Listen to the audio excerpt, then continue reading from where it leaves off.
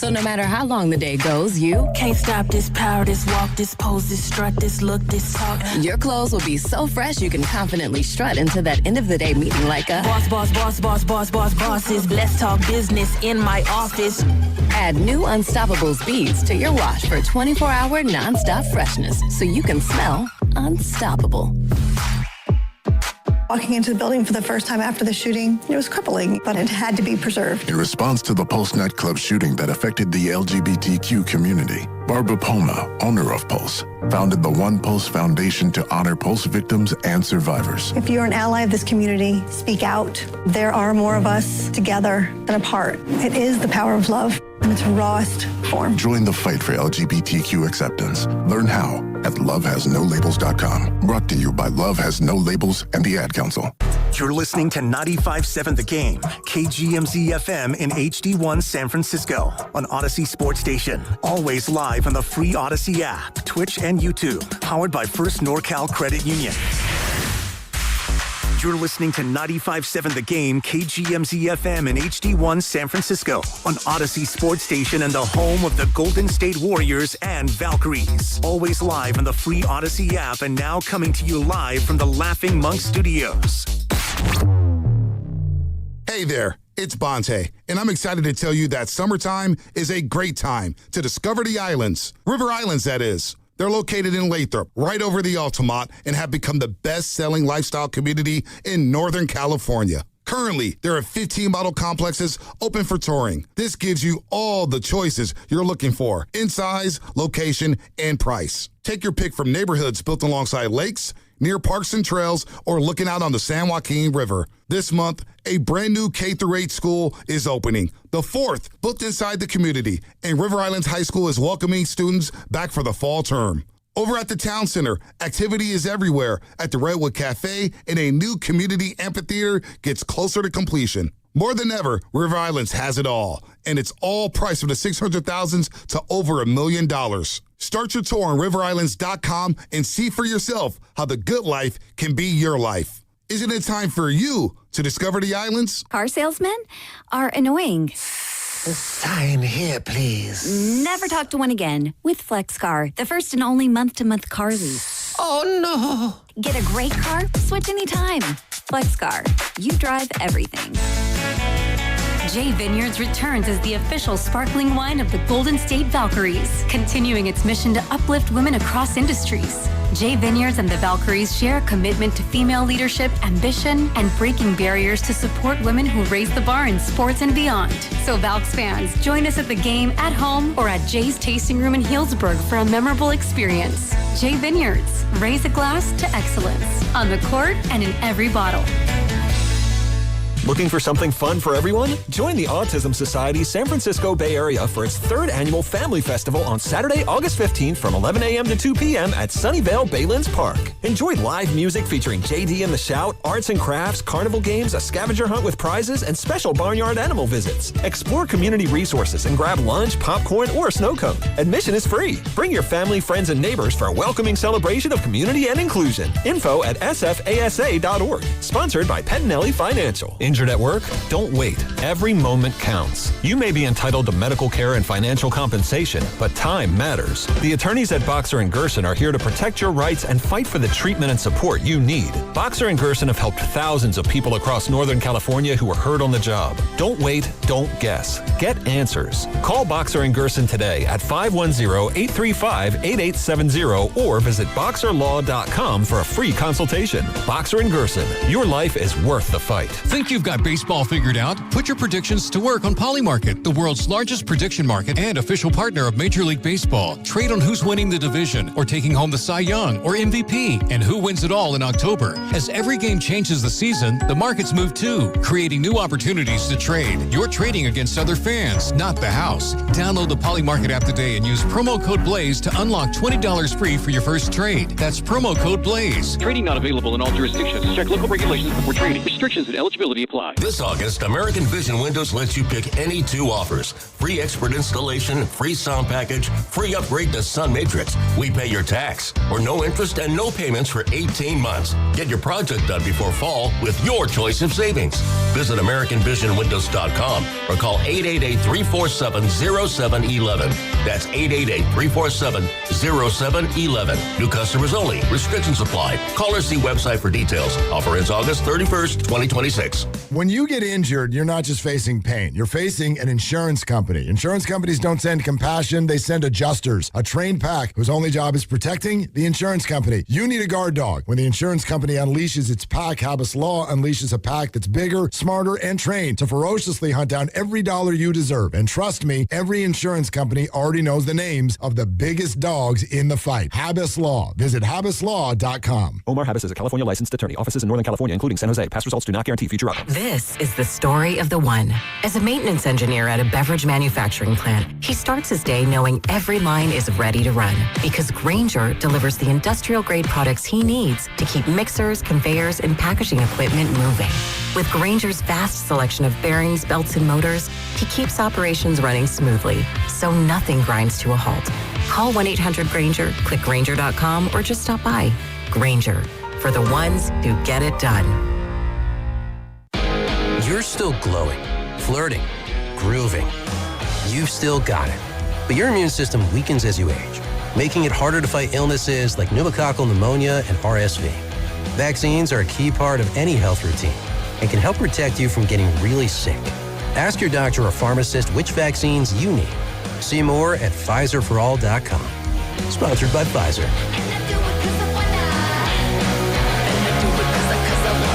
San Francisco weather. Cloudy skies, high of 67 this afternoon. Weather brought to you by Staples. It's the most wonderful time of the year at Staples. They've got back-to-school supplies as low as 25 cents, up to 40% off select tech and more at staples.com/back-to-school. Staples. That was easy. It's time to wake on up. With a nice cup of Joe. What's up, Joe, bro? Featuring Joe Spadoni. He's an Italian. And Joe, the Butcher Boy Shasky. I am slippery. Oh! The best part of waking up is morning.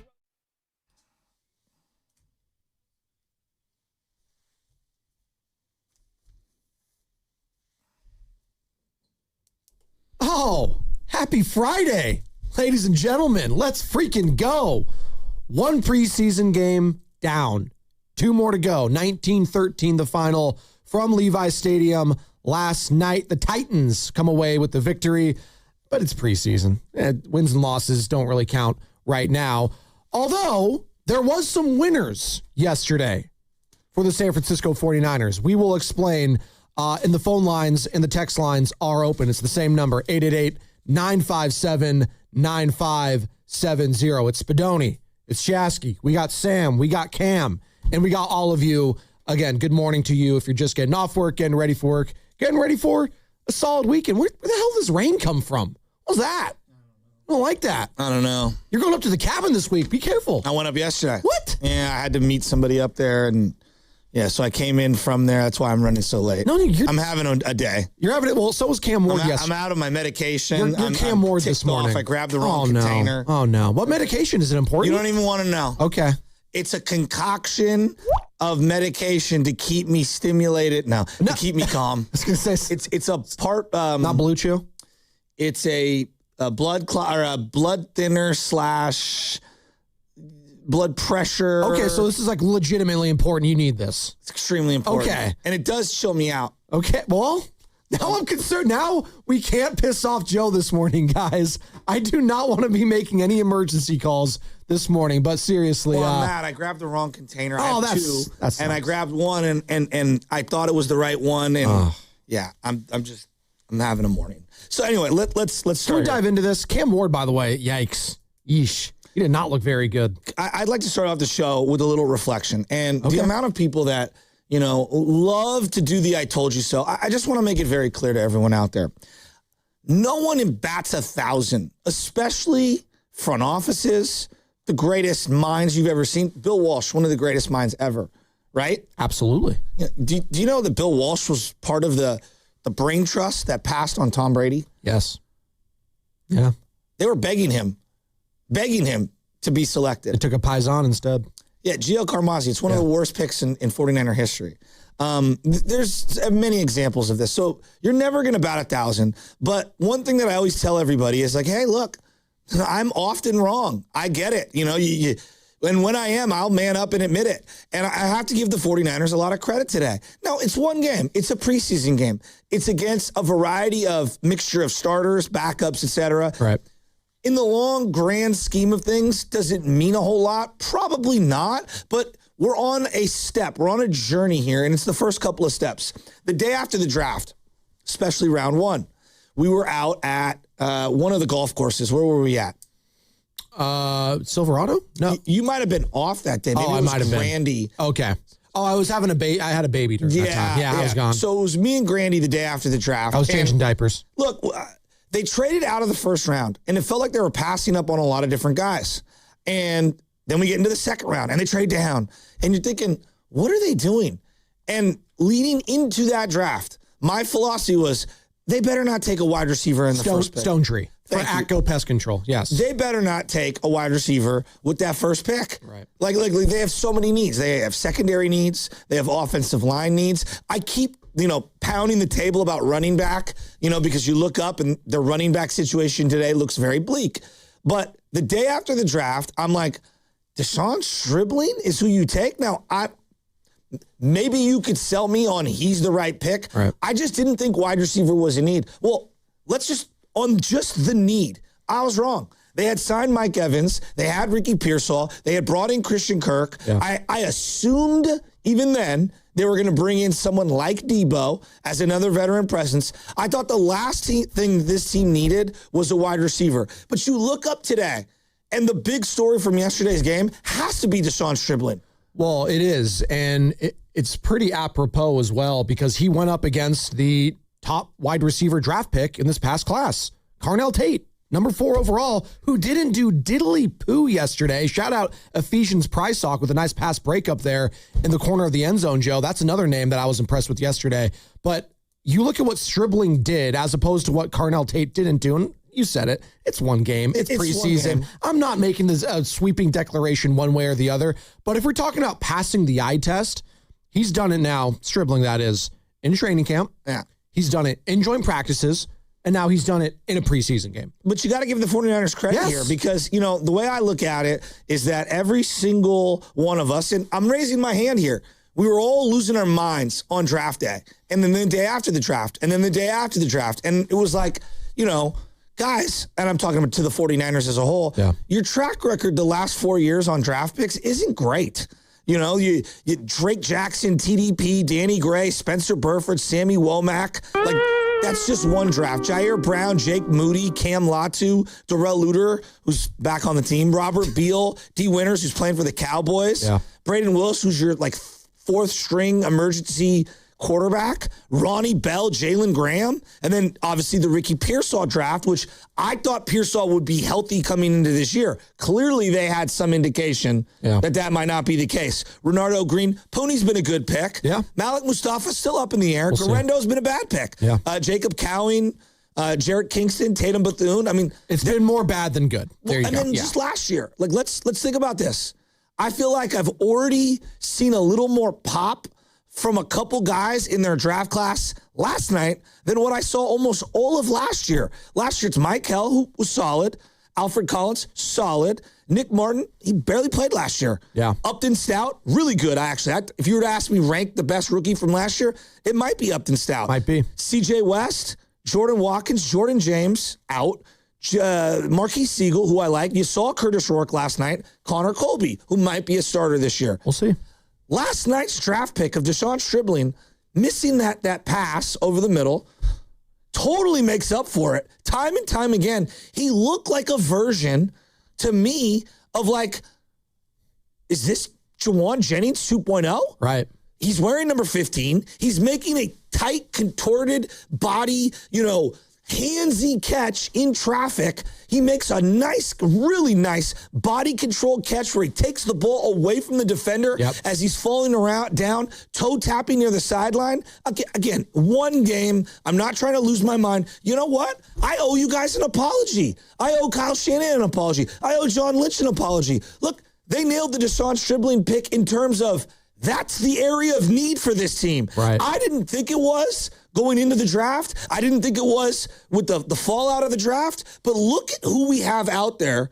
There aren't a lot of healthy bodies. You got a lot of old guys. This guy looks like he can be a plug-and-play player. And not only did I think the position was wrong on draft day, I thought, well, they're not going to play this guy. Yeah. Even if they do. Even if you think this is a position of weakness, will you play him? Well, I'm wrong on both fronts. So I sit here today, and look, it's not the end-all, be-all. It's one game. Things could change. He's got an NFL body. He's got an NFL skill set. He clearly can make plays right now for this team. You know, I owe these guys an apology. They nailed this, like, in terms of fit and the actual position. I don't know if the player will live up to the tab. Joe, they were right and I was wrong. And I think a lot of us were, and you know, time will tell how wrong, and time will tell, you know, what this guy ends up being. But Stribling was so encouraging coming out of that game last night. I'm pumped for him. And I want to hear Niner fans watching that game last night. Are you feeling like Shasky and I are feeling about Deshaun Stribling? This guy looks like a legit player. Again, it's early. We've seen this in preseason and past, but this feels a little bit different. How he caught the ball, too. That high pointing for that first down, Joe, when he was just draped with Titans defenders all over him, who, by the way, were playing their first team secondary last night at Levi's Stadium. It was how he got those balls for me, which was impressive. Like, it's one thing if he's wide the freak open and it's, you know, a busted coverage or whatever. He's not a separation guy. No, but can you make tightly contested catches? Can you know who you're going to be playing against in this division? Give it to me. The Seattle Seahawks secondary, which is legit. Guys like Devin Witherspoon, Nicky Manwari, Mike McDonald has that sticky man coverage that we've seen that has really given the 49ers fits in the past. Obviously, what did the Rams do this offseason? Short up the secondary, did they not? They went after Trent McDuffie. They got Jalen Watson. Obviously, they got Myles Garrett too, and we'll see with Aaron Donald. You have got to have legit playmakers on this offense. You just do. Or else you're just not going to have a chance within this division. And like, you know, let's take it a step further on Deshaun Stribling. I think this is really important. He has an NFL body and he's ready to contribute right now. Yes. How many guys have they taken that they feel like they're works in progress? Maybe mentally, maybe physically. I hate projects. It feels like they drafted a lot of them. Well, look, I mean, you have to take flyers. I get that. Like, you just do. This feels like a guy who has an NFL body already. Well, he's going to be 24 in December, so yes. But he also looks like a guy who not only is emotionally mature, is physically mature. And I think that's the most important. Yeah. Now, I was seeing a lot of comps for who he could be, what he is. He's not any of these players yet. It's one preseason game. It's one training camp. I'm giving you, what is his physical skill set remind me of? Who are some guys that can do what he does? And Sam, I know you're always looking for clippable stuff. So here you go. He's on the phone. When he's wearing the number 15, I'm thinking, wow, he kind of makes that, like, out in front of my helmet catch, like Jawan Jennings, with a guy kind of around his waist. Okay? When I watched him make that sideline grab, go up and get it, that reminded me of Anquan Bolden. Now, Anquan Bolden's one of my all-time favorite players, but he doesn't have like the wiggle hips like Ayuk. He's not like a, what I call like a guy to Daryl the Guru Johnson's favorite, but he's a guy that's got kind of stiff hips, but he's going to make plays because he's a big body. He can box guys out. Let me throw another name at you, old school. Eric Moulds from the Buffalo Bills. Wow. Bigger-bodied receiver who you can put right on the line of scrimmage and can just win a one-on-one contested. When was the last time the Niners had a guy with a little bit of speed who can win a one-on-one contested, jump ball? Oh, jump ball. God, it's been a while, right? It's been a long time. Like, Bolden couldn't run. And I love Ayuk, but he wasn't some sort of guy that's going to a separator. He's not a high point the ball kind of a receiver. Ayuk is a silky route runner when he was at his best. Debo, kind of a slug, but you want to hit him on those power slants. Yeah. I don't think Deshaun's a power slant guy. No. I think he's an intermediate, maybe occasionally take a deep shot, but to me, I think he's going to make all his work in the middle of the field and then a little bit on the sidelines here and there. Like, you saw that comeback route that they ran whatever that curl. Yeah. That's the Jennings staple. Drop down, put my butt out, catch the ball, take contact, go down. We need a possession receiver like that. And, I got to give the Niners credit. Like, this dude looks the part. It's one day, it's one game, it's one off season, it's one training camp. But I'm really, really encouraged. Now I get to some of the other guys. I was going to say, is that the biggest takeaway for me is Stribling, though. But there's some other storylines coming out of this game for sure. All right, so I went through some of my top 5 guys to see. Yes. And, the offensive line, I'm still a little work in progress-ish. I really want to go back with a fine-tooth comb and look at it. They had guys all over the place. Yeah. We will see with some of these young guys. But let's get to 2 guys that really popped off the screen. Jaden Duggar? Mm-hmm. Are you kidding me? Teach me how to Duggar.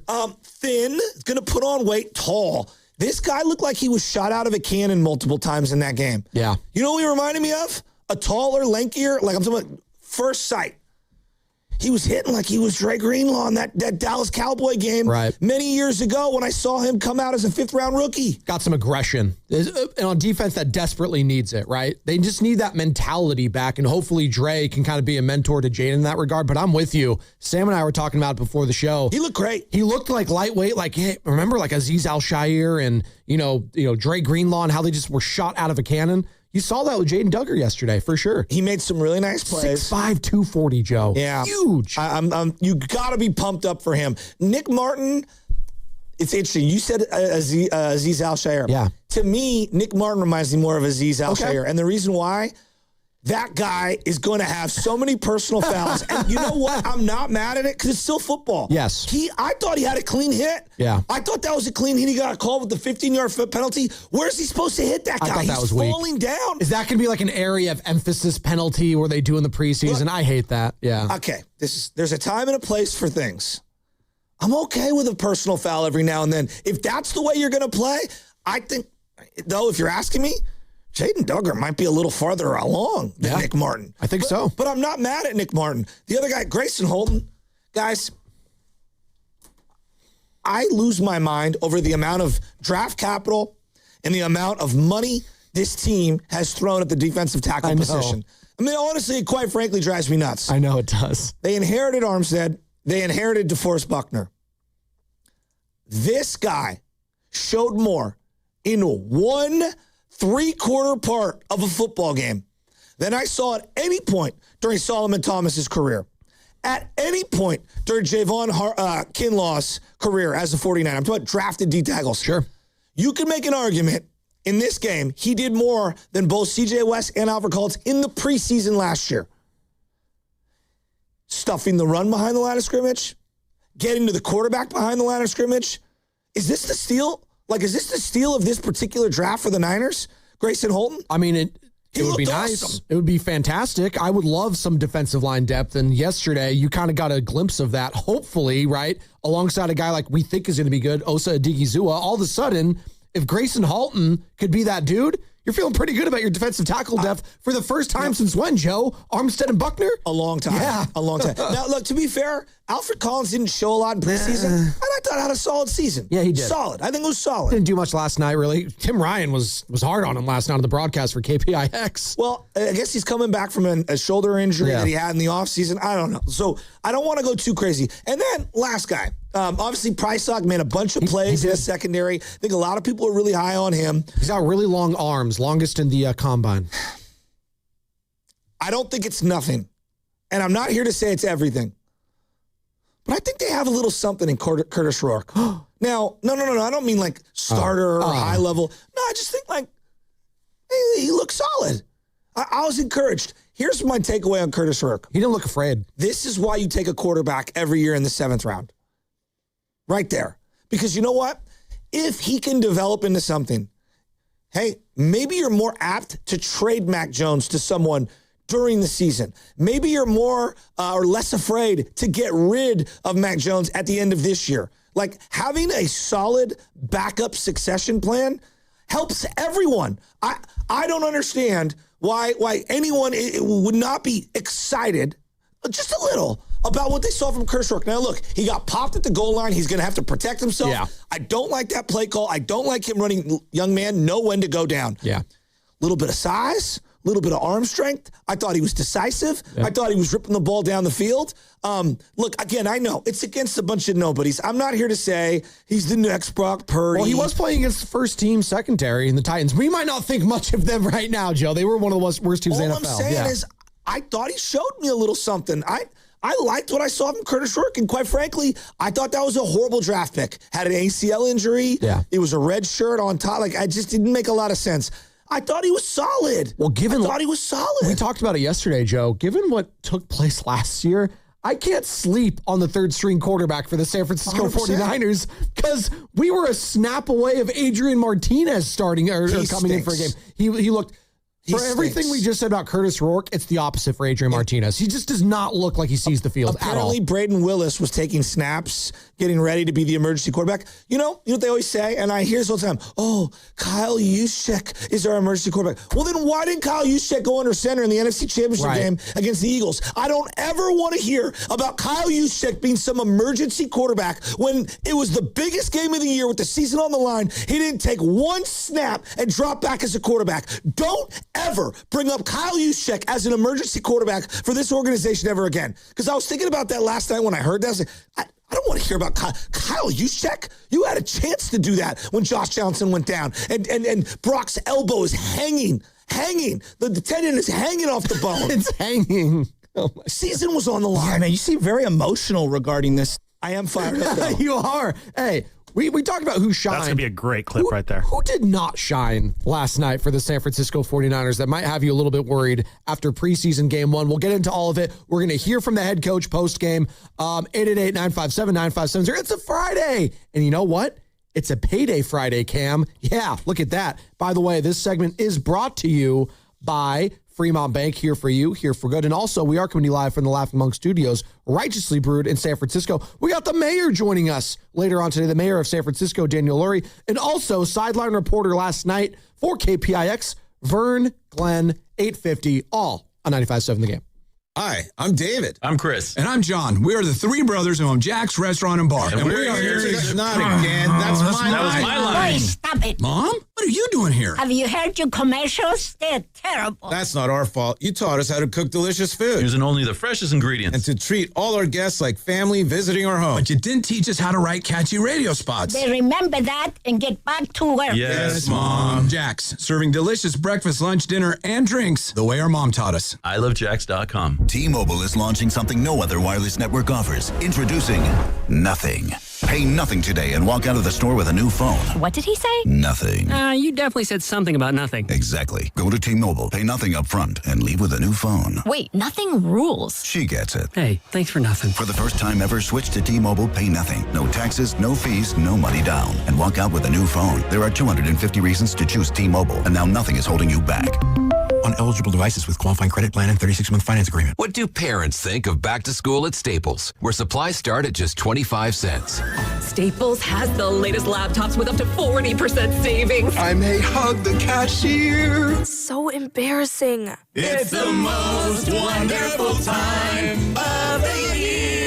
It's a wonderful time at Staples with up to 40% off select tech. Staples. That was easy. Visit Staples today or shop online and in the app. Ends 9/12. Exclusions apply.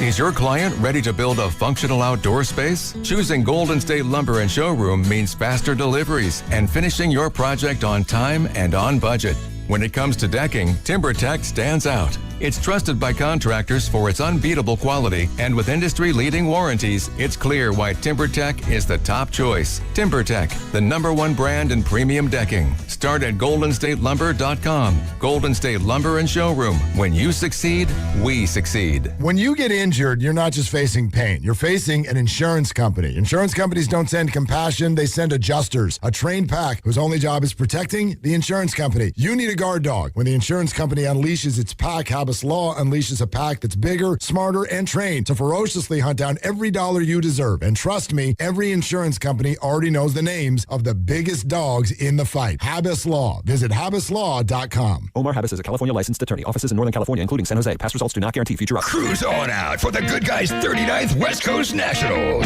Over 3,000 classics. Good Guys Autocross racing action. A huge automotive swap meet and so much more. August 21st to the 23rd at the Alameda County Fairgrounds. Details at good-guys.com. In 2026, Bay Alarm celebrates 80 years of security. For the Bay Area, that means local service including burglar and fire alarm systems, 24/7 in-house monitoring, and custom security designed to work with business operations. Bay Alarm has real people rooted in your community looking out for your business. After 8 decades and 3 generations of family ownership, our promise is still the same. We got you. Learn more at bayalarm.com. Want to talk about low testosterone or impotence? No way, right? But did you know 1 out of 4 men suffer from this condition? Listen to Dr. Robert Rowley from Prime Male Medical. At Prime Male Medical, we specialize in acoustic wave therapy, sublingual lozenges, injectable medications, and testosterone treatments. Get your first visit, PSA test, testosterone test, Doppler ultrasound, and a year of follow-up visits for just $99. Go to PrimeMaleMedical.com or call 415-761-4037. 415-761-4037. Ready to get rid of that old car? Donate it today to carsforkids.org. Call 1-877-CARS-FOR-KIDS. Donation is super easy, and your car can be picked up as soon as tomorrow. Call 1-877-CARS-FOR-KIDS to donate your car today. That's cars with a K. I checked Allstate first and saved hundreds on my car insurance. Really smart. Unfortunately, I didn't check if I took the gas hose out of my car's tank. Ooh, not smart. And I drove off while still attached to pump number 3. Yeah, checking first is smart. So check Allstate first for a quote that could save you hundreds. Potential savings vary, subject to terms, conditions, and availability. Allstate North American Insurance Company and affiliates, Northbrook, Illinois. Skechers elite athlete OG Anunoby has been making history on the basketball court. Anunoby tips it in. Unbelievable. What a shot. He's been balling out in Skechers high-performance basketball sneakers, and the world is noticed. But how does OG train off the court to keep in peak physical condition? Hands-free Skechers Slip-ins Aeroburst. They help prepare OG for the physical demands of playing at a championship level. Get your pair of Aeroburst for only $165 at a Skechers store, Skechers.com, or wherever high-performance running shoes are sold. America's favorite car show, the Good Guys 39th West Coast Nationals, returns to the Bay August 21st through 23rd in Pleasanton. Check out the coolest hot rods, muscle cars, customs, and more. For info and a chance to win tickets courtesy of Good Guys Car Show, visit 957thegame.com.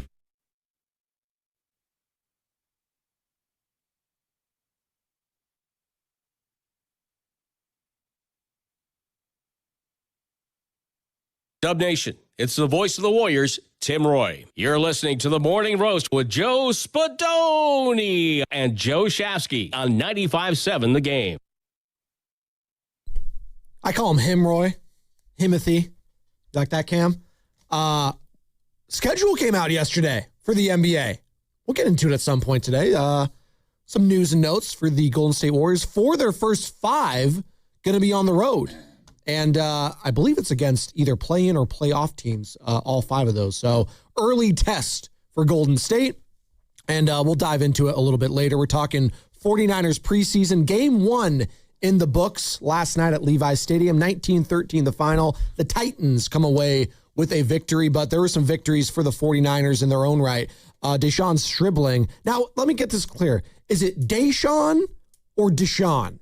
See, these are the things we need to ask. Terrell or Terrell? Exactly. Well, remember, for a while it was Tyrod Taylor, and then he was like, actually, my mom calls me Tyrod, so can you guys call me Tyrod Taylor? It's like, you can't do that halfway through your career, buddy. Sorry. And remember Bijan tried to change it too? It was like Bijan, Rob. I was like, stop it. Dejan Stribling. Dejan, yeah. Okay, and you guys heard his new nickname, right?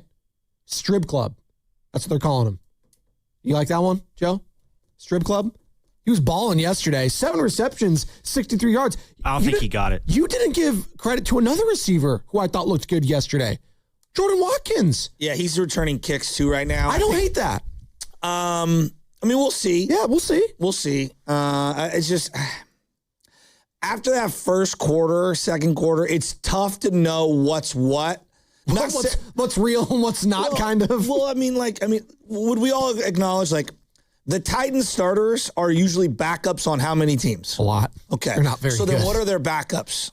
Third stringers. Which on most teams are probably practice squad players. Probably. Right? And then when you get to the fourth quarter, they're not NFL players. No. At all. No. They're practice squad guys. They're guys. Not even. Well, they're guys that are trying to audition. How about that? They're auditioning to stay in the league. I don't know, man. It's there's a lot. I think one of the things I'm very concerned about, and I was concerned heading into the game, the running back position is razor thin. Yeah. Patrick Taylor Jr., that's the best we can do. Sincere McCormick, how'd you think he looked? Sincerely not great. So I don't know.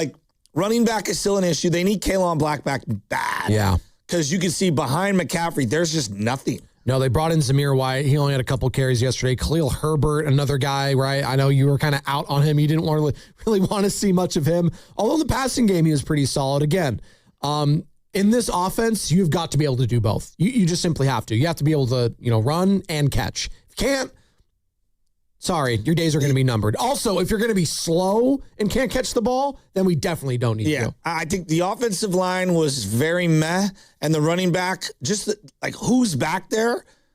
Yikes.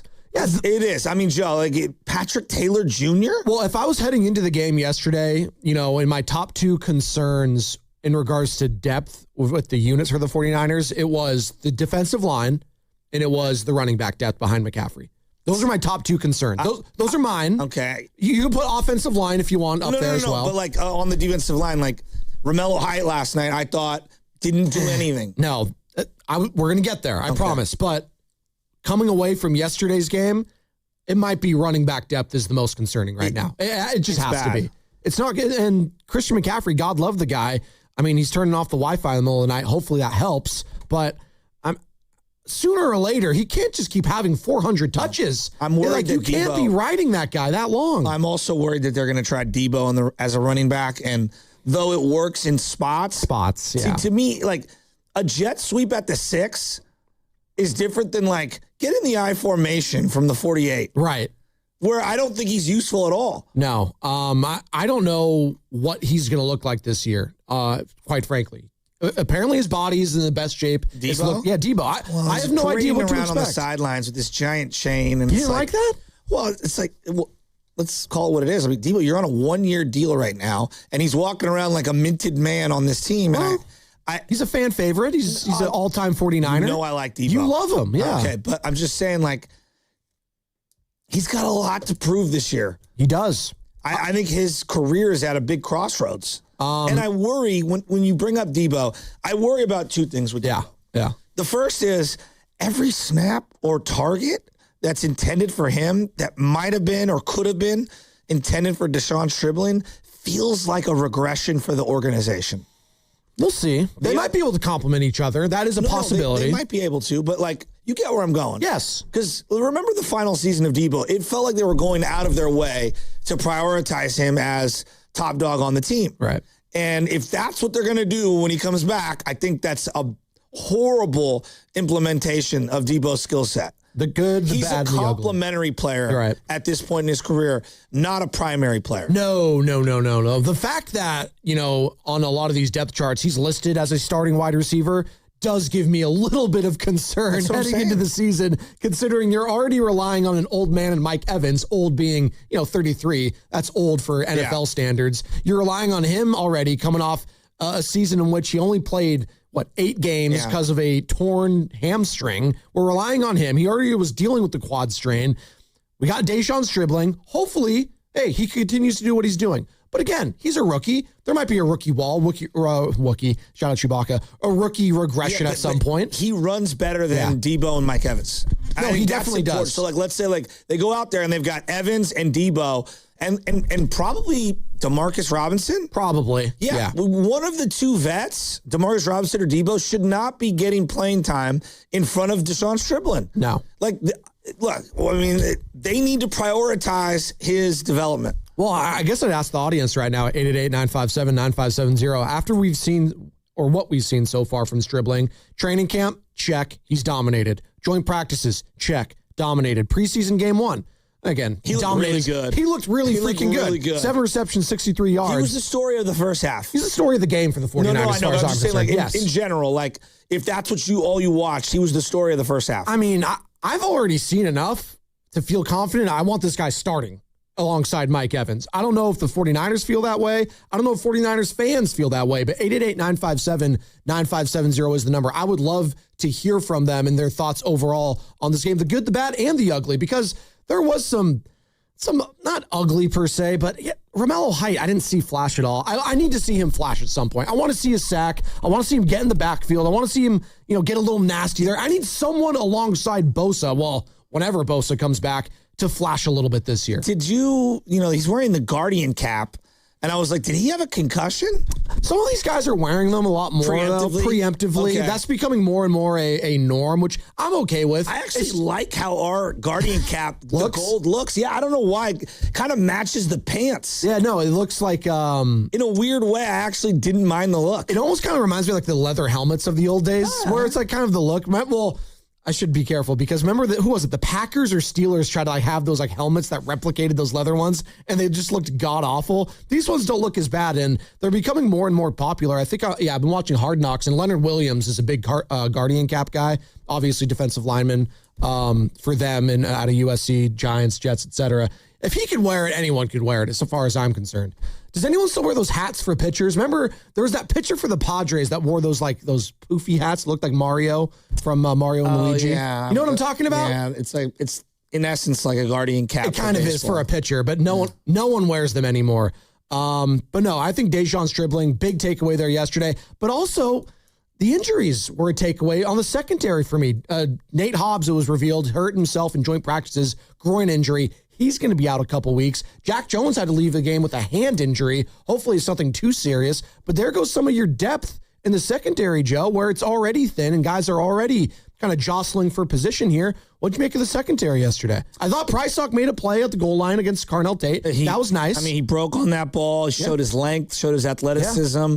I mean, how many times have you seen a 49er DB cut in front of a pass and bat it down like that at the goal line? Not a lot. Now, again, it's just preseason game. I mean, these are as close to meaningless as you can get. I understand but that. He is the number 4 overall pick, right, for a reason, Carnell Tate. Whether we think he's overdrafted or not, but he is supposed to be a stud, and he did kind of shut him down right there. No doubt. I got to give him credit. I just look at instincts, feel, athleticism. Check. Wow. Yes. Now, can you keep that going and continue moving forward? It's nice to do that against Carnell Tate. Let's see it against Puka Nacua week 1. Yes. Let's see it against... Siegel made a couple nice plays. I thought Ashton Davis made a nice play. Tough to tell. The Titans' offense sucks. They just suck in general. They're just not... They don't have a lot of good Cam players. was 3 for 26, I would have believed you. What was he, 5 of 12? He was 5 of 12 for 57 yards. It's bad. He was not good. And Will Levis wasn't much better. He got sacked 3 times. He's busy eating mayonnaise on the sidelines. I'm going to go to my deathbed saying, Robert, you messed up. Whoever the GM is, you took an ordinary receiver, 4th overall, when you had the opportunity to take Jeremiah Love. Who looked really good against the Raiders yesterday. Now it's preseason again, but when you pop usually as a running back that early, it's going to translate. And that guy is a beast and was a beast. Cam Ward, get him some legit... Get him some help, because I think he's legit. I think he's going to be a good player if you get the right people around him and the right, again, Well, they thought coaching. a wide receiver would help, but I go back to, I don't care how fast your 40 time is. If you can't line up on the line of scrimmage, right, I'm never drafting you in the first round. We're going to hear from Kyle Shanahan on the other side, the full post-game presser from him. I mentioned Puka Nacua earlier. Very bizarre, just off-season, seasons in general from him. He is, I would not pay him, by the way, if I'm the Los Angeles Rams. No chance I would pay him given all this crap that's been going on there. And now he's dealing with a groin injury. So there's a potential you might not even see him week 1 in Australia. So all that and more coming up. Sponsored by Front Bank, here for you, here for good. Looking for something fun and free to do midweek? Come explore Welcome In Wednesdays at History Park. Brought to you by History San Jose. Every Wednesday through August, step inside one of our historic buildings, shop unique local finds at the gift shop, and enjoy the charm of this beautiful open-air museum and park. All for free. Take a walk through time at Welcome In Wednesdays, only at History Park, located in Kelly Park at 1650 Center Road. Visit historysanjose.org for details. That's historysanjose.org. Need plumbing, heating, or HVACR work done right that very first time? Call a UA Local 38 signatory contractor. They're craft certified professionals, complete over 10,000 hours of hands-on training, so you know you're getting experienced experts who know their trade inside and out. And with Local 38 contractors, you get quality work, dependable service, and clear pricing from the start. No shortcuts, no surprise add-ons. Whether it's your home or business, trust the professionals who invest in skill, safety, and accountability. Visit ualocal38.org to learn more. Dan Daly, the administrator of Lawton Skilled Nursing and Rehabilitation Center, thanks his staff for earning Newsweek's top Bay Area facility recognition. Lawton, in San Francisco's Sunset District, provides top-tier therapies and partners with UCSF Medical Center. With a 5-star rating and Dr. Darby Clayson as medical director, it's also listed among the best by U.S. News. For skilled nursing, call Dan Daly at 415-566-1200. That's 415-566-1200. So, how's your research going? Surprising. After I figured out the top-rated TVs in our price range, I went shopping for deals. And who's the best? It wasn't the internet, and it wasn't the warehouse club. But? It was video only. They had better deals on the Samsung, LG, and the Sony TVs that got the highest scores. Better than online and at the club? I know. Video only beat them all. And now we can afford an even better model for the same price. My research really paid off. If we buy it video only. Exactly. Otherwise, we'll be sorry. At Video Only, you won't find huge stores with refrigerators or microwaves, but you will find the best deals on top-rated TVs, soundbars, and monitors. Shop around. Just make sure you visit Video Only, because if you don't, you'll be sorry. In Mountain View, San Mateo, Union City, Dublin, and San Rafael. Video Only. The first ever Infiniti QX65 feels unstoppable. In a world that is frozen in its ways, this sporty fastback SUV never stops moving forward. Turbocharged performance, intelligent all-wheel drive standard, ProPilot Assist 2.1. This is a ride beyond the expected. This is unstoppable progress. Discover the first ever Infiniti QX65 at InfinityUSA.com. 2027 QX65 expected early summer 2026. Now it's time for the closer of the week.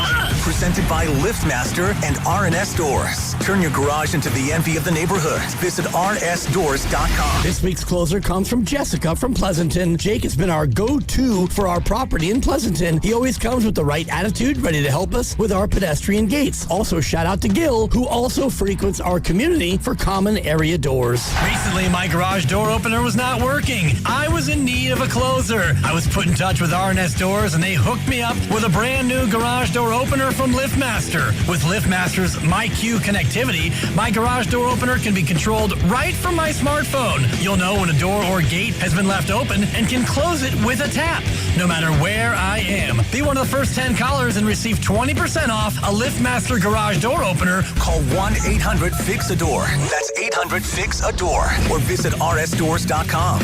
R&S Doors. Look for the red truck. Hey, this is Lauren. And a little thing I love about the hash brown scrambled burrito is that it's going to add the protein that you need. The eggs with those crispy nuggets. It's the ultimate combo. Hi, this is Maya, and a little thing I love about the hash brown scrambled burrito is that it's packed with protein. Having Chick-fil-A chicken in a breakfast burrito is just phenomenal to me. You have the chicken, you have the eggs, and then you add these hash browns. It's just complete, honestly. Order the Chick-fil-A hash brown scrambled burrito and Simply Orange Juice on the Chick-fil-A app today. Real guests paid for their testimonials. What do parents think of back to school at Staples, where 24-pack Crayola crayons are just 50 cents? Staples has folders, notebooks, and pens at great prices. I'm smiling from ear to ear. It's the most wonderful time. Mom, I missed the bus of the year. It's a wonderful time at Staples, where school supplies start at just 25 cents. Staples. That was easy. Visit your local Staples today or shop online and in the app. Ends 9/12. Exclusions apply. This is the story of the one who keeps multiple buildings running smoothly day after day. Plumbing that flows, HVAC that hums, cleaning supplies that keep surfaces sparkling. That's why she counts on Grainger. With easy reordering online and 24/7 support, Grainger helps her keep the products she needs on hand. So shelves stay stocked and buildings stay ready. Call 1-800-GRAINGER, click Grainger.com, or just stop by. Grainger, for the ones who get it done. Back to school starts now. Get long-lasting battery life on the Dell XPS laptop powered by Series 3 Intel Core so you can work from anywhere. Now starting at $699 with exclusive student pricing starting at $599. Complete your setup with savings on select monitors and must-have electronics and accessories. Limited time deals and free shipping on PCs and more await you at Dell.com/deals. That's Dell.com/deals.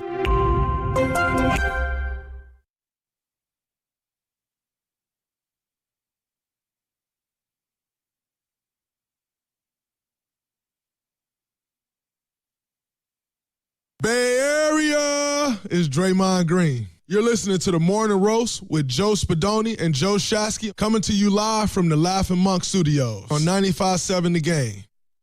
What up, Day-Day? Sure, he was checking out the schedule yesterday.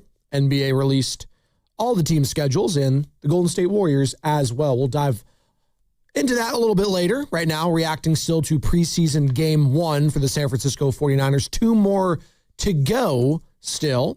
And there was a lot of good yesterday. There was a lot of, okay, we need to see more.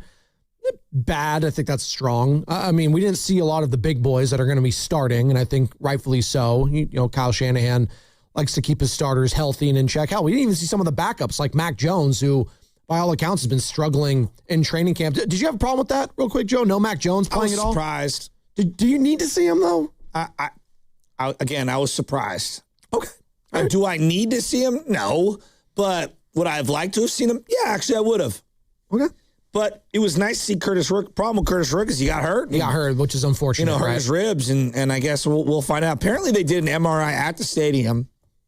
Or, excuse me, the doctors looked at him at the stadium, and, no broken rib. And then he couldn't breathe well and had to go to the hospital. I wonder if the hospital saw that he had a broken rib. Sometimes you can't detect these things. Sometimes, and hopefully he gets a quick and speedy recovery, because as we've been discussing, and even last year, sometimes wide receiver, check that, quarterback 3 is important, and specifically for the San Francisco 49ers. So we'll see. I don't anticipate seeing much from Mac Jones or Brock Purdy at all this preseason, maybe for a series here or there, maybe next week against the Los Angeles Chargers. You get sometimes in preseason game 2, hell, maybe 3 in Vegas in a couple weeks' time. But what did you see, and what did you like from last night's game, Niner fans? 888-957-9570. I do think Deshaun Stribling is going to continue to be the story.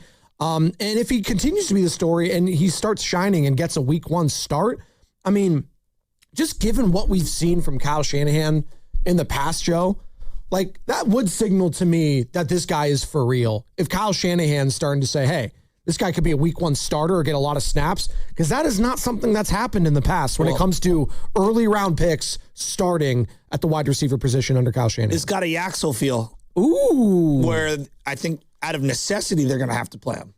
Yeah. Whether they like it or not. I mean, well, let's go through it right now. Mike Evans, if he's healthy, he's starting. Yeah, but 1 second, of course he's starting. But I'm saying, like, I don't know what to make of Mike Evans this year. You nervous? Very much so. Okay. How can you not be? Is it just the body that you're just nervous about? No, it's the character of the man. Of course it's the body. I have to ask. I'm just asking the question. The body. Mike Evans is one of my favorite players ever, but he's up there in age. And it's got to be a little bit of a red flag. Well, it has to be. And I was really excited when they signed him. Thankfully, his game isn't built on, speed and explosiveness. That being said, you got to run at some point still. You can't just be some slug out there, skipping along. So I hear you on that. I'm not going to worry about it until, it's time to worry, which is week 1 of the regular season. That being said, if he does have to miss some time, you're already going to be relying on Deebo Samuel potentially, where I thought Debo was going to be like a luxury kind of a pick. Not luxury strong, but a depth piece, right? That's ultimately what I would like him to be in San Francisco. A guy that could come in on specialty downs, specialty packages, and be the Debo of old at times. Not all the time. He's not going to do that. He's going to be he's in his 30s. He's that old Debo Samuel from 5 years ago is no longer here. That being said, I still think he could do some good things in this 49ers offense. But I want him to be a depth piece. I want to see Dejon Stribling be that dude. I want him to take the reins of this offense early on. I want to see him flash in Australia and signal to Niner fans and give hope to Niner fans. I thought it was interesting what Cam said early this morning. Producer Cam, crushing it as he always does. Thank you for coming in early this morning after cutting Niners yesterday. He's like, what I saw yesterday from a lot of the young guys gives me hope. Just gives me hope for the future of this team, because I do think, taking a macro view of this season, this could be the last year for a lot of guys that have meant a lot to 49ers fans. George Kittle, what's he going to be like this year? I have no idea. I hope this is the last season. Tim Ryan said? What did Tim Ryan say on the broadcast? Essentially alluded that he could be ready for week 1. And I thought that was wild. It's strong. I mean, Doc Pondia said it wouldn't surprise him. We'll see. I saw him, talking shop with Shanahan on the sideline. We'll see. But it could be, theoretically, his last year. I have no idea. He's coming off an Achilles injury. How's he going to look? I would slow play it. I know. This could be the last year for Nick Bosa in a 49ers uniform, right? This could absolutely be could be last year for Christian McCaffrey. We'll see. Trent Williams said he probably wants a couple more years, but you never know. He's getting up there. Maybe he wants to retire. So this could be the swan song for that old kind of, guard of San Francisco. And to see some young guys pop early just gives you hope that we got the guys for the now and the future. That was the thing with Ricky Pearsall that was so disappointing, Joe, is you thought that he could be a piece for the now and the future. And he showed promise at times. Just can't stay on the field. Now he's going to miss the season. I haven't felt this good about a collection of guys on defense, young guys that they took in a long time. Romello Height, it's too early to make a proclamation one way or the other. I mean, really, all these guys it is, but I'm saying, it's too early for me to be like, go worry about Romello Height. We'll see. Grayson Halton looks awesome. Looks great. He already looks better. If you're asking me right now, because I did not like the Alfred Collins pick. Yeah. And then backing it up with CJ West. Just didn't like it. Yeah. I already feel better about Halton than both those guys. God, in one game, too. Yeah. That's pretty incredible. Well, because those guys are 2-down players at minimum. They are run-stuffing guys. Robert's solid. This is where I think, Robert, I like Robert. His philosophy on defense of these, useless D tackles that chew up double teams, that's fine if you love those guys. Sure. You cannot invest high draft picks into those type of players. Right. Because those are 2-down players. That's bad money. You could find those guys on the practice squad. You could find those guys in the 5th, 6th, 7th, 8th round, 8th, undrafted rounds. I don't like investing high capital. You know who I do like investing high capital in? Guys who can rush the passer on 3rd down, but can also be a guy that can tackle for loss behind the line of scrimmage.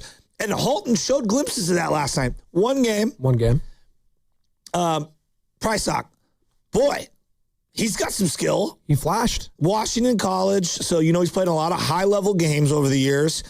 He's got long athleticism, really nice instincts. I like him. When you play against a passing team every day in practice, you build up those reps. So love what I saw there. Jaden Duggar, I don't think I can be higher on a guy's upside in this class than this guy. I loved what I saw there. He looks awesome. We're talking about all the things we loved yesterday, and there's some things we're concerned about. We mentioned it earlier in the show. The rushing attack right now behind Christian McCaffrey leaves you wanting more. Obviously, Jordan James has a fractured rib. Mm-hmm. He's not out there. Kalen Black, dealing with some injuries. He's not out there. He was the rookie that you drafted this past season. And then, obviously, we have no Isaac Orendo. He's out with a torn pec for a while. So you had Sincere McCormick with 10 carries, 38 yards. Khalil Herbert, 6 carries, 18 yards.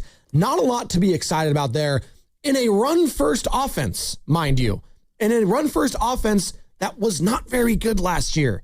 And I asked Baldy about this a couple days ago. Brian Baldy will be joining us each and every week, too. We'll ask him and his thoughts about this preseason game 1 next week. And I asked him straight up, he's like, how does this running team get better? And he's like, well, they got older. They didn't really shore up this position very well. It starts with your offensive line. There's major question marks there. Like the starting offensive lineman you saw yesterday at left guard, or is going to be, we think, Robert Jones and Connor Colby. Joe, how'd you feel about them? And it's also hard for me. Left guard's a problem for the Niners right now. It is. It's going to be a work in progress. But it's also hard for me to grade them when not all the other starters aren't around him. So it's like you're putting a bunch of other second and third stringers around him. How are they going to look? That being said, I can only go off my eyeballs. And he got, pushed back a couple times, Connor Colby, that is. And it did not look good overall. They did not look in sync. I've been thinking about this kind of for a while. And last night, it just they were in 3 wide receiver sets a lot last night. Yeah. That was interesting. I think they need to take Juice off the field and go Tonjes and then 3 receivers. You can't tell me let's say it's up between Deshaun Stribling and Kyle Juszczyk on the field. You cannot tell me defenses aren't more worried about Stribling than they are Juice. It's not even close. Joe, you would go nuts last year when they would put Juice in motion. No one's moving. And no one's moving at all. We're going to hear from Kyle Shanahan. That doesn't mean he can't be a solid tight end too. Right. Right. But those formations are weak. It's funny because Tom Brady talked about this when his first year on the broadcast. Yeah. He's like, I think they've been running the wrong formations. Yeah. Jawan Jennings is one of their top 11 guys on offense, and they don't play him. And I think he was right. Tom was always very critical of the Shanahan passing game in general because, that means a lot to Tom. His whole game was predicated on the short intermediate passes and having 3 or 4 wide receiver sets. And this segment is brought to you by Golden State, serving the Bay Area for 3 generations. When you succeed, we succeed. Visit goldenstatelumber.com. I just think it'll unclog the middle a little more for their run game, though. I agree, but they brought back Kyle Juszczyk. We thought we were done with Juszczyk, by the way. He could be tight end, too. Okay. Why does he have to play fullback? Because that's what he's been for a decade now. Well, you need to evolve. I agree. But they love Kyle Juszczyk in whatever role that Kyle likes. And Kyle Shanahan, again, I'm going all Kyles here, likes to keep him in that particular role. It'd be a new thing if they decided to put him at the tight end position. Joe, if they started playing more 3 wide receiver sets and more traditional 2 tight end sets, I think they would run the ball better. I think it's worth a look. It's better than whatever basic I formation or offset I formation they've been running. You are listening to 95.7 The Game, KGMZ FM and HD1 San Francisco and Odyssey Sports Station in the home of the Golden State Warriors and Valkyries. Always live in the free Odyssey app, coming to you live from the Laughing Monk Studios. 1 hour down, 3 to go here. It's Spadoni and Shasky reacting to preseason game 1 being in the books for the San Francisco 49ers. 19-13 the final. The Titans get the win. And now it is time to listen to Kyle Shanahan. Oh, my bad. I should have played that game. You know what? That's my bad. But can you play it? Because I get delays on mine when I go to the long cuts. Thank you, Cam. Didn't return. Curtis Rourke, ribs. Didn't return. Nick Martin had a stinger. He returned. And Siegel, oblique, didn't return. How would you think of Rourke? It was his first NFL action. How did you feel he fared? Looked good. Got the ball to the right spot. Thought he hung in there, played well, did a hell of a job on that draw. It looked good out there live. It sounded like he might miss some time. I'm not sure. They said ribs. He was struggling to breathe, so they took him to the hospital just to check on everything, make sure it's all right. X-rays in here didn't show it was broken or anything, but we'll see what we find out tomorrow. Maybe you have to add another quarterback. Yeah, maybe. And we still have 3 in here, so it's not a necessity. So with other guys starting on the roster, might be hard to add it to carry 5, but you don't have to with 3. Is he okay? Since he's been in the hospital, is he doing okay? I assume so. They weren't. They just want to go get more imaging and find out. So we weren't too concerned. I don't want to downplay it too much, but also not trying to overplay it either. All would have happened if Adrian had gotten hurt. We were from the second quarter on. We were talking about what guys who are in the game who could take a handoff and hand it off, or take a snap and hand it off. So Braden Willis was going to go in. We were doing handoff drills with him at halftime, so he was ready for it if we had to. What do you think of Dejon Stribling's long catch down the field and his performance in general? It seemed good. We'll see when we watch the film. I thought he struggled a little bit on the first drive, but I think he got 3 drives after that, and it seemed like he executed all the stuff that went to him, and I liked how his hands looked out there and played physical. Is he moving around, or is he still playing predominantly in the slot for you? He's moving around. Yeah, we're switching him up throughout the week, and he did a number of different things today too. I know you've talked about it before, but what do you make of the way he's handling sort of the adjustment of playing other positions and just everything that's on his plate? He's handling it well. I mean, it was tough when he got hurt. He missed that week, and now he's been back for I believe a week, and hopefully he can string together 2 more of these weeks because he's going about it the right way, and as long as he gets those reps and continues to do what he's been doing, should be ready for the season. Looked like Duggar was starting at the will and Martin at the strong. Is there significance to that kind of ordering? No, there's not really any significance with the linebackers. We feel like we got a bunch of good players. We're trying to get a bunch of them playing time and kind of let it sort itself out as these weeks go. Kobe got his snaps at right guard today.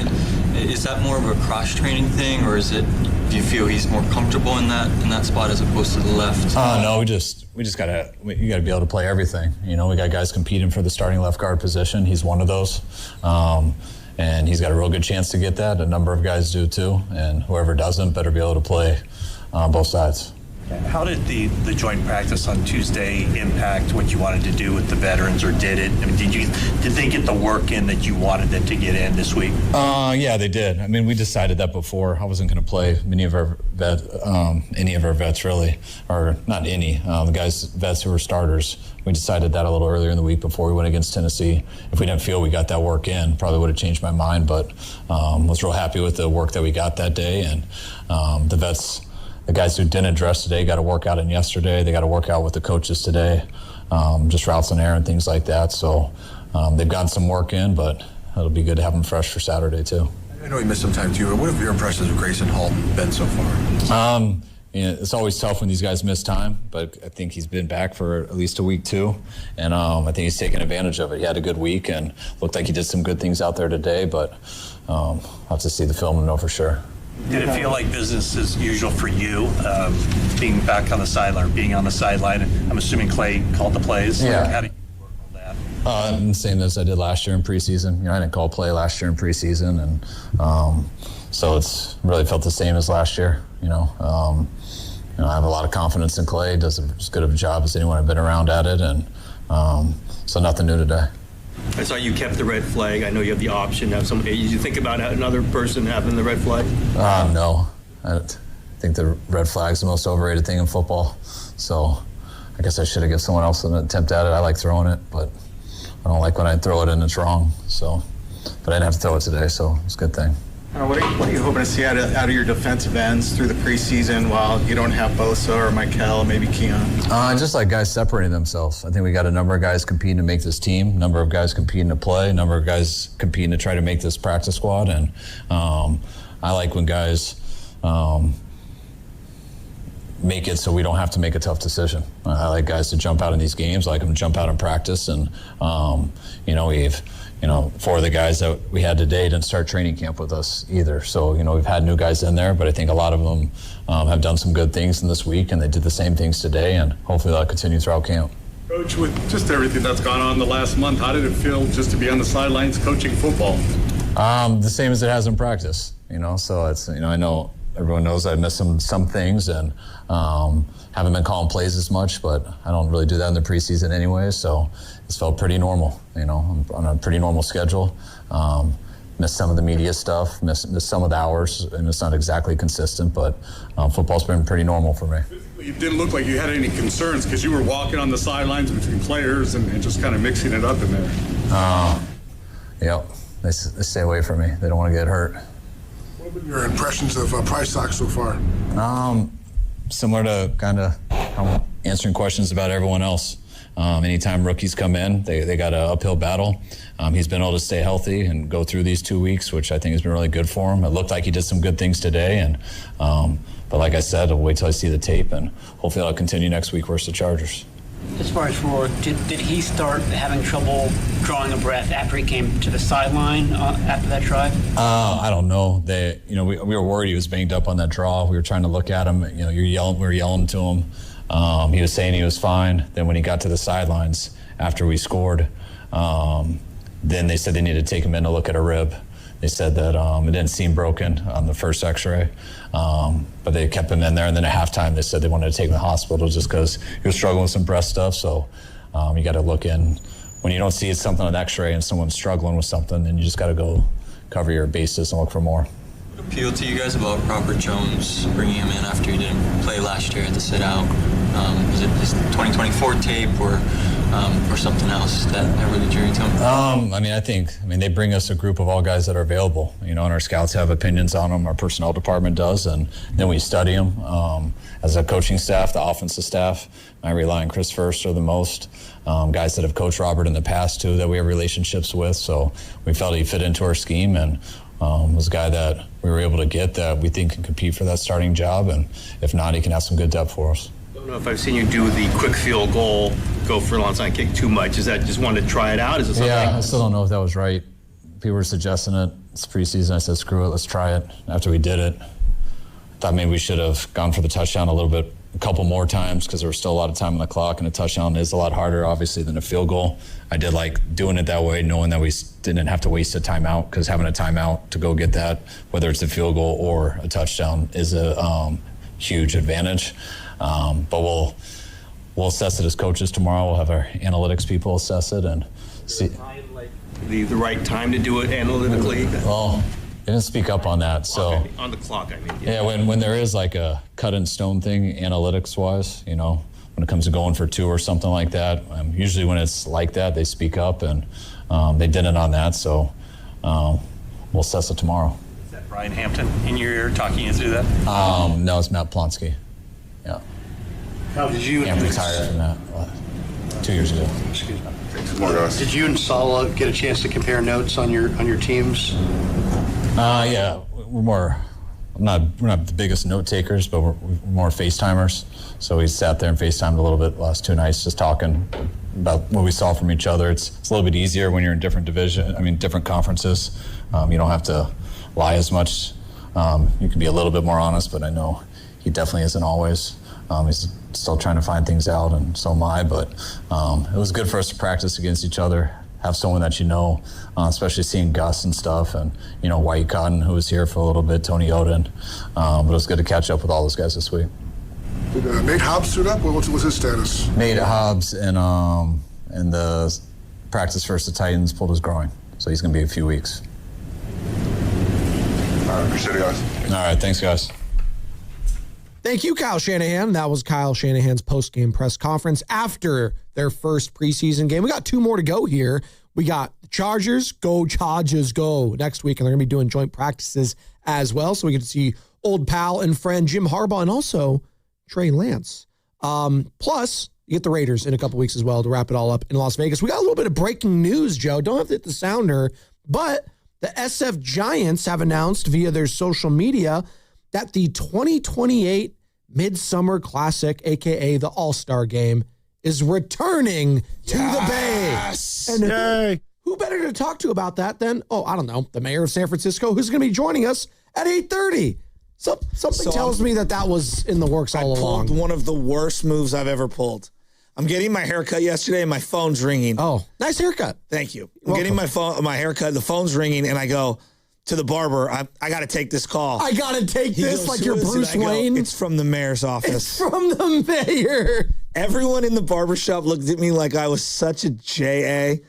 Excuse me, everybody. I'm more important than you. We got to go talk to the mayor. You mean jackass? Yeah. You can say that. I was trying not to swear. That's okay. For the kids. For the kids? Yeah. It's a real word. So that one's allowed. It means okay. donkey. I might just walk out after the Lurie interview. My throat is dying. He's going to walk out. Well, you walked out the last couple minutes of the show yesterday. Was so mad yesterday. I go, dude, my computer said 55. Let's break it all down. When you carry the show for 3 hours. The last 2 minutes is when that starts happening. Thank you for giving me that last hour, though. 3 hours. I get the last one. Sponsored by Fremont Bank. Here for you. Here for good. Hey there. It's Bonte, and I'm excited to tell you that summertime is a great time to discover the islands. River Islands, that is. They're located in Lathrop, right over the Altamont, and have become the best-selling lifestyle community in Northern California. Currently, there are 15 model complexes open for touring. This gives you all the choices you're looking for in size, location, and price. Take your pick from neighborhoods built alongside lakes, near parks and trails, or looking out on the San Joaquin River. This month, a brand new K-8 school is opening, the 4th built inside the community, and River Islands High School is welcoming students back for the fall term.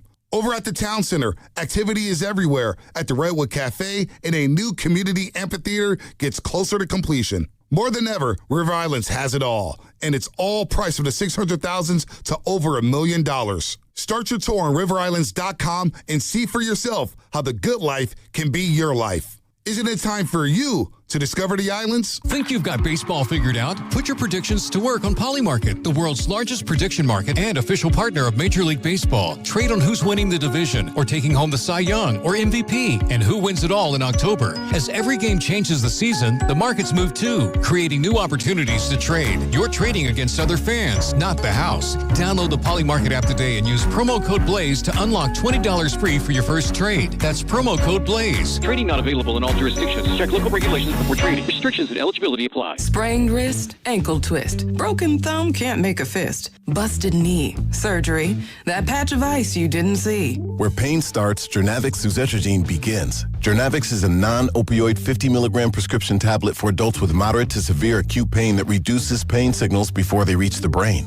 Tendon tear, nose repair, tripping on that broken stair, dislocation, operation, moped crash while on vacation. Do not take Jernavix with CYP3A inhibitors. Avoid use with grapefruit or liver problems, as these may increase side effects. Tell your doctor about all your medicines if you are pregnant or breastfeeding. Jernavix may make certain medicines and birth control less effective. Side effects include itching, muscle spasms, rash, and elevated muscle enzymes.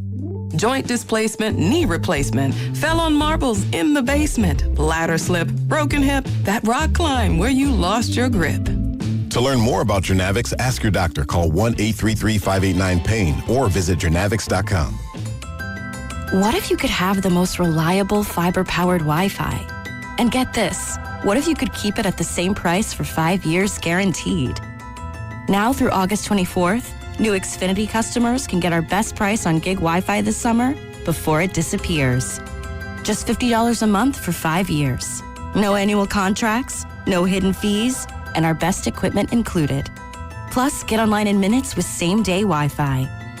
It's Wi-Fi that finds and fixes problems before you even notice them. Like super intelligent Wi-Fi with a sixth sense. Plus, it keeps you protected from online threats. And get Peacock Premium included for 2 years. Lock in your price and unlock the possibilities. Get it now at Xfinity.com. Xfinity. Imagine that. Restrictions apply. Requires paperless billing and auto-pay with stored bank account. Taxes and fees extra. Speeds vary. Use of fiber coaxial cable. Learn more at Xfinity.com/same-day Wi-Fi. Boxer & Gerson, Northern California's premier workers' compensation law firm, helping injured workers get their lives back for over 40 years. Now through August 31st at Big O Tires, receive $80 to $120 in instant savings on 4 select in-stock Netson, Nitto, or Sumitomo tires with installation bridges. Disposal fees extra, not good with other offers. See your locally owned Big O Tires dealer for pricing. At Uline, they know firsthand the road to success is an uphill climb. Uline started in the family basement, and through hard work is now North America's most trusted shipping and industrial supplier. They get what it means to have the support of reliable, hardworking partners. So they keep 41,000 items ready to ship. Whether your company is still in a basement office or expanding cross-country, Uline will be there on your road to success. Visit uline.com. Hey, it's Brew, and I feel like everything in my life depends on being connected. Whether I'm uploading a video, hopping on a call before my show, or video chatting with my family back in Michigan, I never have to think about my Wi-Fi. And that's why Xfinity stands out. You get the most reliable, fiber-powered Wi-Fi with the best equipment at one price for 5 years guaranteed. No contracts or commitments. Plus, you can get online in minutes with same-day Wi-Fi. Restrictions apply. Not available in all areas. Use of fiber or coaxial cable. Learn more at Xfinity.com/same-day Wi-Fi. Xfinity, imagine that. Finding great candidates to hire can be like, well, trying to find a needle in a haystack, but not with ZipRecruiter. Its powerful technology actively finds and invites qualified candidates to apply to your job. So while other companies might deliver a lot of hay, ZipRecruiter finds you the needle in the haystack. See why 4 out of 5 employers who post a job on ZipRecruiter get a quality candidate within the first day. Try ZipRecruiter for free at ZipRecruiter.com/team. That's ZipRecruiter.com/team. ZipRecruiter. Make every swing count. Join Pettinelli Financial Partners for the 11th annual charity golf tournament benefiting the Autism Society San Francisco Bay Area. Register your foursome or become a sponsor today at PettinelliFP.com.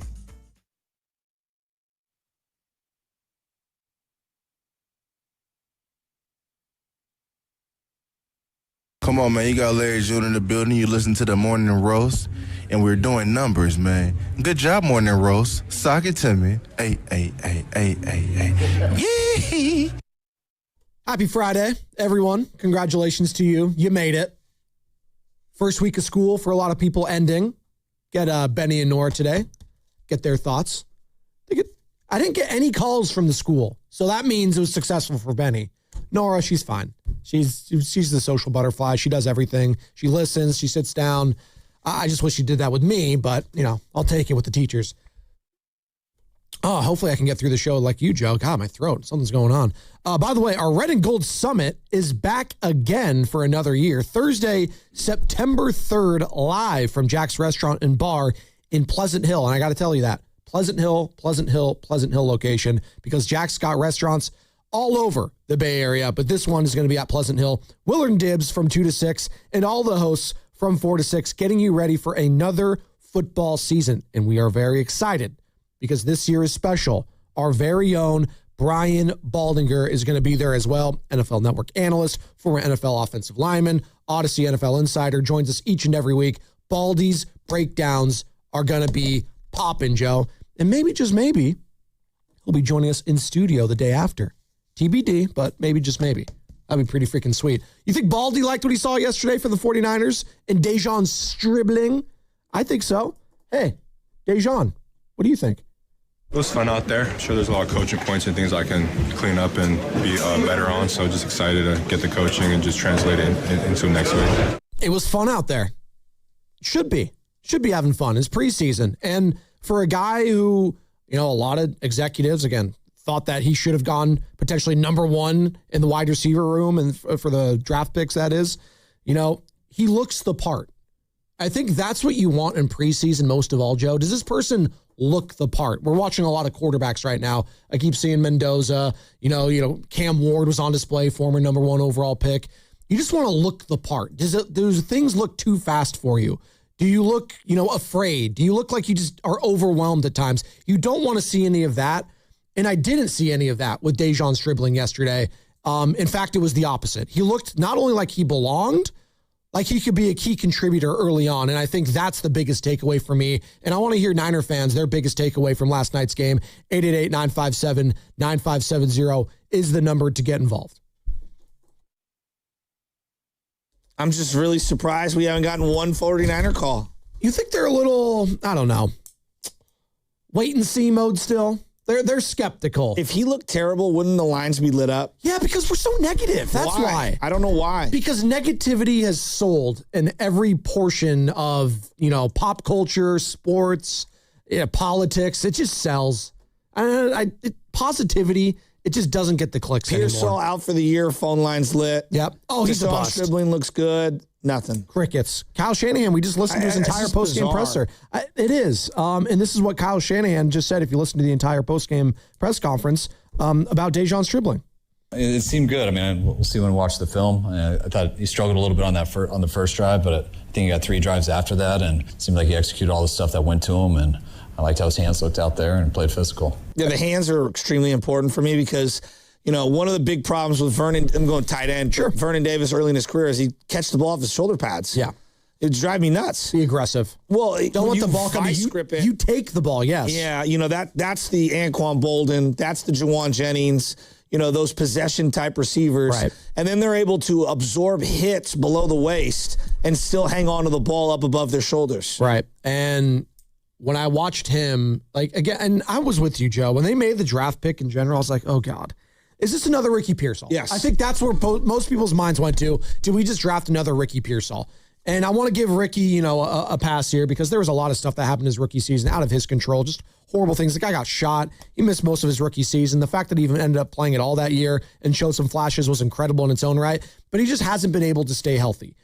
So I think that's unfair to put that label on a guy like Stribling. But they shared this in that sense. It's like, I've never heard the guy.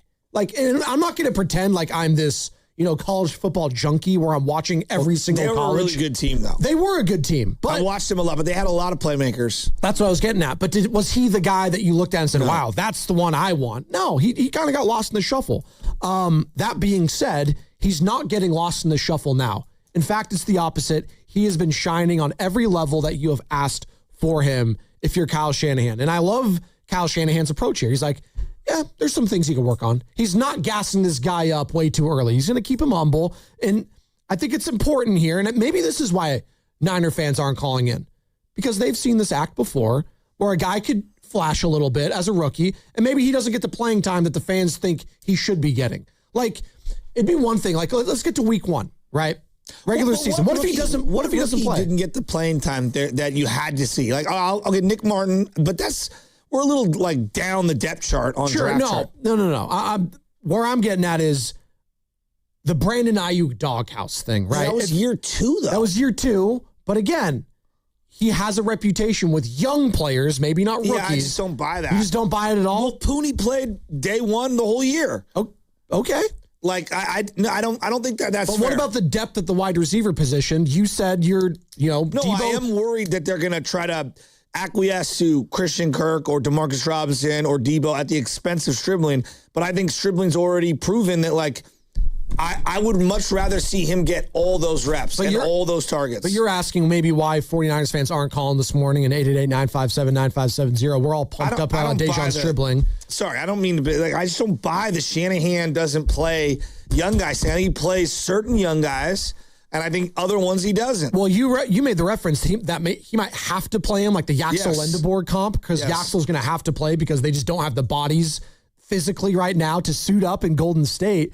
But for the 49ers, like, let's say week 1, all these guys are healthy. Let's say Mike Evans is healthy. Let's say Debo Samuel is healthy. And let's say Christian Kirk and Demarcus Robinson are healthy. I could absolutely see a world in which all those guys get a bunch of snaps and Dejon gets a couple here and there, but not a lot for the 49er fans liking. And they're pissed off coming away from week 1 saying, where the hell is Stribling? I want to see him more featured. Well, I could absolutely see that being a scenario. It could be. I mean, he's got to continue to build on it. Like, we're one half in. We've got to let him, I don't know what's happening at camp. It's really hard. We haven't been down there this year. Sure. In years past, I had a better feel for what a guy was doing every day. This year, I don't. And so I don't want to come away with like crazy proclamations off of the only half of football I've seen. 916. I just think I'm in wait and see mode. I enjoyed the game last night and like to see the new guys, but it's a small sample. I want to see more and more football before rendering an idea about the future, which is a totally fair take, which is where I think a lot of Niner fans are at right now. That's why I'm not writing off for Mellow Height. No. It's super early, and I'm also not, crowning Jaden Duggar or anyone like that. There's just, I'm encouraged. Sure. I'm seeing a skill set that, like, oh, okay, this makes a lot of sense. Yeah, everyone's, I didn't see the vision. Honestly, I didn't see the vision. Michael, Alfred, CJ West. I never really bought into those 3 guys and the vision. Like, I guess I thought they reached on all 3 of those guys. Slow. That's the word I would use for all 3 of those guys. Now, 2 of them are defensive tackles, so it's like you're not going to be like elite, fast, and explosive, but you would like some size, speed, athleticism at key positions where we're talking about guys getting older and older and older, right? And from the 510, multiple 510 numbers on the text line, 888-957-9570. Just Duggar. That's all they're saying. Exclamation point, exclamation point, exclamation There's point. something there. The grave Duggar. I like that. Well, it wasn't that supposed to be Javon Hargrave. Yeah, that just reminds me of that, and it's a bad time. No, I don't know. Even think. Were you a big monster truck guy when you were younger, Joe? Gravedigger is awesome. Yeah, him and El Toro Loco, loved him. There's nothing like a speedy linebacker to make your entire defense look fast. Doesn't it feel like the 49ers are kind of like, what's the word I'm looking for? They've kind of found the prototypical linebacker in today's game. Like, they're kind of the architects of it, if you will, right? Penn State for many years was linebacker U. Yes. And it feels like the Niners, since Patrick Willis, have essentially been, you might even go Julian Peterson. They've just found linebackers every 3 or 4 years. And that is a guy, if you're, again, 6'5" as a linebacker is freaking huge. He needs to put on weight, though. He does. I mean, he is 240, You right? know who he actually reminded me of? Yeah. There was a guy that the Cardinals took in the first round from Clemson, Simmons. I think it was Isaiah Simmons. And they didn't really know what to do with him. Positionless. Yeah. They didn't know if he was a safety, a linebacker.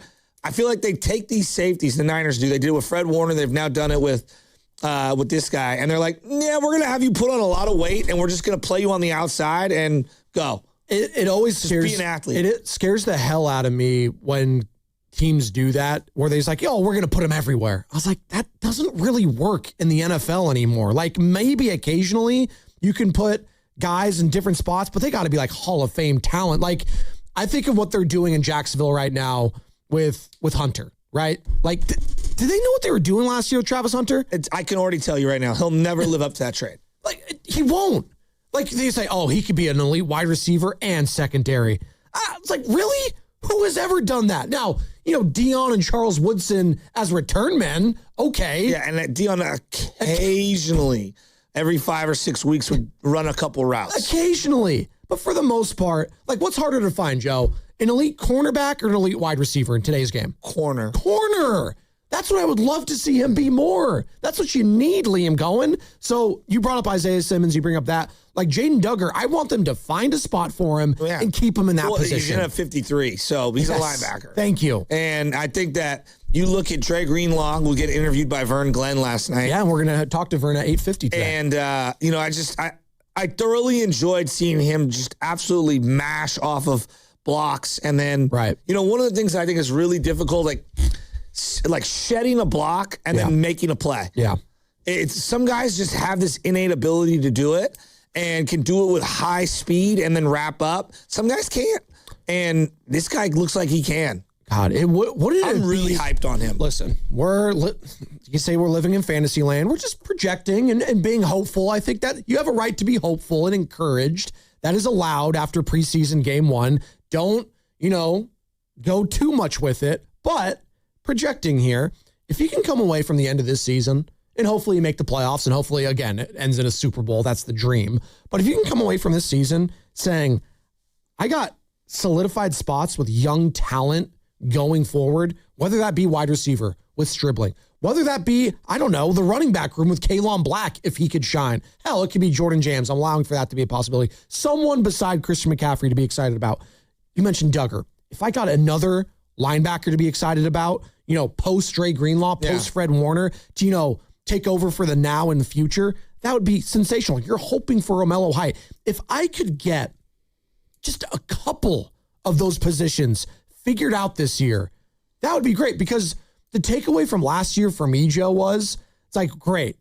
We made the playoffs. That was a great win in Philadelphia. We overcame so much adversity, but it was also the reality of, man, I don't know about next year. Who do we have that could take over for some of these guys? Like what Ton just did, he ain't taking over for George Kittle, right? D. Winters at times did some things. Yeah. He ain't taking over for Fred Warner, right? The wide receiver position. We like Juwan Jennings.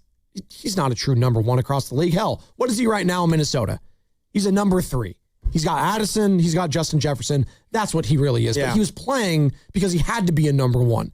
So if you can solidify some of these positions at the end of this season, that would be a win for me. Like that is the ultimate goal outside of winning the freaking championship. So I'm just writing down kind of their defensive, unit right now. You got Bosa on one side. Right. Osa, I think eventually Holton. That would be great. Halton. Then you have basically X, meaning up in the air. X going to give it to him. And it's going to be Romello Height for now, right? So those are 2 rookies. Mm-hmm. Then you got Lenore on one corner. The opposite corner is Renardo Green for now. Yep. I put X. I think that's still up in the air. Yeah. Greenlaw, Warner, Duggar. I like Duggar. Maybe Martin. I'm put those 2. Those are 2 young players, first and second year players. Siegel, second year player. Jair Brown. I mean, really, you're looking at corner and safety. You've rebuilt your entire defense in 2 years. Really, you have. And the only holdovers are Warner. You brought back Greenlaw and Bosa. So think about where they were just a couple years ago during that lost season. Lenore, too, right? I said Lenore. Okay, all right, sorry. As a cornerback. Yes.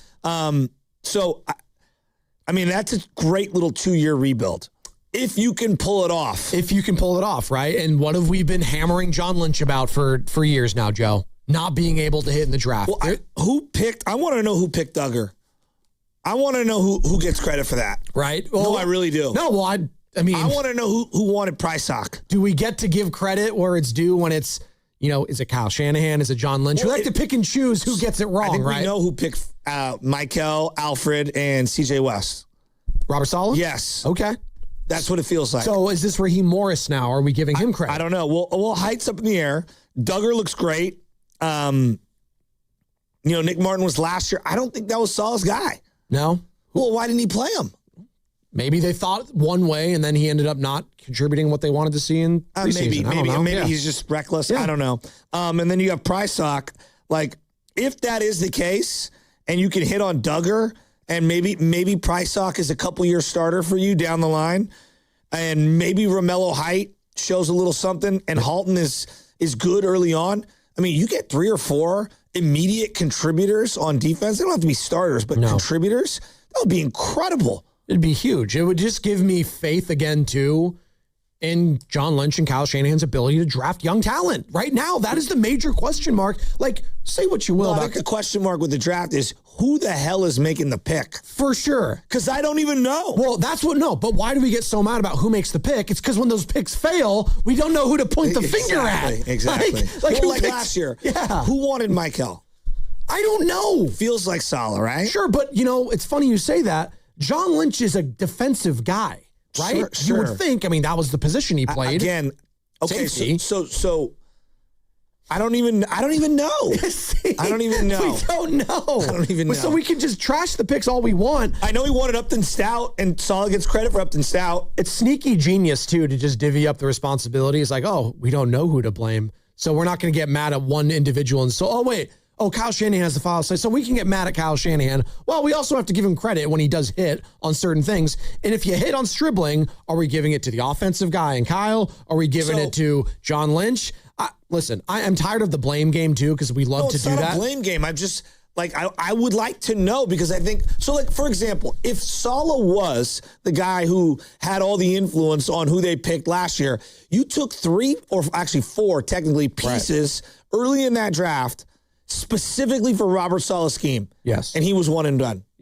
This is why you got It gets tricky. Yeah. It does, and I'm not blaming him. Like, he didn't know he was going to be one and done. I don't think the Niners knew that he was going to be one and done, but they were. And so now you have they're running some elements of the wide 9 and whatnot, but now you look at it like if Raheem is here for a couple of years, well, he's going to want different characteristics. Right. His imprint on the team, if you will. was traded for not to play for Saleh.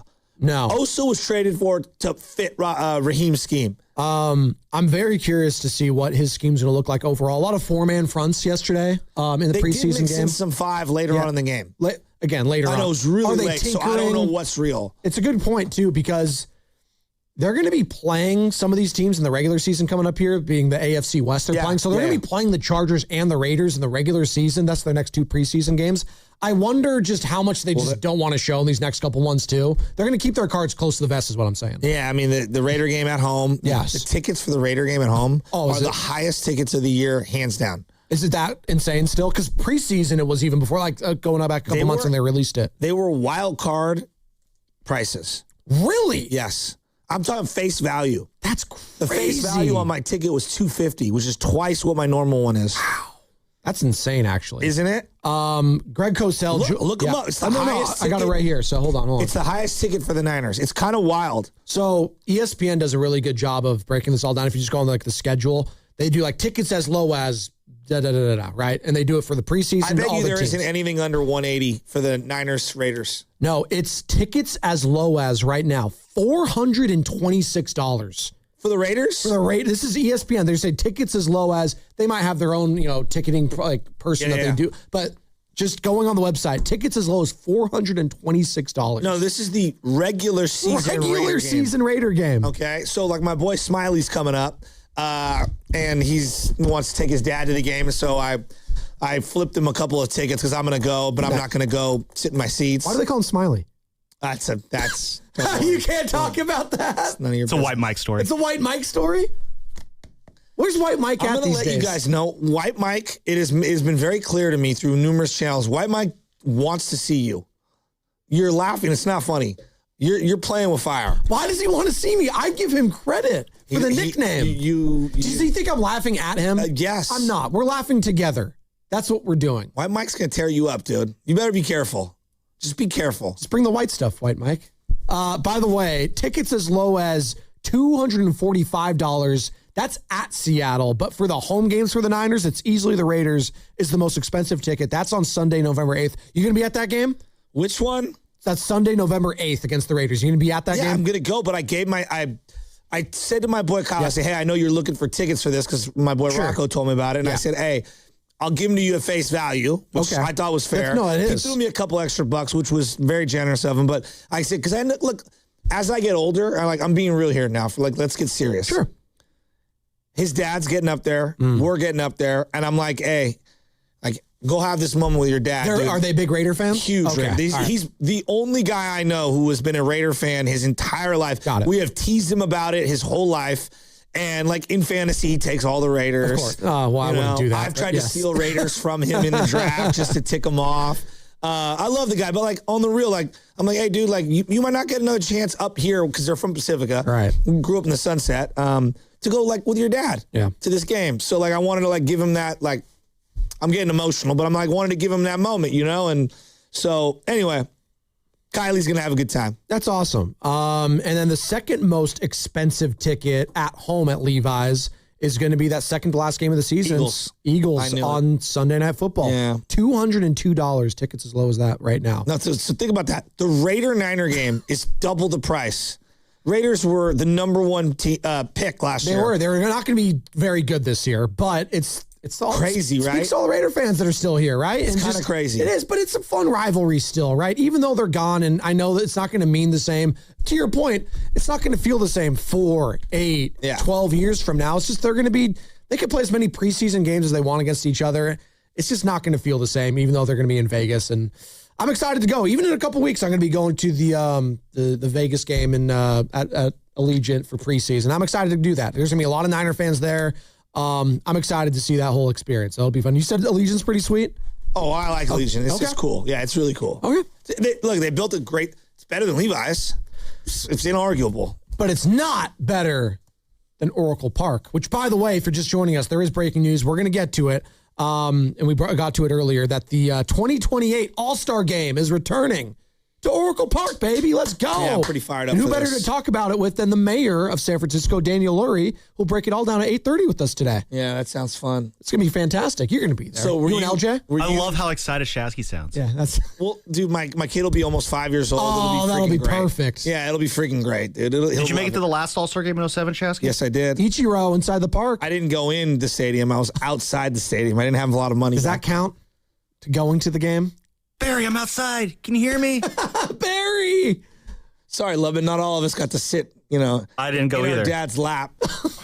He wasn't that. We were freshmen in high school. Relax. We weren't that little. How old do you think we are? Very young. We're not that young. I mean, you're younger than him. That's all that matters. You're old enough to be our older brothers, Joe, but not that super older brother. All right, come on. Hey, Dejon Stribling, you were the talk of the town yesterday, man. How was it facing the Tennessee Titans? Just the physicality and the speed, just the whole tempo of everything, so just getting out there for the first time and getting everything used to it, it was real fun. Fun. Very mature. That's 2 times he said fun out there. Did you notice his body just looked, physically he looks... like he belongs. Yes. Yeah. I didn't get any sense that he looked too small, like he's too wiry, like some of these guys coming out now. Yeah. I think I've even helped. Top picks, right? Like Devontae Smith, I had question marks, even though he won the Heisman. Yes. I was like, he's really frail, Joe. Can he take the punishment week in and week out? SEC's one thing, and we like to give the SEC all its love. There's there's a difference between SEC football still and NFL grown men physicality.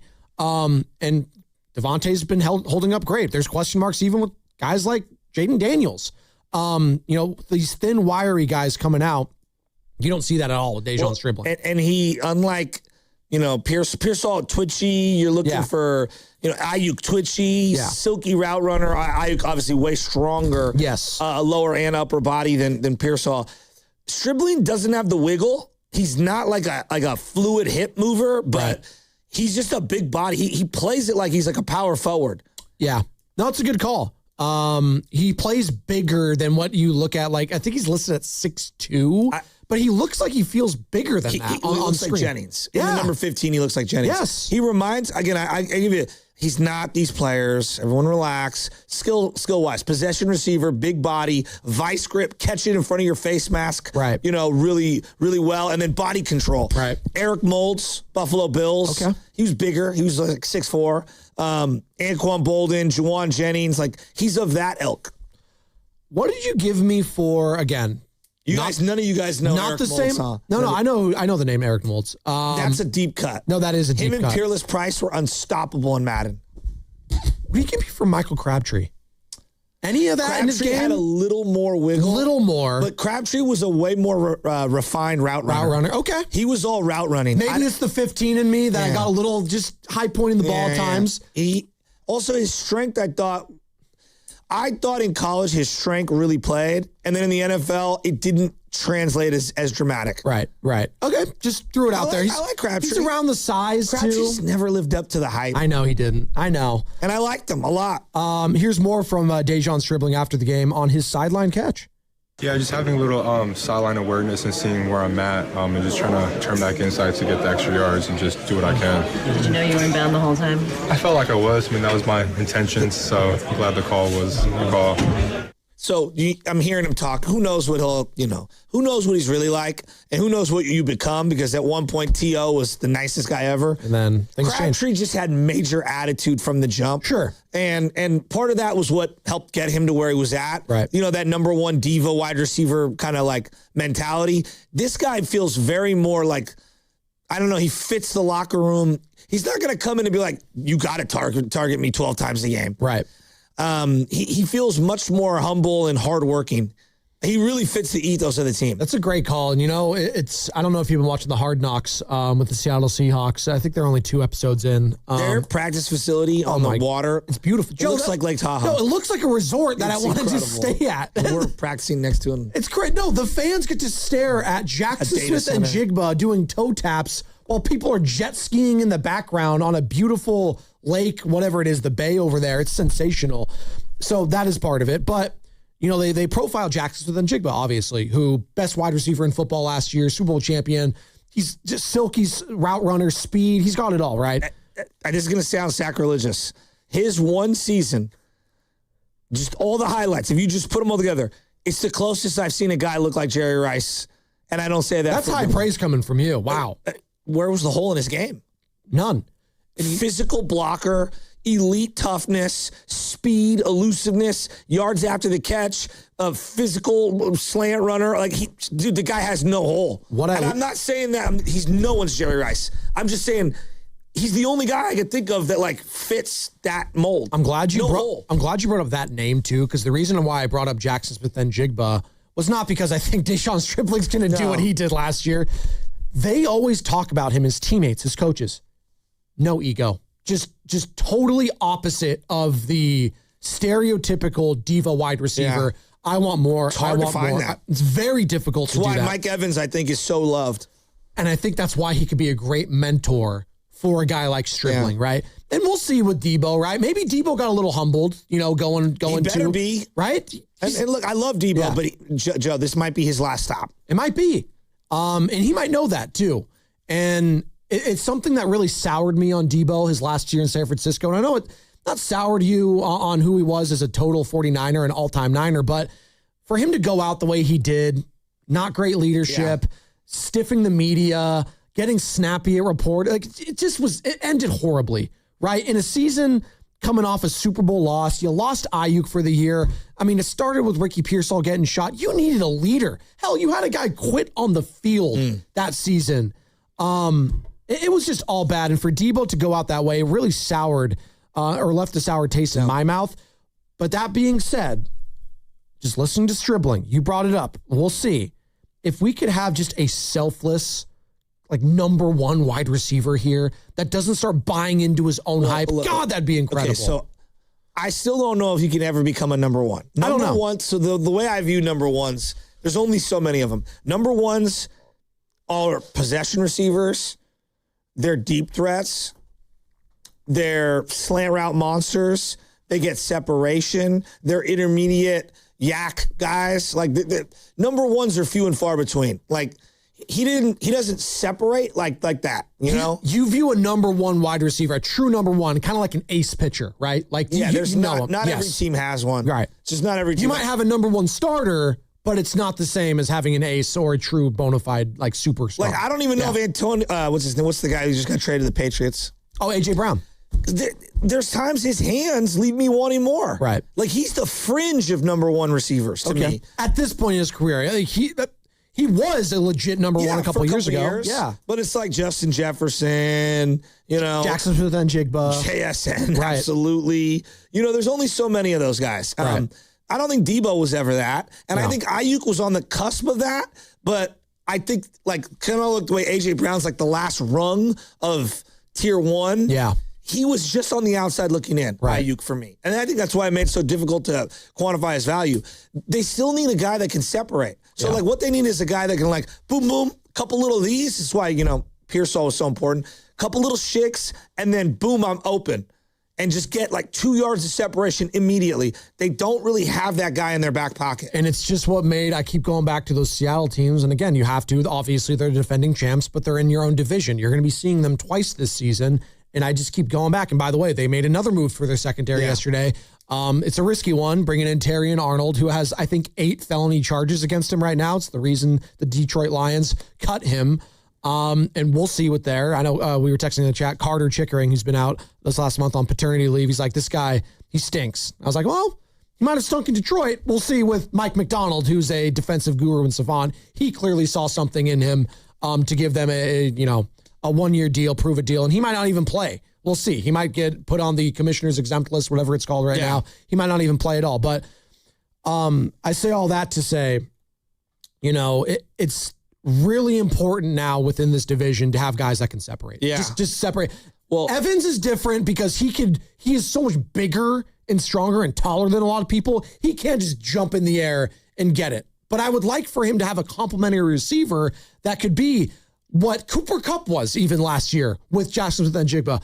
Separation when you need it. Well, look at it's like someone like George Pickens. Okay. Hit and miss on separation. Yes. But he's big and strong and can run a little. And it helps when you have a guy like CeeDee Lamb on the other side, That's where I was going with that. Yes. You know, like, and so, you know, CD is a one to me. Because you can line him up on the line of scrimmage. He can command a double team. He can do all the things we're talking about. There's not a lot of these guys, though. I'm just looking at the list, like CeeDee Lamb, Amon-Ra St. Brown, JJ, JSN, Puka, Jamar Chase. Like, I don't view Olave as that. I don't view Jamison Williams or Nico Collins. These are some of your leaders last year. Cortland Sutton, I don't. No. Tet, you're hoping one day can be. You're hoping one day he can be. I don't even know if I view Stephon Diggs like that. You say Puka? I said Puka. Okay, earlier. you did. All right, yeah. Like you know, we will find out about Ibuka, you know, moving forward. He got hurt yesterday, I think. Yeah. You know, like I don't view Jalen Waddle that way. Tyreek Hill at one point was. Yeah. But not anymore. He's done. So there's just not a lot of them. There's like 7 or 8. Here's more from Dejon Stribling, and thank you for flipping this out, Sammy. After the game yesterday on Shanahan giving him as many chances as he can. Oh, great out there. I felt like it was really clicking, the offense, and hearing in the huddle, lining up on the field. So I'm very grateful that I had the opportunities and the passes that I did. You know, just trying to translate that and just take all my coaching points and try and be better next week. The guy that we haven't spent any time talking about was the guy throwing to him. Curtis Rourke, man. Was that the bigger takeaway for you? Well, it's not a huge takeaway. It's just like, wow, what a pleasant surprise. I mean, because what's the young man who works with us, Chase? Chase. Was like, yeah, He stinks. He's only gotten like 6 snaps of practice. Right. With the 11. Can I tell you this? I just think it's really hard to look good with a limited amount of snaps. Again, I understand you want to look good in practice always. Practice makes perfect. I'm not here to say it doesn't. Well, it's a stepping stone. Mac Jones also looked like crap in practice last year a lot of the times. And guess what? Freaking balled out when he was called upon. So, like, again, practice. But they're also trying different things in practice sometimes, too. Maybe they're trying different angles, I have no idea. I can't get in their hands, but he looked good yesterday. My eyeballs told me the size plays. Yeah. And I love Tim Ryan. A little bit of foot speed. Well, thank you. The sneaky athleticism. I was like, can you just say athletic? I know he's a white guy. Have we graduated from the sneaky? That twitchy. No, but like sneaky athleticism, he can run a little bit. He can run okay. He's not Brock Purdy, right? No, he's more mobile than Mac. Yes. I think Mac's arm's better. Yes. But I thought he was decisive. He's 6'4", 220. He's big. He actually threw a couple of nice balls. This one that he threw short and right into the groin of Deshaun Stribling, it looked like it was a bad pass, but it was actually a perfect pass because it was in between 2 defenders to where he could catch it and just fall down. But yeah, he had some size. He had a good arm strength. I thought he was decisive. And Kyle said after the game, I thought this was the most important thing. He threw to the right guy. Meaning he didn't just throw the check down or the quick open and just get rid of it like panicking. And he didn't hold on to the ball. So, Kyle's very specific about that kind of stuff. When he says he threw to the right guy, I go, oh, okay. So I just think there might be something there as a backup down the line. You feel good about him being the quarterback 3, if anything. That's it. No, and it also reinforces my belief. You should be taking a quarterback every year late in the draft. Right. The other thing is, how about the left-footed punter? Yeah. How about the left-footed punter? It's a great name. Corliss Waitman. He's a lefty too, Joey. He's a lefty. So Jordan Watkins was saying that fielding punts from a left-footed punter is actually extremely difficult. Oh. So it hurts the opposition. So we're going to see a lot of fumbles or muffed punts. I can't remember the last time the Niners had a left-footed punter. I can't even think of left-footed punters that in general. Like, in fairness, I don't think about punters often, guys. Maybe some people do. I don't. But yeah, here's the thing. Didn't they sign the Bowmeister guy? Maybe it was a Fugazi 3-year deal or something, but they gave him like a couple. It was like very strange. He's gone. Everybody's hurt, so they needed to waive someone. Yeah, maybe that's it. But Corliss Waitman, I'm impressed. Hey, Eddie Pinheiro, he was out there, Joe. Did you like that? He said he didn't want to see him kick it off. He missed a 61-yarder. It was short. It was all right. And, just I don't even need to see that. You think the negativity's going to start festering in his mind? The kicking game. It's just, I hate kickers. He made a 52-yarder. No, I know. All right.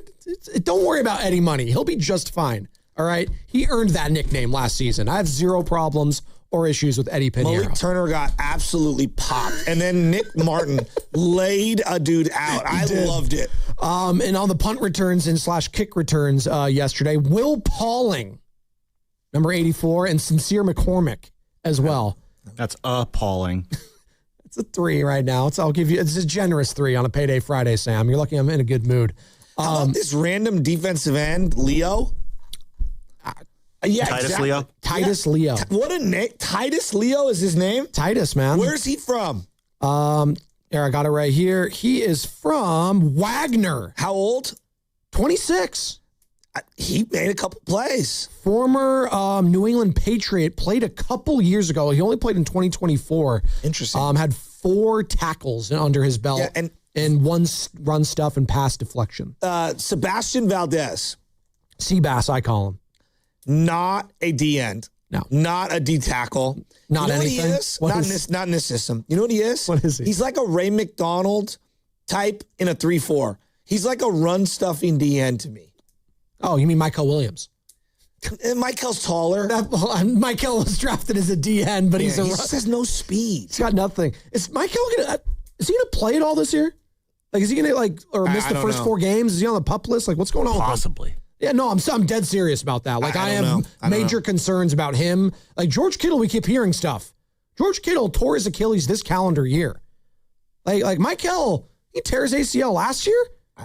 It's bleeding into, again, I'm not trying to compare and contrast guys, and I just know that Achilles injuries historically have been more difficult to come back from than ACLs.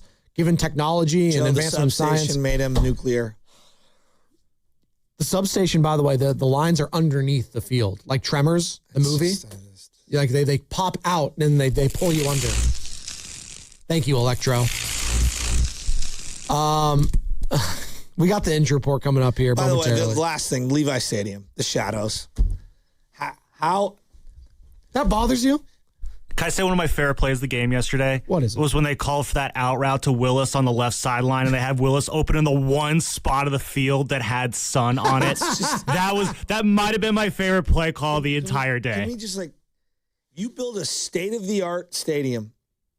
Was it? With blueprints from 20 years ago, 50 miles north, and you didn't account for heat, a.k.a. weather, the sun, a.k.a. weather, wind, a.k.a. weather. Joe, when you sit up top and it's a windy day, it swirls up top. Whether you like it or not. You know, Lubman, I'm ready to just go home. No, but honestly, I know the Niners hate when I say this. God, you built the worst stadium. Well, and then they're going to on the road the next 2 weeks to maybe the best stadiums in football, but they're both domes, right? Well, one's like a semi-dome. My son could build a better stadium with his Lego set. Is he into Legos right now, LJ? Yeah, we build a little. That's awesome. Yeah. Well, at that age, you're kind of building it for them. It's more blocks. Oh, like the Duplo blocks? Yeah, those are always fun. No, but the shadows, I know you're oh, what is it? Because it affects the field of play, and then 2/3 of the field is in the sun, and 1/3 of the field across the field going this way. You know where it bothered Joe even more? It was when U.S. was playing Bosnia-Herzegovina in the round of 32 in the World Cup. It's the first thing Joe says. It's just these damn shadows. Guys, it's just not a good stadium. If you have shadows on your television presentation, you didn't account for something. It's almost like whenever we watch the Cowboys every year on Thanksgiving, where they have the sun coming in, and it's blinding Dak Prescott. I was that's not a home field advantage there. It's terrible. Let's hit the injury report, Cam, if we can. Please. Thank you, sir. I'm putting you on the spot. Let me know when you're ready. Thank you. Nobody's mad!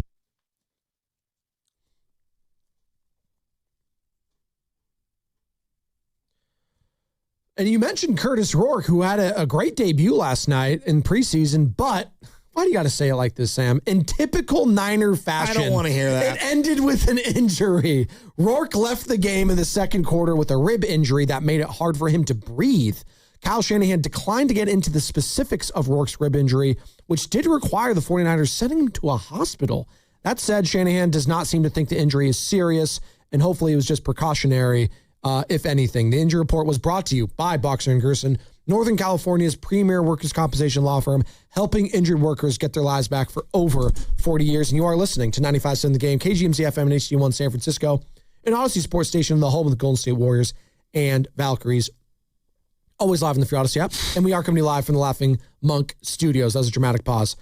Daniel Lurie, mayor of San Francisco, going to be joining us at 8:30 today. And it's already been kind of a banner year for the Bay Area in general when it comes to hosting a Super Bowl, hosting the World Cup. And the latest news coming out this morning from the San Francisco Giants, the All-Star Game's returning. Oracle Park 2028, baby. So not next year, but the following year, the Midsummer Classic is back, Joe, in San Francisco. That's pretty freaking cool. So we'll talk to Daniel Lurie about that. And then Vern Glenn, KPIX, was the sideline reporter yesterday for the broadcast for the 49ers. 8:50, we'll talk to Vern, and we can talk to Vern about anything. Guy's a legend. Let's go. Can't wait. Can't wait. Wonder what his big takeaway from the game was last night. Preseason game 1 in the books. Who were you least impressed with? Romello Height. I would like to have seen some sack, some sort of pass breakup deflect. How about a pressure? That's Let's it, dude. start there. That's what I'm saying. Something. I want to see these guys flash. That's all I'm looking for. See, I know I'm going to give him way more leniency. Running back position looked awful last night. It did not look good. I'm petrified of the running back position. You should be. As encouraged as I am on Deshaun Stribling, I am simultaneously very, very concerned. Patrick Taylor Jr., that's what we're going to do this year?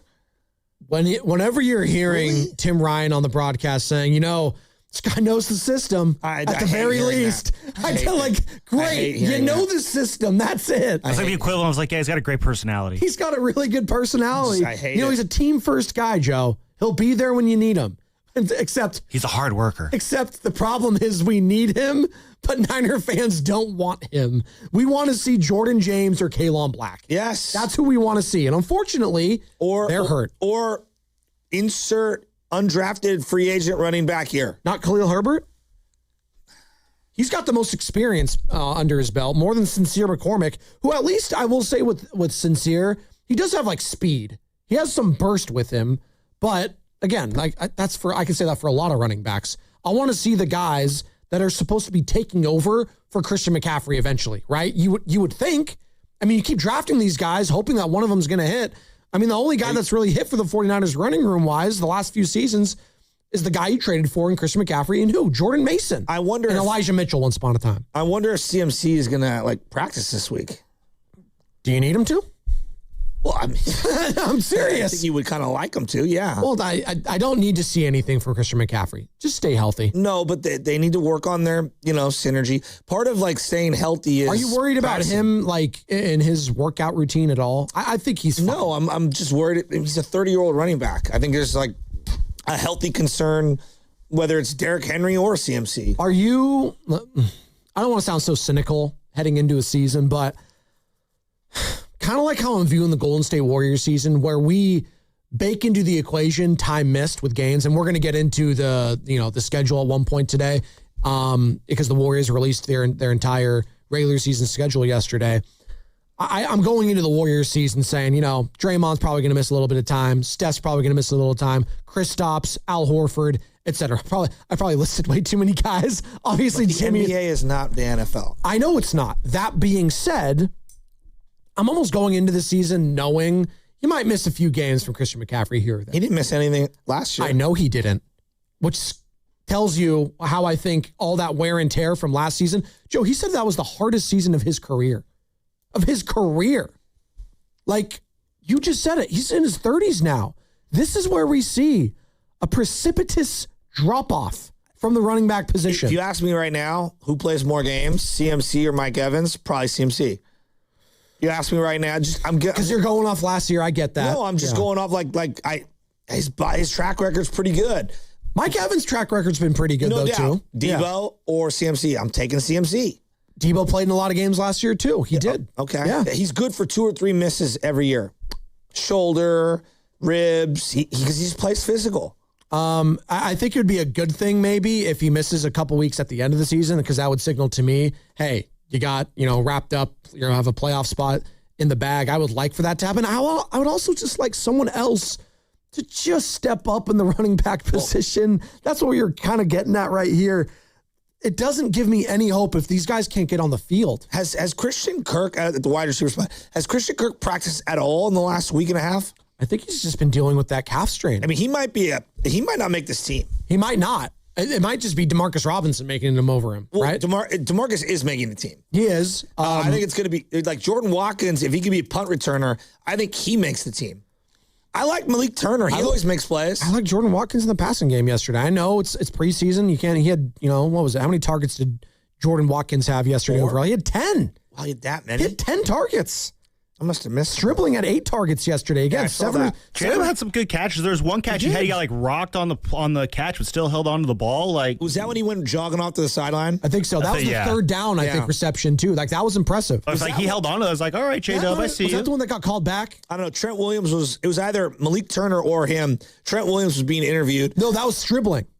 Oh, on the sideline? No, the sideline one, but Malik Turner got rocked. Oh, yeah, one of the two got rocked and ran to the sideline, and Trent was like, big hit. Yeah, I think it might have been that one. That was the 13-yard reception for Malik Turner. What were those glasses Trent was wearing? He can wear that. He's allowed to.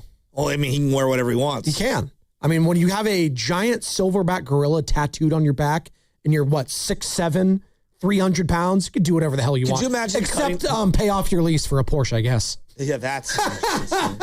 Did you guys see that story? Did you guys ever see this? Well, now we know why you needed those extra contracts. There's like a TikTok that I saw where these two women are fighting, and this one woman gets out of the car, and she's like 6'8". Oh my God. You ever seen this? You need to send it in the She's group like, chat. I'm going to send it to you. But could you imagine, like, you're driving around, you cut off Trent Williams, and he's, like, speeding up in, what, he was in a Porsche, you said? Well, I don't even know how he could fit in a Porsche, but yes. Okay, so he's down low in this Porsche, and you're like, you know, flipping him off or whatever. You get to the light, he gets out of the car. Could you imagine that? I'd be so frightened. I'd be like, dude. Sorry, Mr. You're just Williams. thinking, like, oh, I can take this guy. He's driving a Porsche. And then Trent Williams gets out. Sorry, Mr. Williams. Sorry, Mr. Williams. You have to go legal on him right there and say, sorry, sir. I will never do that again. By the way, if I'm rolling down my window, I have to still have the manual roll down window.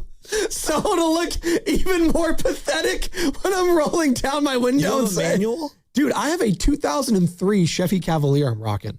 Yeah. Yikes. Well, honestly, I prefer. You need to go to Ceremony Ford. Well, again, I've talked about this. I got to go to a lot of different places. Yeah. Just like, you know, who is it? Draymond Green this summer. I'm open for business. Like LeBron James. I'm open. All right. Okay. So hey, Toyota, Ford, Chevy.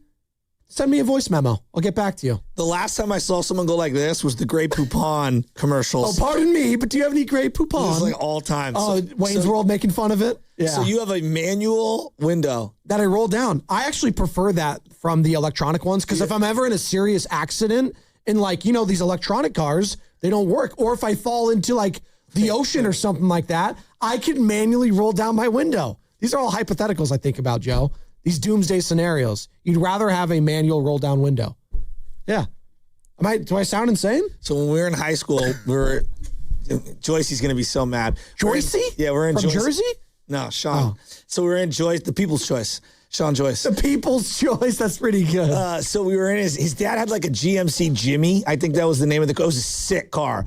And like his dad would like let him drive it one night. So we're all in the car.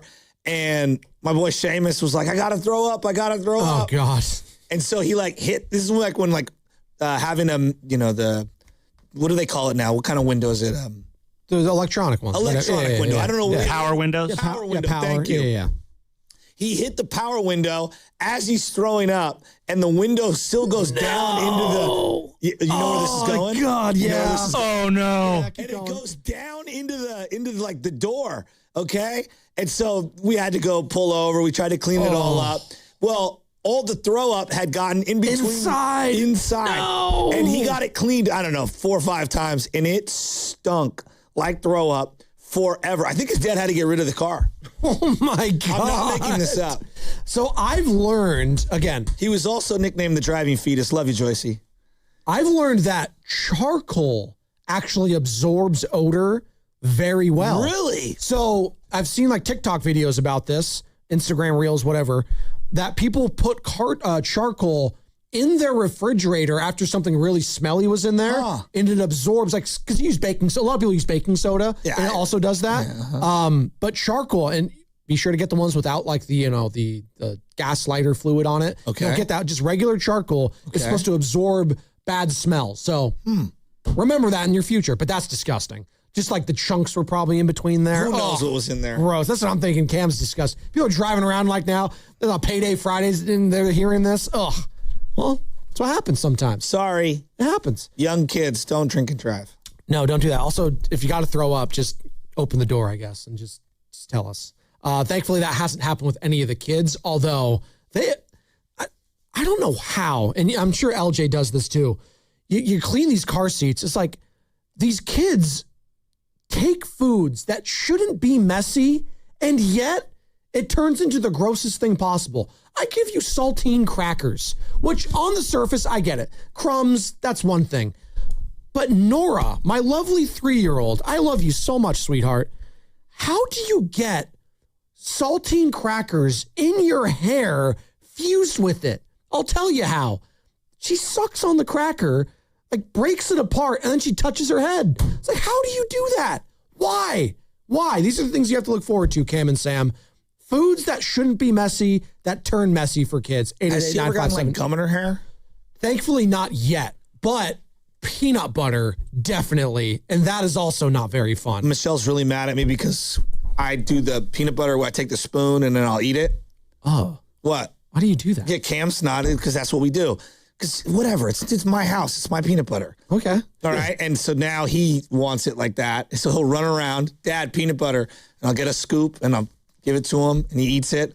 And then he runs around and he comes back, more peanut butter. I have given up, by the way, when it comes to my kids' eating habits. That's really funny. They'll just eat pasta all the time. And I was like, they need to get protein. So I've just been going protein pasta. You've seen that in the aisles? Just go there. So that is Sam? That's what Sam does. Pancakes? That's right. Protein pasta. It's a real thing. Protein everything. Like, just, you know what? I'm not fighting you anymore. You want your buttered noodles. You're going to have your protein pasta with it. Have at it. You know how many young men I know that ate nothing but buttered noodles? And then they got to whatever living out on their own was, whether it was college or just moving out. And they're like, yeah, I eat everything now. Good for them. Yeah. I'm hoping the same for Benny and Nora because I like to eat everything, but they are the pickiest kids of all time. Granted, they like pizza, they like the pasta, they like the Italian-American stuff. At my house, when I'm paying the bills, I will eat the peanut butter the way I want to and the oat milk, almond milk, whatever we seem to have. If I have to, I will drink it out of the carton. What do you think Daniel Lurie's guilty pleasure is eating-wise? The mayor of San Francisco. Maybe he'll tell us on the other side. He's going to be joining us talking about the San Francisco Giants in Oracle Park hosting the 2028 All-Star Game. Yes, it's official. Let's freaking go. Plus, more of your calls, more of your texts. What did you like? What did you not like from the San Francisco 49ers in their preseason loss last night to the Tennessee Titans? Vern Glenn. Can't even breathe. 8:50, KPIX was the sideline reporter. And also, it's a Friday. That means the crossover with Steiny and Goop. But Steiny's out today. We got a special guest in for him. I'll explain more later. Brought to you by Fairmount Bank, here for you, here for good. Hey, Bay Area sports fans, get ready for game day with Laughing Monk Brewing. Whether you're watching with friends or heading out after the final whistle, Laughing Monk has the perfect beer for the moment. With locations in Sunnyvale, Scotts Valley, and Bayview in San Francisco, there's always a monk nearby. And now, check out their newest San Francisco location in Nopa. From crisp lagers to bold IPAs, every beer is righteously brewed in San Francisco. Grab a pint, grab your crew, and make game day better at Laughing Monk Brewing. Righteously brewed in San Francisco. Cap off your summer at the Good Guys 39th West Coast Nationals. Over 3,000 of the country's baddest hot rods, muscle cars, customs, trick trucks, and more. August 21st through the 23rd at the Alameda County Fairgrounds in Pleasanton. Details at good-guys.com. When it comes to hiring a plumber, heating, or HVAC or contractor, think Local 38. With non-signatory companies, that low price up front is often just to get in the door. And once the work starts, so does the extra charges. But with UA Local 38 signatory contractors, you know the cost up front. No surprises. And it's not just about the price, it's about the people. Non-signatory shops often cut corners, which means inconsistent work. UA Local 38 contractors invest in their workers with strong pay, real health benefits, and retirement plans. That means experienced professionals who take pride in what they do. Local 38 workers are craft certified and complete a 5-year apprenticeship consisting of 10,000 hours of training. So when someone comes into your home or your business, you know you're getting a trained, vetted professional. For quality, accountability, and peace of mind, choose better. Choose UA Local 38. Plumbers, pipe fitters, and HVACR union signatory contractors. For more information, go to ualocal38.org or call 415-626-2000. Is your client ready to build a functional outdoor space? Choosing Golden State Lumber and Showroom means faster deliveries and finishing your project on time and on budget. When it comes to decking, TimberTech stands out. It's trusted by contractors for its unbeatable quality, and with industry-leading warranties, it's clear why TimberTech is the top choice. TimberTech, the #1 brand in premium decking. Start at goldenstatelumber.com. Golden State Lumber and Showroom. When you succeed, we succeed. What if you could have the most reliable fiber-powered Wi-Fi? And get this, what if you could keep it at the same price for 5 years guaranteed? Now through August 24th, new Xfinity customers can get our best price on gig Wi-Fi this summer before it disappears. Just $50 a month for 5 years. No annual contracts, no hidden fees, and our best equipment included. Plus, get online in minutes with same-day Wi-Fi. It's Wi-Fi that finds and fixes problems before you even notice them. Like super intelligent Wi-Fi with a 6th sense. Plus, it keeps you protected from online threats. And get Peacock Premium included for 2 years. Lock in your price and unlock the possibilities. Get it now at Xfinity.com. Xfinity. Imagine that. Restrictions apply. Requires paperless billing and auto pay with stored bank account. Taxes and fees extra. Speeds vary. Use of fiber coaxial cable. Learn more at xfinity.com/same-day Wi-Fi. Thinking about upgrading your sleep? Now is the time to shop Sleep Number. Trusted by millions for nearly 40 years, Sleep Number offers superior comfort, personalized adjustability, temperature benefits, and value that is unmatched in the industry. And right now, during the Sleep Number Labor Day sale, all mattresses are on sale. Invest in your sleep and experience firsthand Sleep Number's personalized comfort. Stop by a Sleep Number store or sleepnumber.com to learn more. In 2026, Bay Alarm celebrates 80 years of security. With burglar and fire alarm systems, 24/7 in-house monitoring, and local service, our promise to the Bay Area remains the same. We got you. Learn more at bayalarm.com. I checked Allstate first and saved hundreds on my car insurance. Really smart. Unfortunately, I didn't check if I left the pizza box on top of my car before driving home. Not smart. Oh, and a semi just turned my deep dish into a thin crust. Yeah, checking first is smart. So check Allstate first for a quote that could save you hundreds. Potential savings vary, subject to terms, conditions, and availability. Allstate North American Insurance Company and affiliates, Northbrook, Illinois. Did you know Skechers makes high-performance footwear for almost every sport you play? Here's what our athletes are saying. Hi, I'm pro basketball player OG Anunoby. I dominate in Skechers basketball. Skechers delivers championship-level performance. I'm WNBA star Jackie Young. Skechers keeps me quick, comfortable, and ready for anything. And you can get high-performance Skechers and hands-free slip-ins technology. Just step in and perform. I'm pro golfer Matt Fitzpatrick. I play in hands-free Skechers golf slip-ins. Find yours at a Skechers store, Skechers.com, or whatever high-performance sports shoes are sold. I'm Bob Burke, founder and chairman of Burke America Parts Group, a family of brands that includes RepairClinic.com, an appliance and HVAC parts solution company that's grown into an international brand. Before AmericanEagle.com, we partially launched a new technology platform developed by another firm. American Eagle helped take our technology to a whole new level with digital marketing, software development, and business insights into our key markets, appliances, HVAC, and outdoor power equipment, and did so both on time and on budget. AmericanEagle.com has the resources, experience, and talent needed to produce solutions. Our new technology platform, developed by AmericanEagle.com, has produced tremendous results with higher traffic, conversion, engagement, and online revenue. If you have any home repairs you need to take care of, check us out at RepairClinic.com. If you need a world-class website or technology project, then I would highly recommend AmericanEagle.com. Call AmericanEagle.com at 773-NETWORK. That's AmericanEagle.com, 773-NETWORK.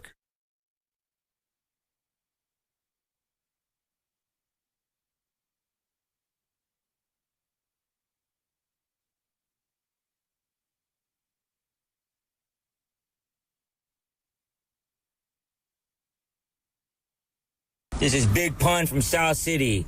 You're now listening to Original Joe and the one and only Butcher Boy Shasky on 95.7 The Game. We're rolling. Happy Friday, ladies and gentlemen, boys and girls. We got the mayor of San Francisco joining us in about 10 minutes, Daniel Lurie. Vern Glenn, KPIX legend and Bay Area sports legend in his own right, joining us at 9:50, who was also the sideline reporter during the game yesterday between the 49ers and Titans. That's been the big talking point this morning. And obviously, there's a little bit of breaking news that the Giants are going to be hosting the 2008 All-Star Game at Oracle Park. First time since 2007. Could Bryce Eldridge be a part of it? Ooh, home run derby action? I mean, every team gets one guy. Or are you saying All-Star? Or both? Both. That'd be fun. ¿Por qué no los dos? I'd love both. With Jackson Flora start the game. Oh, okay. Well, now it's getting a little too far. Well, what about Willie Adames? No? Rafi Devers? Why not? There was a really big article about the Giants yesterday that came out. Oh, no. And there was one line in there that was just a little like, ugh. Tony Vitello apparently told all the guys in the clubhouse, I don't want to be viewed as your coach. I want to be viewed as your teammate.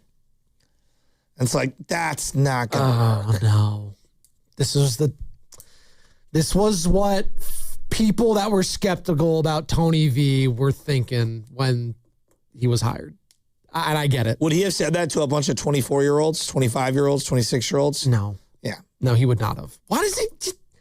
He's so afraid. Is he not himself? Do you feel like he's putting on this facade? Yeah. Why? I think he's going to look back on this entire thing and be like, dude, I just was so afraid of being myself and alienating a couple guys. We're talking about a couple guys. Say what you will. Okay.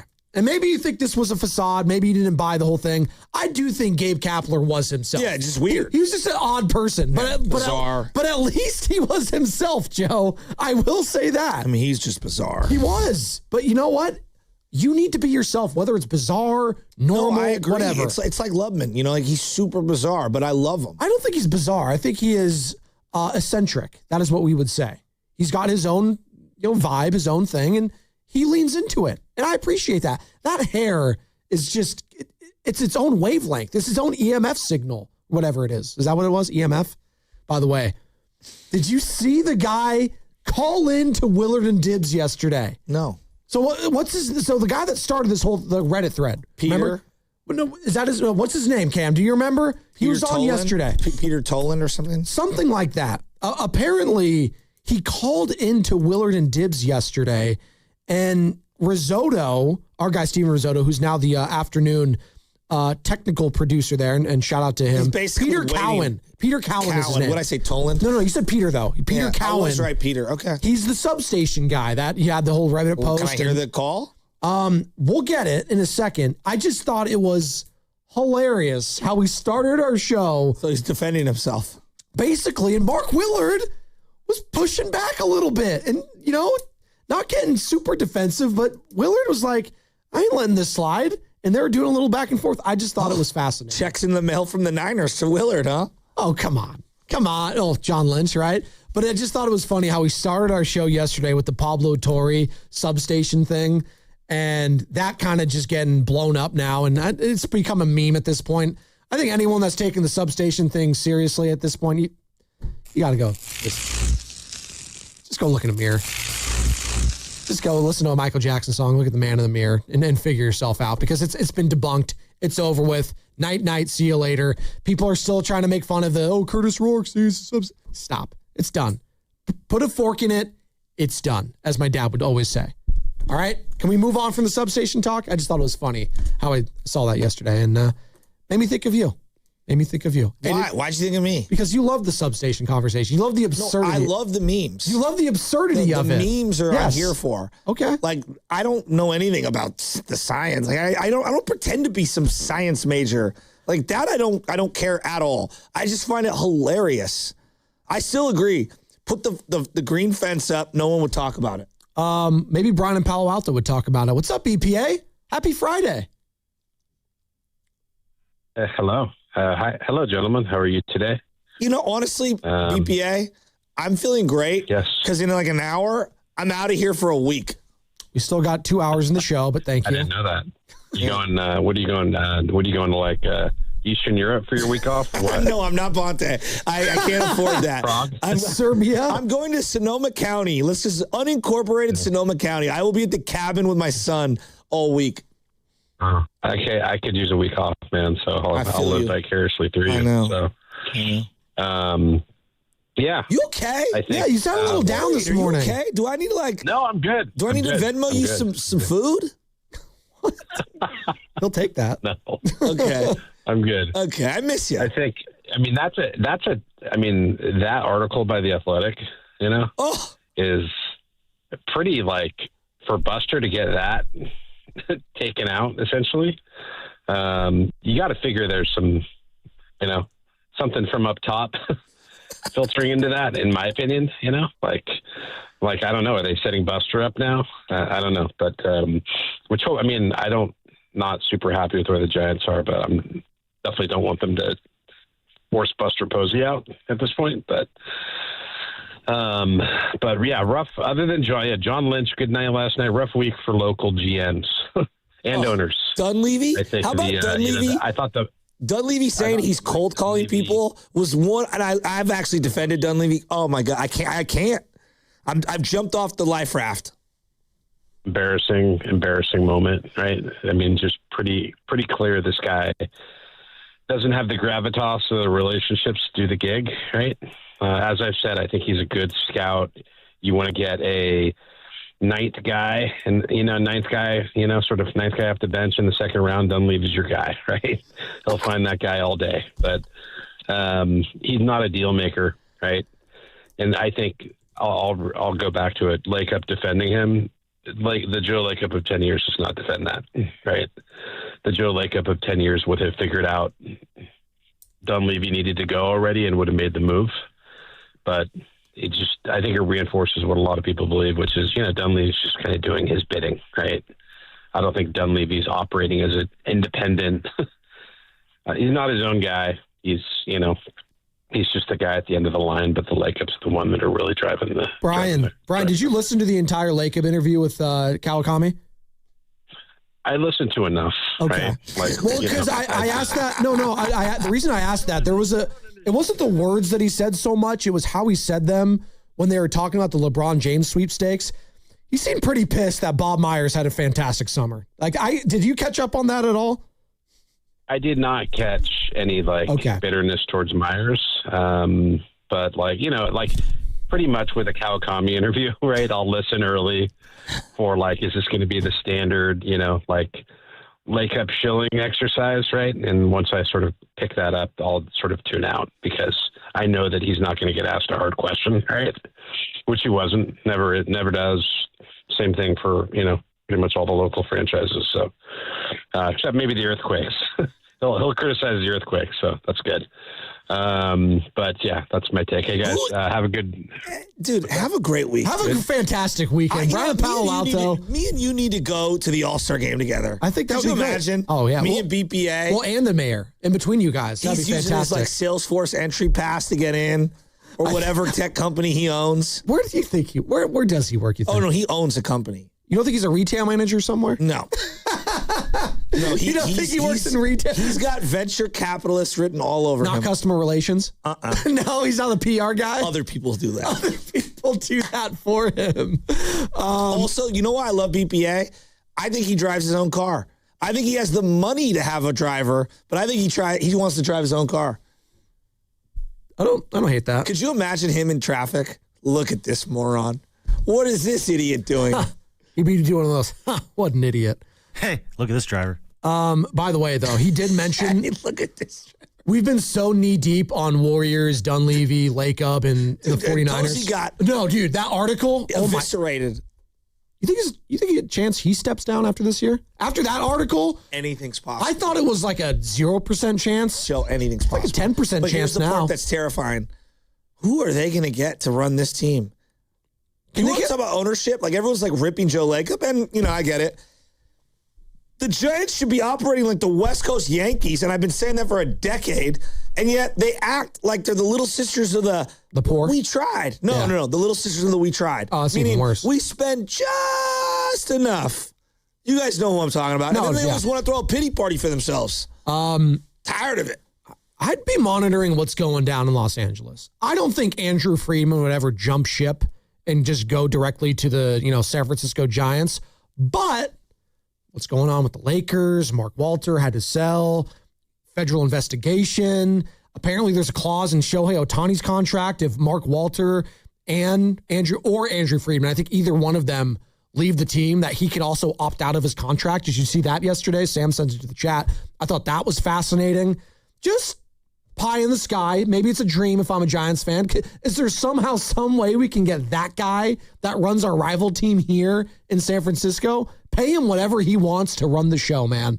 I know they're paying him probably an exorbitant amount already, but I would just look at whatever you can. As we're talking about cold calling, can you cold call Andrew Friedman to say, hey, man, you want to come join the Giants? Oh, that'll lure him in. And help that'll lure him whatever in. you want, Andrew. We'll give you the key to the city. All right? We can be teammates with Tony V. Yeah, Tony. And Willie.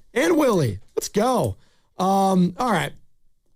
The man, the myth, the legend himself, the mayor of San Francisco, Daniel Lurie joining us now on the River Islands guest line. Mayor, good morning. Joe Spadoni alongside Joe Shasky. And the big news this morning, the San Francisco Giants are going to be hosting the All-Star Game at Oracle Park in a couple of years, 2028. Fantastic news. Let's go. 23 months away. Never too early to start planning. A great announcement this morning. great for our city, great for our region, and it's a good day here in San Francisco. Hey, Dan the man, what is up? I saw you at Outside Lands. You were with Gary Payton? What? I'm still recovering. I am not young anymore, but I went all 3 days. Really, Friday I really went just to make sure our teams who did an incredible job, all of our city teams, Rec and Park, Muni, police, sheriffs, everybody. I just wanted to make sure we were set.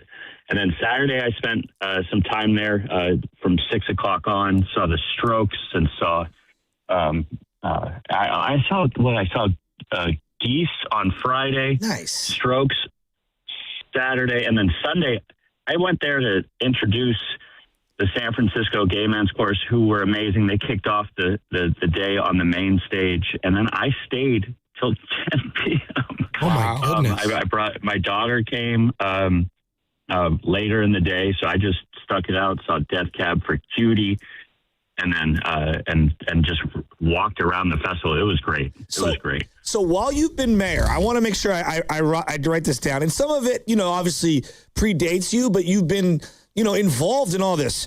A Super Bowl, the World Cup, multiple Outside Lands, an NBA All-Star game, and now a Major League All-Star game. Am I missing anything? Because that's incredible. Yeah. We have more to come. I'll tease that we got another exciting announcement next week. So we're going to just keep going. We're going to build on this momentum. It's really important for our tourism industry. Our conventions are up this year. 2 years ago, we had 25 conventions at Moscone. This year, we have 35. And next year, we're going to have more. So we're just going to keep leaning in because, I know there's lots of talk, understandably, about AI and tech, but tourism has always been our number one industry, and it continues to be. And when you have these amazing sporting events, it creates jobs, it creates revenue, it helps us, fix up those playing fields for our kids. It helps us run a strong transit. So I look at this as this is so much fun, and it's good for jobs and the working people of our city. So what has gone into the Major League Baseball All-Star game? Because I want to ask you about kind of some of the fields and stuff that you're bringing up. I went to a meeting last week, but in the All-Star game, build up, because they've been talking about the Olympics and getting this over here, because I guess the Olympics are going to try to be in LA. How long have you been working on this?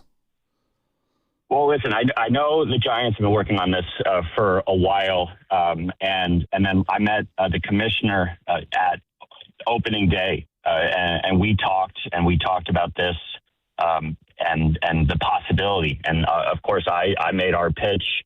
The Giants have been working hard on this, and so we said, listen, this is a city on the rise. It's safe, it's clean, and it's a place that hasn't had an All-Star game. I think was it 2007? Yeah. This is the greatest city in the country, and we deserve your big game. And so it was a series of conversations. I know the Giants got it started. They introduced me to the commissioner on opening day, and then the commissioner and I had a conversation or two since then.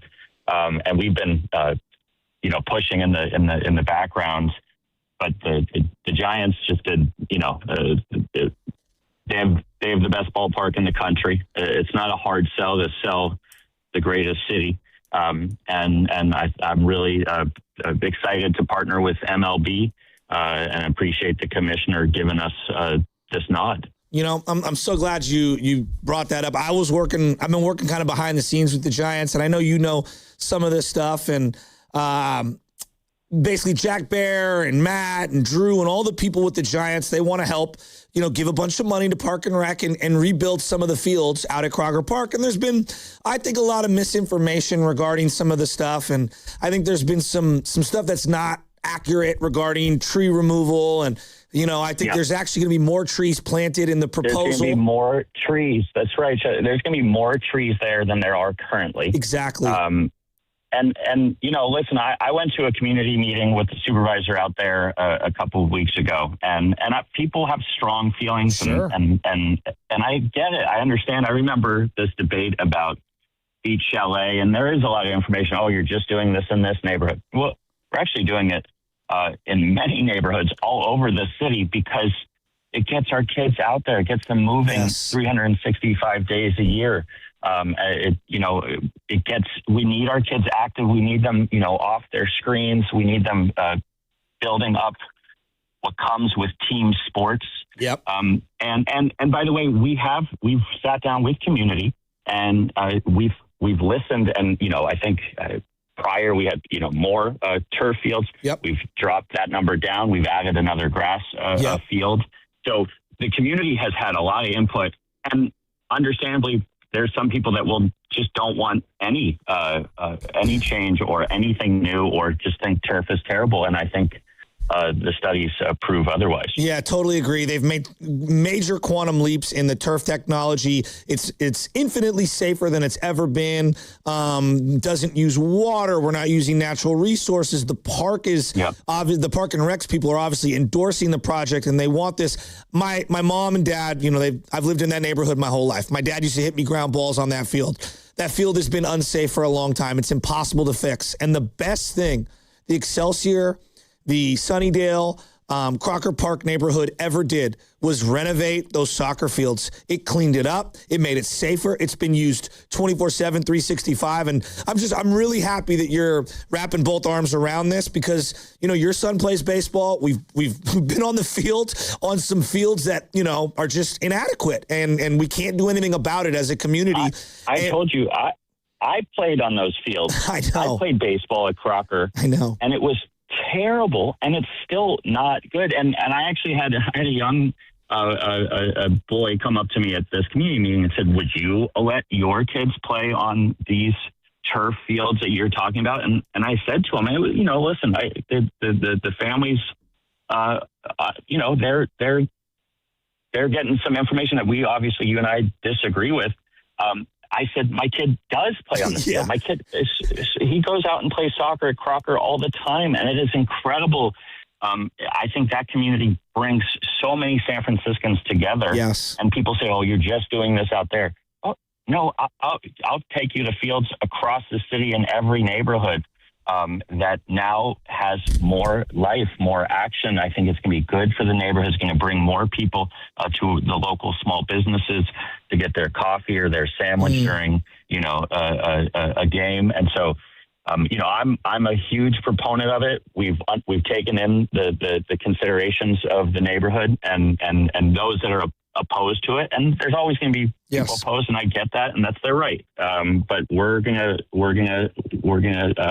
after listening to having a lot of community meetings, where there's going to be more trees, these turf fields are going to be great, and we're going to have some really good grass fields now too. Heck yeah. And, I know the Polynesia community that plays a lot of cricket is endorsing it. Look, I'm looking this for my mom and all the older people to still have a place to walk and take their dogs. My son to eventually play on it. He's 2.5 right now. And so I'm with you. All right, Mayor, let's get into some other stuff because I appreciate you diverting into that.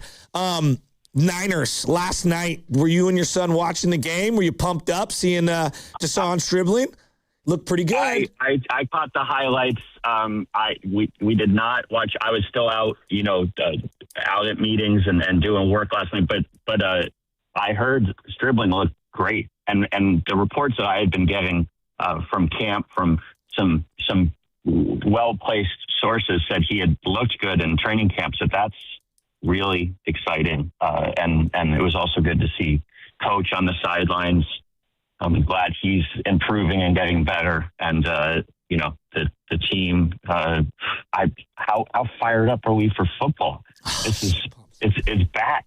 It's back. I have a friend that's a Raiders fan. He was paying attention to every single play of their preseason game. I was like, you're focused on the wrong team. But, other than that, it's great to have NFL back. It was great to have you back on the River Islands guest line, Mr. Mayor. Thank you so much for your time this morning, man, and let's do it again soon. Take care, you guys. You're the man. There he goes. Tell your son I said hi. I'll see you soon. Of San Francisco, The one, the only, Daniel Lurie. So, and he did a 1-week tease right there. We got some big news coming next week. I wonder what it is. Maybe I'll get the keys to the city. Relax. That's not what's happening. Look. When you're off, too. Look at that. Listen to me. One day my lights will go out on this show or this station or this career. And at some point, like Tony Soprano, he just fades to black. That will happen to me. But until then. God, what a horrible ending. Yeah. Whatever. You know what? Was. But until then, I've been asked to help out my neighborhood and my community, and I've been asked to help champion things, and I wouldn't champion something that I didn't believe in. Yeah. And I truly think that all these great things that we're doing at a professional level will have trickle down effect on a youth level for our children. I think the number one issue with most working parents in San Francisco is both of us work or one of us works, because maybe who knows what your living situation is. How can I get my child active after school into something that doesn't cost me a fortune, that is close to free, or just maybe it is free? And how can I put them somewhere where they're safe, where they can learn some skills, whether it be sports or life skills? Where can they go and make friends, have fun, and know that they're in a place and an environment that's not dangerous? I'm very blessed that both my kids have an after-school program that provides all of what you just said up till 5 o'clock. Exactly. Not everyone has access to that, which is unfortunate. And also, I'd take it one step further. On the weekends, I could do that, right? Because I'm with them on the weekends, so that's the time where Nora tomorrow morning, she's going to have a soccer class. Benny, we're signing him up for basketball camp he's going to be doing. So, and you need the money to be flowing into those projects to be able to subsidize that. All right. So from the mayor of San Francisco to a guy that, let's be honest, he's even more of a legend. It's Vern Glenn, baby. KPIX. Channel 5 was the sideline reporter for the game last night between the Niners and the Titans. Vern Glenn on the other side. Fremont Bank here for you. Here for good. And also, football coverage on 95.7 The Game is presented by Xfinity. Score the most reliable Wi-Fi. One price, 5 years, guaranteed. Xfinity. Imagine that. Think you've got baseball figured out? Put your predictions to work on Polymarket, the world's largest prediction market and official partner of Major League Baseball. Trade on who's winning the division or taking home the Cy Young or MVP and who wins it all in October. As every game changes the season, the markets move too, creating new opportunities to trade. You're trading against other fans, not the house. Download the Polymarket app today and use promo code BLAZE to unlock $20 free for your first trade. That's promo code BLAZE. Trading not available in all jurisdictions. Check local regulations before trading. Restrictions and eligibility apply. That's Elena's family group chat. Someone's always sending a blessing or starting a poll about the baby shower theme at midnight.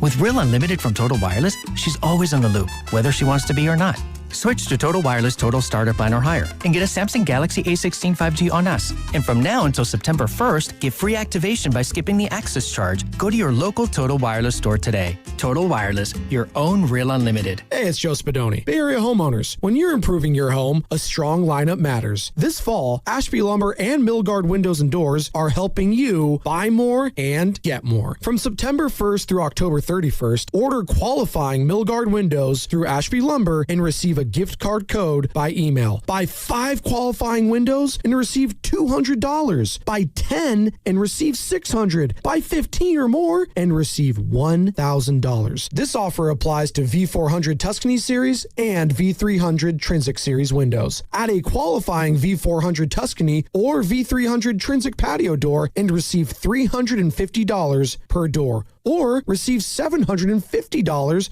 per qualifying VX350, AX450, or AX650 moving glass wall. Lock in rewards while you seal in comfort. Visit Ashby Lumber's Berkeley or Concord showroom for complete promotion details. Ashby Lumber, your local Milgard certified dealer. I'm Boomer Esiason. My mom died from cancer. She was only 37 years old. She didn't have life insurance, and that was devastating for my family. That's why having life insurance is so important to me. Ethos makes it fast and easy. Get a quote in seconds, apply in minutes, and get same-day coverage. You can get up to $3 million in coverage with no medical exam. Get your free quote at ethos.com/music. That's ethos.com/music. Paid spokesperson. Time spent on application may vary. Online health questions required. Veterans and active duty service members, when your call to service ends, your mission doesn't have to. Go from GI to IT in just a few months at My Computer Career. Prepare for a high-demand career in cybersecurity, protecting people, systems, and institutions from real cyber threats. Cyber warriors are needed now. Will you answer the call? Go to mycomputercareer.edu/CWP to learn more. That's mycomputercareer.edu/CWP, an Elite CompTIA certification partner. VA education benefits are available to those who qualify. When selecting a financial institution, how do you know you're making the right choice? As Bay Area bank customers find themselves at a crossroads, maybe it's good to consider if you want your bank to be community-oriented or corporate-minded. Fremont Bank has grown by providing stable, consistent service to the region, its families, and its businesses for 60 years, all without a single merger. And we intend for more of the same for the next 60. Fremont Bank, here for you, here for good.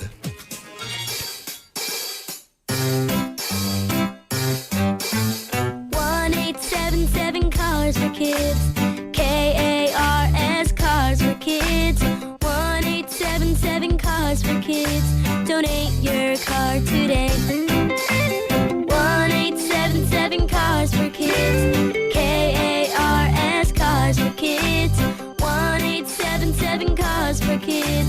Donate your car today. Ready to get rid of that old car? Donate it to Cars for Kids. Call 877 Cars for Kids to speak to a friendly live agent. Donation is super easy, and your car can be picked up as soon as tomorrow. Go to carsforkids.org now or call 877 Cars for Kids to donate your car today. 1-877 Cars for Kids. KARS Cars for Kids. 1-877 Cars for Kids. Did you know you can donate real estate too? Go to carsforkids.org. That's cars with a K. Pros, find the right flooring for the job in Lowe's newly redesigned flooring showroom. Shop our expanded assortment of trusted brands and get up to 35% off style selections, Stainmaster, and Stainmaster Pet Protect Special Order Carpet. And while you're here, save $100 on a DeWalt 20-volt max 6-amp-hour 2-pack of batteries. Now just $179. Get more of what you need faster and save more where it counts from the ground up. Our best lineup is here at Lowe's. Valid through 8/26 while supplies last. Selection varies by location. Finding great candidates to hire can be like, well, trying to find a needle in a haystack, but not with ZipRecruiter. Its powerful technology actively finds and invites qualified candidates to apply to your job. So while other companies might deliver a lot of hay, ZipRecruiter finds you the needle in the haystack. See why 4 out of 5 employers who post a job on ZipRecruiter get a quality candidate within the first day. Try ZipRecruiter for free at ZipRecruiter.com/team. That's ZipRecruiter.com/team. ZipRecruiter. America's favorite car show, the Good Guys 39th West Coast Nationals, returns to the Bay August 21st through 23rd in Pleasanton. Check out the coolest hot rods, muscle cars, customs, and more. For info and a chance to win tickets courtesy of Good Guys Car Show, visit 957thegame.com.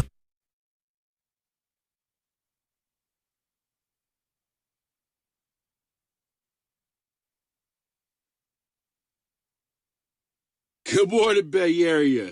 It's everybody's boy, Zucci Man.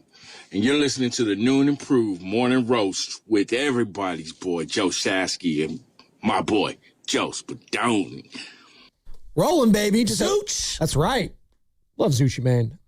Just had the mayor of San Francisco, Daniel Lurie, join us last segment, talking about the big news of the day here in San Francisco. Oracle Park going to be hosting the 2028 MLB All-Star Game. Can't wait for that. And he actually had a good question. I was like, will Bryce Eldridge be a part of that potentially? Giants fans hope so. I hope at very least the home run derby would be fantastic. Here's the bigger question. Yeah. Will Logan Webb be good enough to be? Ooh. Well, who on the team now? This could be a whole segment. Who on the Giants team now, executives and coaches included, will be a part of that All-Star Game and their festivities a couple of years from now? I have no idea. Who will even be on the team to be eligible? Willie?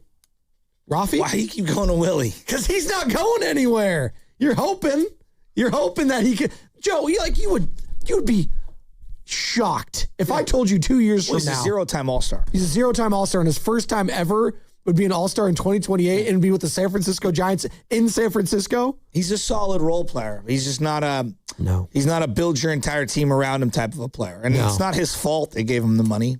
It's not his fault. We're going to be joined by Vern Glenn here momentarily. KPIX sports director, was a part of the broadcast last night for the 49ers preseason game when they took on the Tennessee Titans. And the Titans came away with a victory, 19-13. And there was a lot of positives. Dejon Stribling probably being the biggest one. I think Curtis Rourke opened a lot of 49ers fans' eyeballs yesterday. No one knew what to make of him, right? He was an Indiana quarterback prior to Fernando Mendoza. Has the size, has some good arm strength. He has a little bit of wiggle in his game. I think he opened a lot of people's eyeballs yesterday. I thought, Prysock, one of your rookies in the secondary, made a big play on Carnell Tate, who is the number 4 overall pick for the Tennessee Titans, their wide receiver, who they're hoping could be the big connection with Cam Ward. And Cam Ward, by the way, who was the number 1 overall pick a couple years ago, did not look very good. 5 of 12, 57 yards. So overall, some good showing from a lot of different San Francisco 49ers, but we're still hoping some of them can flash. Did not really see a lot from Romello Height yesterday. Romello Height, there's a lot on his shoulders potentially, because who else is going to step up outside of Nick Bosa? And quite frankly, I don't even know what we're getting from Nick Bosa this year. So, I have no idea what we're going to be getting from the defensive line. But you brought up a name that I thought was interesting. The defensive tackle, Grayson Halton, made some plays yesterday. He looked good. So, could someone step up, though, on the edges? That's all I need to see. In the meantime, do we have Vern? Thumbs up. 1 second? No? Not yet? We'll get to him in a second. I just didn't know if we wanted to go to Ray in San Francisco. Let's do it. Yeah, because Ray in San Francisco wants to talk about youth soccer leagues in San Francisco. Well, let's go. Let's go to Ray in SF up, Ray? In the meantime. What's up, Ray? Hey, what's up, fellas? I just want to say the World Cup was amazing. France, of course, was robbed, but I happen to play Police Athletic League as well as and Vikings. Nice. For like 6-7 years, polo fields, all that stuff. I just think we got to keep soccer going. It's pretty popular as a sport in the world. And, kids all over San Francisco love playing soccer. I don't know. Is Tony Vitello doing a good job? Should we fire him? Hey, I got another call, guys. I got to go. That's Ray in SF. Should we call it? Only in San Francisco. Was that all just to set up that last bit? Was that the whole thing? I don't know. And on that note, let's bring in Vern Glenn on the River Highlands guest line. KPIX Sports Director. Cavaliers was on the sideline yesterday for the Niners preseason game. Vern, good morning. Joe Spadoni alongside Joe Shasky. How you doing, man? Good morning, fellas. Hey, you're lucky you're getting me. I haven't even had my coffee yet. Well, but that's okay. Well, Vern, did you stuff one more Emmy in the background of this photo? Well, hold on here. You got two. Girls like to hang around. Okay, there you go.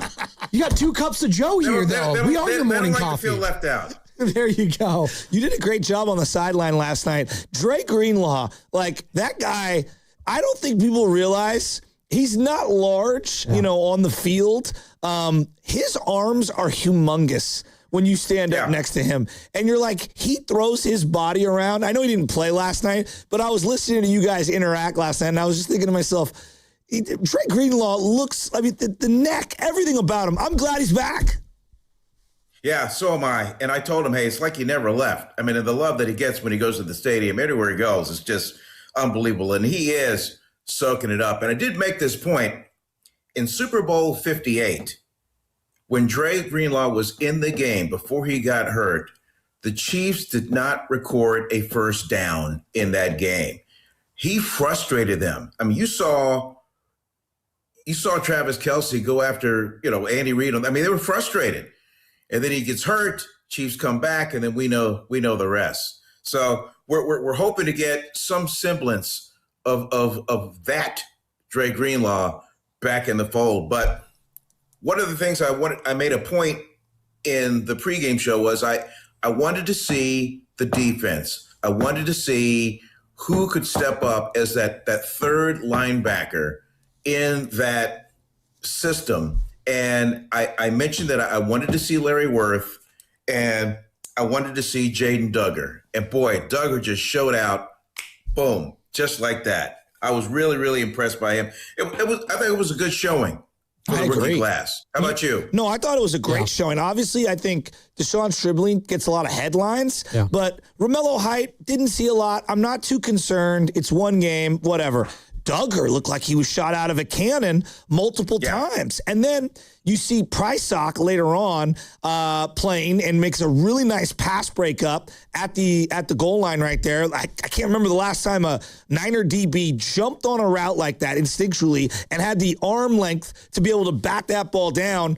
Yeah, I thought it was a great day, quite frankly, for their rookie class. And then the kid, Grayson Halton, who I haven't even brought up yet, he looked better than in one half. I said this to Joe. In one half, I saw more defending the run in the backfield and getting after the quarterback than I feel like I saw from 3 or 4 years combined of Solomon Thomas and Javon Kinlaw.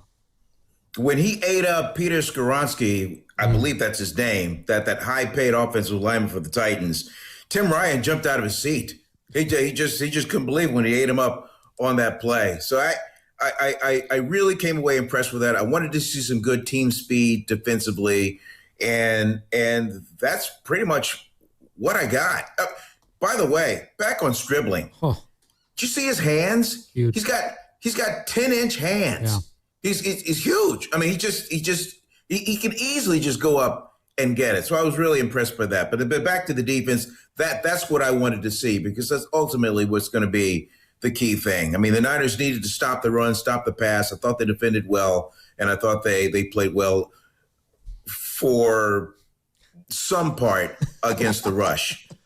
KPIX Sports Director Vern Glenn joining us here on the River Islands guest line. And Vern, you brought up Stribling. I didn't know anything about this guy, Curtis Rourke. Obviously, he was the guy before Fernando Mendoza at Indiana. He had the torn ACL, didn't play last year at all, recovering from that.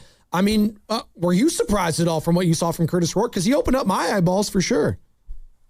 I didn't know much about him either. I mean, neither did anybody else, because he really hadn't played. And I mean, let's be honest here. If you see him out there playing a lot, then that means that there's an issue with QB 1 and 2. So I liked what I saw, but let's just keep it to preseason, huh? Right. So anyway, with that said, I thought he was poised.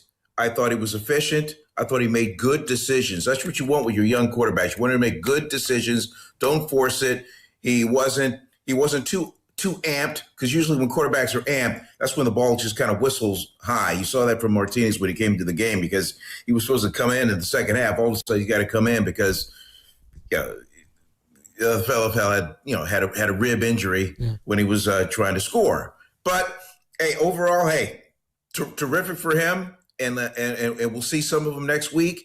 Here's what I really want to see next week in LA. I want to see Stribling running routes for Brock Purdy, at least for a series. That's what I want to see. Well, the running game last night, just who was running the rock last night, it alarmed me, quite frankly. I understand that CMC is their guy, and I hear that, but you had almost 100 touches last year from Brian Robinson Jr., and I obviously don't get a chance to see Kaylon Black because I haven't been down to practice. He's been out. Right. And Jordan James hurt himself, obviously, with the rib injury, so he's been out. I'm not real excited about who's behind Christian McCaffrey right now. Am I overdoing it, or do you agree with me? Well, I really didn't expect much from the run earlier in the game, especially if they're going against the Titans ones defensively. But let's face it, Kyle Shanahan knows he knows he's got to run the football better. He just knows, and they just have to kind of figure it out, and that falls on the guard play, and that falls on the tackles, and just getting out there and holding their blocks. And let's give it another couple weeks in these dress rehearsal games, and then let's see what we got. I'm not too. I've been around a long time. I'm not too one to just kind of overreact over what I saw off of one preseason game. But yeah, you are right. There were later in the game when the Niners were going against the Titans 3s and 4s. You saw something. What's this kid's name? Sincere McCormick. Yeah, you saw some of that. But other than that, I mean, I'm not too terribly worried, especially when you got your top 3 running backs that are dinged up. So, how are you feeling overall about this team? Obviously, we still got a couple weeks of preseason, but barring any significant injuries, and yes, that still does happen, where would you handicap the Niners within the ranks of the NFC? Obviously, the NFC West, You have the two favorites right there with the Rams and obviously the defending champs, the Seattle Seahawks. How would you handicap them right now, Vern? I expect the 49ers to be solid. I expect a better defense and to keep them in these games and try and hold the lead. I expect the 49ers offense to be fine. I know that injuries are going to play a part in it. We hear a lot about these injuries with the Niners because of where we live. We don't know about the injury situation for Jacksonville, Baltimore, Philadelphia, because we're not around them all the time, but we're around the Niners all the time. And we shove it down the throats of the people because that's what they want. So obviously when we hear about injuries, it gets magnified 10 times and fans tend to be worried, and they should be worried. I mean, I get that, but injuries are part of the game. Every single team in the league has these injuries. I don't want to hear any more about this substation crap. That's just kind of the way it. I was around when the Niners were winning Super Bowls. The substation was there. Substation was there when I got here beginning in 1990. So there was no problem then. So what about now? So I don't want to hear any more about that. But yeah, you're right. Injuries are going to be a part of the game. They're going to play a role. That said, when the schedule and everything came out, I expect an 11-win season. That's across the board. Just anything less than that, I'll be kind of disappointed in that. So, the biggest question coming out of last night was like some of the guys on the sidelines. I don't know. Trent Williams' outfit? He had the cut sleeve, okay, with the giant shades and the huge medallion, and then in pregame. In pregame, the guacamole top and bottom from Low Neal with your boy Matt Lively. So who had the better outfit last night? Was it Trent Williams or was it Low Neal? Well, you got to go with Trent. I mean, he's really obsessed about his fits in everywhere he goes. So Trent's going to always dress to impress, no matter what. Low, hey, give the future Hall of Famer some love here. I mean, Lowe's my guy, and then Matt, I get rising star, already is a star. So I mean, Matt looks good in that suit. Yeah, he I does. just couldn't fit in it. Yeah, I feel you on that. Well, I think it was Julia Goodrich they brought in at the end, but I was thinking we got to get Low, just kind of like how Levi's needs some sort of sun tarp. We needed to get Low a tarp. The guy was beaming bullets off the face, and my wife goes, poor Low Neal, because we've known him forever. Poor Low Neal, he's just sweating like crazy. We got to get this guy some overhang. And he was in shorts. Next week, Low will be in studio with Matt, and I'll be in L.A. Air conditioned. Low will have the suit on, and Low will look just fine. By the way, as I was interviewing Dre Greenlaw, we watched Tatum Bethune get that sack, and Dre was so excited to see that. That was impressive. Well, I think that they have also impressive. I got a text from some of my buddies who saw that interview, going, "What's up with?" What's up with you and Dre Greenlaw? You look like you were the same height. And then that's what I was like, I had the step stool. Step stool goes wherever I go.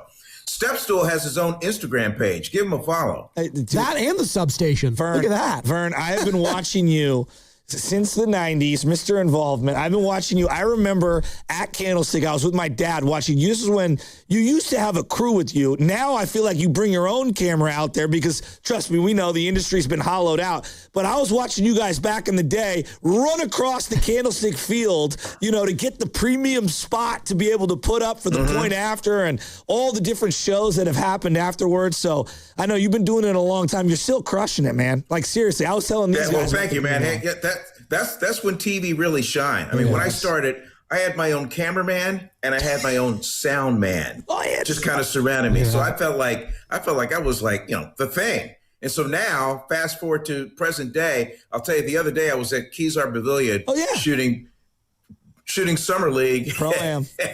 Bonte walks in and he sees me, and I've got the tripod, I've got the cell phone on the tripod, and I'm shooting highlights. He's like, oh man, look at Vern. Hey, but that's the world we live in, the digital age. Absolutely. He didn't big league you, did he? He's got a big head. He would never do that. What? Come on. Bonte came in with his daughter, and then when he came in, he was like the freaking mayor of Kezar Pavilion. They all kind of came up to him, mobbed him. But hey, Bonte deserves to get his flowers, and he did. You got to be careful, Vern. He doesn't like mayor. It's actually the king of Bay Area sports. He calls himself. The king, please. The feudal system. There you go. He's actually going to be joining us for a cross. He's joining us in like 40 minutes. He's filling in for Steiny today. So we'll hear more from We'll Bonte. tell him I said what's up then. We'll do. Hey, Vern, thanks so much, man, this morning. No, we really appreciate the time. And now, coffee. There you go. And like that, he's gone. The man. Coffee. Thank you, Vern. He had his 2 cups of Joe, though. Come on, you got to have them every single morning. I had my McDonald's coffee this morning. I feel fantastic. I love Vern. You do. I do. I saw a little gleam in your eye when you just saw his face. He's great. I love him. I don't know where he was. I think he was in his kitchen, just hanging out like on the countertop. I love that. With his Emmys. With his Emmys, I know. That era of broadcasters makes me smile because it brings me back to when I was younger. Yeah. Mark Ibanez. Oh, legend. Vern Glenn. Yep. This guy was younger than those two, but Dennis O'Donnell. Yep. Used to be Joe Fonzie, obviously forever. 49ers. I mean, he's synonymous with the 49ers for me. Who else, guys? Obviously, we love Larry Beal. Larry Beal. Yeah, absolutely. Legend. Aloha means goodbye. Aloha means goodbye. And I love that we've had all of those guys on our airwaves so much. And you know what the best part about them is? It's not just some like television thing. No. They live and breathe sports. They listen to all of our shows. Oh, dude. When they're in the car, Bro. Mark Ibanez is texting. You got Vern. Like all these guys are still so involved and they're just sports junkies, which I love so much. And I'm glad you brought that up as you're listening to 95.7 The Game, KGMZ FM and HD1 San Francisco, and Aussie Sports Station in the home of the Golden State Warriors and Valkyries. Just this ever-changing, landscape of just sports and how we digest it and the television aspect. It's like we don't watch, the Sports Center anymore. It's just not like we don't need to see the highlights of everything because I get the highlights already on my phone in real time. I can just go on Twitter and search for whatever, right? So it does still hit different on these local broadcasts when it is only a local broadcast. When I am only watching, the KPIX version, I see Haberman and I see, Tim Ryan and I see Vern Glenn out there. It just gives you the feels of the past, if you will. And I think that's kind of what you're getting at, Joe. And we are coming to you live from the Laughing Monk Studios, Laughing Monk, righteously brewed in San Francisco. T-Rock. Oh, he's the best. When he pulled the sneaky athletic before the game and during the game on Curtis Rourke, I was like, are we still doing that for the white guys? The sneaky athletic? It's always just the white guys are sneaky athletic, huh? Really? Come on, T-Rock. Dude, the pregame, Lowe, he had the guacamole fit, dude. It looks so good. What do you mean by that for the people that didn't see it? That's the color. Thank you. It's a they're thinking it actually looks like mushed up avocado yeah, on there. It's not there. avocado green. It's almost like 1970s Vietnam Marine green. Oh, my God. What? He's in the jungles? Is that what you're saying? Welcome to the jungle, baby. But the thing about Lowe is just, I see him and I smile. And same church, same pew. And the Lowisms are all time. Well, and they're best part is I see these videos from these kids like my welcome to the NFL moment. And they're all involving Low Neal. Yeah, because he's just like a giant and he's a boulder and you can't get through him. Apparently, like Sean Merriman had one where he was talking about how I was going to wreck anyone's stuff. And so we came down the middle and I took out Low Neal and I was like, woo, woo. And then the next thing you know, he goes, they ran that play again. And Low Neal's like, run it again. And he came and plastered him. And he goes, I got knocked out. I had to go onto the sideline. And Lowe was like, yeah. Yeah, if you've ever dapped up Low Neal, you feel like, oh my God, this guy is made out of granite to this day. I'm convinced he could rip someone's arms out of their socket. Yeah, he could. Yeah, it's called Me and Evan Giddings. He could do that with one hand tied behind his back. By the way, E-Dog and Low Neal, catch them at Laughing Monk this year for the pregame show. Can't freaking wait, man. It's going to be awesome. Now, is that for the home game, Sammy, or the away games? The away games are here. Home games, Laughing Monk, correct, Sunnyvale? Something like that. Something like that. We'll get the details. But again, those two are going to be doing again. They crush it. And love Lorenzo Neal. Just good people. Always hooking it up with the producers. Always has a smile on his face. He comes to work with the right attitude and mindset is what you want. That's why he's a Hall of Famer, because I'm sure he did the same thing. Well, he should be in the Hall of Fame. In the NFL, everyone speaks glowingly about Lorenzo Neal. All right. Every Friday, we let you know who on the Valkyries, Cam, was built like a baller. Brought to you by Baylord, wealth management for the Bay and the people who built it. All right. Tiffany Hayes was balling this week.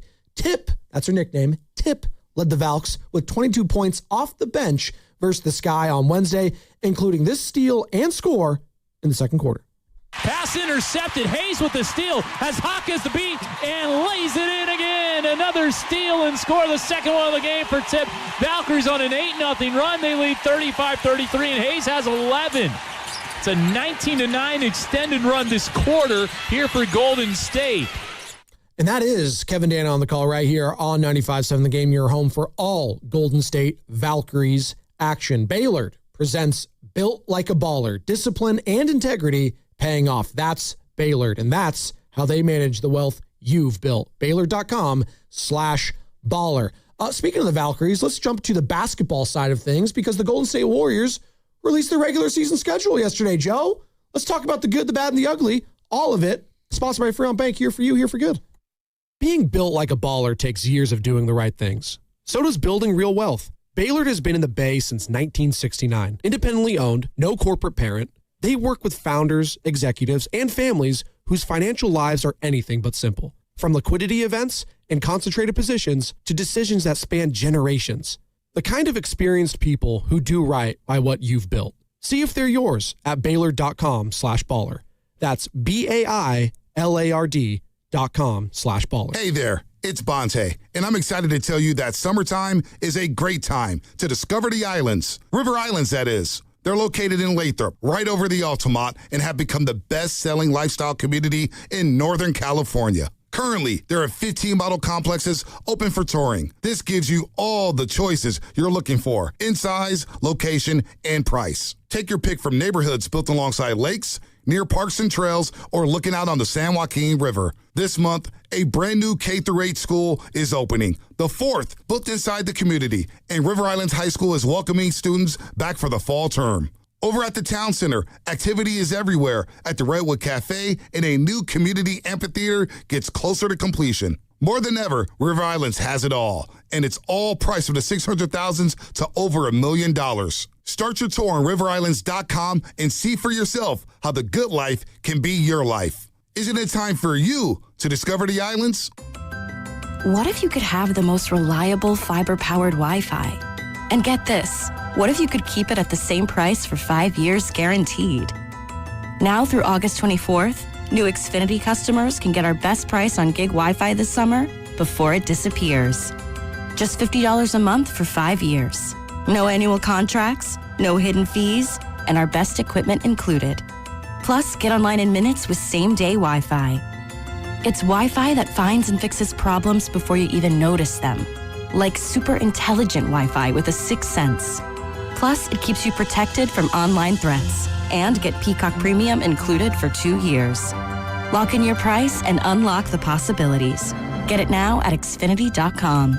Xfinity. Imagine that. Restrictions apply. Requires paperless billing and auto-pay with stored bank account. Taxes and fees extra. Speeds vary. Use of fiber coaxial cable. Learn more at Xfinity.com/same-day Wi-Fi. When it comes to hiring a plumber, heating, or HVAC or contractor, think Local 38. With non-signatory companies, that low price up front is often just to get in the door. And once the work starts, so does the extra charges. But with UA Local 38 signatory contractors, you know the cost up front. No surprises. And it's not just about the price, it's about the people. Non-signatory shops often cut corners, which means inconsistent work. UA Local 38 contractors invest in their workers with strong pay, real health benefits, and retirement plans. That means experienced professionals who take pride in what they do. Local 38 workers are craft certified and complete a 5-year apprenticeship consisting of 10,000 hours of training. So when someone comes into your home or your business, you know you're getting a trained, vetted professional. For quality, accountability, and peace of mind, choose better. Choose UA Local 38. Plumbers, pipe fitters, and HVACR union signatory contractors. For more information, go to ualocal38.org or call 415-626-2000.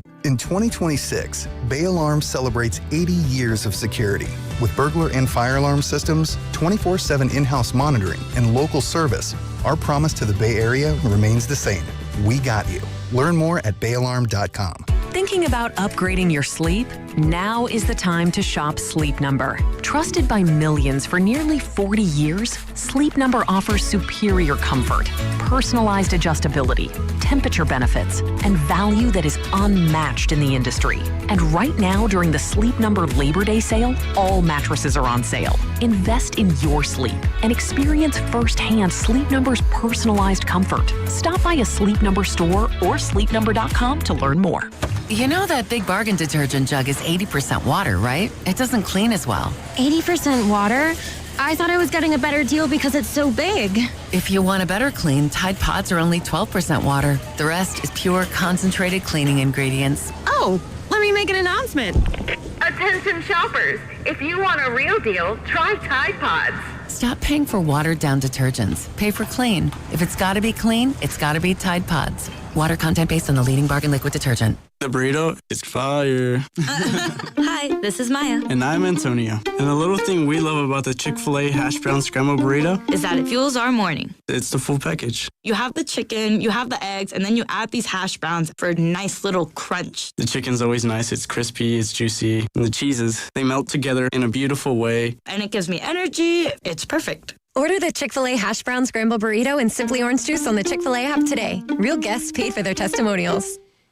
This is the story of the one. As a maintenance engineer at a beverage manufacturing plant, he starts his day knowing every line is ready to run because Grainger delivers the industrial-grade products he needs to keep mixers, conveyors, and packaging equipment moving. With Grainger's vast selection of bearings, belts, and motors, he keeps operations running smoothly, so nothing grinds to a halt. Call 1-800-GRAINGER, click Grainger.com, or just stop by. Grainger, for the ones who get it done.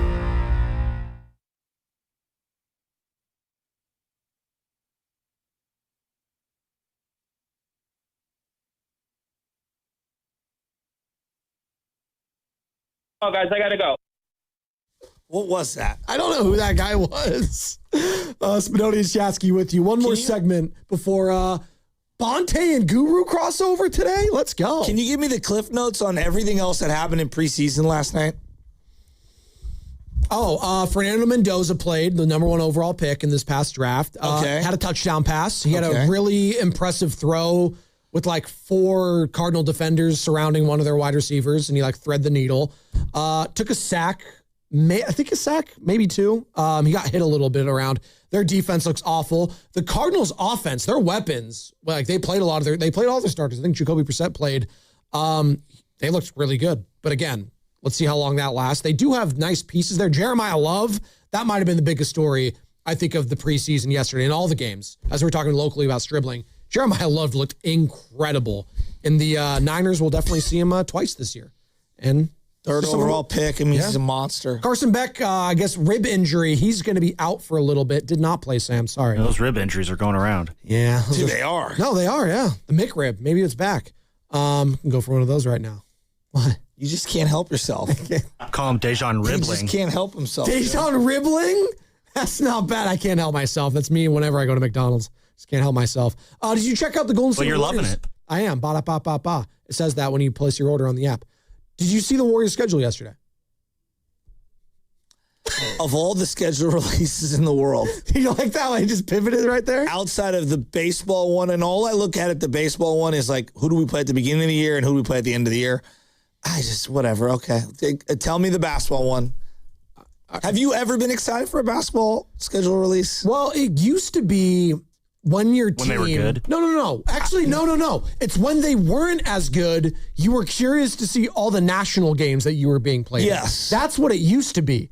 But now that the Warriors have been so good and in the public eye for so long, like it's almost like an afterthought. Oh, they got Steph, so they're going to get like 30 national games. Like, so it's like, it's not even exciting. So you go to like the more of the in-depth stuff. It's like, all right, where are the long road trips? Where are the long like home like How stays? many back-to-backs? Yeah, the back-to-back schedule. I guess this is the first time in the Golden State Warriors history where they don't have an away/home back-to-back. So where you're on the road and then you come back the next day and play at home. The Phoenix Warrior one, the Sac Warrior, the LA Warrior. Okay. But they do open, so this is some just little tidbits. For their first 5 games this season will be on the road. They open at Los Angeles. They come back home to play the Memphis Grizzlies, and then 3 straight on the road at Phoenix, at Denver, at Minnesota. So Lakers, Phoenix, Denver, Minnesota for your first 5. It's going to be a little difficult, right? This is what? What's the smirk? And then you come back at home again to play the Lakers. So you play 2 games against the Lakers in your first 9 days. First 5 games of the year. First 5 games How of the many year. load management games? For everyone on the roster, meaning like any 3, 4. So there is a back-to-back within the first 3. So hold on. You think when the schedule comes out, like Oklahoma City's going through this? They have a home and away back-to-back. So I mentioned there's not an away and home back-to-back, but there is a home and away. So Friday you're playing the Memphis Grizzlies at home at Chase, and then you're getting on a plane the next day and flying to Phoenix to play the Suns. So, maybe there. Are you load? Well, we know Al Horford won't play in that game. Will Stephen Curry play in that game? Like being all serious here, it's going to be interesting how they're going to load manage these back-to-backs with Steph because he is older. He's dealing with runner's knee. Like that is going to be quote unquote the new normal. So for him. should I wait for Steph to release his own schedule of what he thinks he will play? That actually would be incredible. If players release Steph, Draymond, Al, let's see if our schedules link up at all. No, I'm not available for this game. Are you available for that game? Okay, you can do that game. All right, I'll take that game. You do this game. Let's the back-to-back. Can't do that one. Let's all take this one off together, guys. Let's do a group load management for this one. Dude, I just want to say I love you. Nick Friedel, who covers the team for The Athletic, our guy, cousin Nick, this is what he had to know. Austin wants to know what's Dunleavy's cold call schedule looking like. Oh, my God. Hey, Steph, which games are you available from? Hey, it can be handled remotely, though, Sam. Schedule release day. They're going to play remotely? Schedule release day. This is Nick. Is another reminder that if the league really wants to help its regular season product, it should eliminate back-to-backs in the future. Just straight up. Have we not been talking about this for 4 years? And he's like, for example, PSA to fans in Memphis, the odds of seeing Steph on November 19th aren't high. It's a back-to-back in the 3rd game in 4 nights. I love how Nick has identified in Memphis. Yeah, we're good, bro. Hey, well, LeBron James saying last year, We're good. I don't need to play in Memphis. It does nothing for me. I mean, why is Memphis just getting crushed? Isn't it a nice place to visit? I mean, he might be hurt before that. Sure it is. Apparently the hotels aren't great. So like NBA, the hierarchy up there, they don't like going to Memphis. Sorry. So LeBron James is Steph, they're out. Sucks to be Memphis. Keep the engine running. We're stopping over in Memphis for a second. Right? That's what it sounds like. They do have a nice stretch. Who are we to crap on Memphis? Well, that's what I'm saying. We won 37 games. I think San Francisco has better hotels than Memphis, No, I though. know, but I'm talking about as a team. Oh, well. I thought you were going just city. Well, Yaxel Lendeborg just owning Cam Boozer. So how about that? In their face. In the Summer League. I can only go off what I saw, Sam. Just like Stribling, okay? I'm excited. I am.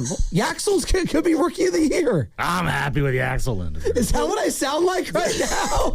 Do I sound like that guy? Hey, I'm now imagining, how everybody says that the media is in the Warriors' back pocket. Yeah, Could you imagine like Joe Lacob calls you out of nowhere? He's like, hey, I need you to come on down to my mansion.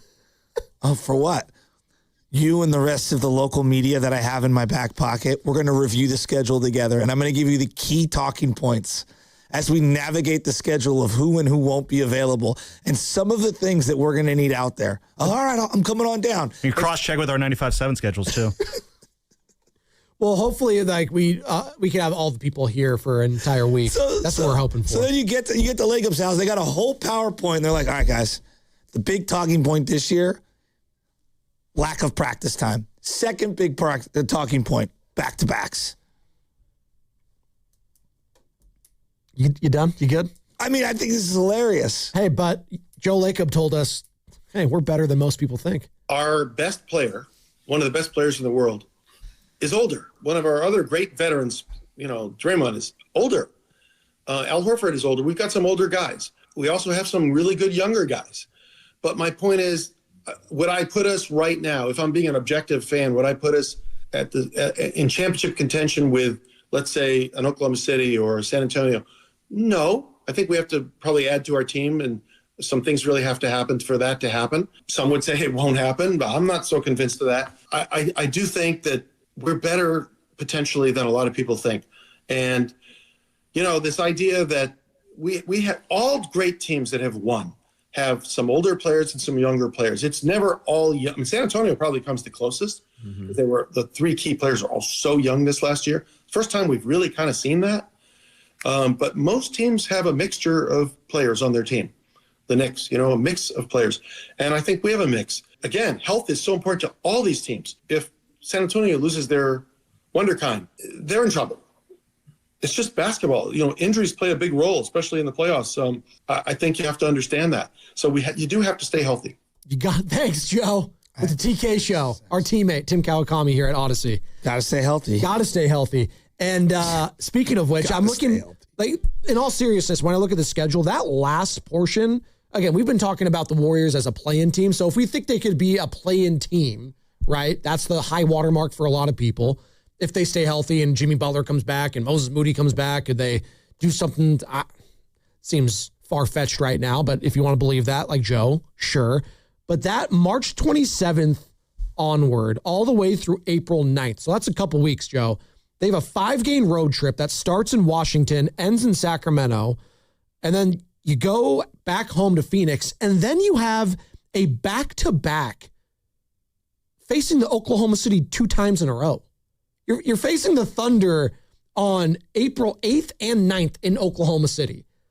What? Like, that was a weird scheduling quirk for me. And then the final game, you come back home against Utah. Very odd. I don't think I've ever seen that. I would take both games off and try to win in Utah. Well, the Thunder are going to take both games off and still win. Probably. How many losses have you baked in? Oh, we're doing the win-loss game? Are we going to do that? Let's go through it. Okay. Do it. Come on, here. Give me the music. No, we'll do it. You want to? Let's go. Let's go. Every single game, we will do it. Give me NBA prime time, whatever it is, round ball rock. It's somewhere there, Cam. 888-957-9570. It's Spadoni and Chassis. We're going to go through the entire regular season right now and give you our win-loss prediction. No, we will. This isn't going to be me comparing and contrasting Brock Purdy with all these other. Okay. I'm just going to keep the wins right here. I'm going to keep the wins. At Los Angeles Lakers. Loss. Okay, loss. Back at home against the Memphis Grizzlies. Win. All right, we're 1-1. Nice little home opener. At Phoenix. That's revenge for the Warriors. Win. That's a win. They're 2-1. At Denver, loss. At Minnesota, loss. Mm-hmm. Back at home against the Lakers, win. Nah. Are you doing the math in your head right now? I don't even know what our record is. All right. Sam, are you paying attention in the back? What are we at? I'm going to say loss. Okay, loss right there for the Lakers. We only have 2 wins. Okay, we only have 2 wins right now, so they are 2-4 currently. Dude, don't worry. I'll just track the wins. Okay. Clippers at home. Win. Phoenix at home. Win.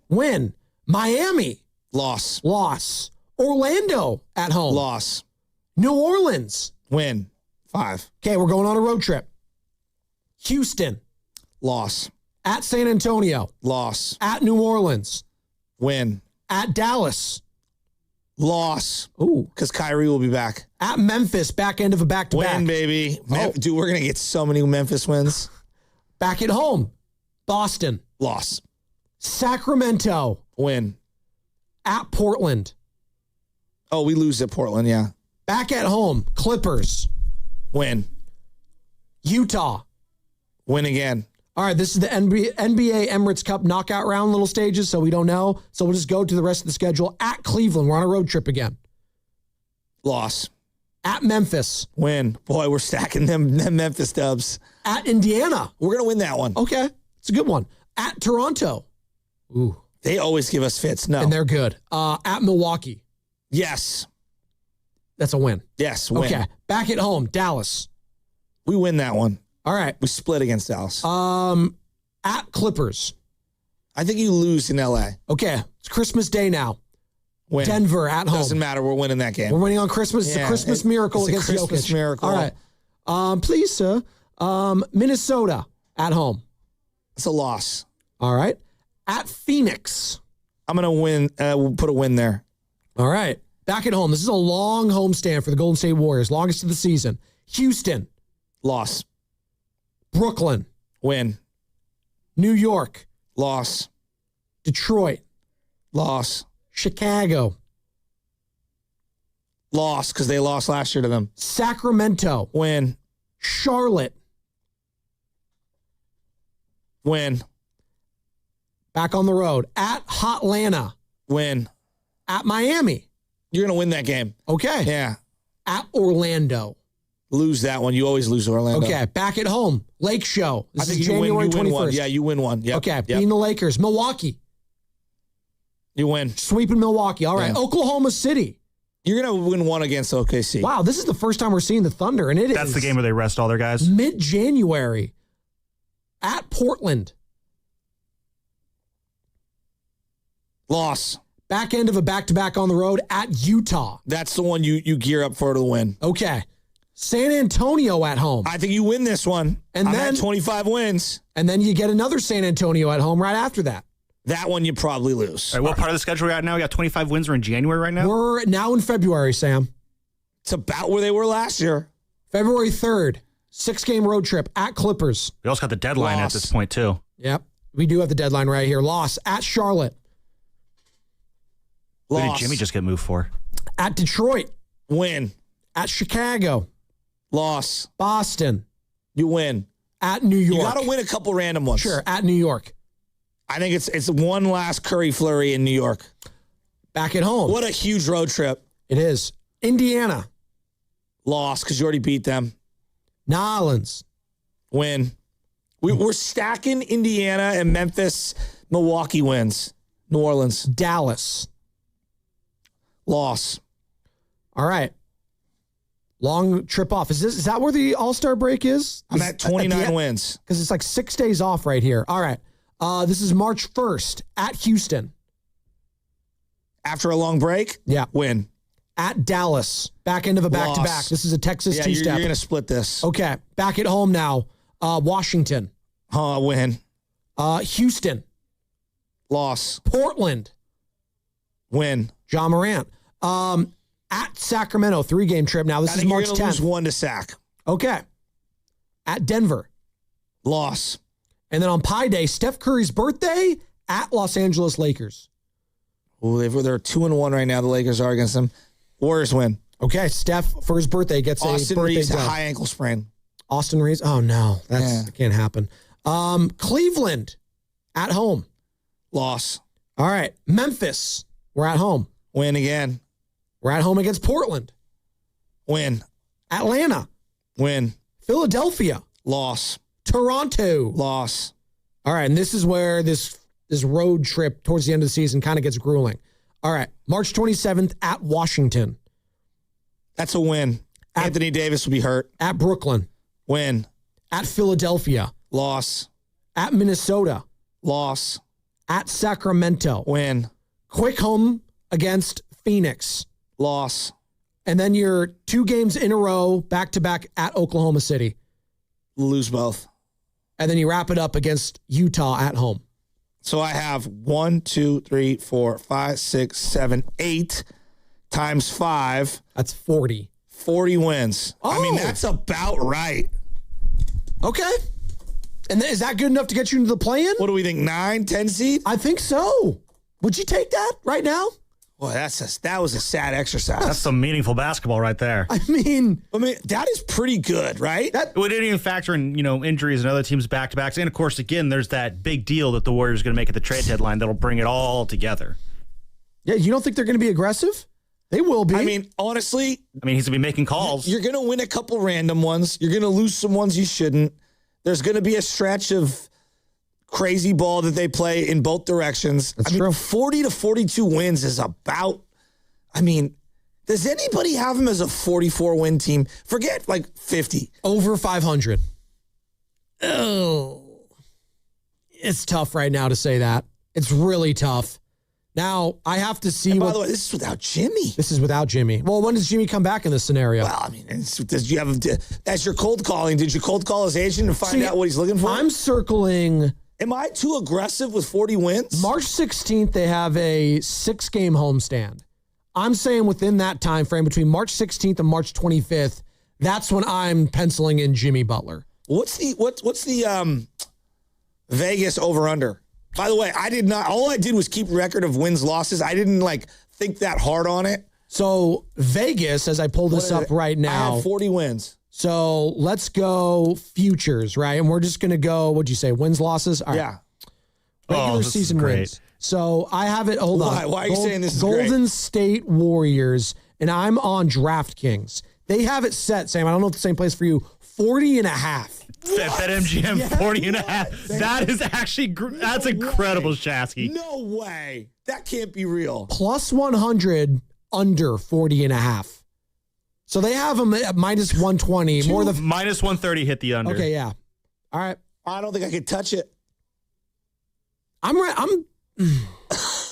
I'm actually really impressed. That's not bad. Come on, Lovin. That was incredible. That was pretty good.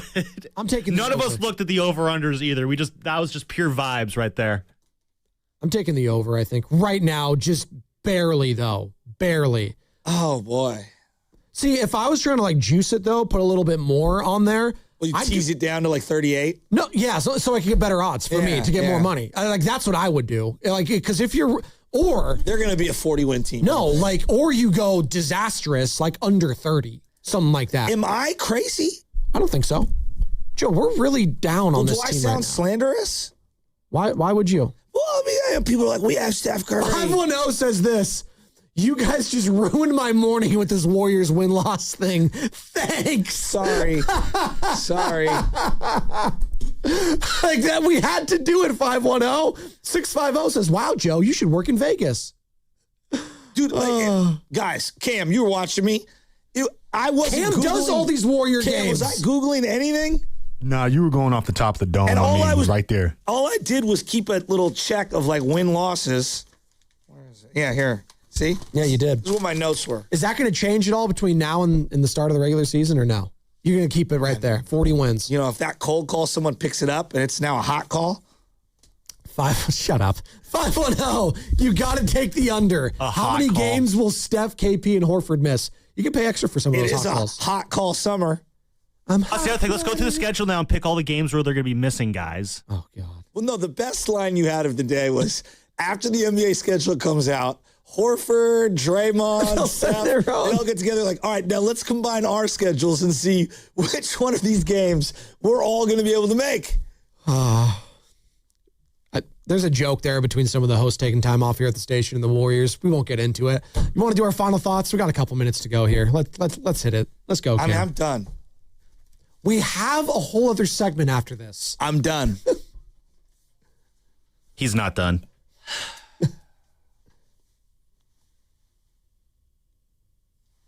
Blow it up! Who are you more excited about, Yaxel or Deshaun Stribling? Just excited. That's it. I don't know. I think Yaxel for me still. I'm pretty pumped about Deshaun, but I'm going to go Yaxel, lean, but pretty pumped. Went to a place last night, Northwood restaurant, for dinner. What's it called? It's called Northwood. Northwood restaurant. Excuse me. Breakfast for dinner is the best. What? I've never been a breakfast for dinner guy. Lame. Eggs could only be eaten in the morning time. That is. You ever have an egg on a burger? Thank you. No, I don't like eggs. I don't like eggs on my burgers. A breakfast burger, yes. Eggs on a pizza? No. Oh, fried egg? God, that's Are you serious? Wait, whoa. Where are you getting an egg on a pizza? You've never been to Giolina's in Glen Park? I'm not, no. Yeah, do they crack a farm egg on a, well, I guess they're all farm eggs, but on a pizza? You never had that? Unless it's a deviled egg, I'm only eating eggs for breakfast. What? I got to try this egg on a pizza place, Shasky. Wait, you guys are looking at me like you eat eggs at 4. You went to deviled eggs and I got nothing for you there. Feel me on this. Breakfast for dinner. Hell yeah. Hits all the time. It's definitely better than dinner for breakfast. Thank you, Cam. Thank you, Cam. My taste buds are so shifted from working in this. No, this. You keep talking. And you just keep up. Oh, you're doing what you did yesterday. You're just leaving. Okay, great. He's just leaving again. If you're listening. Okay, he's yelling at He's everyone. at least doing stuff for the shit. He's not coming back. No, he's leaving. He's not coming back. He just left. They agree with me. He's gone. They agree with me. Breakfast for dinner. I don't like breakfast for dinner. I went into the other room. I said, breakfast for dinner. Everyone nodded their head, thumbs up. Were they listening to you or were they just nodding at you so you can go back in the studio? Okay, so what's the breakfast meal for dinner that you like? Well, yesterday I had... pancakes. No, I had 2 over easy eggs with chicken apple sausage, hash brown, and some rice slices. And it was amazing. That sounds great for breakfast. Sounds really good. For dinner, getting a steak. And then I also put some hot sauce, some ketchup, and then I ate part of LJ's meal, which was chicken tenders That's and fries. always the best part. The dad tax, as I call it. There's something about eggs with fried chicken. I don't know what it is. It's just and like hash browns. God, and you got to get it fried over. chicken's just incredible. We will agree on this. Always over easy. I need to get that yolk I like runny, poached. and I you get like the runny yolk. I know, but I'm a poached eggs No, but you do that and you mix it in with everything, right? You got to mix it with the hash browns, the sausage. Nicole, my partner, she is like she hates runny yolk. She's over medium. She's got to have it That's firm. what the bread's for. I told her that, and she doesn't like that. How are you out on breakfast for dinner? It's just not my. It's just I not my grew up thing. eating cereal all day. That's different. Cereal is Cereal's an entity. anytime snack. That's different. Or meal. Cereal could be eaten at any. I don't know if I call that's cereal 2 in the meal. 2 in the morning. No, it is technically because it gets all your whole grain meal and fiber intake. What do you got, Sam? Nah, I'm Fiber's just thinking important. about breakfast for dinner right now. It's a great thing, and It really is. you know, I love over easy eggs, but I love doing a nice little egg scramble too. You know, mixing the meats and the cheeses and all that stuff. Dinner for breakfast is underrated. How Dinner about for that? breakfast, that's That's a little what bit we do crazy. here. I've done spaghetti breakfast. Tuna That's melt at 8 in the morning. That sounds like a stomach ache. the tuna melt in the morning. Yeah, I know. I've done the spaghetti breakfast though. I'm I about can go that. for some sushi right now, Sam. How about that? Go for some California rolls right now, Cam. What you got? Let's hear those pipes. Let's I'm go. excited for the youth movement here in the Bay Area. We got Eldridge, Lindenborg, Stribling, and Celebrini in all these sports. Yeah, the Bay's coming with something. I say within the next 10 years, 15, we got some bright futures ahead of us. I like it. Are you going to be doing some commercials for Golden State again this year, the Warriors? I hope so. I'm with trying those to get voice- a with lot that more. voice? I'm Come trying to get a on. lot more samples for my voice reel. Let's Could go. you imagine? He sounds like the guy who's the hitman who's going to take you out in a movie with that voice. I would love to portray one of them characters in one of them films. I would love that. guy. I would love to take you out, Shafty. I thought he was going to say. Still making plans Oh, my for God. September. We've got one for you. Great golf, great people, and even greater cause. Learn more about the Pettinelli Financial Partners Charity Golf Tournament at Harding Park on Friday, September 11th, benefiting the Autism Society, SF Bay Area at PettinelliFP.com. Coming up next, Bonte and Guru. It's the crossover brought to you by Front Bank. Here for you, here for good. Cruise on out for the Good Guys 39th West Coast Nationals. Over 3,000 classics, Good Guys Autocross racing action, a huge automotive swap meet, and so much more. August 21st to the 23rd at the Alameda County Fairgrounds. Details at good-guys.com. Hi, I'm David. I'm Chris. And I'm John. We are the three brothers who own Jack's Restaurant and Bar. And we are here to... Not again. That's my line. That was my line. Boy, stop it. Mom? What are you doing here? Have you heard your commercials? They're terrible. That's not our fault. You taught us how to cook delicious food. Using only the freshest ingredients. And to treat all our guests like family visiting our home. But you didn't teach us how to write catchy radio spots. They remember that and get back to work. Yes, Mom. Jack's, serving delicious breakfast, lunch, dinner, and drinks the way our mom taught us. ilovejacks.com. T-Mobile is launching something no other wireless network offers. Introducing Nothing. Pay nothing today and walk out of the store with a new phone. What did he say? Nothing. You definitely said something about nothing. Exactly. Go to T-Mobile, pay nothing up front, and leave with a new phone. Wait, nothing rules. She gets it. Hey, thanks for nothing. For the first time ever, switch to T-Mobile, pay nothing. No taxes, no fees, no money down. And walk out with a new phone. There are 250 reasons to choose T-Mobile, and now nothing is holding you back.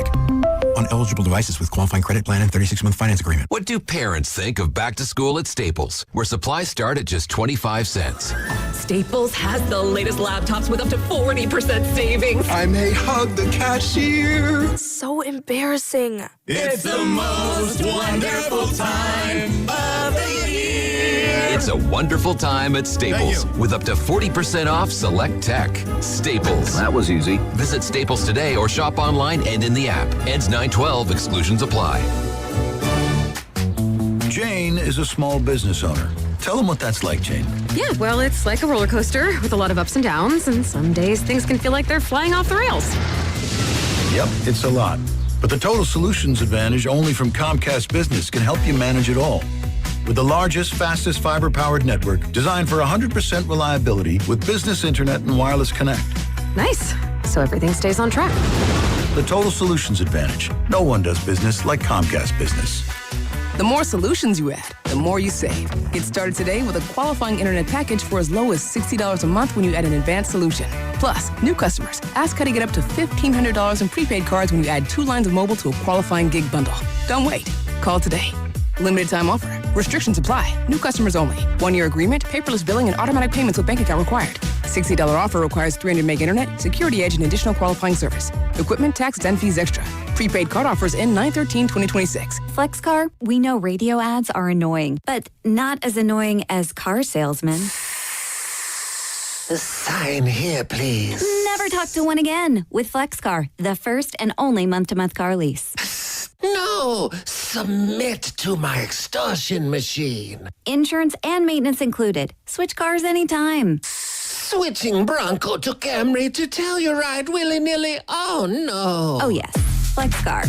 You drive everything. I felt a jackhammering pain in my jaw. Like someone sawing my bones. Barbed wire in my shoulder. Like a cattle prod in my hip. Like I put my foot in a blender.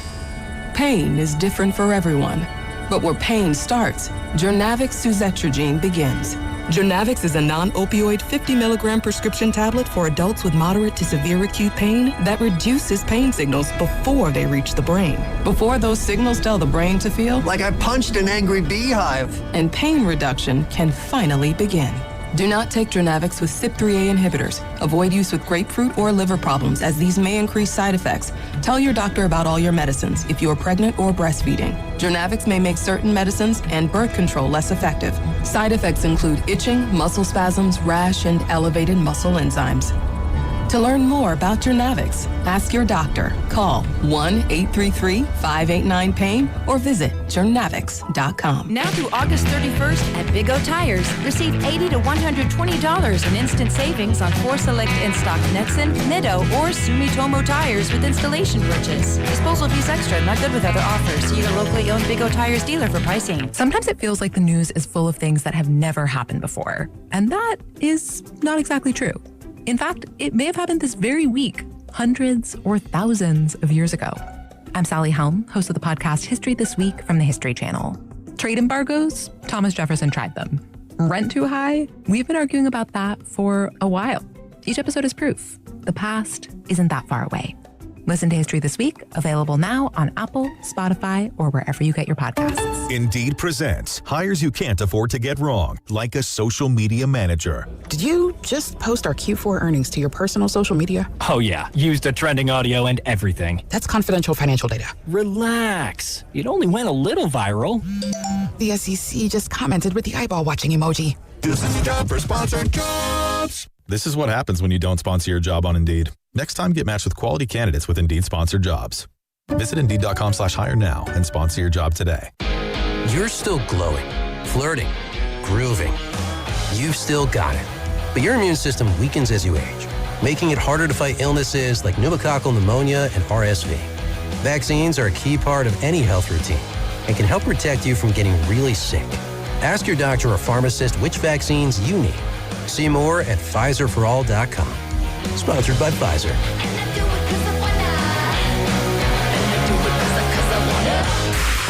You're listening to 95.7 The Game, KGMZ FM and HD1 San Francisco on Odyssey Sports Station and the home of the Golden State Warriors and Valkyries. Always live on the free Odyssey app and now coming to you live from the Laughing Monk Studios.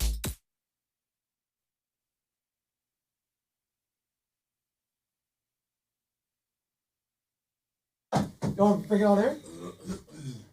Hi, this is Dwayne from Concord. You're listening to the Morning Roast. Spadoni, the Italians love you. Anything for Shasky? Shasky, you're pretty cool too. Yeah. The show behind the show. Speaking of which, the crossover is now.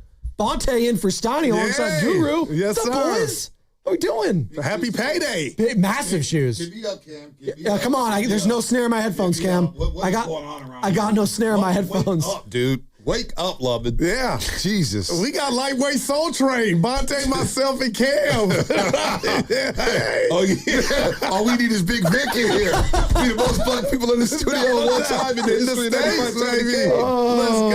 Let's go. Hey, no, Q. You guys are talking to Shasky behind the scenes, and Shasky, your Olympic Club member. And Goose says, "You need some color there, Shasky. Bring me along to work out." Well, I didn't say and it like Shasky, that. no. And Shasky's like, "Wait, color?" Like he looked at himself like he needed a tan or something. I thought he was talking about me. I He didn't took know. his watch off to show me, put some could go a lot sunblock of on that different thing. ways. Yeah, no, I'm not gonna speak on black. that. What's up, fellas? Preseason, boys. Football's back. You excited? I am, and I think the Niners, I got to be careful here because we'll get into it, Eldridge, Yaxel, but Stribling looks like, I know it's preseason, but boy, if they hit on that one, Purdy got him a guy.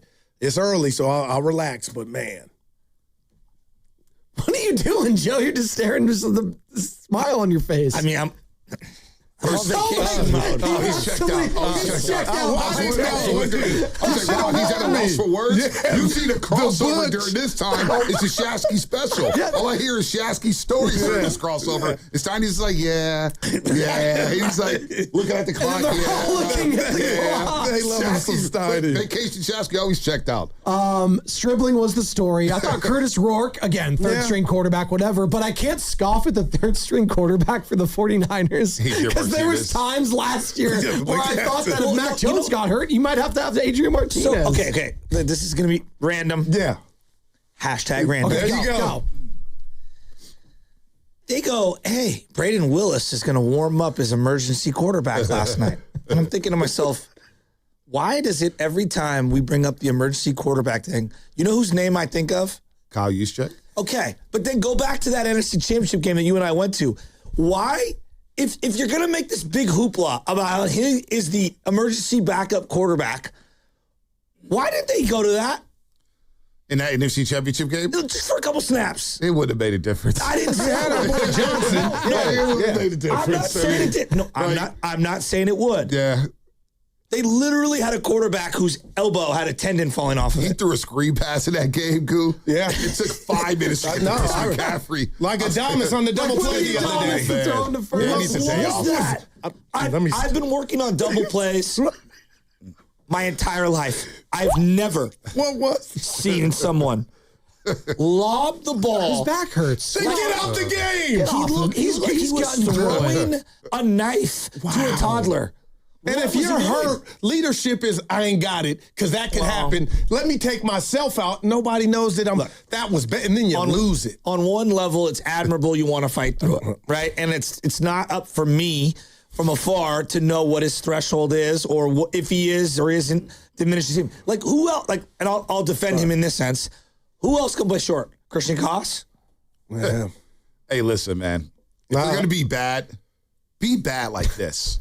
There's a guy, like, you guys are laughing. Yeah. Like, it's one thing to be bad and boring. The Farhan days, bad and boring. It's like, all right, I'm not watching it all. At least you watch something every day with the Giants, and they do something that you've never seen before. That fielder had sunglasses on and lost the ball with the glasses. Barricotto. Yeah, Barricotto. How did that happen? And then what about Drew Gilbert Saturday? Doesn't put the shades on. Yeah. Loses the They ball. were talking about and then Eric it. Carroll zoomed in on him. Then he puts his shades on. It's like, well, I gave you an out. Yeah. No, I can't do it no more. Like, what are you doing? Landon Roop not wanting to come out of the game. And you walked the base. He threw 9 straight balls. Dude, it is fascinating. This team is What fascinating. a word. Wow. They are like, I swear to God, I have fun watching the Giants. And then, they're the worst team I've ever seen in my life. Like, Posey got eviscerated yesterday. Oh, that's article. There's some juicy quotes in it, by the way. There's a veteran agent in here that says they should be the West Coast Yankees. They have too much money to be this bad. It's like too much money to be this bad. It's a great quote.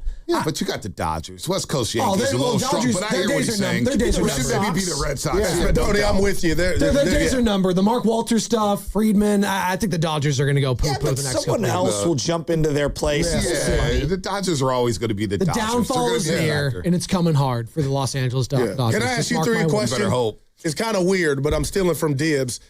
He thinks, because he's got 3 kids, and he thinks everybody has a favorite kid. I got kids. I don't look at it like that. But it brings me to my analogy with baseball, football, basketball. I'm seasonal, but I've realized football's just special because you only get it once a week, right? Okay. Yeah. What makes football special to you? I mean, that's a loaded question. It's like the religion of football is different from all the other ones. Well, because it's a Sunday tradition.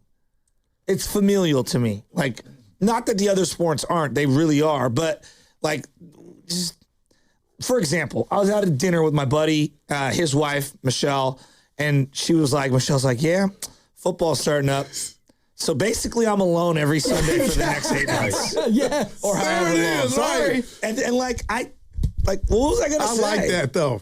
Wow. No, it's true, though. And football's just different. Well, the emotional ties to it, too. Every single throw, touchdown, intercept. You're living and dying on these things. And it's not even your own team, Bonte. Fantasy football has taken this to like times 1,000 with these random plays. I ended up hating Justin Herbert because of a fantasy season he had for me. Like, you hold grudges now. Justin Herbert, and look, when it comes to fantasy, if you screw me over in the season, I'll never draft him again. So you're holding grudges. Justin Herbert in that Colts game on a Monday night, I needed 14 points. Big dog. I don't like it. I was up half a point, and I go, babe, I'm about to go to the championship. And I was like, oh, wait, they're going to kneel down and screw. Like, the Colts are terrible, so I'll never draft Justin Herbert ever again, even though I think he's going to have a monster season with Mike McDaniel. I think the Chargers may do something special. But you loved the game before fantasy. Stanley was trying to tell me it's like the gamble. My love of fantasy is actually diminished. It has, because everybody you're not participating this year. Well, every casual plays it. I'm like, I've agree. been playing it for over 25 years. I agree, B. Seriously, I was playing it when Marshall Falk Are was you on the cover. gatekeeping fantasy football right now? I'm not gatekeeping, You're but there's so many 8-man league. casuals who are like, oh, my fantasy team, this, and I'm looking at them like, dude, you don't love the game. But the NFL loves it, though, because they'll snatch the I love the casuals. game just for the game. I'm with you. It's the lead up when you're breaking down the teams. Come on, when you're B. watching the film, when you got the players to watch, when you get to the press conferences on Wednesday, then who's on the injury report. The pain of the loss that resonates throughout the week. Pregame, and then you get in with that aerial shot of the stadium and the crowd's roaring. In the morning. Come on. Dude, I love you, but I heard something yesterday in the car. I had to text Steiny. You did. He read it on air. Go ahead, but okay. I think B's going to have my back. And I think you said it flippantly, and I don't think you realized what you said. Okay. And maybe you didn't mean it the way it came out, but you go, I watch every single game. They have them in these little packages. It's 30 minutes. And I'm thinking, oh my God, there's not a chance in hell you watch every single game every single week. And you're like, all year, I watch every game. Cardinals, Dolphins, week 16. You were watching that? I feel like Oliver North, and I'm going to step to the mic and state my case. So, Butch, what I meant was YouTube does the condensed games. Well, yeah, the little 7 minutes. So, no, it was about 12, about 50, 30 minutes. You're really clicking on Texans. Don't judge me. Every day during the week, some I'll knock off 4 or 5. I go to bed to said games. I love the uniform schemes. Let me see what Spadoni's doing over in Tennessee, because I never would watch the full game. Sure. But, Butch, that's my thing. See, and I I'm make sure I watch all of them. And it's like the best feeling. You know what? Because you're always riding for Steiny for whatever reason. I'm with you. No, I'm with you. You got to love affair with Steiny. Because Steiny doesn't do it. Steiny doesn't even watch the live games. Listen, we love you, I do believe He's golfing that. Guru is cut from that cook because he'll text me regularly. Dana, what happened? I'll send you watching, pictures. Dude, he's like, yo, I'm watching the Bucks and Dolphins. Like, Butch, it's real. No, it is real. Because I do that too. It's sad. Chasky, come There's on. a difference between watching the 5-minute YouTube package and I thought you were watching full condensed games. No, Butch, the 30 minutes. That's 30 minutes to see. And you got to do it by Thursday, because then they're gone. Yeah. You get to up to Wednesday I know to what do you're it. saying. I need a life. Our Red and Gold Summit, gentlemen, is back again for another year. Thursday, September 3rd, live from Jack's Restaurant and Bar in Pleasant Hill. Willard and Dibs gets the party starting at 2 o'clock, and all the hosts from 4 to 6. Getting you ready for another football season. And get this, boys, our very own Brian Baldinger, NFL Network analyst, Odyssey NFL insider, former NFL offensive lineman, is going to be there. That's dope. Breakdowns in person at the Red and Gold Summit. Can't freaking wait. As you are listening to 95.7 The Game, KGMZ FM and HD1 San Francisco and Odyssey Sports Station, and the home of the Golden State Warriors and Valkyries, always live on the free Odyssey app, Bonte, coming to you live from the Laugh Among Studios. So the MVP award is already done for the summit. Baldy's winning that. Oh, yeah. There it is. But you came up with that award, the MVP. No, he gave himself an MVP one time. It's like, that's not how it works. Steiny got it one time, too. That's not how it works. You got the people tell you who the MVPs are. So I go, no, I got the MVP. It's like, well, you honked the mic all day, of course. It's narrative-based, as we've learned. It's a narrative-based. Ramona Shelburne, you guys are the best. Sometimes you have a Russell Westbrook season, and you're like, get out of my way. He did that the first ever summit. Mark Miller goes, so Bonte, I'm going to start with you. The Warriors. And Shasty comes in, so Mark, let me just jump in here right now. I love it. I did it clear out. Hey, I'm lightweight mad the way Russell got treated, man. How do you get treated? He played he's got faults. We all do. But Butch, the dude in his prime, is something I've never seen at the point guard position. He's a great player. He's 11 consecutive All-Star But he's been a appearances. steward, no trouble. How can you not, a top-tier team, just give him a scholarship of a job? He didn't want to retire, man. I just hate it. I don't know. And the Wizards, thank you, Wizards. You offered him a job in SAC. But man, I respect him like crazy, but kind of like Adrian Peterson at the end, when you bounce around a bunch of teams. Yeah. If you want to keep playing, I'm sure there was a team he could have played for. But, I think his career is incredible. No, you know what? We've all been, I got checked by Russell Westbrook. Oh, I'll never forget. And every time the montage comes up of Russell Westbrook snapping at reporters, it goes to that scene. I'm like, great, I'm tagging him. That was before you were wearing Gucci. You had the green Pendleton on. Remember that? I remember that, Monte. Before the haircuts. Every 2 month haircuts. Now it's every week. Listen, Shasky knows about that life. Yeah. But listen, Westbrook, no, I don't know who played harder than him. He was a villain in period. He played so hard. I love that. On every given night. We talk about players in baseball and basketball. It's like, they ain't giving us their all. They're kind of melding it in. Yeah. He never melded in. Wow. He takes some bad shots, makes some bad decisions, whatever.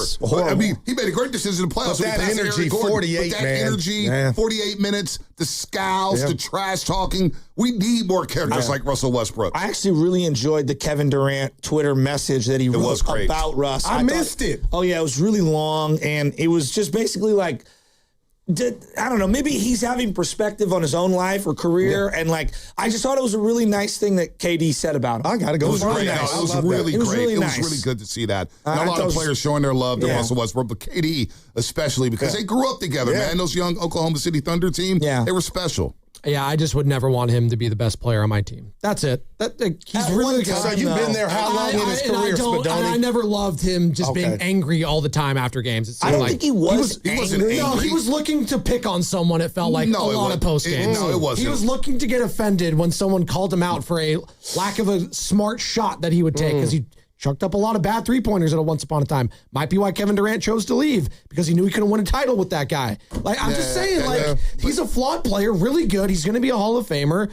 But I don't know. I didn't love his entire career. And towards the end, I can't come up with comping is my thing. I cannot come up with a comp for Russell Westbrook at the point guard position. The energy, the reckless abandon going to the rim, rebounding. Dude was wild. He was unbelievable. And some of that stuff in the post game, what we got to really understand in today's day and age, these players are reading and watching everything. And if they're not doing it, their family members are. You know how much smack people talked about Russell Westbrook? So when it came to those media scrums, he knows some of these reporters have been talking crazy about him. So he's like, what's up? I'm going to take like he did Matt George last year. It's what's up? What's up? You got something to say? I hated that. You know, I didn't like it, but I didn't like it. And I love Matt George. I go to the show all the time. Yeah. But he went to the house and did a podcast that night to talk about it. It's like, dude, you had an opportunity right there to talk to Russell Westbrook. Matt George won, obviously. A year later, Westbrook retired. I'm defending Matt George here. I'm not a Westbrook guy. I'm just not. I'm not going to sing his praises right now. Spadoni, forever or how long have you been kind of turned off? He refused to buy into a six-man role when he clearly was a losing player with the Lakers. He stunk. I'm sorry. And he was never a great player after Oklahoma City Thunder. He bounced on 1, 2, 3, 4, 5, 6. What, 7 teams after the Thunder? He had 11 years. 11 years in the NBA. Are you putting him consecutive incredible seasons? Where are you putting him in the point guards of this past century? Where are you putting him in that? He's going to fall short, but he's still like a one of one. Are you talking about during the Curry era? Since 2000, where is he amongst point guards? He's like top 5, top 10. We glorify Derrick Rose. I love Derrick Rose. He might be top 5. No, I love Derrick Rose. Me too. We glorify him. Injuries. Sure. But isn't it remarkable that Russ played as long as he did? No, in 18 the same years. style? Right. 18 years. I mean, Russell, 18. would have died to have his career. I've got my issues with Russell Westbrook's game. He's a top 5 point guard since 2000. No doubt. Spadoni, I would take him over Chris Paul. Prime. J-Kidd. Yeah. James Harden. Chris Paul. I'm taking James Harden's career. I consider James Harden a point shooting guard. I'm taking James Harden's career over Russell Westbrook. Well, and Westbrook is a leader.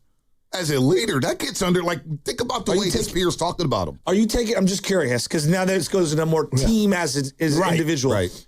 Would you have taken Tony Parker or Russell Westbrook? I'm taking Russell Westbrook. Ooh. I think if you say that, I agree. I'm taking Tony probably. I kind of agree with you. Tony was great. Yeah. But, like, obviously their teams asked them to do very different things. Gotcha. Russ is going to be remembered individually Just more. explosive, man.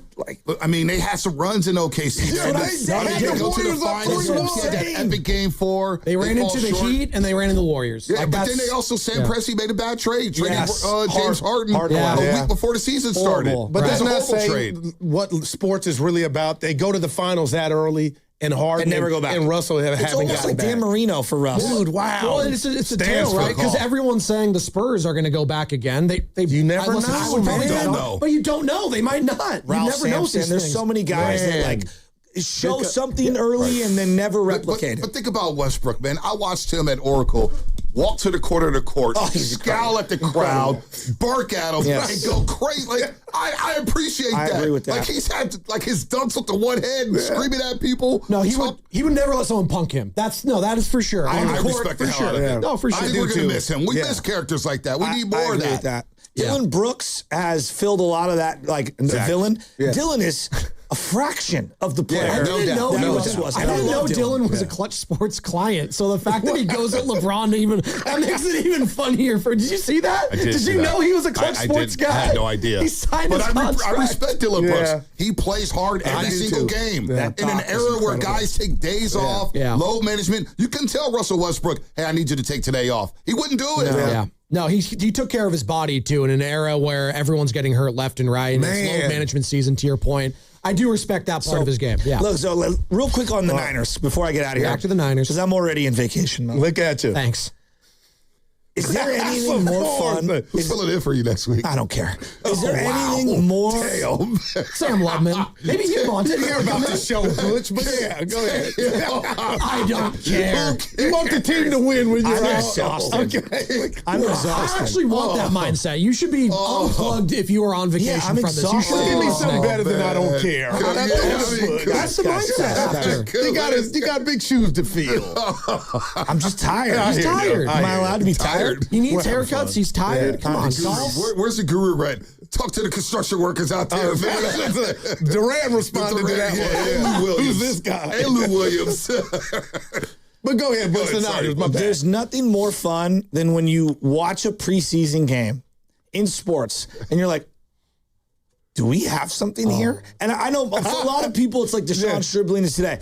I was watching Duggar and I'm watching Grace and I'm thinking to myself, do we have something here with a couple of players? No, I don't know. We'll see. It's like a quarter or two. But it's a fun feeling. It is. And I remember, I was thinking about this, B. I remember the moment I was watching Drake Greenlaw and I go, I think we have something. I remember that. And I was like, I think we have something here. He's over pursuing like crazy, but you know what? But I was like, you can rein that in.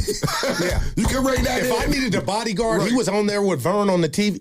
That's a dude. I'll tell you right now. That's a dude you want in the alley. Right. Drake, I'll tap something. Hey, if we're fighting the aliens, I want him alongside of me. Right? Representing the human race. Him and Lorenzo Neal. Lo got the waves going. Lo got the hair. Lo would make friends. Drake Greenlaw does this, right? Yeah. We're at trading camp. Me, Shasta, Love, I was like, you got to give us one of these. Did he do the it? little hands to the head. He goes, nah, it's early. He took the helmet and he smashed his face in it. No, he was like, nah, it's too early for that. And then the next play without pads, he smacks into Christian McCaffrey. He's like, dude, he doesn't know how to turn it off. Dude, oh my God. That's a beast of a man. Well, no, it's like you've been watching Hard Knocks. Who is it? Derek Hall up there? Is that the guy that? I'm kind of jealous. Like Mike McDonald. Oh, you love that guy, right? You do. You have to. How can you not? If you're not a hater, how can you not, man? He hated when I like McVay. I like McVay too. I think we got some great. He likes McVay. No, he does now. He hates McVay. He does now. He loves to hate him. Come on. We got some great coaches in the NFC West. You do. And then great personalities. Listen, you're talking about, one game of preseason. Right. I like the weapons for the Arizona Cardinals offensively. I do. They might not be as bad as Michael people Wilson, think they're going to be. Jeremiah Love. Mr. Ohio State still on there, too. I don't sleep on the desert, man. Yeah. Arizona always comes to play against the Niners. But the NFL, you always have the worst at first, like you would, like Minnesota did a couple years ago. That's for the Cardinals. But the Niners, Stribling, Halton, Told you about Duggar. I don't even think Duggar's a natural middle linebacker. I want to see what he's on the line of scrimmage. I think he's going to be on the line of scrimmage playing on the outside. Let me throw a name at you. Yeah, I know. He reminds me of what I thought Isaiah Simmons was going to be. Oh, yeah. I was like, because to me, they didn't really know what to do with Isaiah Simmons. Yeah. And I thought he could be a freak in the NFL, and it just never really translated. Dude, he was that Fiesta Bowl. You were at it. Playing deep third. I was like, oh my God, this guy's going to be a 15-year pro, Hall of Famer. But I heard Shasky with Vern, you said something. It feels like the Niners can't get that running back 2 position down. Like, guys are hurt, but is Christian getting 350, 400 touches again? I hope not. I don't know. I'll give you another one. Always draft a quarterback every year. Because even if Rooks develops into nothing, maybe it's something, maybe it's not. Just you can never have enough. Because look, what happens if a quarterback goes down? Because you got the best backup quarterback in the Bay right now with Matt. In the NFL, draft a quarterback every year. Do you know who's backing up Patrick Mahomes right now? Who? Carson Wentz? I believe Justin Fields is one of the guys. He's down there. He don't look good. You got it. But he go with you a couple games. Yeah, just a couple. But that's why I like Andy Reid. He's always looking for guys, even though he's got one of the greatest quarterbacks ever. And he'll always highlight the skill set of said quarterback. He's always been able to do that. He will win a game or two if he had to go in. You're right. Get some rest. Schedule talk? Warriors? Huh? Yeah, I got the schedule. Okay, 15 back-to-back. Yeah, I like your 48 national game. Cold call into the show. Finishing back-to-back. I know you got the Utah game. Back-to-back against the Thunder. Well, they may already have something clinched. Yeah, their backup squad still might beat you, though. They're so deep. Calm down. Calm down. Isaiah Joe. I think so much doom and gloom on the Warriors that we may now get to the point where we underrate them. I think we may get to that point. I'm not saying they're going to win 50 games. Did you have a scheduled release party at Joe Lacob's house last night while watching the Niner game? I wish I did. I wish I did. I would have gone. Go Warriors. Give me that Steiny, go Warriors. Go Warriors. On 95.7, the game. He brings the passion. For what? I want to know now. I'm mentally invested. Don't tell me to pray and you don't say what for. He brings the perspective. Yeah, I think they both have a great point. Get off me, text line. He's truly one of a kind. That is wow. Oh, my God. And he's doing a great job. I need you to man up and say what you really want to say. Simon, you're doing a great job. We're the most toxic show in the station. Together, they're Steiny and Guru. Yeah. On 95.7 The Game. You think Steiny cares about the show today? You think Steiny cares about what's going on? Well, he got baby Steiny in him. That's what I call it. He tries to be the baby Steiny. He packed up early, too. He did pack up early. What is up with the early stuff? We trying to get to lunch early. Hey. Remember at school, like we knew recess was coming. You try to be like, hey, can I get some water? We try to get that extra minute or two. I remember. You remember. I remember, too. What's up, everybody? What's up? It's weird to be in here. Goo, I love you, man. We're going to have some high-level sports talk today. You like that? I'm Rob. Shout out Dave Fleming. I'm so excited, Evan. No, seriously. Hey, we got Evan Giddings, Sam Lubman. Lord knows what he's doing right now. Kev's in the building. He's working because he stays working. Yeah. I love it. He got the fake hustle going now, I'm going to do this, and people go, oh, Guru, this and that. Every time I see you, and I have the Odyssey app, and I love radio, I tune in all across the states. Not a lot of brothers together on one show, and Matt Nahigian put us together with Steiny. We had that. So every time I see you, I want to take the time and say thanks to Nahigian, because it's real, B. I listen to these shows. I look and see not a lot of brothers getting down. So let's have fun. And where do you want to start? Well, I remember Nahigian's. We were talking about, we did a show together, you, me, and Shasky. And that was he told Guru, it might be too much energy. What's too much energy? What you wanted. So I'm looking at the YouTube right now. Who said this? 49er 5. Goo and Bonte. That's too much energy for the show. What does that even mean? Hey, don't you want some energy? My boy Silk Basie said, boy, I needed some coffee with you and D. I said, all right, we'll slow it down. I'll slow it down. We'll slow it down, man. No doubt. We'll play 4 quarters offense. There we go. Like North Carolina. But we're excited. I'm excited, man. Yeah, we got a lot going on, man. We got Giants in this article in the New York Times about Buster Posey. We got 49ers preseason football. Dejon Stribling. Yeah, and Butch said it.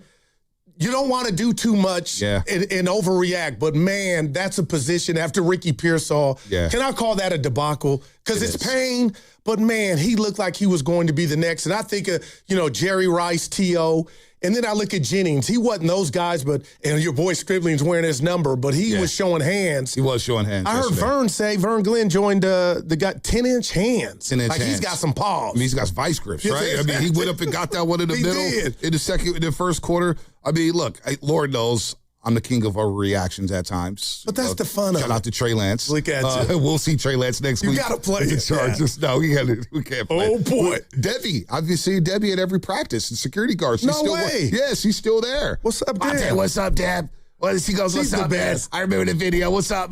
Tell me what's going on. It's her and Nancy who hold the gates out. What's the word? That's awesome. What we hearing? How they looking at practice. So we'll get to the preseason game, and then we got to your videos have been getting views in practice. I don't know why I look at that's my default. I'm like, people watching me. I just post, man. I just try to get the people what they want. If they watch, they watch. Great. And then we got to go to say Warriors. We got the schedule. A lot of talking this week. We got a lot of talking from Mike Dunleavy and Joe Lacob, which, I don't know why. Why?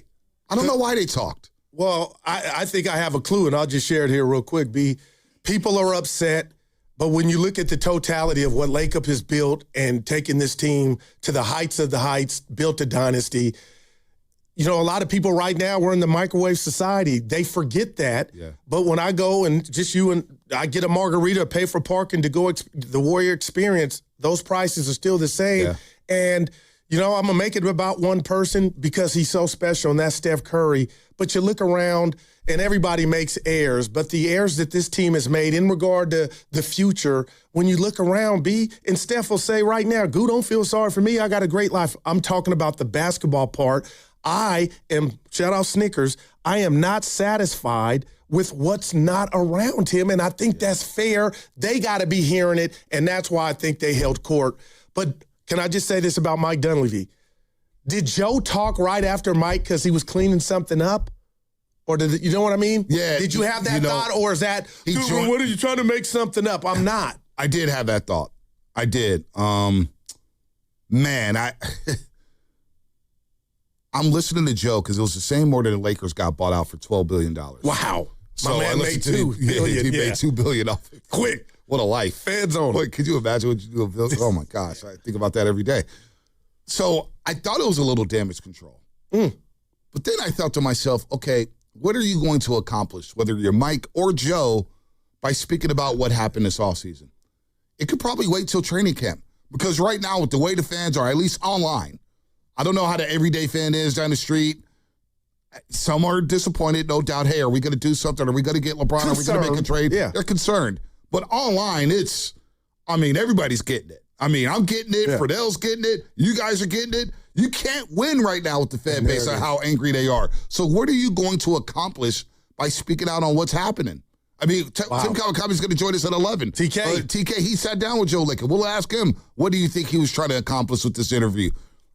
You're just in a no-win situation, Goo. You're just not going to win. No matter what they could have said, hey, we're signing Stephen Curry to a lifetime deal. Joe Blow's still going to be mad saying, well, you're going to sign him to a lifetime deal. What you putting around them? Right. So I don't know so I did think, to your original point, Goo, it was a little damage control by Joe Lacob. Let me run this by you because Steiny kind of scoffed at it like he often does, my man.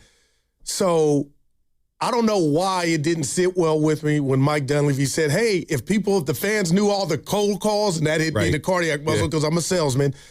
I'm like, well, nothing culminated from that. And when you go to tell your boss, hey, I ain't got no sales, but I got 100, 200 calls, that don't cut it. And I'm in your doctor's office, so help me. But then when I hear Joe Lacob say they were close on 2 deals, and they were 2 deals that had future draft capital, why did that? It made me feel better than Mike saying the cold calls. Is that fair? Because I'm like, maybe you are. They were willing, and it's wordplay, but they were willing to come off some future number ones. The other team it takes 2 to tango. Well, think about this, Goo. Follow the yellow brick road, right, with Joe Lacob. Follow the road. He said it from day one, whether he's coming in here to the studio in 2017, 18, 20, that he's always looking to make the big move. They will always be aggressive and always spend the cash. I got to give them credit. They've always spent the cash. Always. Luxury tax. Second We're in the new apron is a CBA. Joe Lacob rule to me. Exactly. It's like the salary cap. It's a Eddie D and the Jerry Jones rule. There you go. I got to stop these brothers from spending money. So they're always going to be aggressive. So I do believe they're trying to get the Giannis and sell the picks and, get whoever, Kawhi Leonard from the LA Clippers. But it also takes two to tango. And I know fans hate hearing that. They want to see the deal completed. But other teams got to like your assets. And the truth hurts, Lou. Yeah. The truth hurts. It does. How attractive are our assets right now to other teams? Not very. So how are you going to get a deal done? They got to like what you want. They got to like the groceries, right? You go into Trader Joe's or Whole Foods because I know you like to spend the big money. Please. You're not going to just spend it on anything, right? Yeah. You're going to go organic or you're going to just get the raw tomatoes where you're like, it may have some pesticides in it. Oh, no, I'm going to go organic. You can't force yourself to buy something. These other teams like Joe Dumars and the Pelicans, I'm sure they're looking to trade Trey Murphy. Okay. But they got to get something back in return. I hear you, man. So I understand where they're coming from, but my big question, Goo, on why Mike D and Joe Lacob spoke was like, why? Why now? Because, and again, I think they care, and they care to the point to where they hear the noise. And I've been thinking about this, throughout the last couple of days, B. I lightweight respect it. They care so much, they felt like, and it might not have been the right thing to do. You might have been fighting a battle. I remember I texted you, you were fighting on Twitter. Not fighting, they were coming for him. Like, don't go Durant on them. I'm telling them and B, enjoy yourself. Yeah, but you can't win that. You know what I mean? But they just wanted their message out like we tried. And trust me, we're trying. They hear it. And you know how they're going to hear it? By looking at the seats next season and seeing if they're empty. That's the biggest way to make the Giants. I remember a couple years ago I was saying, don't spend a dime on the Giants. I remember that. The team. Yeah. And the seats. Still full? No, not with Farhan. It started getting emptier and emptier and emptier. Nobody was going to the games. And the Giants heard that loud and clear because they hit them in the pocketbooks. Well, if the Warriors this year, if they do come out of the gates and struggle for the first 5 away from Chase Center, 15 back-to-backs this season, that will hurt the pocketbooks because I'm not going to lie. Last year, Chase, Malik and I were watching the Gatehouse, the games. You come by the Gatehouse before. Yep. And I'm watching fans leave at the midway through the third quarter like, uh-oh, that's not a good sign. They already checked out. Right. So that's how they will hear the message. But, yeah, online, everybody's mad. Everybody's mad. I mean, like you said, I was in Mexico deflecting stuff because people saying I'm on the payroll. I kind of understand where they're at right now, and that's the hard truth, Goo. Yeah, it is the hard truth, but I'll say this, and I feel like something's developing, and you tell me if I'm doing too much here. Okay, we are not Halle Berry or Beyonce in regard to the roster. Right. We don't even have a Paul George. Okay, so they tried. And I'm fast forwarding. I don't like doing this. But when it comes to, I got that black NBA Amex card, and then they can't close a deal, then I think they'll be held to pay and pitchforks on, okay, now what's going on? We got bread. We got things we can do. But if we're not closing deals, then you look at, man, and I said this to Monty Poole, and he kept it real. He said, not a bad look, I'm paraphrasing. Why didn't I? It didn't sit well with me that Bob Myers was just affiliated with Philly, and I think had something, might not have been all the Equifax, all the credit, but the fact that was, he knows how to close. No, he does. But could he close here with what this roster was? I don't know. I don't know. But Mike Dunleavy, your at bat is coming up, man. Yeah, no doubt. If we get past this season, whatever it is, when we got the bread, now we got to close. You have to close. And Bob Myers going on that podcast with Rich Paul. Just off the top, this is how you talk to the girl.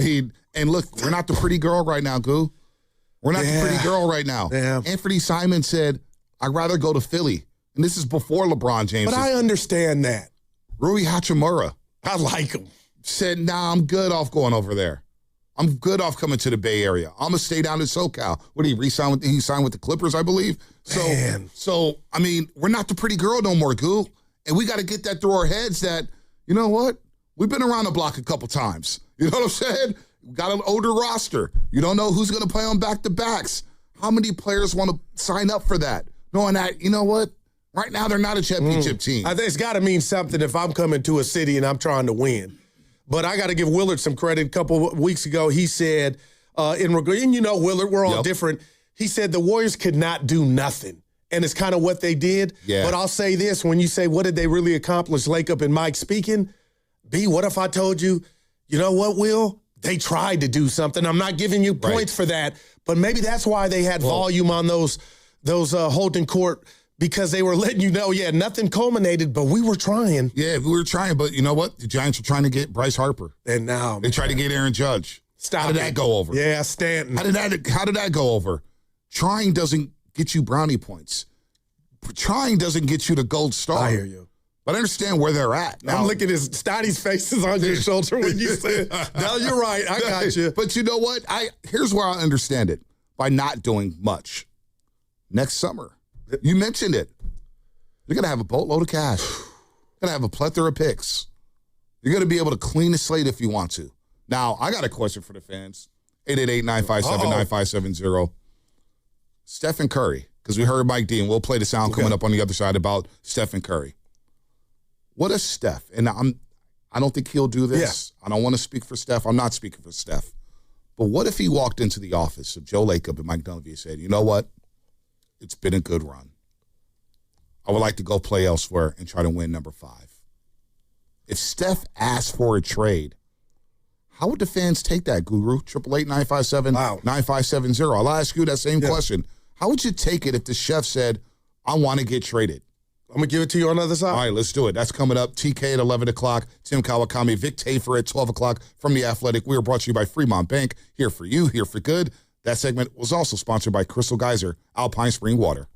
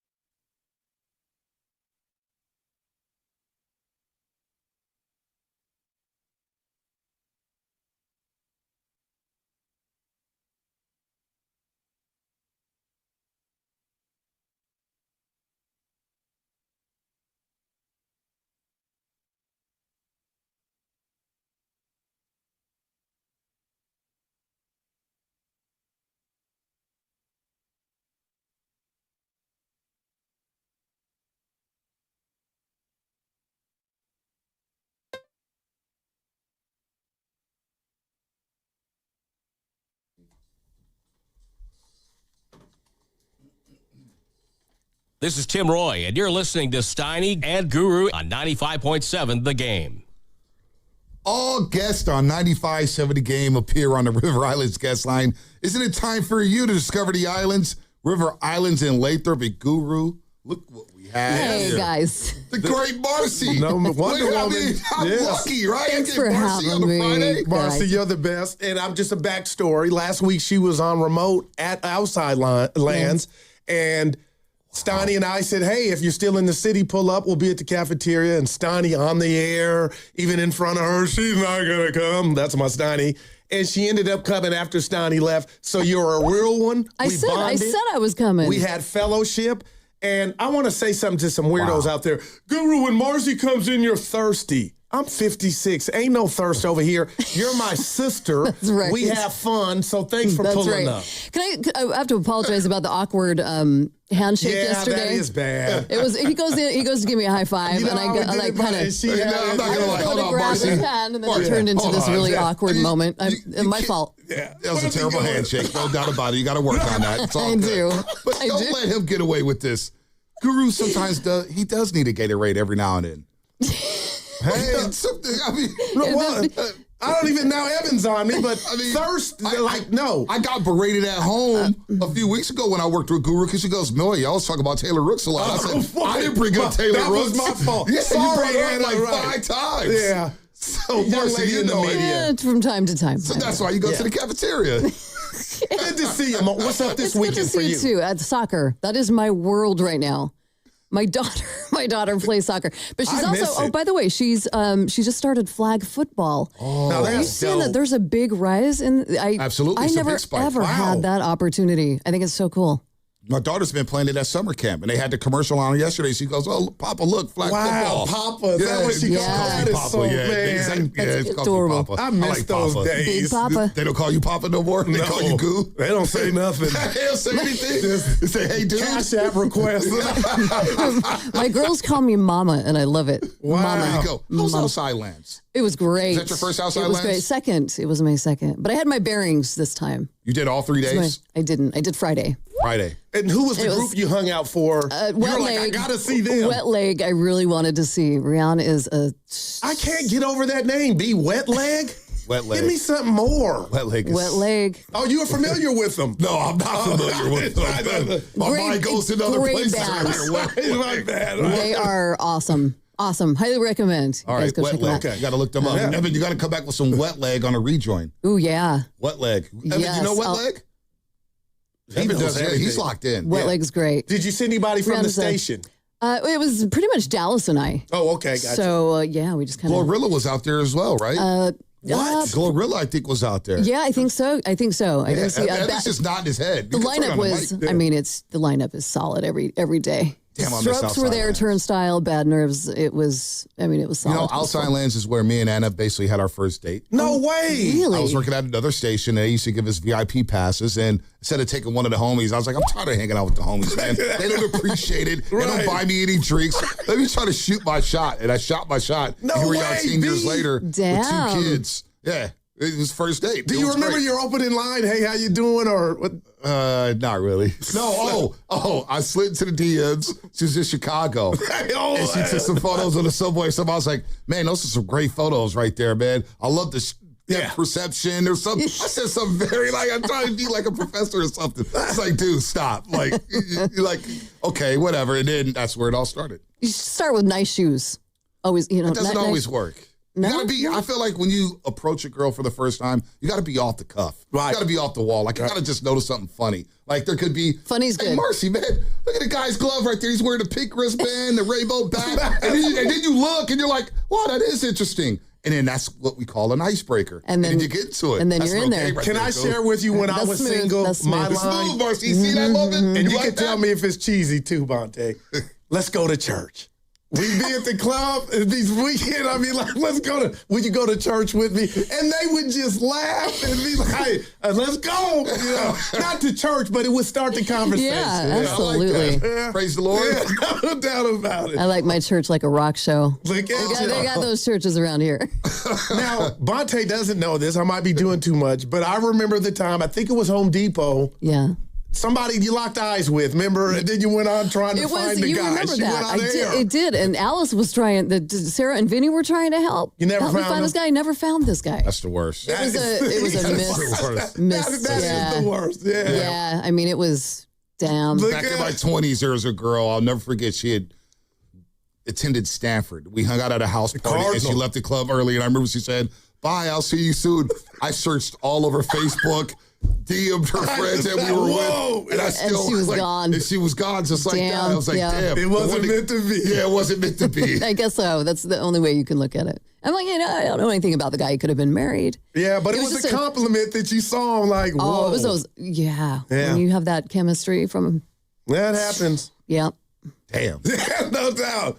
Then I was like, who's your guy? Like, who's my guy from Ocean's 11?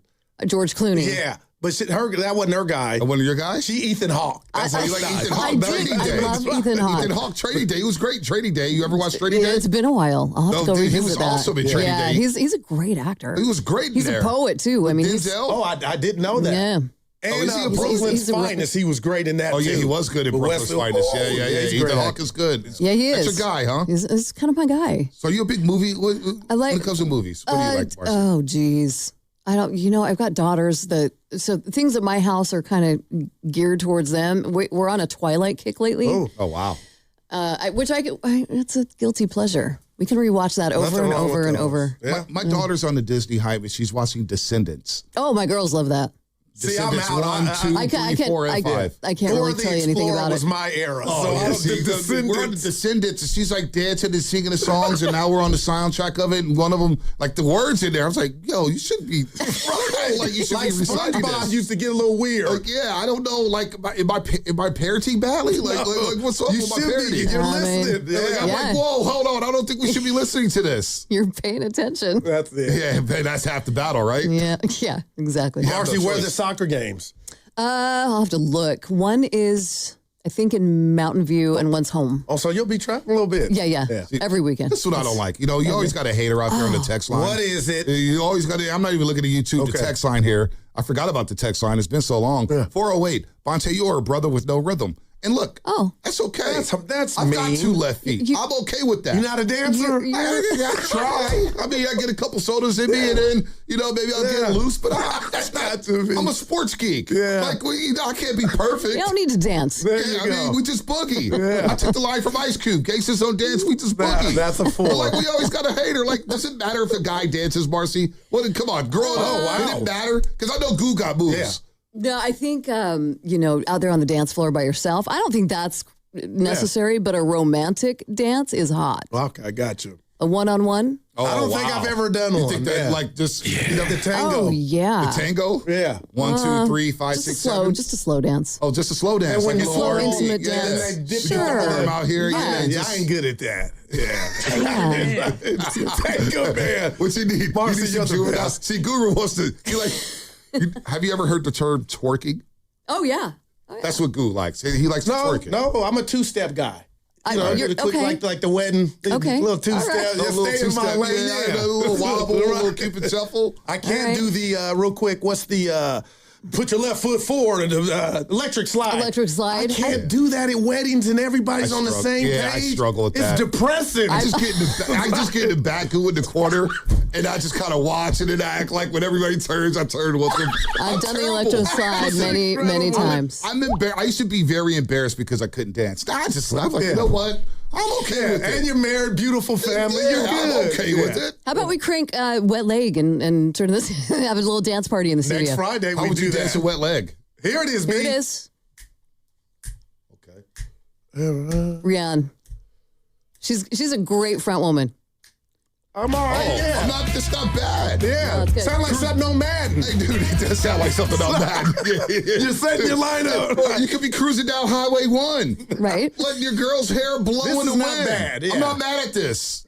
It's good. I'm not mad at this. It's Yeah, actually pretty good. Yeah. I'm not playing. See, I've opened up because of my daughters. Like Sabrina Carpenter gets a lot of run. Beautiful. Espresso and Backham. I'm like bumping to all this stuff now, Coop. Yeah, I love and it. then people are looking at me crazy soon as I jump off the cars back to Nipsey Hussle. But, you know, I mean, it's pretty good. No, that was not bad. No, it's good. Yeah. You explore some more because You're it's the best, Mark. See, I used to call it snitching music, but I've grown up a little bit. Oh, there it is. Yeah. Stally's in Baltimore. He'll be back next Friday. Is he gone for a week?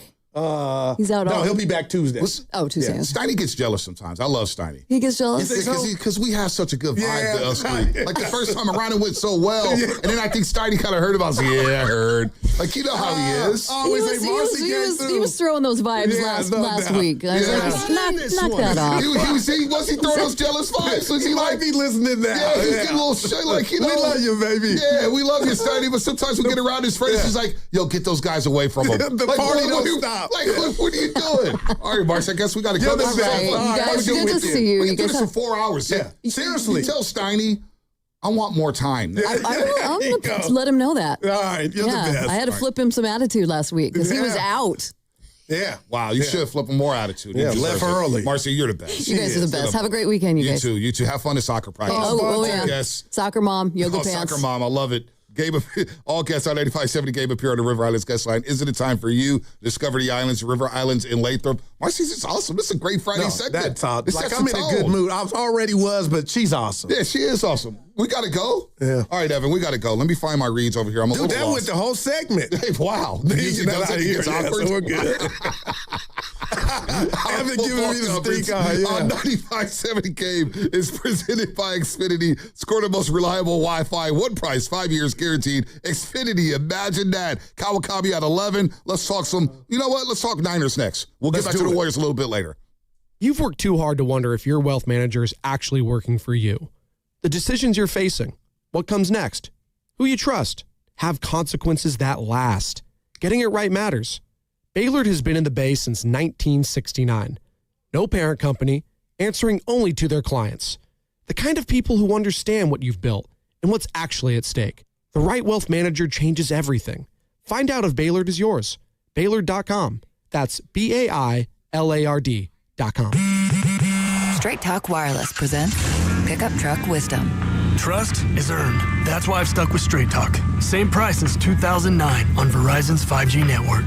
Cause shoot, anyone can make a promise. Keeping it for years, that means something. Now plans starting at $25 a month with 4 lines. Find us at straighttalk.com and Walmart.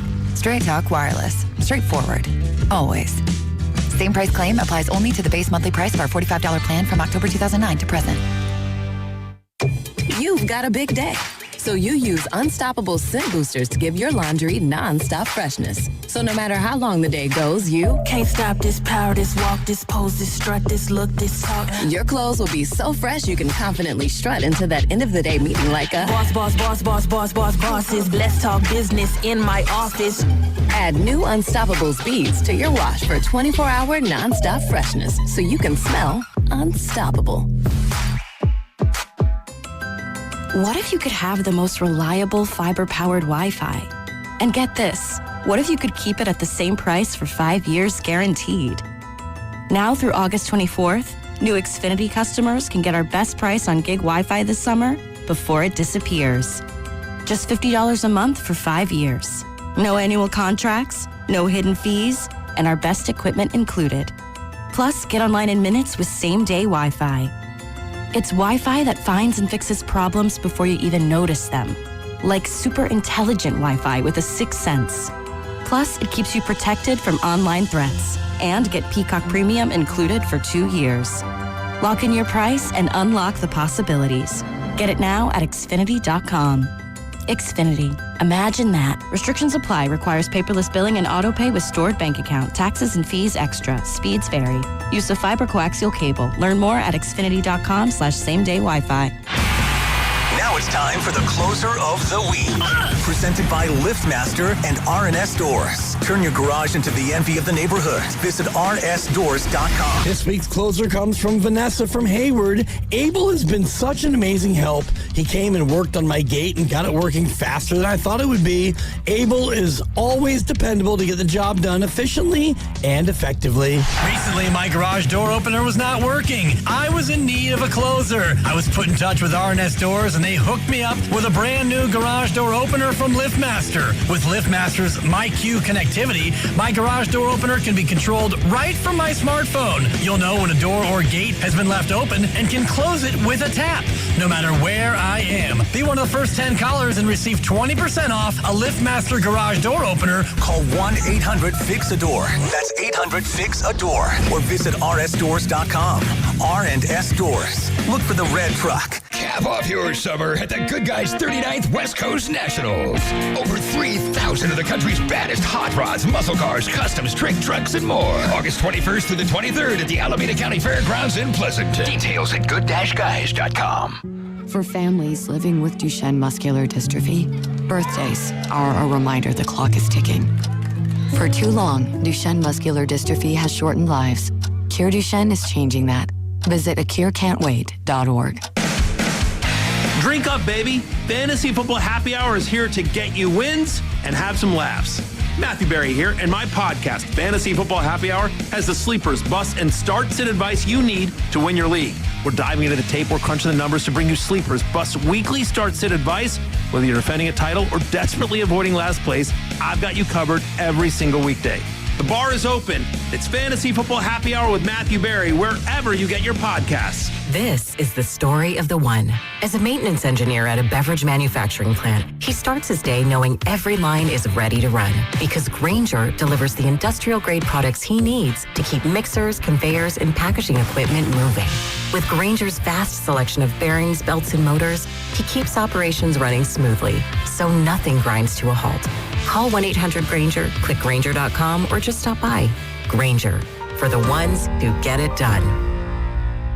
Finding great candidates to hire can be like, well, trying to find a needle in a haystack, but not with ZipRecruiter. Its powerful technology actively finds and invites qualified candidates to apply to your job. So while other companies might deliver a lot of hay, ZipRecruiter finds you the needle in the haystack. See why 4 out of 5 employers who post a job on ZipRecruiter get a quality candidate within the first day. Try ZipRecruiter for free at ZipRecruiter.com/team. That's ZipRecruiter.com/team. ZipRecruiter.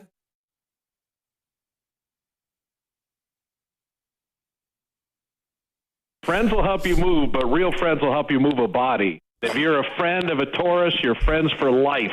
Now, back to Steiny and Guru on 95.7 The Game. Fitz! I saw Fitz in practice the other day. It was on the radio broadcast. Radio broadcast. Yeah, I saw Fitz at the joint practice. You chop it up with him? Oh, of course. How's he? Any Warriors, or did you just keep it football? Yeah, we talked some Warriors. What can I say on the record about the Warriors? Look, we know we got an older team. Yeah. They're healthy. They're going to be competitive. How about this Curry extension? We'll see. All right. Look, Guru, August 29th. If you're Curry, what do you do? And if you're the Warriors, what do you do about that? Because right now you got a lot of deals lined up to where they're one-year contracts, right? Gotcha. Jimmy Butler expiring. Draymond Green, 1-year contract. DeAnthony Melton. Gary Payton II. Obviously, Al Horford, I believe, has a player option. Kristaps Porzingis has a player option, but there's some incentive-laced deal where you can make as low as $3 million. Who knows what happens there? If you're Curry, do you take the extension, knowing that maybe there's a team that may bite the bullet and trade for you? If that, I'm not talking about because I don't anticipate him ever playing another uniform ever. I'm right with you. But what Dunleavy said the other day, Goo, kind of opened my eyes up. And it opened my eyes up is to the point to where not that they're getting ready, but just hearing it, and it label this reality, that's how quick it could pop off if Steph, were to broach that subject. Yeah. And, I keep bringing LeBron up to Steiny and Evan because when he played this role that I thought, I want to be close to my family, you could have stayed your ass in L.A. And I was buying that, and I was thinking, okay, you'll come here and be close. But the bottom line was the basketball component to a killer, who LeBron is just like Steph. You took your ass to Philly, and so would I, because you want number 5. You don't want to share it with the chef. But back to your question. I got to believe that furnace is lit within Steph. I averaged 27 points, shot damn near 40% from 3. Am I the 22-year-old version of me? No, but I'm still a problem. He is. And if he looks like we're looking right now, like the farm don't look like it has a lot of produce, it would be natural to, think, hey, if I, and there's no vitriol, just, hey, what's going on here? We're different. And I'm saying this, I don't want it to happen, but B, I could see it happening all day, every day, and nobody wants this. And I'll just ask you this, because you're a diehard Niner fan. What did you think when Joe left? Like, I never thought that was a possibility, but Steve Young was waiting. He was waiting. There is no something waiting for Steph. And just real quick, forget runner's knee for a moment, Bonte.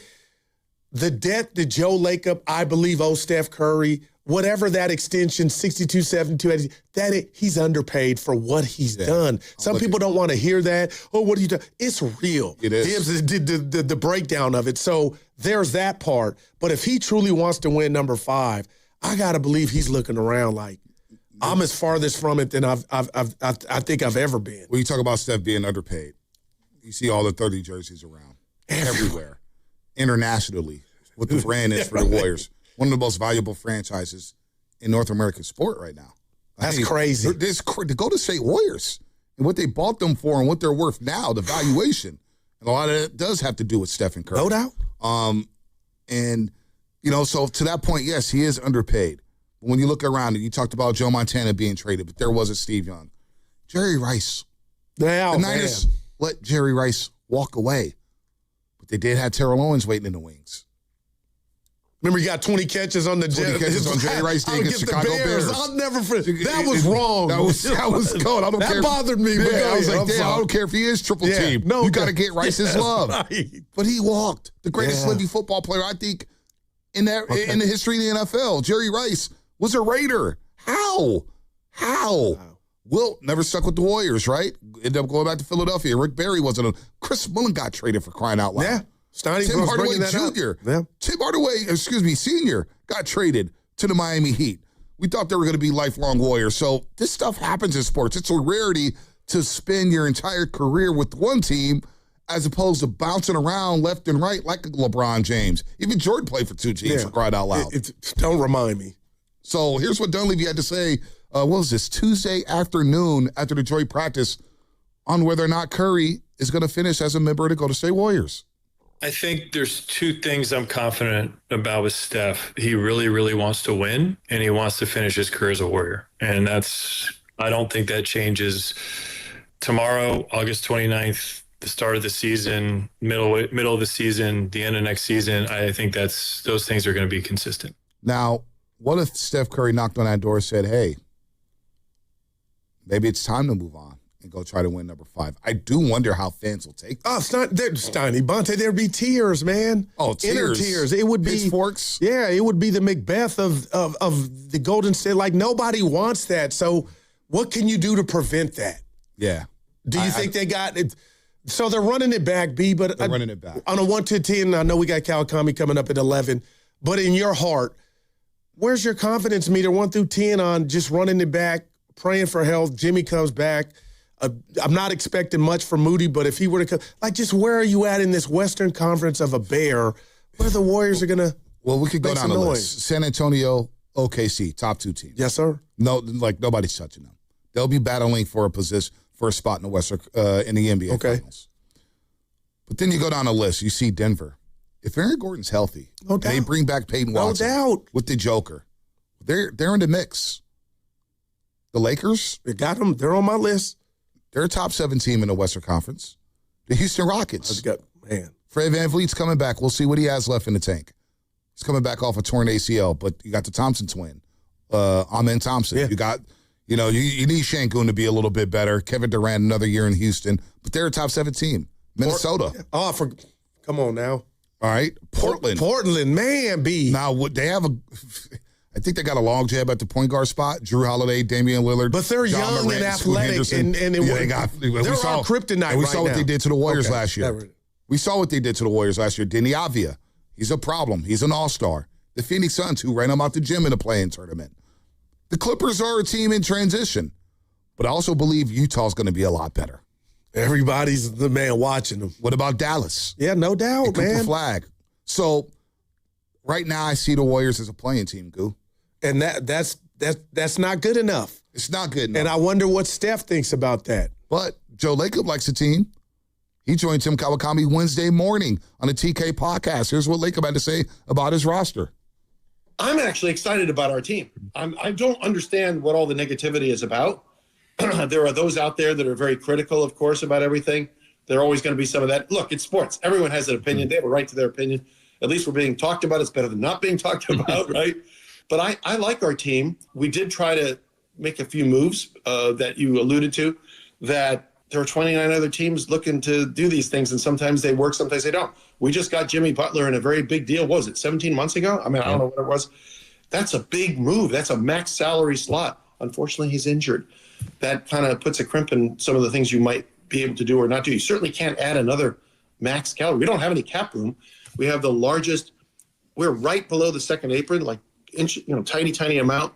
We, I think, have the second highest payroll one team is over in the entire league. It's not like we don't spend money. We spend every resource to be as good as we can be, given the circumstances, every year.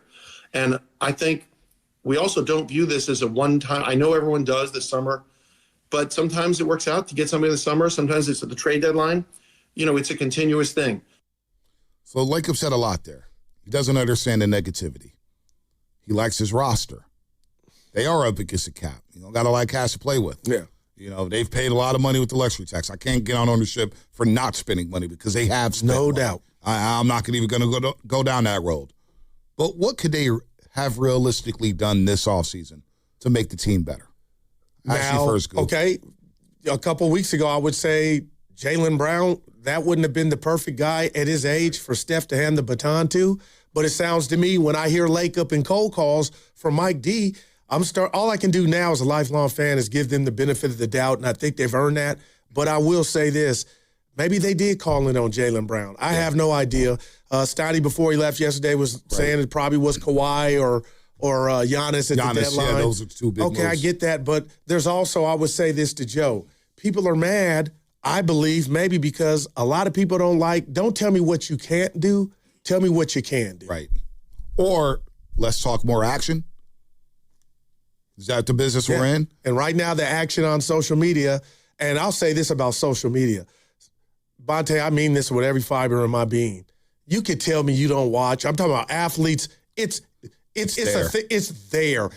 Your family sees it. If you don't see it, it's a thing, man. And I just say that to say you could try to avoid it, limit it, but there's no doubt that now I know Mike and Joe, rightfully so, and he'll text Donnie during the show. He's listening, and I like that.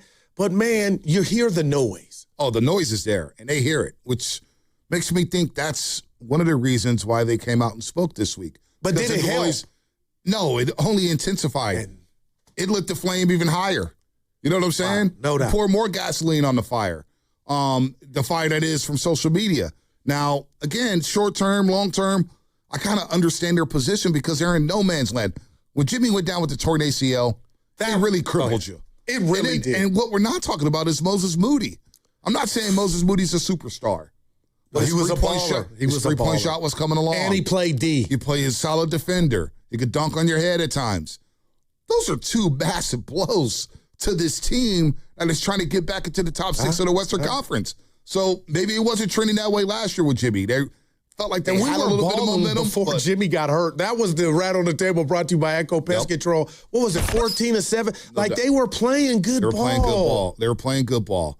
But now when you think about the social media fan, by the way, I'm a little thrown off because what happened? Joe Spadoni has about 50 million tabs open. Willard one day, and I didn't like it. Will, I love you. He read every tab. Oh my God. I'm not 50? That's the new generation. Titans, I got Niners, like 2. Christian McCaffrey, Christian Kirk. No, don't read it. San Francisco, Jay Duggar, Puka, Niners. Australia. Look, 2019 Sydney Sail Grand Prix. What is he looking at the Sydney Sail Grand Prix for? All right, JoJo, you're listening to 95.7 The Game, KGMZ FM and HD1 San Francisco, and Odyssey Sports Station, and the home of the Golden State Warriors and Valkyries, always live on the free Odyssey app. Coming to you live from Laughing Monk Studios, Laughing Monk. I'll be there a little bit later, and I'll tell you why, Goof. Oh. Righteously Brewed in San Francisco. Killer Cam's going to be there as well, as Tim Kawakami is going to join us in just a second here and talk about the sit-down with Lacob and all things Bay Area, Goof. I got a Niner question for Tim. A Niner take. I want him to, judge me and tell me if it's too over the top. I don't think it's too over the top. I kind of ran it by you, but I'll tease it. Yeah. Substation talk. Are you glad that's dead? Vern Glenn is. Did you hear him this morning with the Joes? Yeah, he didn't want to talk about it. Substation is so ridiculous. They've been winning Super Bowls forever. Yeah, and that thing has been absolutely. All right, all guests on 95.7 The Game appear on the River Islands guest line. Is it in time for you to discover the islands, River Islands, and Lathrop? I'm glad he's kind enough to join us here at 11 o'clock. TK, the great Tim Kawakami, covers all things Bay Area sports for the San Francisco Standard. Does a great job with that. And we'll start, TK. Good morning to you, and I appreciate you doing this for us today here on 95.7 The Game. You sat down with Joe Lacob, kind of came out of nowhere there. So I'll start there, TK. Were you surprised you were able to get that reservation with Joe Lacob on the TK podcast? He usually will do it with me once in off season. You kind of have to wait till I think the standard understanding is it will be after everything happens, and it just happened to be a lot later this year because there's a certain player who took a long time to decide who had the Warriors potentially on his list. So, no, I mean, obviously these things take communication, and we're just waiting for the LeBron thing to happen. And then once the LeBron thing happened and we could fit it around other schedules, that's when I usually talk to Lacob, and that's when it came down. It's he doesn't want to do it in the middle of everything. I get it because he could affect what happens when you're talking to the owner in the middle of the off-season movement. So basically waited till the end. They might make one or two more moves. I don't think it's going to be anything major. We've seen what's happened lately, but that's the explanation for the timing of it. TK, you're the man. Always a pleasure. Great work with Lake. Well, I just got to ask you this because you've covered Steph Curry his whole career and you've watched Joe Lacob build this dynasty. Let me ask you this, TK, just from a fan standpoint, and I think Pete Franklin, fan is short for fanatic. Joe didn't understand why some fans are maybe a bit uneasy or a little more. Do you understand maybe why a Warrior fan, here after the last couple of seasons might be, I don't want to say upset, but basketball disappointed? Sure, absolutely. I mean, it's fair to expect the most. This team has set a high standard. Steph Curry is still playing great basketball when he's been healthy. Certainly missed a lot of games last season. We'll see at 38. I get that part of it. I get the anxiety. One way I answer it, though, is, it's just weird to me that so many people are so much more upset about this than Steph Curry himself, who is presumably about to sign a new contract with the Warriors, who's in all these, he's not making the decisions. He doesn't want to make the decisions, but they explain to him what's going on. And if he's upset about what they've done, he certainly hasn't uttered that. And he has a chance to show it by either signing or not signing an extension late August, September. I think he's going to do it. So I get it. There's certainly, this is a area that is used to championships. I get it. That's no problem with that. Expectations are what they are. You don't want to be on a team that doesn't have high expectations. That means you stink. But I do think the overarching shrieking, fretting over this is often just do something, just do something, just do something. At some point, you can't just do anything. They did trade for Jimmy Butler not that long ago. I know people don't care, but it did happen. He got hurt. I generally understand what they've done. Now, they probably could have traded Kuminga earlier. They could have done some other things. All those things are arguable. I will certainly point out some things that they could have done differently. Most of it has been done rationally, though. I would say all of it. Sometimes you rationally make a decision that's good. You rationally make a decision that doesn't turn out so well. They've spent money. They've tried to trade draft picks in deals that they've really wanted and not just do it just to do it. So I get all that, but I also understand, there's anxiety because it's never going to be another Steph Curry. That part I get. This is never going to, even the Steph Curry that we've seen lately, they're never going to be something like that happen here. I get that, but also, I guess what I would say, what I do sometimes point out, and I'm doing less and less on Twitter. I know Bonte is excited about me on Twitter, but I'm kind of backing away from it because it's just people have decided one way or the other. They're not getting changed. I get it. But it's hard to win with a 38-year-old, superstar. It's hard. There's not many teams have ever done that. Michael Jordan, I think, won his last championship at 34. Yep. This is hard, and it doesn't explain that fans don't care. I get it, but it is not easy. And you also don't want to bankrupt yourself in the future for something that isn't going to get you a championship, just to show fans that you're doing it. Now, if Steph said, I need this to happen, I think they'd do it. I think they should do it. He's not saying that. He's saying, I want you to make smart trades. I get it. I understand what's been on the table. Let's just say it's been reported, theorized, that it would have taken 4 first-round picks to get Jaylen Brown. That's what the Celtics wanted.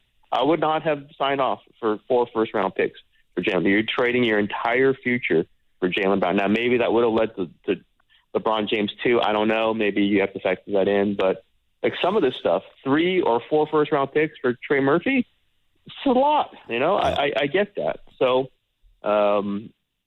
if they go through this and they don't make another trade by next year, I think a lot of this anxiety will have played out, and I would get it. Like, they have proven, though, that they've been able to make some big moves. There's still a window to do this. They do have this expiring, $100 million expiring. They do have the draft. I know fans have heard this. Yep. That part I totally understand. But if you're listening to them, you're listening to around the league, they're trying. And I think they're going to do something maybe by February or at least at the latest by next July. Evaluate it by that. And, again, I keep going back to the person who would have the most at stake in this is Steph Curry himself. And Steph Curry is generally, from everything that we hear, generally understanding of what they're going through. They did get Jimmy Butler. And again, I do say this a lot, but it's true.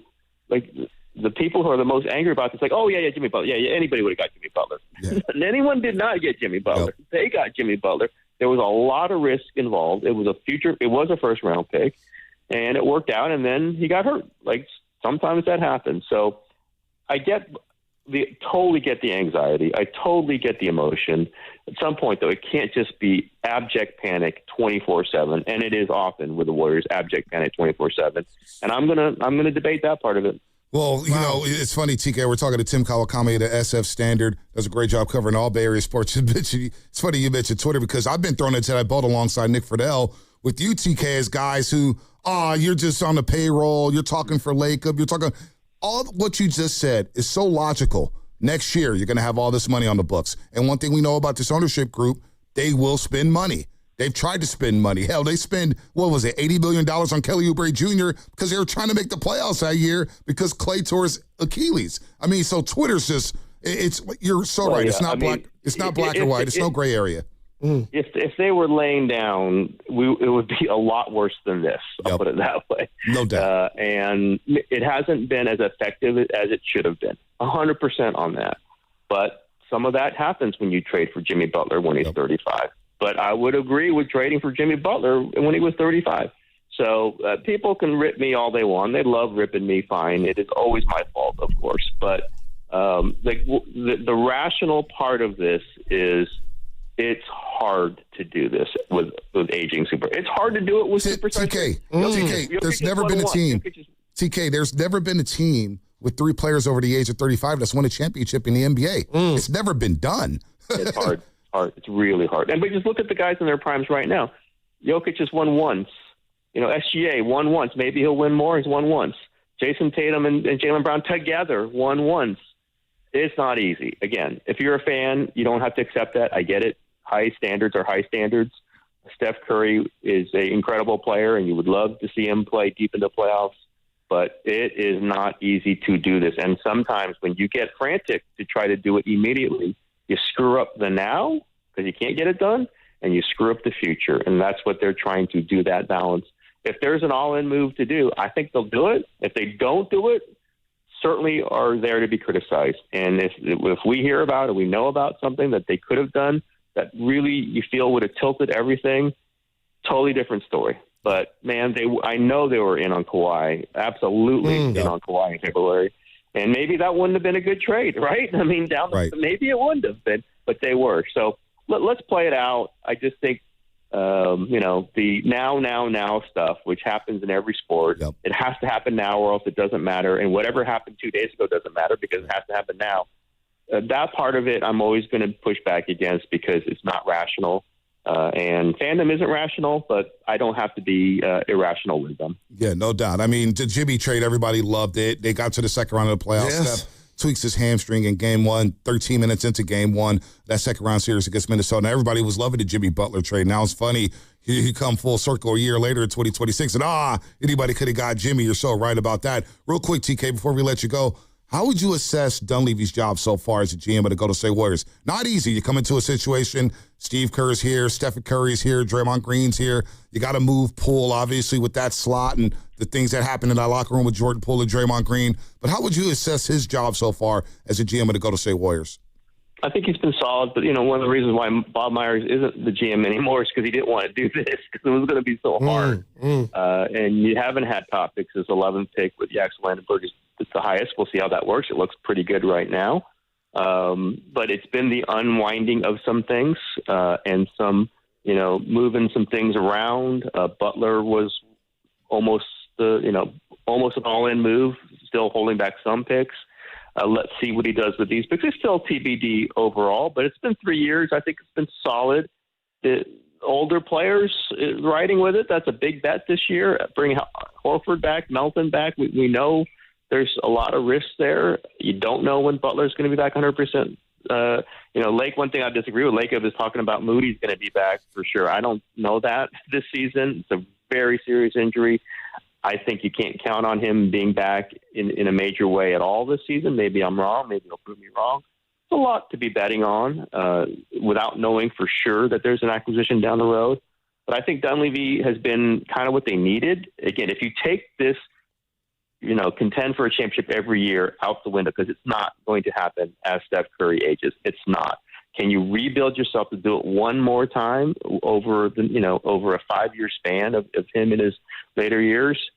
This had to be done. It's a little bit of it's tough, right? You're Klay Thompson. You're saying, Klay, you're not coming back, or if you don't accept this one deal, then we're never. This is it. You're not going to come back, or whoever else you're going to have to do. You have to put Draymond Green theoretically in a trade offer for Giannis. That's not fun. These are things that Myers didn't want to do, and I get it. It's going to be hard. Dunleavy's pretty well set for that, though. I've said this before. He's much more calculating. He's much cooler. He's just not a guy that you're going to see emote too much. Although I was a little surprised at this recent press thing where he was pretty transparent. It was we got a lot of things that we can trade. We do. And we'll see. And the roster now isn't necessarily going to be the roster in January or February. That's about as transparent as you can be. That's a little Joe Lacob there, right? That's much more Lacob than Dunleavy. But Dunleavy's much more of a kind of a behind-the-scenes, cool hand. If I got to make a move, I'll make a move, and I'll make a move for anybody. That's him. But Myers could do that. He didn't want to say it, though. He didn't talk like that. And I think they've needed that. I don't think fans connect with it as much. That's okay. And Dunleavy has the history as the player that was a little disappointing. But I think he's kind of what they need right now. You kind of need a little bit of, cold viewing of this is what our reality is. Maybe it's going to get him to the next era faster and better. Maybe it's going to be a better blend of the final years of Steph to the next thing.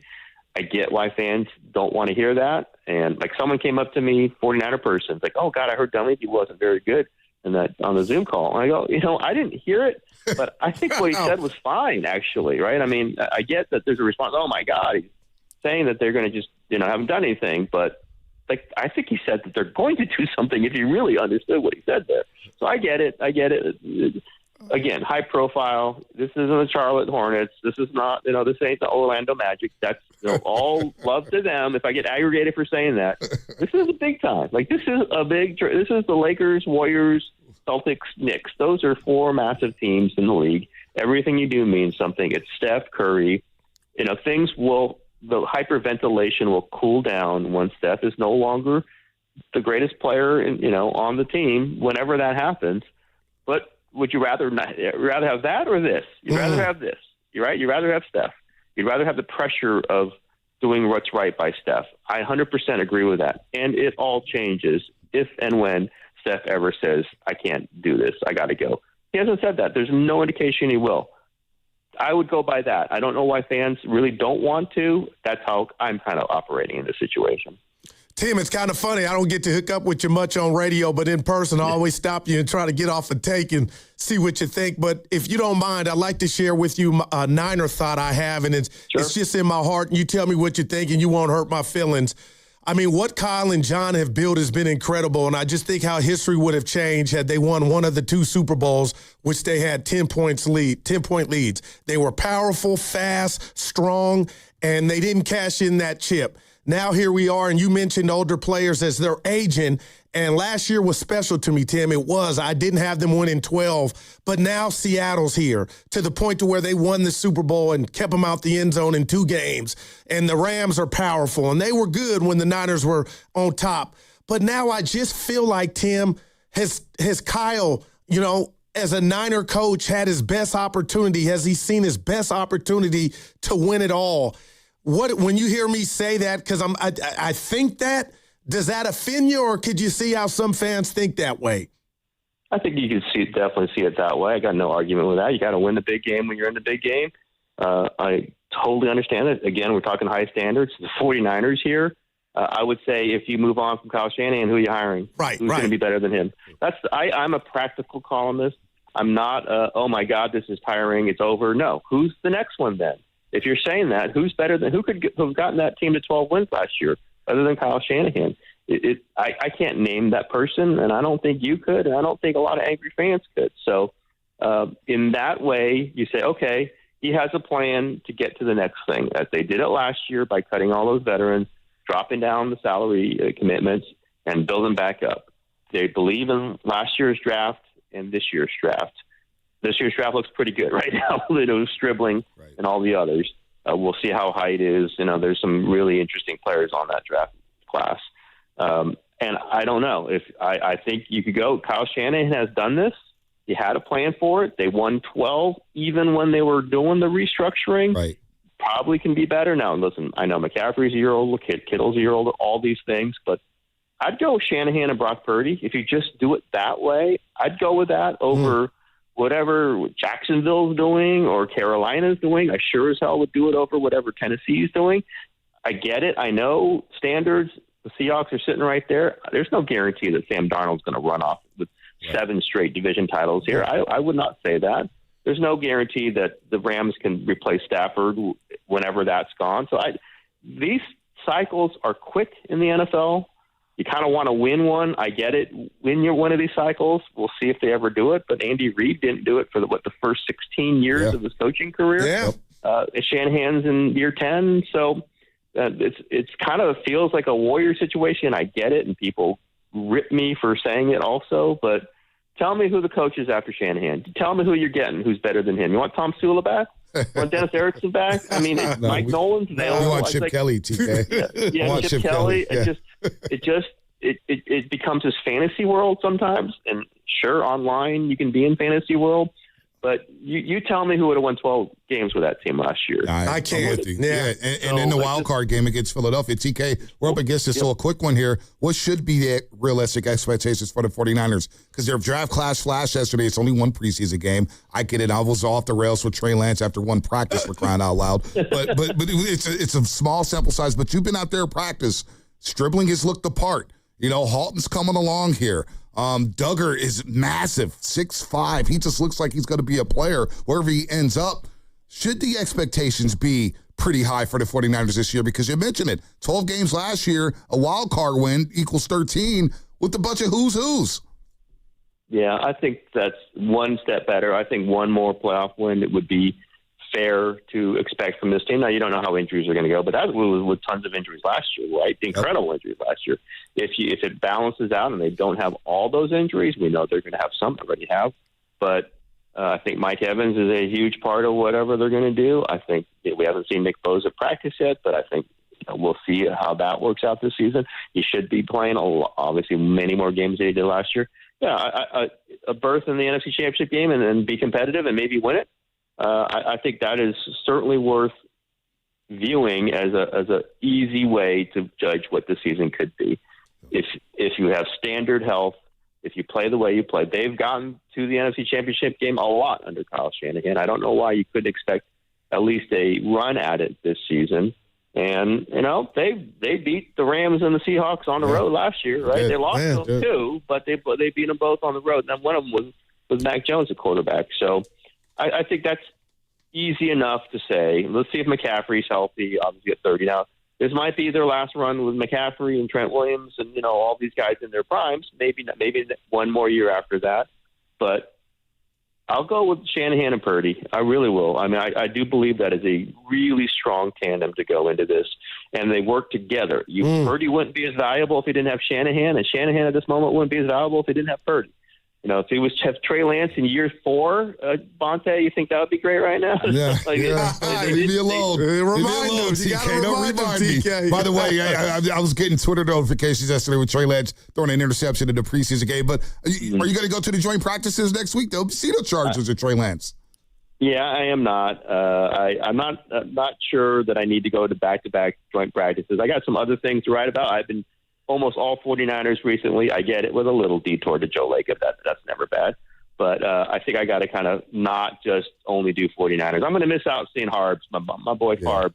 Boy Harbs. That's okay. I'll catch him down the road. He's pretty busy right now. He doesn't have a lot of time for chatting with me. That's the guy. So go back on the Giants, TK. The Giants, they could use your attention right now. That's right. There's a lot going on with the Giants. I might do that. I just might do that. TK, I appreciate Thanks a lot, you, brother. man. Have a good weekend, man. Thanks so much for the time.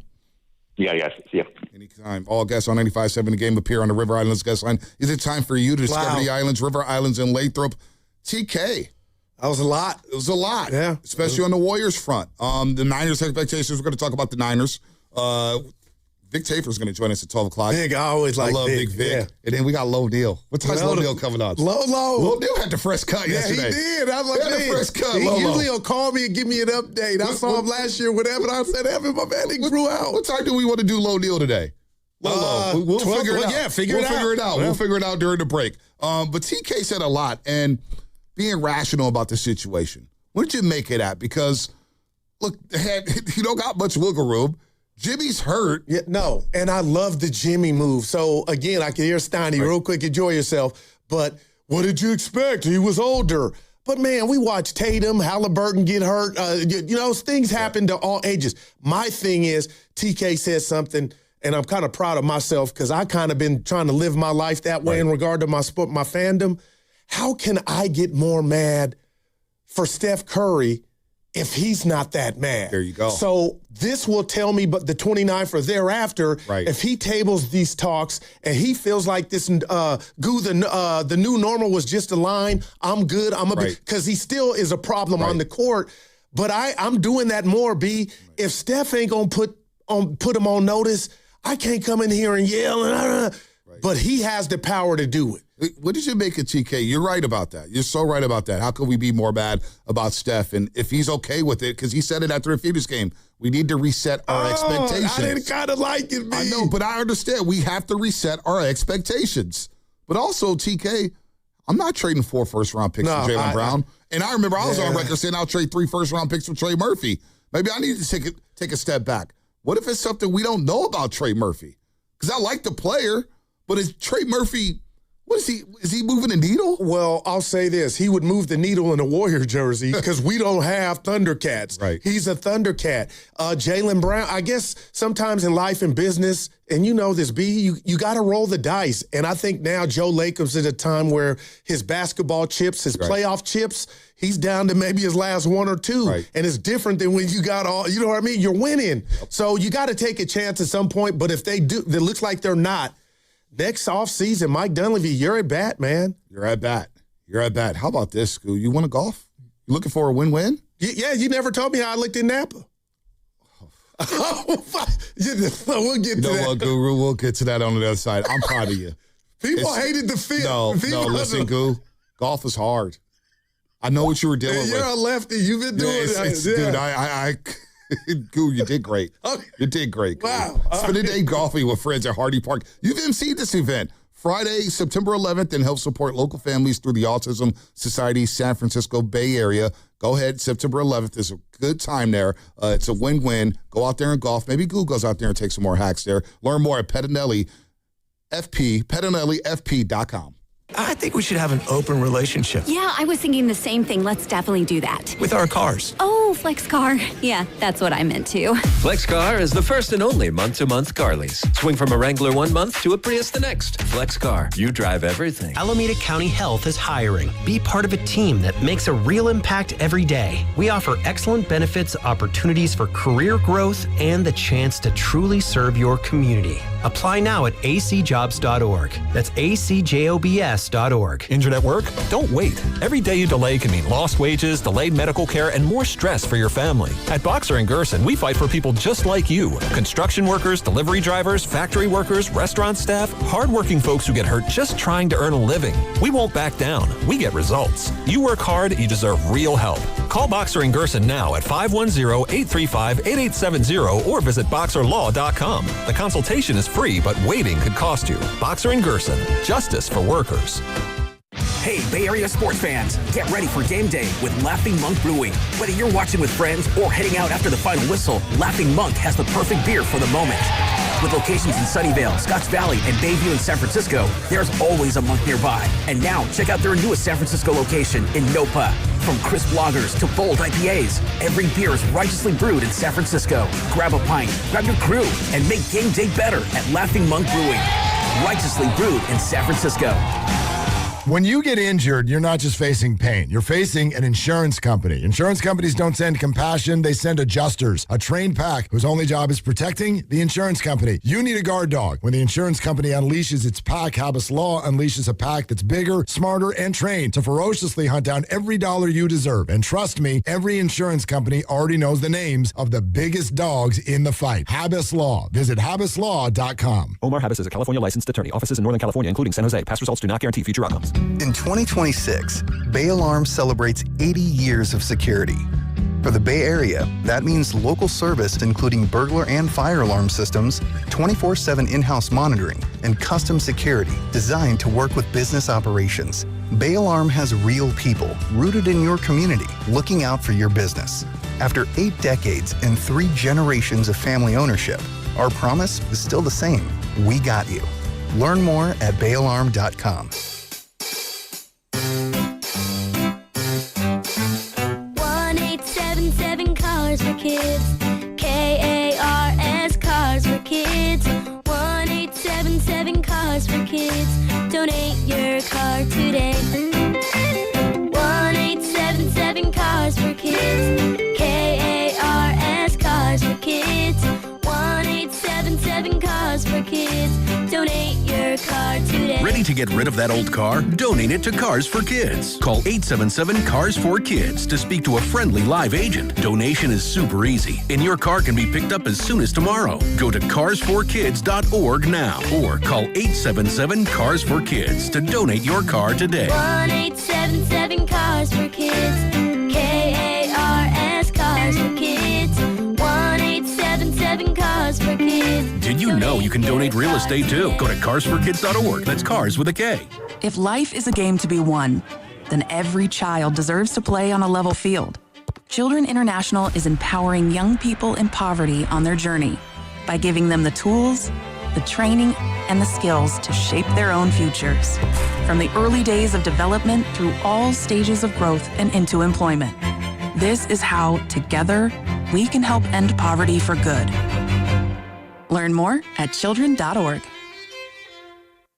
Did you know Skechers makes high-performance footwear for almost every sport you play? Here's what our athletes are saying. Hi, I'm pro basketball player OG Anunoby. I dominate in Skechers basketball. Skechers delivers championship-level performance. I'm WNBA star Jackie Young. Skechers keeps me quick, comfortable, and ready for anything. And you can get high-performance Skechers and hands-free slip-ins technology. Just step in and perform. I'm pro golfer Matt Fitzpatrick. I play in hands-free Skechers golf slip-ins. Find yours at a Skechers store, Skechers.com, or whatever high-performance sports shoes are sold. My name is Whitney Allen, and I'm a widow. My husband, Ryan, died. We never thought we'd ever have to use life insurance, but the unexpected happened. With Ethos, signing up was fast and 100% online. You can get a quote in seconds, apply in minutes, and get same-day coverage. No medical exams, and you can get up to $3 million worth of coverage. I am grateful we were prepared. Get your free quote at ethos.com/radio. That's ethos.com/radio. Paid spokesperson. Time spent on application may vary. Online health questions required. What do parents think of back to school at Staples, where supplies start at just 25 cents?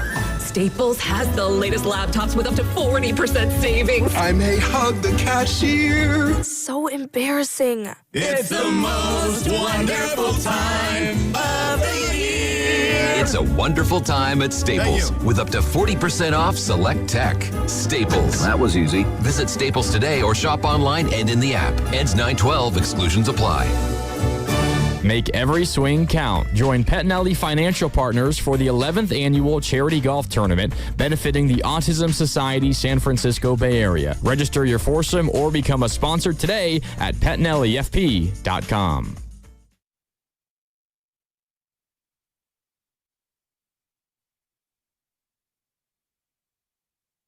Tell Stephen A. I said hello, damn it.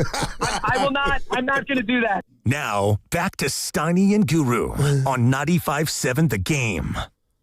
Do you know how proud I get when I see Fortenbaugh? We got to give him his play. He's doing hosting First Take, Get Up. Then I see you doing the Warriors in my living room. I'm proud. You know what? It is Y'all cool. didn't change, man. Yeah, I texted Fortenbaugh a couple of weeks ago. I forgot what it was about, but he replied. Oh, there it is. As long as he replied. He's arrogant sometimes, and we've had our back and forth. But we was on a flight going to Cancun. We're going to Cabo. Shortly after the Eagles beat up on the Niners. Random. He sends me he's sitting behind me on the flight. He sends me a text. Is that your big head I see in front of me on this flight? I turned around and said, why didn't you just say something? Dude, wow. And we killed the beef right there. It was all good. That's awesome. But no, Fortenbaugh, dude, he's always looking out. He hits me up when he sees me on the screen because he was the morning show. Listen, Him blowing deal. I didn't know this. KC sent me this too, and it kind of made me feel good. I don't know why, man. I had a little strut in my step. Oh, okay. I had to swim in Vegas. Oh yeah, and they got all Circa. the games on. Yes, Circa. And our pregame show was on. Goo. Now that's dope. I was like, damn, that's pretty sick. You shouldn't even be surprised, but I'm humbled by it all, man. People think, some people on Twitter, oh man, he's arrogant. No, I'm really. No, you're not. It's like I tell young journalists all the time. My PSA here: these jobs that we do, sports radio, television, talking about sports, it's a privilege, Goo. It's truly the Detroit department in life. Yeah, you will never ever hear me complain about this stuff, man. Ever. People are like, oh man, it must be tough covering the Giants right now. Why? I'm getting paid to cover a pro team. Man, and you watch the game if you worked at Burger King. Exactly. Yeah. We talk about the games all the time. Have no dog in the fight, and we're still watching it. So it's been a lot of fun, man. And by the way, I don't want to forget this. I was proud of your golf game at the Silverado. Well, I was. No, I feel like you're telling the lightweight truth. Now I got to look back at the fit. Yeah, the Yoon wasn't happy with it. Said I let him down from the waist down. You had to go out there with some Jordan cleats, some nice khakis, a nice little sweater, the black Air Force ones. Yeah, it didn't look good, Goo. Your golf fit needed work. Well, why wouldn't you tell me before I asked you how to? You could have sent me a text like, well, I didn't know what you were wearing. All right, well. I guess you had it. I trust you, Goo. You got the finger wave. I wanted the waves. Finger waves. Hey, but they hit like finger. All natural. No, I'm not going. Jordan Poole one time told Guru, man, you got the butters. I was so jealous. So I had like 4 waves in my head. And it was like, he didn't even care. He like goes, oh, man, them ain't waves, man. Them ain't the butters. Got the video. And I was like, man, why? And I hate it right on the spot. Don't gas him up, man. I was so jealous, Goo. You sound like E. So I didn't know what fit you were wearing at the Silverado. No, since we're getting mushy, B, I'm gonna do this, and you deserve this, and Shasky too. But you guys give back and go talk to these young journalists trying to break into the game. So I got to give you. I've seen you and the videos at the colleges or what have you, symposiums. Yep. You guys giving back. So love to you. Got to pay it forward. Got to pay it forward. But the golf game, the Silverados, first of all, is great. That's where my second was basically born. Oh, I stayed up there the previous July. I stayed there the previous. Karen was up there. We saw her at the spa. It was a beautiful place. We had a spot right there by hole number 2. Oh, okay. The little par 3 right there. But I was proud of you getting out there. 18 is tough, Lou. No, and unfortunately, Donnie was with us, but, for him, but he was a good host. But I'll say this. So you had a burger dog, huh? Oh, yeah. Oh, yeah. Oh, look at the club all the time. It is. And then I was waiting on the second one, B, and the place was closed. Oh, isn't that the worst? Nobody knew how hurt I was. I was over Your there mouth starts watering for something. You're like, ooh, I'm going to have it. You know when that flavor just hits your mouth. And it was closed. I wanted to write a review. Why wasn't it closed on the 12th? Yeah. But anyway. Dude, and look, I've people in the text line talking about me because weight is a thing. We did the soda weight loss together. Man. It is a thing as I get older. I watch, trust me, I say no to the 7-Eleven nachos now. And you got Mr. Fitness. Mully stays well. Oh, yeah. But no, I'm talking about Festus. Oh, yeah, he's got an 8-pack. Man. I mean, the guy, I haven't had one of those. I've never had one of those. I got one in the fridge. Red Bull. Got to stay off those, Lou. No, stay off the Red Bulls. Yeah. The sugar. So I've cut out the sugar. Good stuff. I don't do the sugar. And the Taco Bell. I haven't had Taco Bell in like 6 months. Somebody said it looked like you've been laying off of it. Listen, man, the Gordita Crunch. See, I don't go cheesy there. Gordita Crunch. Yeah, I'm a Mexican pizza. See, Cam is like, Cam, he's shaking his head. Cam comes in here like he just bench pressed 500 pounds. But his thing, metabolism's going 9 million hours like Evan. They're young. He's yoked, dude. Yeah, he is swole. He is swole, man. Nobody messes with Cam. 4 for 1, I can give it to Cam. Dude, Cam, he's got the straight back braids, man. He means business. So I do have to say this. Go ahead. Speaking of weight, I can't wait to eat. Nah, but that's Robin Harris.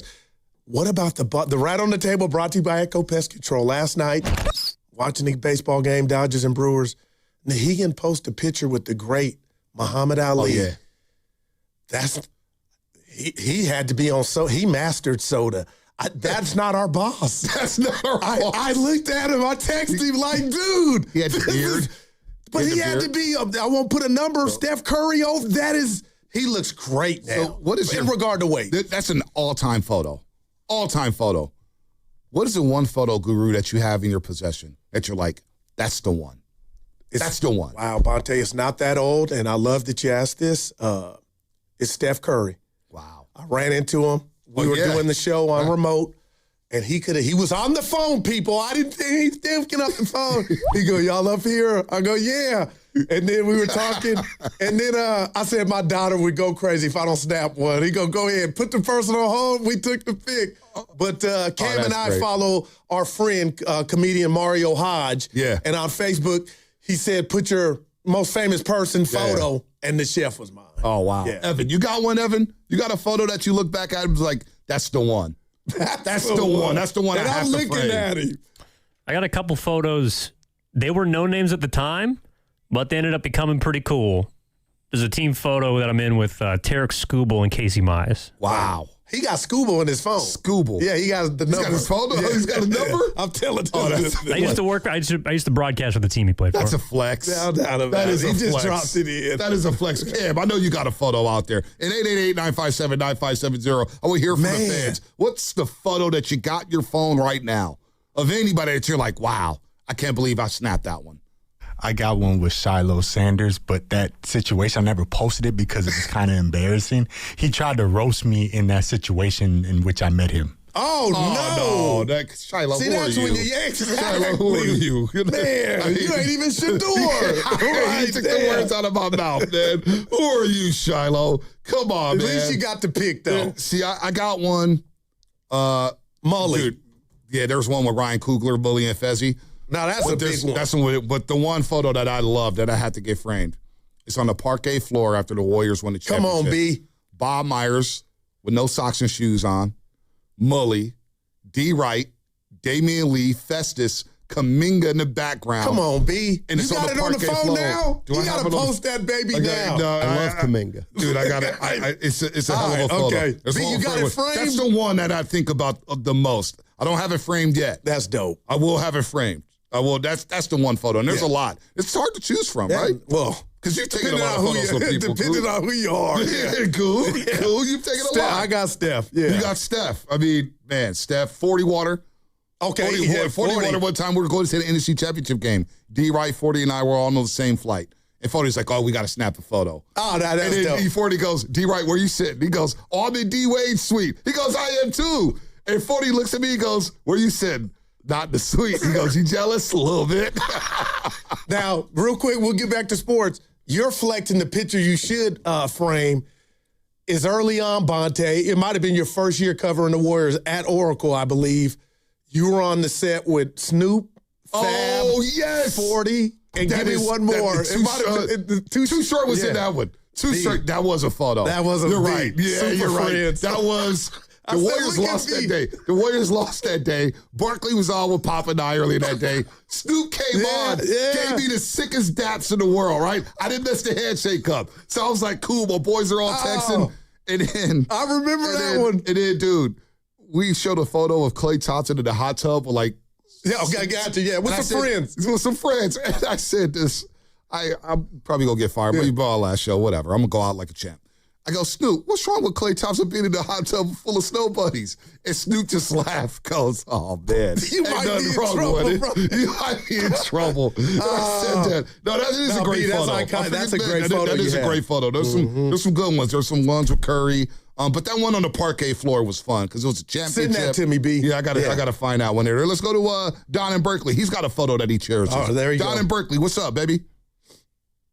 Hi, nice to talk with you. I've got a picture from last September with Colin Kaepernick. Cap. I was at the Commonwealth Club in San Francisco for a talk that my wife was giving about a book she wrote, and I came downstairs when it was done, and there was Colin Kaepernick with a lady friend, and I just got a chance to tell him that I thought he got done dirty and that it was a great pleasure to see him run crazy over the Green Bay Packers in that playoff game. And so that's my picture. That's dope, man. I love that one. We got to break. Adam in Santa Barbara. Stay on the line. We'll get to everybody. Yeah, I love it.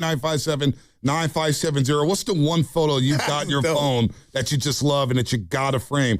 Shasky and I here with Joe Lacob. I don't know if we could post that right now on Twitter. No, you got one here. When you guys had him in. I don't know if we can put that on Twitter right now. Joe, come on. The streets are mad at Joe. No. The Twitter streets, they're mad. It's temporary. They're comparing him to John Fisher, which is just blasphemous. No, come on now. Come on, man. Give Joe his due. Yeah. All right, Vic Tafer coming up at 12 o'clock. We'll be back.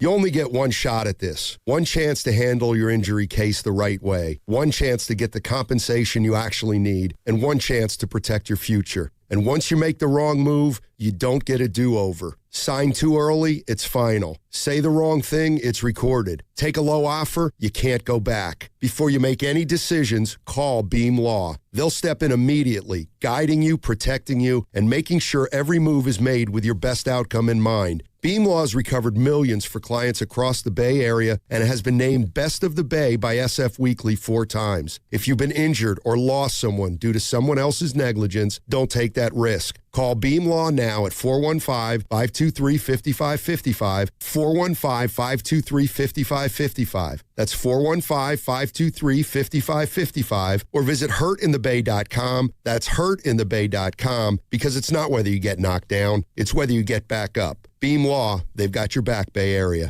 Tune in to Willard and Dips every Thursday at 4:40 as we raise a glass to toast the sparkling performance of the week. Presented by J Vineyards, the official sparkling wine of the Golden State Valkyries. Raise a glass to excellence on the court and in every bottle. Now it's time for the closer of the week. Presented by LiftMaster and RNS Doors. Turn your garage into the envy of the neighborhood. Visit rsdoors.com. This week's closer comes from Daniela from Oakland. Had the pleasure of having Carlos, Manolo, and Juan come fix a severely broken garage door. From how damaged it was, I was sure it would be a complete replacement. Much to my surprise, this amazing trio fixed it in a day. Recently, my garage door opener was not working. I was in need of a closer. I was put in touch with RNS Doors, and they hooked me up with a brand new garage door opener from LiftMaster. With LiftMaster's MyQ connectivity, my garage door opener can be controlled right from my smartphone. You'll know when a door or gate has been left open and can close it with a tap, no matter where I am. Be one of the first 10 callers and receive 20% off a LiftMaster garage door opener. Call 1-800-FIX-A-DOOR. That's 800-FIX-A-DOOR. Or visit rsdoors.com. R&S Doors. Look for the red truck. Ragnar the Terrible got a job at a big bank. Let's listen. So what's it like being a 5th century warlord? Same as big bank. We conquer and extort gold from conquest. Huh. We just lower our customers' deposit rates and raise their fees. And if they argue, put on their floorboards and crush while dining. So smart. Star One isn't like the big banks. We think banking should be pain-free, with lower loan rates, higher deposit rates, and friendly customer service. Star One, in your best interest. Hi, I'm Richard Estrada with Atco Pest Control. What's bugging you at home? You can grab a spray or set a trap, but real pest control starts with identifying the source of the problem and keeping them out of your home. Atco has been servicing Bay Area homes since 1985. We take the guesswork out of it so you can move on. Go to atcopest.com. Trust Atco for the solution. Jane is a small business owner. Tell them what that's like, Jane. Yeah, well, it's like a roller coaster with a lot of ups and downs, and some days things can feel like they're flying off the rails. Yep, it's a lot. But the Total Solutions Advantage only from Comcast Business can help you manage it all. With the largest, fastest fiber-powered network designed for 100% reliability with business internet and wireless connect. Nice. So everything stays on track. The Total Solutions Advantage. No one does business like Comcast Business. The more solutions you add, the more you save. Get started today with a qualifying internet package for as low as $60 a month when you add an advanced solution. Plus, new customers, ask how to get up to $1,500 in prepaid cards when you add 2 lines of mobile to a qualifying gig bundle. Don't wait. Call today. Limited time offer. Restrictions apply. New customers only. 1-year agreement, paperless billing, and automatic payments with bank account required. $60 offer requires 300 meg internet, security edge, and additional qualifying service. Equipment, tax, and fees extra. Prepaid card offers end 9/13/2026. You know that Big Bargain detergent jug is 80% water, right? It doesn't clean as well. 80% water? I thought I was getting a better deal because it's so big. If you want a better clean, Tide Pods are only 12% water. The rest is pure, concentrated cleaning ingredients. Oh, let me make an announcement. Attention shoppers, if you want a real deal, try Tide Pods. Stop paying for watered-down detergents. Pay for clean. If it's gotta be clean, it's gotta be Tide Pods. Water content based on the leading bargain liquid detergent. Imagine every time your business makes a sale. Inventory updates, an invoice is created, customer records are updated, accounting stays current. That's the power of Odoo. One fully integrated platform where every part of your business works together, automating tasks, eliminating extra steps, and saving you valuable time. Everything connects. Everything works. Try Odoo free at odoo.com. That's ODOO.com. San Francisco, morning clouds are going to disappear with sunshine, high of 67. Weather brought to you by Staples. It's the most wonderful time of the year at Staples. They've got back-to-school supplies as low as 25 cents, up to 40% off select tech and more at staples.com/back-to-school. Staples, that was easy.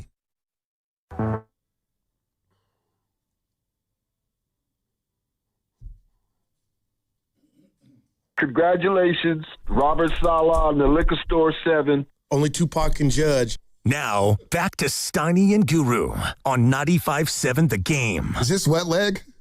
No. It's Cuddy. Oh. Cuddy. I haven't seen him in concert. Is he good in concert, Kid Cudi? He is incredible. Last concert you been to, B? Damn. I want to say, look, I'm living your life asking the question. You were at Third and King. Who were you seeing? Oh, Kendrick and SZA. All right. That's probably the last concert I've been to. Kendrick. That's one hole in my game. I always say I want to go to more concerts. I never go. Yeah. Why? I love concerts, but then that's not too long, though. Yeah, that's not too long. But sometimes being around a lot of people, especially in this day and age. I got you. No, wow. I don't know. When's the last concert you gone to? Well, it's supposed to be last Friday. Why are you laughing? It was damn. I was supposed to see Mario and who was it? Mario and I thought you said Tyrese. Yeah, Tyrese, Mario, and that would up have in been a good Thunder concert. Valley. Yeah, some things happened. The kids went. They got there. Thunder Valley. Yeah, I love that. Yeah. Neo. I think it was Neo. Neo had got some bangers. Yeah, he got some bangers. Yeah. Now, Shasky, real quick here. We'll get back to sports. This is sports. But we were talking about how things change in sports, and that last caller said Cap. Yeah. He ran into Kaepernick, and he was gracious enough to take the photo. But B, I'm talking to the people, and I can't believe Kaepernick mania, man. It was real. He wasn't the football part, I felt like they figured him out to a degree. But the kissing of the biceps, running over Green Bay, not just in regular season, The Super Bowl 2013 that I still got on my DVR, like, that's how quick it could change. But Cash that chip when you can, people. Kyle, it ain't forever. It's not forever. Look, the politics got him out the game. Okay. Let's just be real. His last season on a team of they were 8-8. They weren't 8-8. They were like 4-12, I believe. They were terrible. I thought they were 8-8. No, I'm talking about last year under Harbaugh. Yeah, under Harbaugh. Yeah. But his last year in the league under Chip Kelly, they were 4-12. Yikes. He threw 16 touchdown passes and 4 picks. All right. Okay. That is wow. On a team, I think he was throwing to Torrey Smith, who was done. Yeah. I think he was throwing to Jeremy Curley, if I'm not mistaken. The team was awful. Right. I was going down there to Levi's. They were selling tickets for $20. Oh, man. It was awful. He was good enough to be a backup. But the other stuff, all right, I think prevented him from being on another team. But you're right, man. It was a flash in the pan where we were like, is he going to be the greatest ever? It was, remember Ron Jaworski was like, he could be the greatest quarterback ever. And we watched it for a little bit. Unbelievable. Yeah. So, it's unfortunate, man. It's, that was the thing. Things change fast, Things change fast. Vic Tafer covers the 49ers for The Athletic. He'll join us at noon. He was at the game last night at Levi's Stadium. But we're having some fun on the Friday. No Steiny today. Goo's in the building. He's feeling himself. We got Evan and Cam. Yes, sir. Pasta's out there doing his Dave. He's working on his Dave Fleming as we speak. I'm like, Pasta, I get it. He went viral. Yeah, he did go viral. People loved it. And I love the fact that he's wearing his SF State Gator shirt. So that's always cool. So we're having some fun here. And we were just asking before the break, what's that one photo you have in your phone? And then the lines break. Right, because how did it even come up? I don't even know how it came up. But we're talking about that one photo that you got in your phone that you're like, damn, this is the one I have to frame. And what do you know? You got full lines here. Let's start with San Jose Sammy in San Jose. What's the photo you got in your phone right now, San Jose, where you're like, you know what? I've got to get a frame. Bonte, Guru, happy Fun Friday. I love your energy, by the way. This is great. Thanks, man. Thank you, San Jose Sammy. Yeah, so May 2025, me and my son, we go and we watch the San Jose Earthquakes. Guess who was the DJ that game? Who's that? Baron Davis, Boom Dizzle. Wow. That was the game that the Quakes were playing Lionel Messi. So me and my son had good seats, but we saw him spinning the tunes over by the bar. So I take my then 6-year-old son, walk down to the bar, and we just kind of linger. And, I'm like, okay, I got to say hi to him. I'm a big fan. I'm like a year younger than him. Bonte, I'm like your age. You're in Shasky's age. So, his dunk on AK-47, that resonated. No doubt. And he saw us, and he looks over at us, and he's trying to be incognito. He had a hoodie on and this big old beanie and a fanny pack. He was just trying not to be seen. But yeah, he looked over and he kind of when he finished his set, he walked out and I'm like, how you doing? He's like, come over here, get a picture. So he picks up my son and he puts his arm around me. We take a couple of selfies and made my son's day, made my day. And, what a great memory we had. Oh, that's awesome. That is a great memory. Baron Davis. He does DJ too. Let's go to Adam in Santa Barbara. Adam, I think this is the Adam I know. All right. It's the Adam we know, Goo. Adam. He just moved to Santa Barbara. Yeah. Guy's got big buddy. He's a high roller. What's up, Adam? Hey, Lo. Of course, this is the Adam. I'm just not Adam in the city anymore, so it's all good. It's all good. What's up, Adam? What's the photo? You got a lot of photos. You're everywhere. You go cross country. You travel all over the world. I got to say a photo for me was right 2 days before the Devers trade last year. I went to a Dodgers-Giants game in L.A. That's the game Casey Schmidt hit the grand slam off of Yamamoto. Great game, and there's just a picture of me holding up the W at Dodger Stadium. I'm the only Giants fan in the crowd, and all you see is blue and white, but had to hold up the W because they won that day, and then after that's when they all went downhill, so... There it is. Yikes. There it is. Yeah. We don't need to talk about that one, Adam. Let's go to Mike and Maria. Mike and Maria, what's up, baby? Hey, fellas, I got two of them. We were at a place called Monty's at UCLA, and they served the Long Island iced teas, and Shaq and Tupac were up there. And then the next day at UCLA at the Athletic. Yeah. And the next day at the Athletic Center, hey, we saw you. So Shaq walks in with Magic, Kobe, Rick Fox, and then all of a sudden Kobe and Baron Davis start playing one-on-one, and Baron Davis goes up for a dunk, and Kobe tries to block it and is hanging up in the air, and Kobe comes down just a little bit, and Baron Davis just dunks all over. And this is when Baron Davis was 17 years old, because my upstairs neighbors went to Crossroads, that's his high school, so Kate Hudson and her brother Oliver Hudson would be at our apartment complex upstairs hanging out with our friends with Baron Davis. This is like a normal day at UCLA. So, yeah, you always have a camera on you. And then Rudy is hanging around, the actor in Rudy, Sean Astin. He's in the elevator. There's people, Leonardo DiCaprio down the street at the club in 1998, right around when Titanic came out. I'm telling you, everybody was there. Simon Rex, Dawson's Creek, Nev Campbell. So you got photos with all these guys? Totally or just accessible. What's the photo you got? Every night. Every Tuesday night they were there. So you were taking photos every Tuesday night? Every Tuesday night, you would be. DiCaprio was there every Tuesday night in Hollywood. Man. If you got there at 10:30, if you got there before 10:30, before the ropes went up, you were in. Just don't get there late. So I'm talking Paris Hilton, DiCaprio. Hold on, Mike, real quick. Mike, you're on fire right now. Mike, slow down. Which photo did you get, though? Did you get photos with all these people? All of them, because everybody had those cameras, the ones that you buy that were ready. You just the Polaroids, and then you turn them in. Yeah, Hollywood, Mike. You would buy those by like the 20-pack, and you would just burn all the. You would go to these clubs and burn. So when you see Shaq there, you would burn the whole thing and just be, I'll just take all of them, take all of them. Shaq and Tupac, take those ones with Kobe, man. Yeah, and DiCaprio all the time. It was dope. Like every day. Every day. Chris Rock all the time in Westwood, all the time. Tom Hanks, it's right down the street. We would buy OJ's place. OJ, I mean, it was crazy. It was just a great time at UCLA. The best place to be. Now it's totally different. All right, Mike, we got to roll here. We got it coming up in 3 minutes. Yeah, no, Mike was drop the water drop. That was a Hollywood star, man. Dude, Fox is Shaq. I mean, he keep playing him in the drop. Lord. Kate Hudson. Okay. You got to read that super chat, B. Truth. You spent $2 to say Bonte Good and Kamika stands.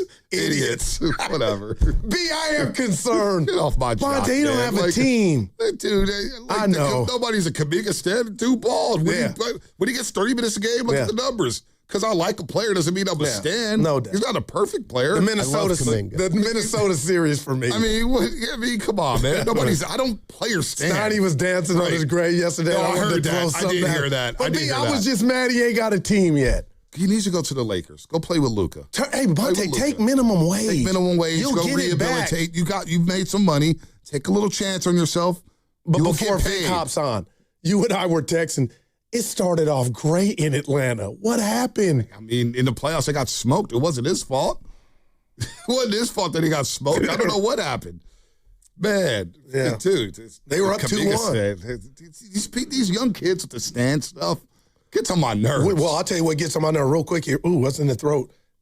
Fanny pack. I will never wear a fanny pack. Bonte, guacamole and fanny packs. Evan, did you hear that? Come on, B. You got to grow up. I know I got to grow up, man. No, let's go to Gene in Oakland. Look, give Gene a chance to recover here, man. Gene in Oakland, what's up? Oh, hey, man. Guys. Hey. Hope I can get through this. By the way, that last caller, he's hard to top, man. Yeah. Tell me about it. I'm sitting at home with the flu, so I hope I can get through this. Anyways, my picture that I have on my phone, I see it every day, goes back to 2022, the conference finals against Dallas.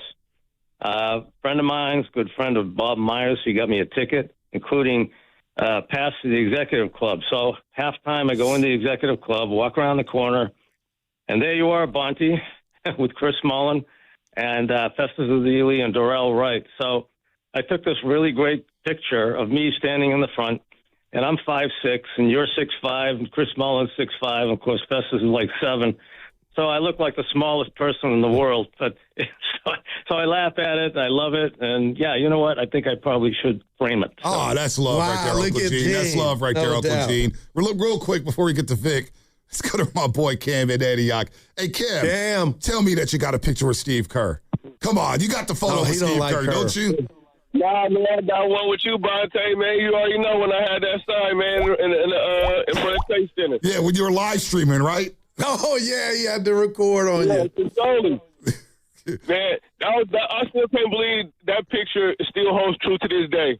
The dynasty is not over. We still got Steph Curry, man. Let Draymond and Kerr go, and we still got the wins to go. I got you. Yeah. I got you, Cam. Cam, you're one of my favorites. I'm not going to lie. He's consistent, huh? He had a shoebox, and he wrote on a Sharpie, "Fire Steve Kerr." And so he goes, "Bonte, is Cam in there?" I said, "Get over here," because earlier that day. And then he had the mechanism recording. Yeah, and I told him to get off the damn airwaves. I said, "Get off my damn airwaves." And he was recording me, and they were going crazy. "Oh, this is incredible." They got him to say anything. Yeah, man.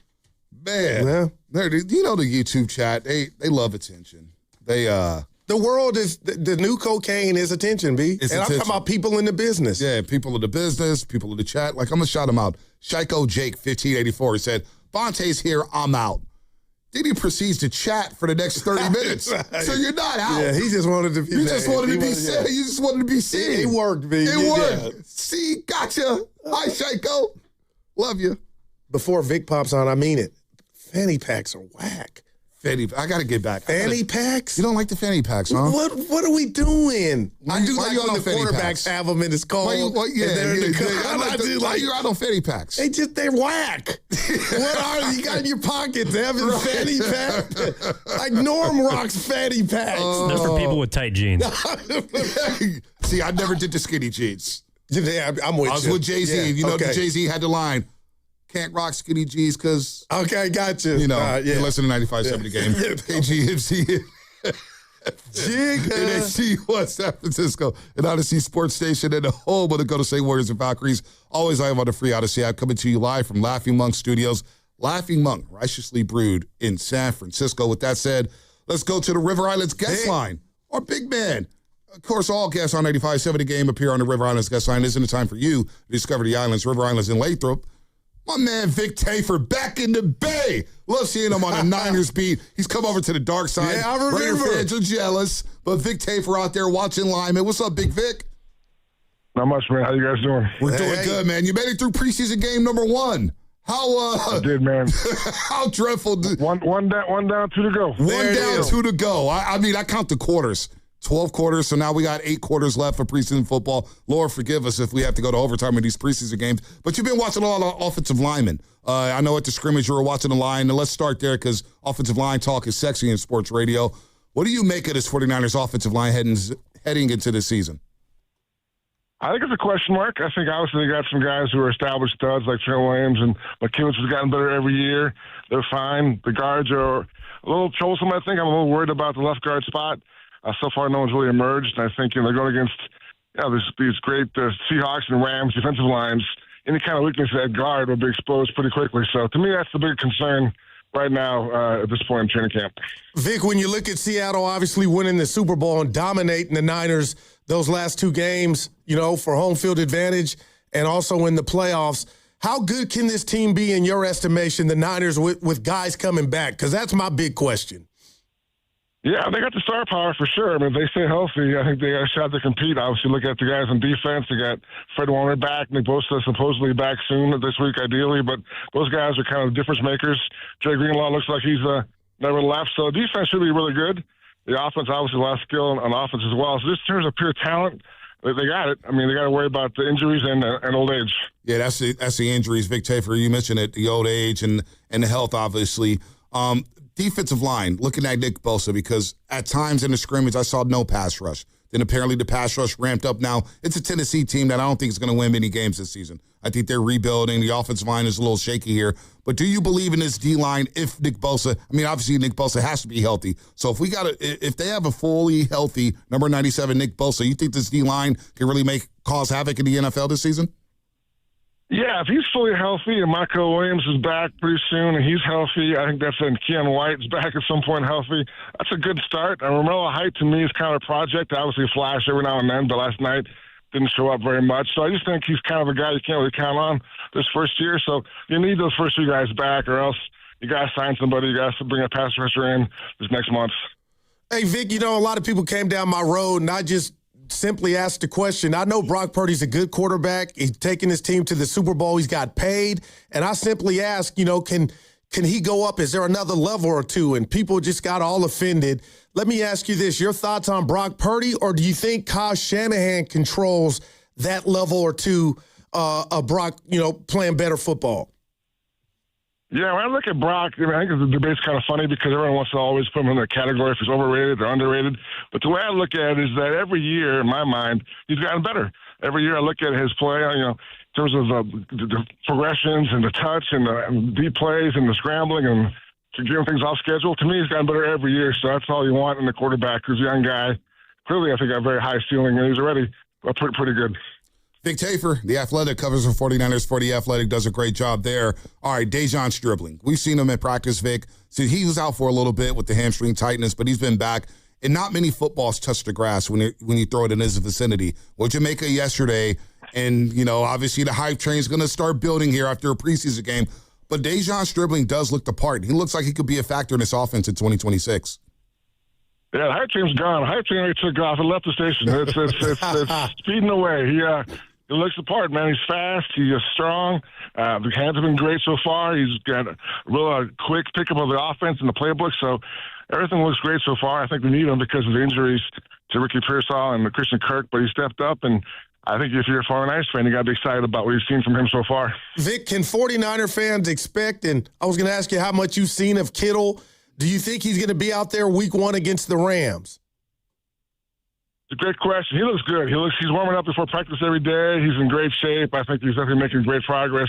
To me, the worst case scenario is week 2. They have 3 home games in a row, week 2. So that's pretty good for me for a worst case scenario. I think he wants to play in Australia.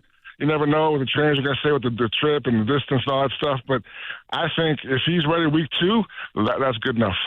Tim Ryan yesterday on the broadcast said there's a great chance he plays in Melbourne, Australia. It's going to be hard to keep him away here. But tight ends overall, outside of George Kittle, how do you feel about Jake Tonges and the rest of that group, Vic? Yeah, Tonga stepped up last year. I thought he looked good. I think Luke Farrell is the guy that got him brought in for his blocking. I wouldn't say I was overwhelmed by his blocking last year in the run game, but I get the skill sets there. So if he's your third guy, that's pretty good. Braden Willis seems like he's always around making plays in camp and never can quite break through. But it's a good core. It's a good foursome. It's a good problem to have. So Robert Saleh obviously made his departure to Tennessee, and we know what he did, a fixture here with the Niners defense. But that brings me to Raheem Morris. What type of defense, Vic, do you think we're going to see from the Red and Gold this season? It's a great question. I think to me, I mentioned the offensive line. To me, the big concern is going into camp with the offensive line and the secondary. But Raheem Morris is doing a great job with the secondary as far as they keep saying he's letting us play, letting us be ourselves, and they've been very aggressive, very sticky coverage. I will see how bad Jack Jones' injury was last night. He's been good in the camp so far, but this mentality is different than it was last year. Very attacking, kind of a sticky, physical group back there. Even at safety, Tig Brown's had a great preseason. So to me, that's been a huge development at this training camp. Yeah, no, Tig Brown has played a lot better. It was still week 1, we play against Stafford and those weapons there with the Rams and obviously within this division. But Nate Hobbs yesterday, we found out in the presser with Shanahan yesterday, groin injury is going to be out for a few weeks. So there is an opportunity for some other guys here to step up. Ronaldo Green, I think, has had a good camp. You know what Lenore is. But Jack Jones, how long do you think he'll be out? Because Hobbs is going to be out for a few weeks, it sounds like.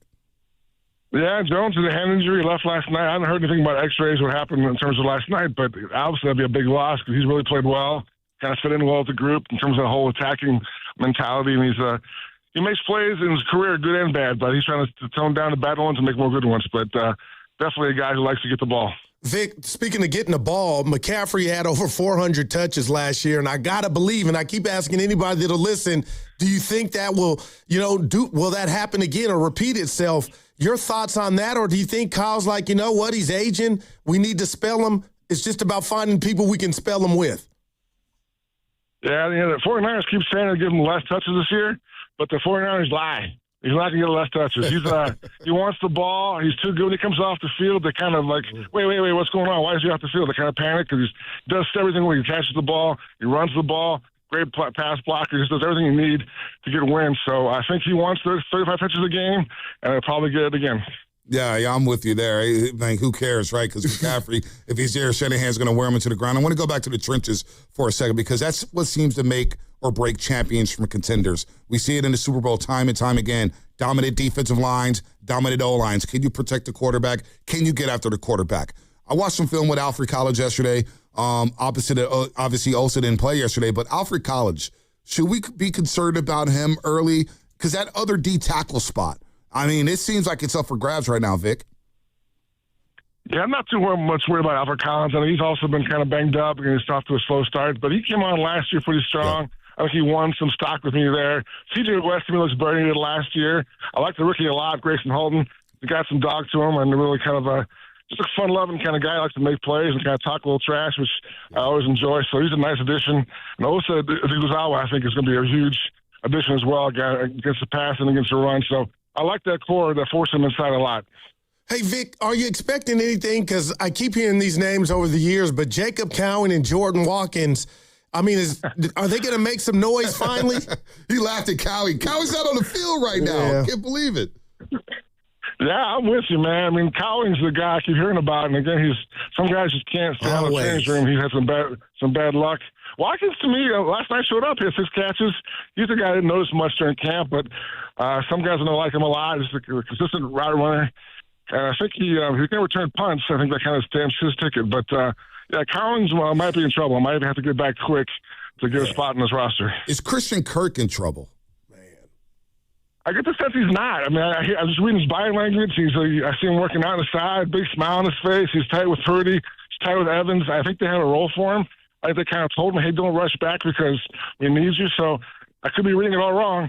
But my sense is he's kind of got a spot locked up. Damn, I'm surprised here. And last one for you, Vic. I mean, Deebo Samuel. It's hard not to see the shape that he's in right now. First day in pass, and he showed up back to the Bay Area. He's getting a lot of reps with the starters. They're running jet sweeps, kickoff return. They're running wide receiver screens. Deebo's going to be a big factor in this offense as well. And I don't know if fans are ready for that, but he looks like he's in prime shape right now, Vic. Yeah, man, being unemployed is a motivating factor for sure. He definitely got in great shape. I think he's happy to be back here. He knows the playbook. You mentioned McCaffrey's huge role, but Deebo will help out. I think maybe 4 or 5 carries a game. I think they'll use him everywhere, and I think he's fired up. And I'm a fantasy guy. He's my sleeper. I mean, around 10, I'm grabbing Deebo Samuel. Look at you, Vic. I don't mess with Shanahan offensive personnel because you never know where the ball is going outside of Christian McCaffrey. Vic, you heading down to SoCal for some Chargers, Niners joint practices? I am, man. I got to see more of this preseason stuff, man. It's addictive. I got to get more fix. How many fights do you think? We had 3 fights in the first 6 plays, the first streak defense. How many fights do you think the Chargers and Niners will get into next week? Actually, 3 is a good number. And they were really fights. It kind of got broken up before they got good. But nothing wrong with little scrap. Extra exuberance. It's all good. Yeah, it's all good. A little trading camp stuff. We'll get to see Harbaugh, Mike McDaniel, and those charges with Justin Herbert and our old friend Trey Lance. All right, man. Enjoy your day off, Thanks, Vic. Watch some fights. Do something. Get away from football. We'll see you back down there in Santa Clara. All right, boys. Take care. All right, Vic Tafer. Covers the Niners for the Athletic. Man, what's up? You mentioned, and I'm going to bring these 2 guys up because, we're up against it. I'll tell you this. We got to go. By the way, all guests appear on the River Islands guest line. Sorry, Evan. I'm filling in, man. I lost my touch. All right, I lost my magic around here. Isn't it time for you to discover the islands, River Islands, and Lathrop? We got to go. What break do? We don't have. We do have a read. We got to get Low Deal coming on, and you got something to say, right? On the other side, something regular. Yeah, something regular. Undersell, over deliver. No, Debo related. I want to hear that. Debo. All right, we'll get into Debo on the other side. Brought to you by Fremont Bank. Here for you.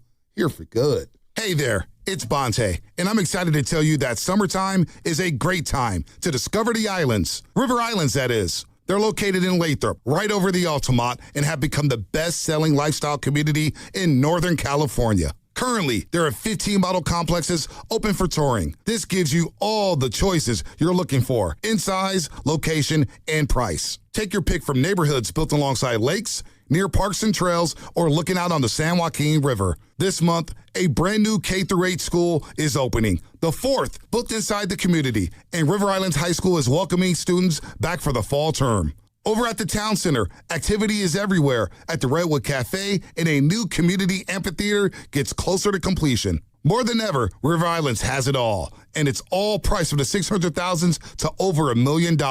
Start your tour on riverislands.com and see for yourself how the good life can be your life. Isn't it time for you to discover the islands? You've worked too hard to wonder if your wealth manager is actually working for you.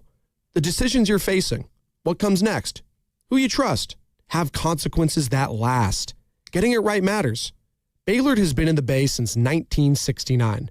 No parent company, answering only to their clients. The kind of people who understand what you've built and what's actually at stake. The right wealth manager changes everything. Find out if Baylord is yours. Baylord.com. That's BAILARD.com. Yeah, Dan Dibley here for Fremont Bank, which, as you know by now, it's my bank, and it has been for more than 6 years. And I love this bank because it's a family-owned bank with the family-owned feel. They started back in 1964, and when they did that, it was just one branch, but now they have 21 branches. So if you go around in your Bay Area, you're going to find a Fremont Bank branch, and you're going to see it, and you're going to think, you know what? I want that full-service banking with no compromises, and you should. It's not a big box bank. It's a good local bank. And when you deposit your money with Fremont Bank, they reinvest it locally into businesses, philanthropy, home ownership, all the good stuff that makes our Bay Area the best area in all of the country. And that's why you should be a Fremont Bank customer. The money stays here. It's local. It's not a big box bank. It's a good, solid local bank. And we talk about Fremont Bank, and you know that they're here for you and here for good. In 2026, Bay Alarm celebrates 80 years of security. With burglar and fire alarm systems, 24/7 in-house monitoring, and local service, our promise to the Bay Area remains the same. We got you. Learn more at bayalarm.com.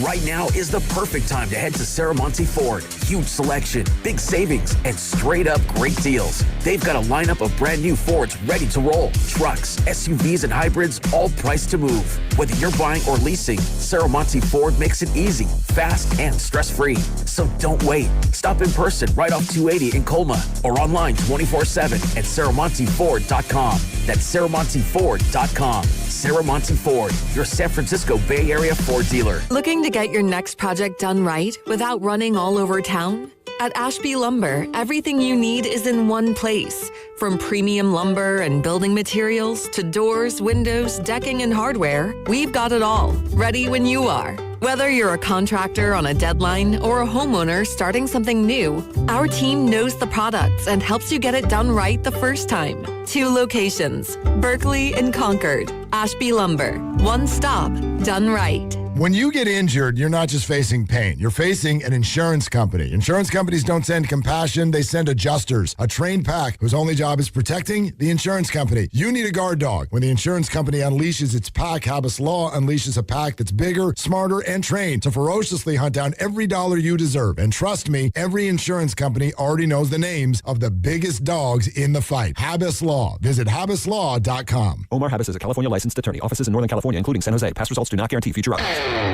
This is the story of the one who keeps multiple buildings running smoothly day after day. Plumbing that flows, HVAC that hums, cleaning supplies that keep surfaces sparkling. That's why she counts on Grainger. With easy reordering online and 24/7 support, Grainger helps her keep the products she needs on hand. So shelves stay stocked and buildings stay ready. Call 1-800-GRAINGER, click Grainger.com, or just stop by. Grainger, for the ones who get it done. Hey, it's Brew, and between my radio show, filming content, editing videos, and trying to stay connected with family, reliable Wi-Fi isn't really optional anymore. I just need it to work. And that's why I like that with Xfinity, you get the most reliable, fiber-powered Wi-Fi with the best equipment at one price for 5 years, guaranteed. No contracts or commitments. Plus, Xfinity makes getting connected simple with same-day Wi-Fi so you can get online in minutes. Restrictions apply. Not available in all areas. Use of fiber or coaxial cable. Learn more at xfinity.com/same-day Wi-Fi. Xfinity. Imagine that. $5,000. That's the average amount of money people in the U.S. are now spending on gas in a year. $5,000. That's crazy. If you drive, you have to download Upside, the free app that gives you cash back for buying gas. That's right. You can earn cash back with Upside just for buying the gas you're already buying. You can literally start earning cash back today. I use Upside, and just last year, I made nearly $300. You're putting gas in your car anyway. Why not get cash back? If you like extra cash, download Upside. I'm saving the cash I earn from using Upside to help pay for a vacation later this year. Download the free Upside app now to earn cash back when you fill your tank. Use promo code FRESH to get an extra 35 cents per gallon on your first tank. You can cash out anytime, right to your bank or a gift card for Amazon and other brands. Just download the free Upside app and use promo code FRESH. for a 35 cents per gallon bonus on your first tank. That's code FRESH for a 35 cents per gallon bonus.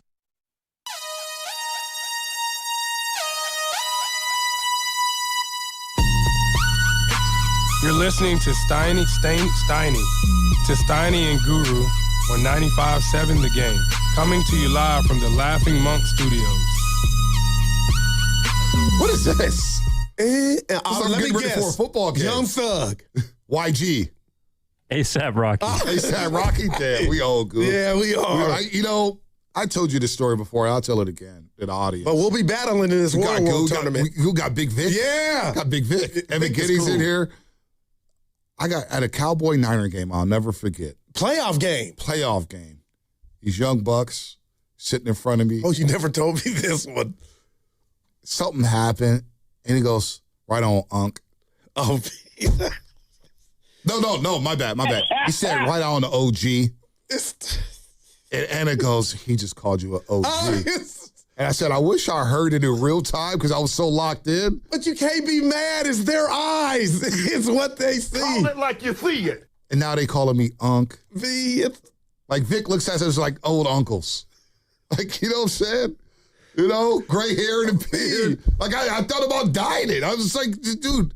Yeah, that was a mechanism in young people that they know. I'll come from the barbershop, the new John Morant's finish a fast break, waved up, and they'll be like, good pass, OG. I'm like, OG.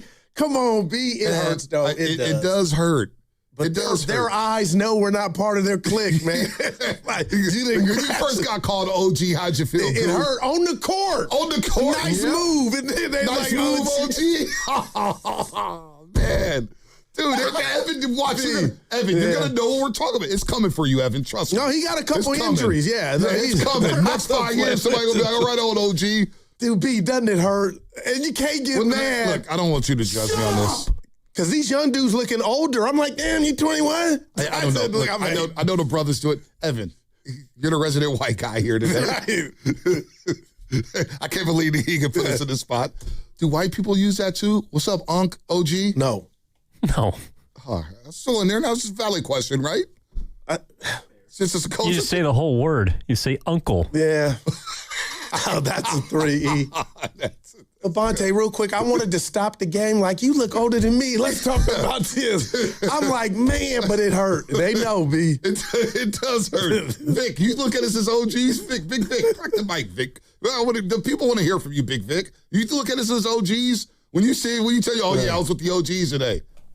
I ain't gonna lie. Yeah. Oh, man. You just got to accept it. It's okay. No, you do. Start getting that gray in your beard. I got the gray in my beard. You got a little more than me. Yeah, I'm stressed out. I feel like dying it. Like Draymond came to media day. He had the grays. Braun have it. When it's hidden, it's hidden. But then Draymond, game number 1 happened. There was no grays. I hear you. I love it. I think about doing it. Eddie tells me not to do it. You're on TV. No, I feel should do it. Should I do it? Do you want to do it? Sounds like you do. But how would it look, B? Would it look like, could we tell, like, oh, God? Yeah, you could probably tell. Yeah, you don't want to look like a boozer, but that was the head. Jaylen Brown. Stuff coming off of people. I'm looking at the hairlines and everything. Before we get out of here, Klay Thompson this morning, I'm driving in, I text you guys, gave his Mount Rushmore of hoopers all time. Jordan, and I love this, Kobe, Evan, Bron, and Steph. He played with Steph, and Steph made the list. Wow. I want yours. Right now? Just, if you can do it. I'm just telling you, Klay stinks. That's AI. So I got respect for the OGs as we talk about OGs or unks. And you don't got to be politically correct. Yeah. You're 4, B. My 4 GOATs, Mount Rushmore. Jordan, Wilt, Bill Russell.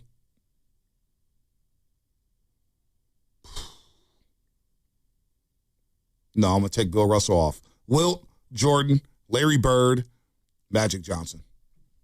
Why do I feel like you put Bird in there just for Steiny? Like B. Why do they call Bird? Why? Because he was a dude. That was BSG right there. Yeah. You think I did that just for Steiny? Forget it. I'm going to say something, Guru, right now that's going to blow you away. It might not. I take Bird over Magic Johnson. I'm not. That any day of the week and twice on Sunday. That doesn't blow me away. I love Bird. All right. He gets better as time goes on. That don't blow me away. Bird, a triple-double threat. Amy, talk that talk. Yeah. I love Larry Bird. I'm sorry. His offensive game, it wasn't even close. I love Magic. Wasn't even close. Yeah. The Magic was great. Yeah.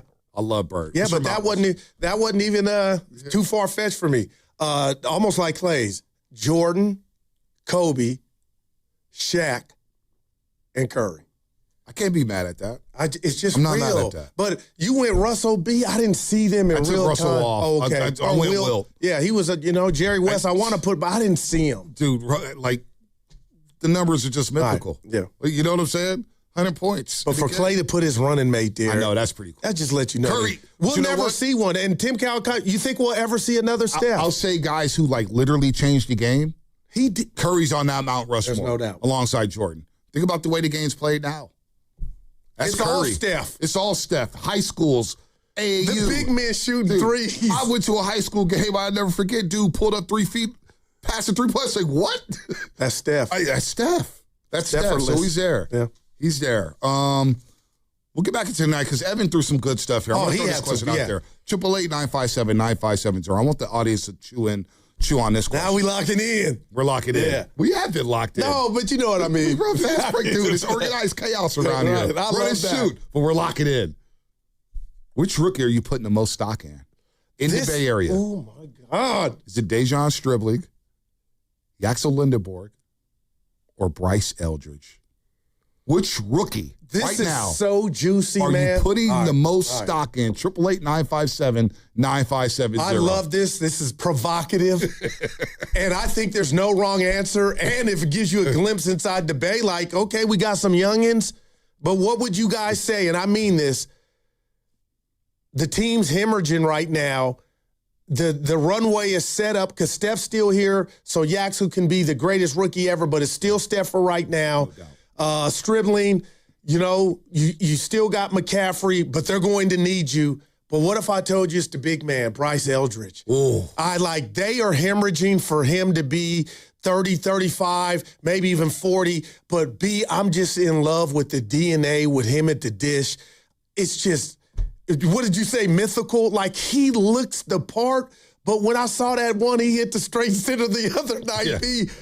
It's Eldridge for me. You got a problem with that. The presence is there at the plate. Oof. He takes Great walks. word. But you know what? Give it to me. I'd be lying if I said I wasn't a little concerned. Oh, wow, B. Everything else has been going on with the Giants. The Willie Adames throws, Drew Gilbert, Paracoto, Leonard throwing to the wrong bag. I mean, there's Basabe. We got to put some. It's bad news Bears like. Seriously. It's All right, laughable. okay. But quietly, Bryce Eldridge is slumped at the plate. But wasn't that to be expected? Look, after batting 300 in June, he batted 207 in July. Okay. 720 OPS. 5 home runs, 10 RBIs. But he struck out 37 times and That's a 107 lot. That's been plate happening. appearances. I got you. Now in August, through 10 games in August, he's batting 216. The OPS is under 600. It was 599. 10 strikeouts in 40 plate appearances. Yeah, no, I'm watching Quietly, Bryce Eldridge has had a rough summer. As the big leagues has made the adjustment to him, what's his adjustment going to be to the big leagues? And I'm giving him the word we've been using on this show, this studio the past week or two. Kyle's accident, Palo Alto Police Department, is grace. And I'm going to, brother got to work it out. Yeah, and I'm with you. I've been okay. So what's his adjustment? But give me this, B. I think the skill set, we saw his ability to take walks when it was good. And you're right. Those numbers are okay. But that's to be expected. Yeah. So that's my answer. And we yet to see Yaxel, his first crack at it. And Stribling looks great, and I get it. Right. But, man, I guess a lot of my answer, too, with Bryce is they're starving for him to be the dude. He has to hit. And this is early. This is first time up. So I'm not panicking. I'm proud of myself. Right. I'm not panicking. Those numbers. I am proud of you, too. Yeah, usually you would get worried if you heard numbers. Baseball's hard, B. If this was Steiny reading it, dude. He's batting 207 in July. Come on, dude. Nah, he's a baby. He's batting under 200. He's a baby. He's a baby. I'm going to go with Yaxel right now. All right. Because I do think he's going to get a runway with this Warriors roster. He might start. Should start. And look, if Yaxel balls out and he makes an all-rookie team. Now, Paz made an all-rookie team. We know how some fans feel about him. But he's played well. If Yaxel comes out and plays well, it gives Warrior fans hope saying, you know what?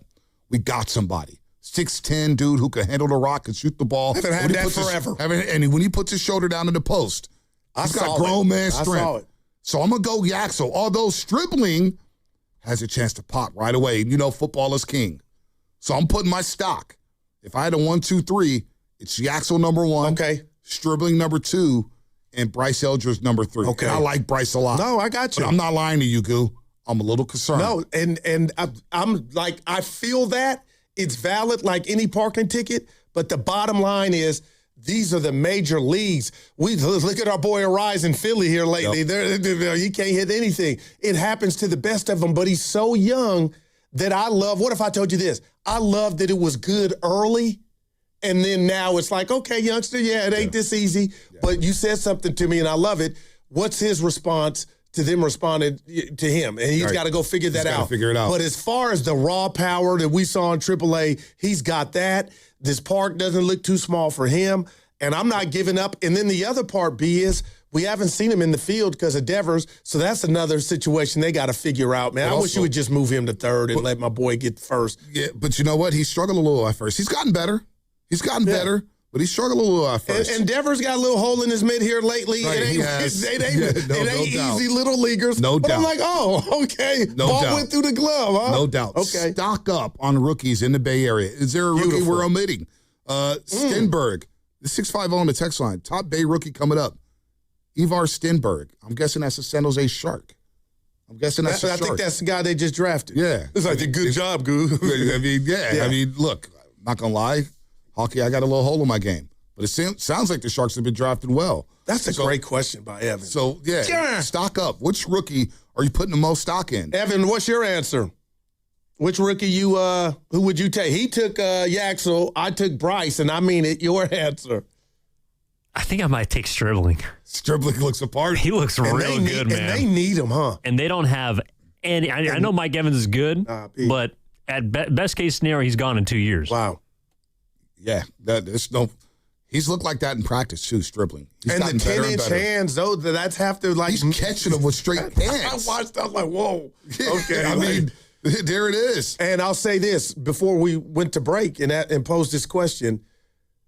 I hope I'm wrong, but there's something eating at me because you know I'm the biggest Dre Greenlaw fan. I didn't want him to leave, but I think I overreacted of what didn't happen in Denver with him and how he's acting mannish or whatnot. It just wasn't a fit. So I guess what I'm saying to you, Bonte, is it really progress by the Niners that they still had a job for you? And I'll add Debo to that list. They both look great. And I'm looking at Greenlaw, but I'm like, what are they really? Is there a chance that they could be what they were when they left? Yeah. Or is that a sign of the times, Prince Rogers Nelson, that the Niners had jobs for them after you're supposed to have moved on? I think it's a good pivot by the Niners because they identified that D. Winters just wasn't it. Okay, all right. And he had that Martin runway was out to play. there yesterday. Tatum Bethune was out there, and he was playing with the 2s and the 3s. They realized that we need somebody next to Fred Warner who's going to be consistent. D. Winters wasn't consistent. So they identified that. Give them credit for pivoting. The fact that Debo was out there, and they're like, you know what? You can never have too many playmakers. And he's kick return because that's what he did the last year exactly. here. He would, but that's when we noticed. So I mean, I like the fact that they got Debo, and I think it's a good thing that, you know what? Greenlaw was good here. Let's bring him back. We got him on a cheaper deal. Forget what happened in Denver. Forget what happened in Denver. Let's just bring him back because he knows our system. And Fred and Dre Greenlaw, they make up one of the best linebacking duos of all of football. So I think it's a good pivot by saying, you know what we saw in D. Winters. Nick Martin's just not ready yet to take on that role. Tatum Bethune, we like him, but we don't love him. We know what we got in Greenlaw, so it's a low-risk, high-reward If you get good Greenlaw, you got one of the best cores, if not the best linebacker cores in the game. Real quick, Vern Glenn joined Shasky and Spadoni this morning and talked about Daryl the Johnson. This is where I'm getting old. Vern Glenn, the Morning Joes. Yeah, talked about the Niners. No. He's with Greenlaw. Damn, OG. The grazed in the brain. You know what? Let's pivot the film on Mike. Right, That's a great question, too. Yeah. By the way, 925, I see your question. How about this question? What's the higher number this year? Yaxel total points or Stribling receiving yards? That's a good question as well. Filmo Mike, what's happening? Mike, Filmo, baby. Happy Friday, Filmo. Hey, happy Friday, man. Hey, y'all sounding good, man. Right we ain't had this many black people on the live stream since The Living Color or something like that. It's like an episode of Raising Kanan, man. Who's getting killed off? I called it Soul Train, Mike. I called it Soul Train, baby. Hey, man. Come on, man. I'm coming down the line with my moves. But now I think I agree with you, Guru. I think you got to remember, Tay, Eldridge, he playing the hardest sport that you got to master. That man. He's already smacked balls out the park.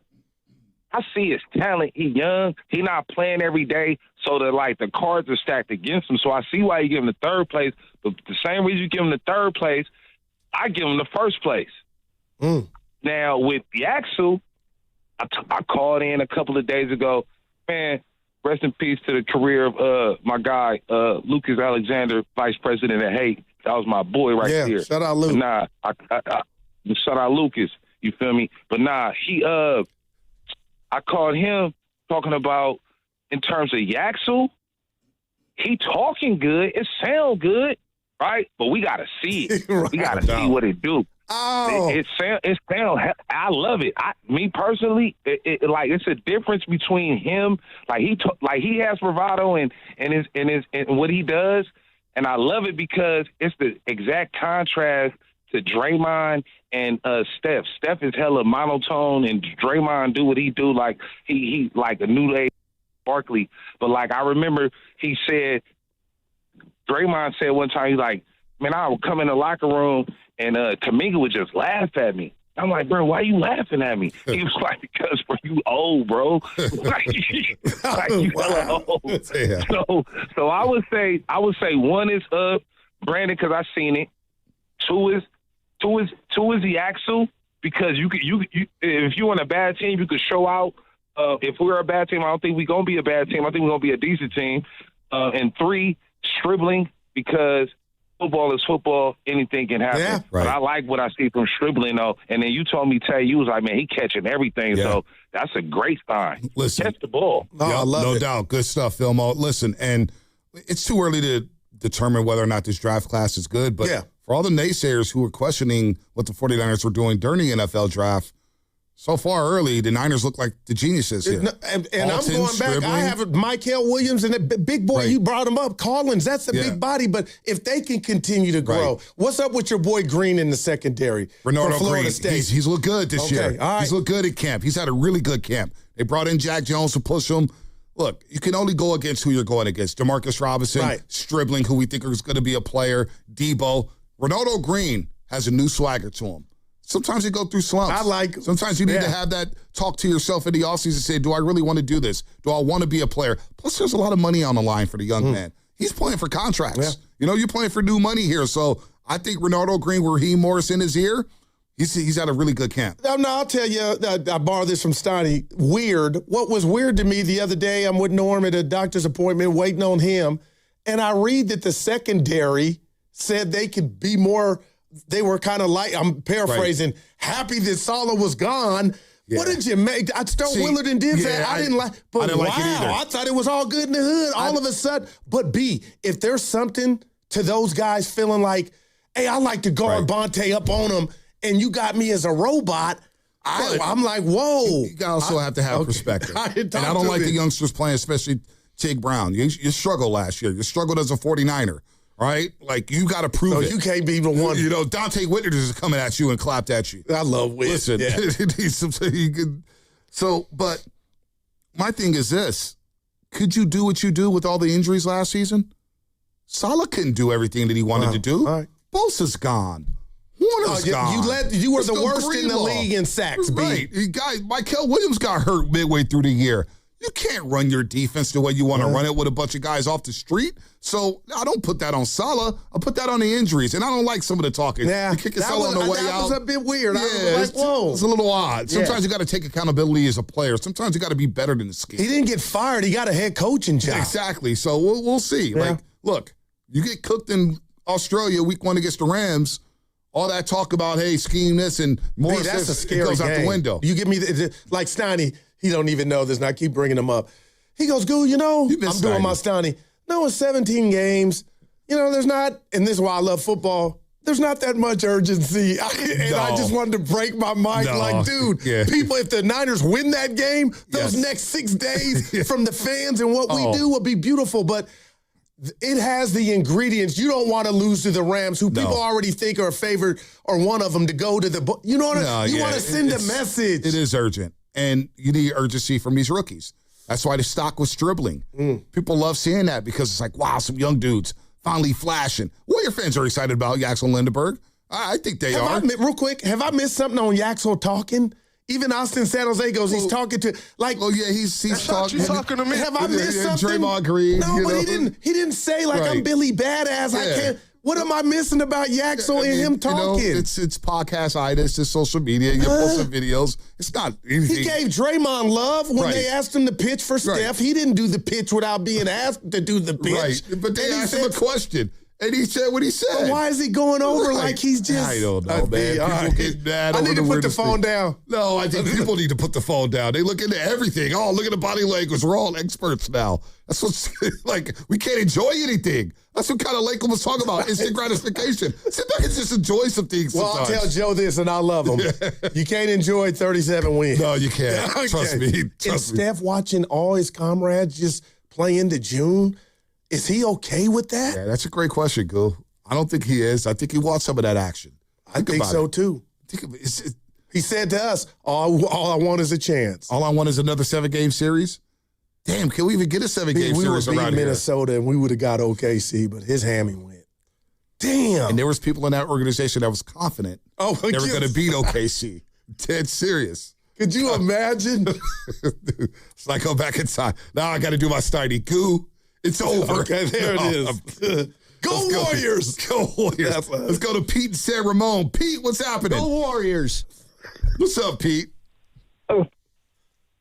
Hello. Hey. What's up, Pete? Hello. Hey, Pete. Hey, guys. Thanks for taking my call. I like all of those rookies. I think it's going to be a lot of fun around here. And am I still there? We got you, baby. Pete. We got you, Pete. Okay, sorry about that. I think I have an incoming. But y'all talking about OG. I'm way past that. You guys don't get too worried when they start calling you Poppy instead of OG. Okay. That's next. I got next, you. All righty. I'm still, y'all. Yeah. All right, don't talk about that. I'm still hooping, B. So that, but they pass me the ball and say, We got a break right now. Yeah. Hey, Big Smooth, Antonio, we'll get to you on the other side. Seriously, 888-957-9570. What rookie are you putting stock into? I love this, Evan. The Dejon Stribling, Yaxel Lindenberg, or Bryce Eldridge? I think Bryce is winning. Mike had Bryce. Bryce is winning. Bryce is winning, but We'll man, see. I'm not lying to you, Goo. I'm a little.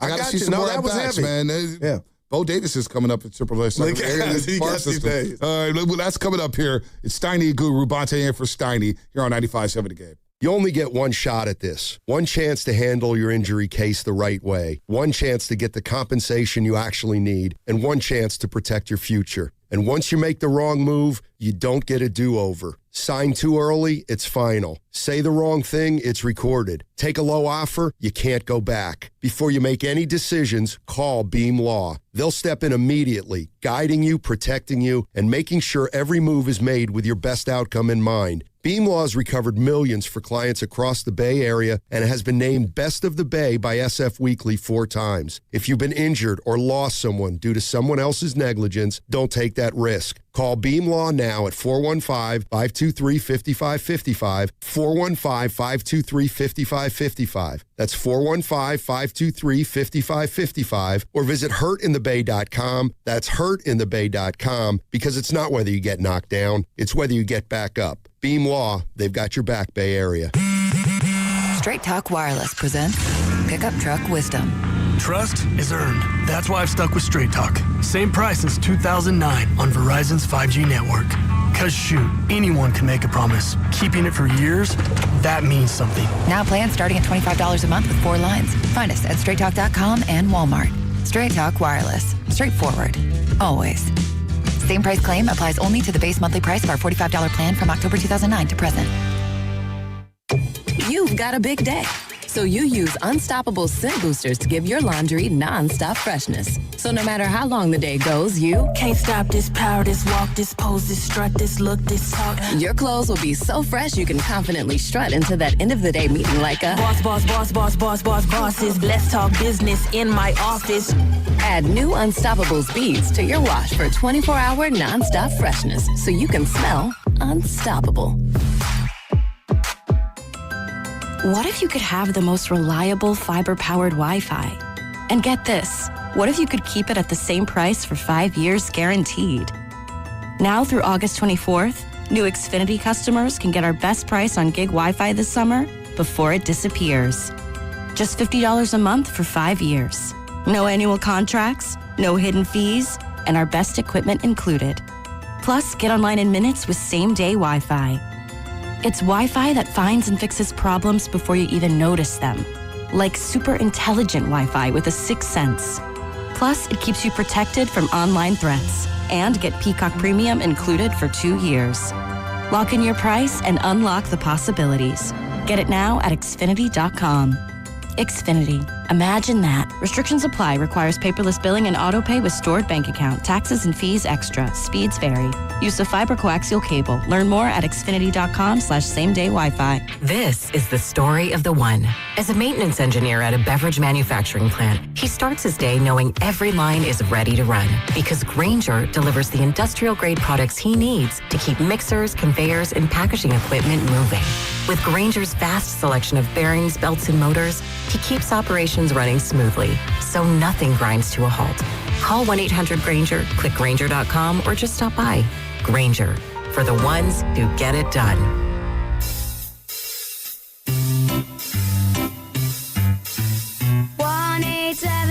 Cars for Kids. KARS Cards for Kids.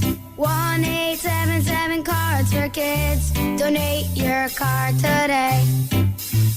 1-877 Cars for Kids. KARS Cars for Kids. 1-877 Cars for Kids. Donate your car today. Ready to get rid of that old car? Donate it to Cars for Kids. Call 877 Cars for Kids to speak to a friendly live agent. Donation is super easy, and your car can be picked up as soon as tomorrow. Go to carsforkids.org now or call 877 Cars for Kids to donate your car today. 1-877 Cars for Kids. KARS Cars for Kids. 1-877 Cars for Kids. Did you know you can donate real estate too? Go to carsforkids.org. That's cars with a K. My name is Whitney Allen, and I'm a widow. My husband, Ryan, died. We never thought we'd ever have to use life insurance, but the unexpected happened. With Ethos, signing up was fast and 100% online. You can get a quote in seconds, apply in minutes, and get same-day coverage. No medical exams, and you can get up to $3 million worth of coverage. I am grateful we were prepared. Get your free quote at ethos.com/radio. That's ethos.com/radio. Paid spokesperson. Time spent on application may vary. Online health questions required. Pump up the volume. Business moves fast. Orders roll in, deadlines close in. When you ship with USPS Ground Advantage, you can keep up with confidence. Every package stays in our secure network from dock to door. And with nationwide reach, dependable tracking, and upfront affordable pricing, you get built-in peace of mind. You run the business. We run the routes. Visit USPS.com/Ground Advantage to learn more.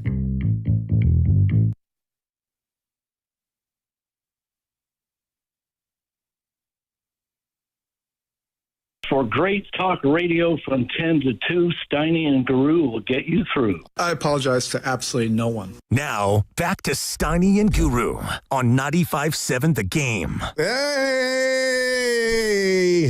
This is, who is it, V? Young Jeezy. Yeah!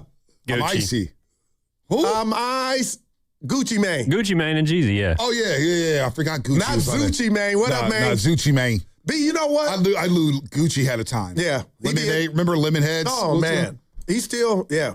But I'll say this, young Vic during the break said, I was talking about OG, you're talking about dying your cray. People say, I've dyed my top. I don't yet, B. But listen, we're lucky to be here and make it to this juncture, man. So that's how I'm going to, let's rock that. Last week was tough. You don't need no spray. Yeah, last week was tough. I want to shout out again Mike Wags. Oh, good call, man. Mike Wag passed away, man. 59 years old, man. Just Don Nelson. Kruko's retiring. Oh, man. Our boy Papa, man, going through what he's going through, man. He was on the news yesterday. Yeah, he gave us a touchdown. Yeah, he did. I like it, man. That was heavy. Yes, sir. That was really heavy. Ross Mathai, he's a president. Like, dude, I like him, B. Dude, you had him on. You guys had him on. He does NBC News, and we did the parade show together. Yeah, he used to do sports. We did the parade show together. I swear to God, Guru, I started the show. I said, Mama, I made it. I'm working with Roz Mathai. And dude, there's levels to this guy. That's big. Roz is like the dude. Yeah. He's the dude. Like there's, people like, oh man, you're the king. Nah, I'm no king. Roz is the king. Look at Roz is the man. All right. You know who else is the man, Goo? Big Smooth in Oakland. And his stock. This was a phenomenal question. This is a great question. Again, we'll recite the question, Big Smooth. What's stock? Which rookie are you putting the most stock into? Is it Stribling? Is it Eldridge? Or is it Yaxel? Welcome back, B. It's Yaxel, who I have dubbed plug and play, baby. Listen, this kid, I like his touch. I'm watching him, man. This kid is 6'10". He's not no 6'8". He's 6'10". Got a nice touch. All those shots that we give to Draymond, I'm just saying, I'm not pushing Draymond out the way. I got to. I'm just saying he's gonna hit those shots, Brady. I'm telling you right now. He's better than Carlos Bouger. He's better. Because I'll say this. The only reason he fell into our lap is because of his age. But listen, back in the day, this was a normal age. This is analytics just getting in the way of basketball. I love it. He's 20. Oh, my God, he's 20. Come on, man. But listen, let me say this. I'm looking at this Warrior roster. Dude, it's only one spot really open. Go back and look at the roster. It's probably going to go to Cryer, but the rest of them cats ain't making this team. We have a 15 pretty doggone good roster. Wait, Big Smooth, hold on real quick. Big Smooth. I thought LeBron was coming for sure. Yeah, I was with him. He convinced me. We all were duped a little bit. Okay. We all were duped a little bit. Listen, we all drunk the Kool-Aid. In my defense, that was a clutch production. Okay, it was. And that's why I backed off a little bit early. Thinking Baby Girl. Yes. I thought Baby Girl was the reason. Yeah. But they fooled me.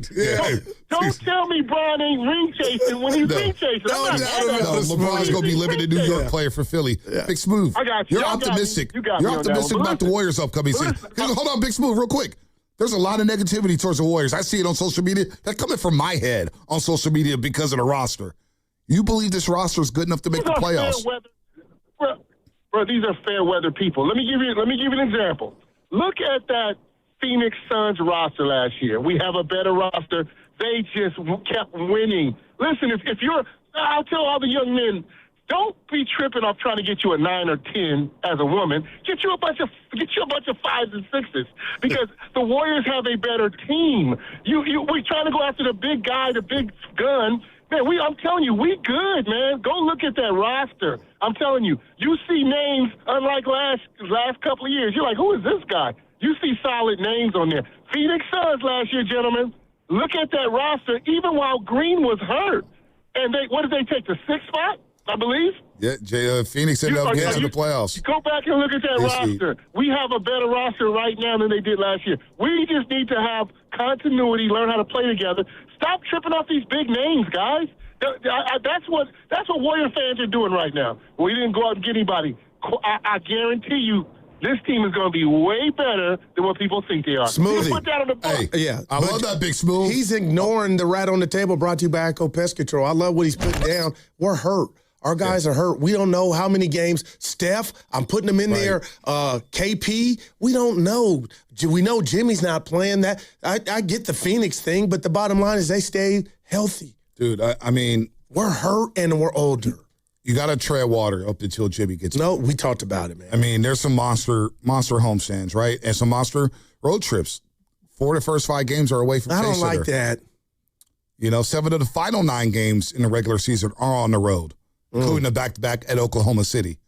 Now, from Christmas to January 13th, you play 9 of 10 at home. That's a big stretch for the Dubs. Big stretch. But check this out. They've got 3 back-to-backs, and the Phoenix Suns are involved in every back-to-back on the back end of the back-to-back. Isn't that insane? Yeah, Can you follow me, Goo? Like, come on. Like, that's crazy. So, how many baseball series do they have? Do you know that? Where they play? I didn't break that one down. A little 2 games. They got one at OKC. They've got a couple on the. I hate on the road. Yeah, the baseball series where you play a team twice in a row. Mm-hmm. Yeah, I don't. I'm with you. But Smoothie, he thought Braun was coming.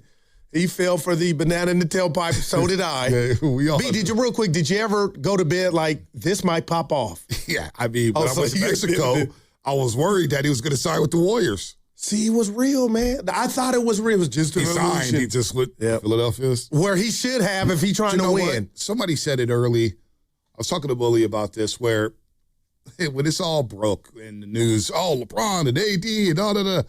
Somebody was like, dude, this is clutch propaganda. AD's going to end up re-signing with the Wizards. Yeah. Draymond's not going anywhere. And LeBron's going to go elsewhere, whether it was Cleveland, Miami, and then obviously the dark horse Philadelphia where he ended up signing. No doubt. And I got Washington as my league pass team. We got the league pass boys. I'm intrigued. Yeah, Dr. Narab Padya, somebody on the 925 text line, 925 on the text line. Dr. Narab Padya says almost 20% of the Warriors games are on back-to-back, and that is not good for injuries. And you got to think, is Horford going to play on the back-to-backs? Is KP going to play on the back-to-backs? There's 15. And you're right, that Moody one hurts. They all hurt that. He was, and he was young doing it. What did you think about Big Smooth? Instead of going for 10s, go for some 5s and 6s? Not in my world. When I was out there, Yeah. I'll take a look around me. Let's go to Antonio in Oakland, man. Yes. Ain't nothing good. No. Hey, you get 2 good 7, though. Hey, I can't spell, but you look good. I got you. Let's go. Antonio in Oakland. What's up, Antonio? What's up, you guys? Yeah, the rookies, the Sean Stribling, man, he's a big boy, physical. I think he only dropped 1 pass in his last college season. He reminds me like a faster Anquan Bolden, I would say. So I have, like a lot of stock in that. I think he got a chance to learn from 4 Hall of Famers on offense. Kittle, Mike Evans, McCaffrey, Trent Williams. But I'm high on Yaxel Lindenberg too, man, because he's going to be playing with another Hall of Famer himself, Steph Curry. He's going to have a lot of room to be, driving to the hole and all that and shooting as well. So, like I said, he's like a 6'9", 6'10" guy who can handle it. A lot of skill set. He only slid because of his age. So, both guys. I got like Yaxel percentage points more than Stribling, though. It's by a little bit. But I'm high on both, though. Hey, Antonio, you're high on the Niners this year, too, huh? They look good. Uh-oh. Yeah, division winner. Hashtag Rams and Seahawks are overrated. Stafford's getting up there in age, man. We always hear how old the Warriors are and how old the 49ers are. Well, Stafford's pretty damn old himself. So, I'm just saying. So, he's going to fall. I don't want to say fall off the cliff, but he's not going to be enough, man, because Devontae Adams is old himself. And they do got Myles Garrett, but it's a team game. We got Trent Williams to at least contain them. And like I said, we don't fear no damn Rams. We counted our damn self. Antonio, I always love you. You're always optimistic. You always put a smile on my face. That's his stilo. That's his stilo. I'll say this to you about Stribling, Vontae. And here we go. Just about things happen. You got to take advantage when it's your time and your number's called. Who's the last great receiver the Niners had through the draft? Does Debo count? Or because I remember days and seasons where Debo was your offense, running on Dallas in the playoffs, the Rams in the NFC Championship game, but he wasn't your prototypical Terrell Owens or Jerry Rice. Right. So if I said to you before I let you answer, it might be T.O. It might be T.O. That's might not be T.O. good, Debo, man. Yeah, it's not good, but you know what? Crabtree was okay. Okay, but I mean, I like 15. When Kaepernick came in, you got to think, you were playing with Alex Smith, and I know a lot of people love Alex Smith. He's mediocre. Right. Let's just be real. Alex Smith was a mediocre quarterback. NFC Championship game, didn't complete a pass to a wide receiver. Seriously, 1 for 13 on third down. Who remembers that? Damn, B. I mean, damn. And I remember the quote from Crabtree after the game. Sometimes you got to give a playmaker a chance to make some plays. Oh, yeah. That's crying out. You know, so Crabtree was, but the injuries got him, but he was okay. And Ayuk thing just hurt, right? Ayuk was all pro. He got it. All pro. And I love this right. So what do you know about Ayuk? His ability off the line. He had the slippery hips, man. Well, look, we didn't like Ayuk early on because that was the draft full of Lamborghinis. Okay, all right. CeeDee Lamb. You're right. Henry Ruggs, Jerry Jeudy, Justin Jefferson. It was rich. You know, I love CeeDee Lamb. CeeDee Lamb. I'll say Oklahoma. this. I'll say this. No, go ahead, because you know I'm feeling good these days. I think your Cowboys got action. No, if the Knicks did it, why can't they? Dude, there's not a lot of talk coming out of Cowboy camp. Jerry's been quiet. Jerry's been quiet. Quentin Williams, you know how much I love Quentin Williams. Yeah. He's a beast. CD and Pickens. Yeah. Oh, I got you, man. Offensive line. I'm going to say it right now. The Cowboys are winning the NFC East. They're winning the division. I feel that could happen. I'll watch it. They're winning the division. And I hate saying that because you know how much I don't like the Cowboys. No, I know. I got that, dude, I think, and I heard they punked the Rams in the scrimmage, right? Yeah, but you into that, B. Yeah, you into that, Evan. You into, they dominated the scrimmage. You into that. It sounds like you are. No, because the Raiders dominated the Niners a couple years ago in Vegas. They won 3 games and the Niners went to the Super Bowl. So... I don't know, man. You like Cousins getting the start and keeping Mendoza from the dogs early? Yeah, I think it? You got to do that. All right. You got to do that. Let Cousins take all the hits early. When the guys come in for the crossover, honestly, first thing I'm going to do, I'm Westbrook, is throw that Evan question to them, but you got to give them, and they probably already know it, the Eldridge. He's slumping. I get it, but B, I'm still, when it was good, it was great. He should be. Willard goes Westbrook during the crossover. No, nobody goes yet. The crossovers, between the two crossovers. Said the summits. Yeah, the summits too. I mean, oh my gosh. Shafty's the vice president, but he'll give the state of he'll give the address to the I got it. Oh man. Let's go to SF Bay Drummer in Houston. SF Bay Drummer, what's happening? Bonte Guru, what's up, my guy? What's up, baby? Not much, man. Hey, but out of the rookies you proposed, I believe in Yaxel. Just a couple of things. Like with the Giants, I like as much as I want to believe with them and all the changes that happen, I'm not really believing in them right now. It seems like they don't have no sense of direction, and so like I hope like Bryce Eldridge isn't like wasted. Like he's doing some good things, but like developmental wise, like I need him to have some more structure. And then as far as the Niners go, like Dejon Stribbling, like I like what I saw last night. But, I mean, I'm going to just keep it real about who we have throwing him the ball. If we got number 13 throwing the ball, noodle arm quarterback, hopefully he ain't throwing him a hospital ball. And then also, can our training staff keep him healthy so he can be on the field for all 17 games plus playoffs? And then SF Bay, real quick. I got to say something, though. Brock Purdy's been throwing with some zip in practice, man. I know it's just practice. I hadn't heard that.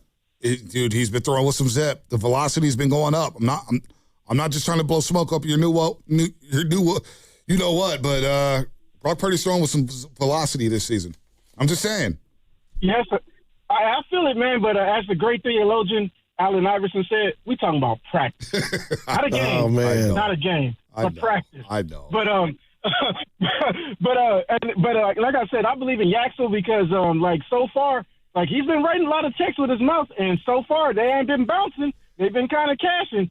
So like as long as he keep his confidence up, I think he'll be like just a growing player into a star, and then hopefully all-star for this Warriors team. Oh, man. That's great stuff. I think this is a guy who spent like $15 today on the super chat to tell Guru and I where Kaminga stands. He's got a good one. It kind of made us chuckle. See what I see? Before you laugh, this to me is my Evan knows this. Like, I'll fight. Like, this is my kryptonite. I know, I look in the mirror, so I know what it is and what it ain't. It ain't that, but go ahead and read it because it's funny. Going from Drewski and Tracy Morgan. I'm not going to read the rest, but just the fact that he's calling me Drewski. I don't know how I feel about that. You all right. It ain't Tracy. Well, you know what they used to do to me? Come on, man. No, you know what they miss me. Have you ever seen the Jack Harlow Drewski video when they're in the car? It's incredible. And Shaq was like, that's us, B. That's us. And I didn't know how to feel about that. Hey, Drewski's grown on me. I got to give you that. He can't give himself Jack Harlow. You know, what is this? Hey, can you find that and just play it? It's incredible. Can you find that? I sent it to Butch. He goes, B, that's us. And I took the Kool-Aid, but now that I think about it, I'm not Drewski. Dude, I'm mad at Tracy. I watch his TV show. I don't look nothing like it's not good. Hey, dude, Tracy cool, though, man. No, he is. Can you find that Jack Harlow Drewski little bit? Drewski. That's great. That's like this. That is great. It's so funny. But your twin is truly Mike Evans. That's your little brother. He see his hairline right now? Now, are you older or younger than him? Come on. No, seriously. I didn't do that. I'm a little older. Okay. I'm a little older. Oh, I remember Fred Van Fleet. Yeah, the Vern thing. I remember. Oh, now you remember the Bird thing. Dude, that's bad. History would be altered. He reminded us in that Super Bowl in Vegas. Drake Greenlaw. Before he got hurt, they hadn't got a first down, and Andy and your boy were Taylor's husband were about to get into it. They were fighting, dude. Just think about that. Dude, that I'm still laughing about that chat. Yeah. He finally had a good chat. He spent $15 on some straight BS. We were thinking real quick.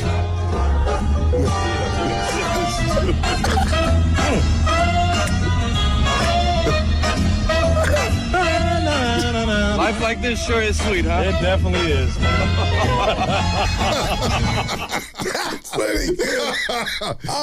And then in the drop top just cruising. I didn't tell you we was at the cafeteria not too long ago. Evan and I, and this dude comes up, they were out of town. He goes, you know who you look like? And I'm in my before he finished Denzel, he goes, Tracy Morgan. I almost spit out my drink. Evan had to console me. I had to bark at him. I don't look like him. He don't look like me. But anyway, that's great stuff, man. I'm lightheaded, dude. Oh, man. Where are we going? Oh, my bad. Drake Greenlaw in the Super Bowl. You don't have to remind me. Is that the worst injury in sports? Dude, he was playing like a man possessed in that game. They hadn't given up Mahomes a first down. He was hitting everything that was moving. They went up 10-0. Give me a more tragic injury on the Super Bowl stage. Running out there. I had the binoculars looking at him get carted off, and I was just like... You and Butch don't feel like you jinxed him. Well, I'll say this. There's talk out there. We'll get to that. I do think about it nowadays. But you know what? I went down to SoFi by myself last Thursday. For NBC, and they won that game. They won that game on the road. Now, Butch wasn't there. No, that counts. That counts. Yeah. Maybe so Butch is the over, jinx. yeah. But I swear, when the Niners picked off Mahomes in the Super Bowl, remember that coming out of halftime? I thought it was over, man. First and 10 at the Chiefs' 44-yard line. Man. When they didn't score or do anything with that possession, you've probably done this before as a fan. I've done it I watched the rest of that game telling myself, I know they're not winning. How are they going to lose this game? Man. No, come on, That's man. how I watched the rest of the game. No, that's because I was looking at the confetti. I was like, there's no way they're going to have snow angels in confetti, the 49ers. I was like, they're losing this game. Just how are they going to lose this game? Oh, that's how I watched the entire second half and overtime. That's psychological warfare right there. That is. It's a terrible way to watch a game. It is bad. That's a very dark place. I feel it. I've been there. And they lost to the last player overtime. So I walked out of that game. I'm sure Butch has told the story. There's this guy, there's this girl, she was wearing a Brock Purdy jersey, sobbing, braces. I'll never forget. Tears. I stopped and hugged her. It's like, hey, it's going to be okay. She's like 11 years old. She was distraught. We're taking that walk of shame back to the hotel. And this guy was like, you think that Super Bowl loss was worse than the one in Miami? So we just lost in overtime. With a team that was averaging 30 points a game, the Niners. This was a dream season. He goes, you don't know anything about football, you dummy, right? So he started talking. Oh, wow. So he kept walking. I said, dude, I'm in a very dark place. Just keep it moving, bro. Leave me alone. Just leave me alone. He kept talking. We get down 3 blocks later. I took the backpack off. I was going to do some damage. He wouldn't let it go, huh? Butch and Coach of Los Santos Hills was with us. Yeah. So he's like, B, you got to calm down. I said, man, this guy keep talking to me. Yeah, that's what happens when pain. It was painful. That is pain. You ever watch a game like that where you just knew your team was losing? I root for the Pirates, so yeah. So of course you just, come on, man, my whole adult life. Oh, so man. I know that feeling. That's not good, it's man. It's not good, Vic. You've been there. Yeah. Evan, you've been there, right? You're a Charger fan. You just know how things are going to end. Sometimes you just got to watch the games.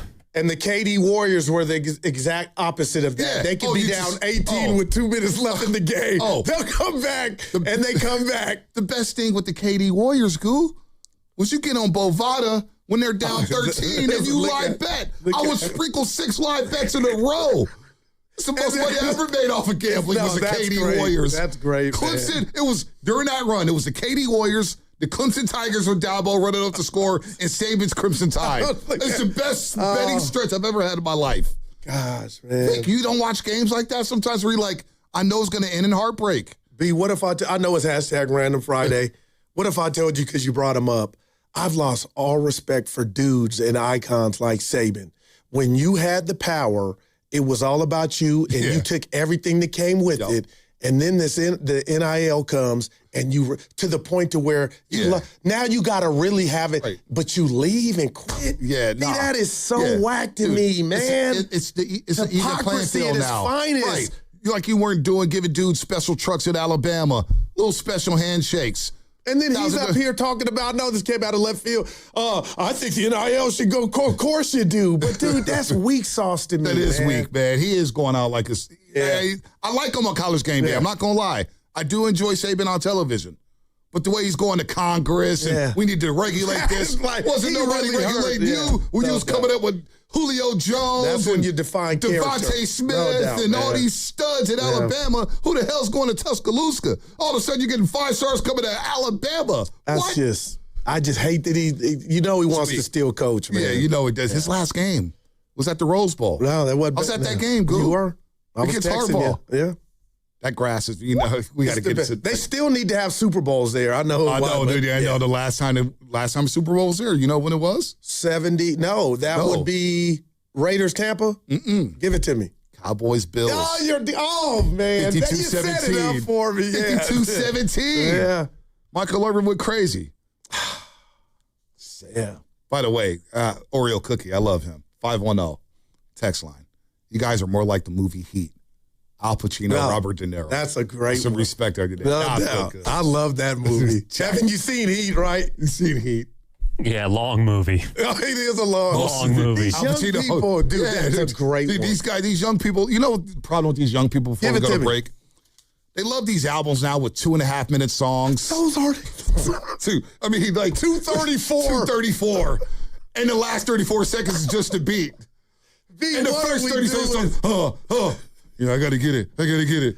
Mumble rap. That's been what's bugging me. These songs, that ain't a song. Like albums used to have 3 verses. Curtis Mayfield got a song 634. Thank you. Get to the point. I'll get to the point, all right. Brought to you by Fremont Bake, here for you, here for good. Hey there, it's Bonte, and I'm excited to tell you that summertime is a great time to discover the islands. River Islands, that is. They're located in Lathrop, right over the Altamont, and have become the best-selling lifestyle community in Northern California. Currently, there are 15 model complexes open for touring. This gives you all the choices you're looking for in size, location, and price. Take your pick from neighborhoods built alongside lakes, near parks and trails, or looking out on the San Joaquin River. This month, a brand new K-8 school is opening, the 4th built inside the community, and River Islands High School is welcoming students back for the fall term. Over at the Town Center, activity is everywhere at the Redwood Cafe, and a new community amphitheater gets closer to completion. More than ever, River Islands has it all, and it's all priced from the $600,000s to over $1 million. Start your tour on riverislands.com and see for yourself how the good life can be your life. Isn't it time for you to discover the islands? Is your client ready to build a functional outdoor space? Choosing Golden State Lumber and Showroom means faster deliveries and finishing your project on time and on budget. When it comes to decking, TimberTech stands out. It's trusted by contractors for its unbeatable quality, and with industry-leading warranties, it's clear why TimberTech is the top choice. TimberTech, the #1 brand in premium decking. Start at GoldenStateLumber.com. Golden State Lumber and Showroom. When you succeed, we succeed. Hey, it's Dan Dibley. Baseball season is in full swing, and there's no better place to be than Kalshi, America's #1 prediction market platform. Right now, the team in New York that happens to be in the American League is trading at a 10% chance to win it all, meaning a $100 trade will pay out $927 if they are the last team standing in October. On Kalshi, you're trading against peers in a live market, meaning there's no house. And as the probability changes, you can buy in and out of your position. Download the Kalshi app and use code DIBS, DIBS, to get $10 when you trade 10. KALSHI. Kalshi. You can trade on anything. 18 and over only. Restrictions and eligibility requirements apply. Event contract trading involves risk and may not be suitable for all investors. Kalshi products are not available in all jurisdictions.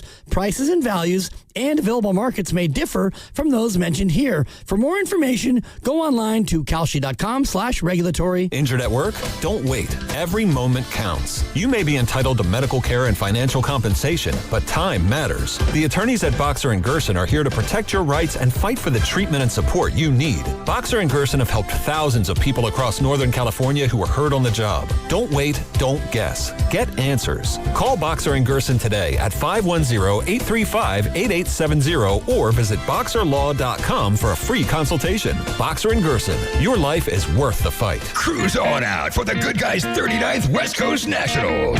Over 3,000 classic Good Guys Autocross racing action, a huge automotive swap meet, and so much more. August 21st to the 23rd at the Alameda County Fairgrounds. Details at good-guys.com. Thinking about upgrading your sleep? Now is the time to shop Sleep Number. Trusted by millions for nearly 40 years, Sleep Number offers superior comfort, personalized adjustability, temperature benefits, and value that is unmatched in the industry. And right now, during the Sleep Number Labor Day sale, all mattresses are on sale. Invest in your sleep and experience firsthand Sleep Number's personalized comfort. Stop by a Sleep Number store or sleepnumber.com to learn more. Reach your saving goals with Miristar Momentum Savings. Progress should come with perks. Every $25 you save earns an entry to win cash prizes. We're drawing winners for $1,000 monthly, $5,000 quarterly, and an annual grand prize of $10,000. Saving has never been this rewarding. Apply today at miristarfcu.org. Insured by NCUA. No purchase necessary. Terms and conditions apply. See website for full details. This August, American Vision Windows lets you pick any two offers. Free expert installation, free sound package, free upgrade to Sun Matrix. We pay your tax, or no interest and no payments for 18 months. Get your project done before fall with your choice of savings. Visit AmericanVisionWindows.com or call 888-347-0711. That's 888-347-0711. New customers only. Restrictions apply. Call or see website for details. Offer ends August 31st, 2026. If life is a game to be won, then every child deserves to play on a level field. Children International is empowering young people in poverty on their journey by giving them the tools, the training, and the skills to shape their own futures. From the early days of development through all stages of growth and into employment. This is how, together, we can help end poverty for good. Learn more at children.org. I scream. You scream. We all scream. Because Wendy's famous small classic Frosty is just $1 for a limited time. More screaming, happy screaming, summer screaming, dollar small classic Frosty screaming! But please don't scream in the drive-thru. It hurts the employees' ears. Get a $1 small classic Frosty for a limited time, only at Wendy's. U.S. price and participation may vary. A la carte only, not valid for delivery. Limit 10 per transaction. Price may be higher in Alaska and Hawaii. You're still glowing, flirting, grooving. You've still got it. But your immune system weakens as you age, making it harder to fight illnesses like pneumococcal pneumonia and RSV. Vaccines are a key part of any health routine and can help protect you from getting really sick. Ask your doctor or pharmacist which vaccines you need. See more at PfizerForAll.com. Sponsored by Pfizer.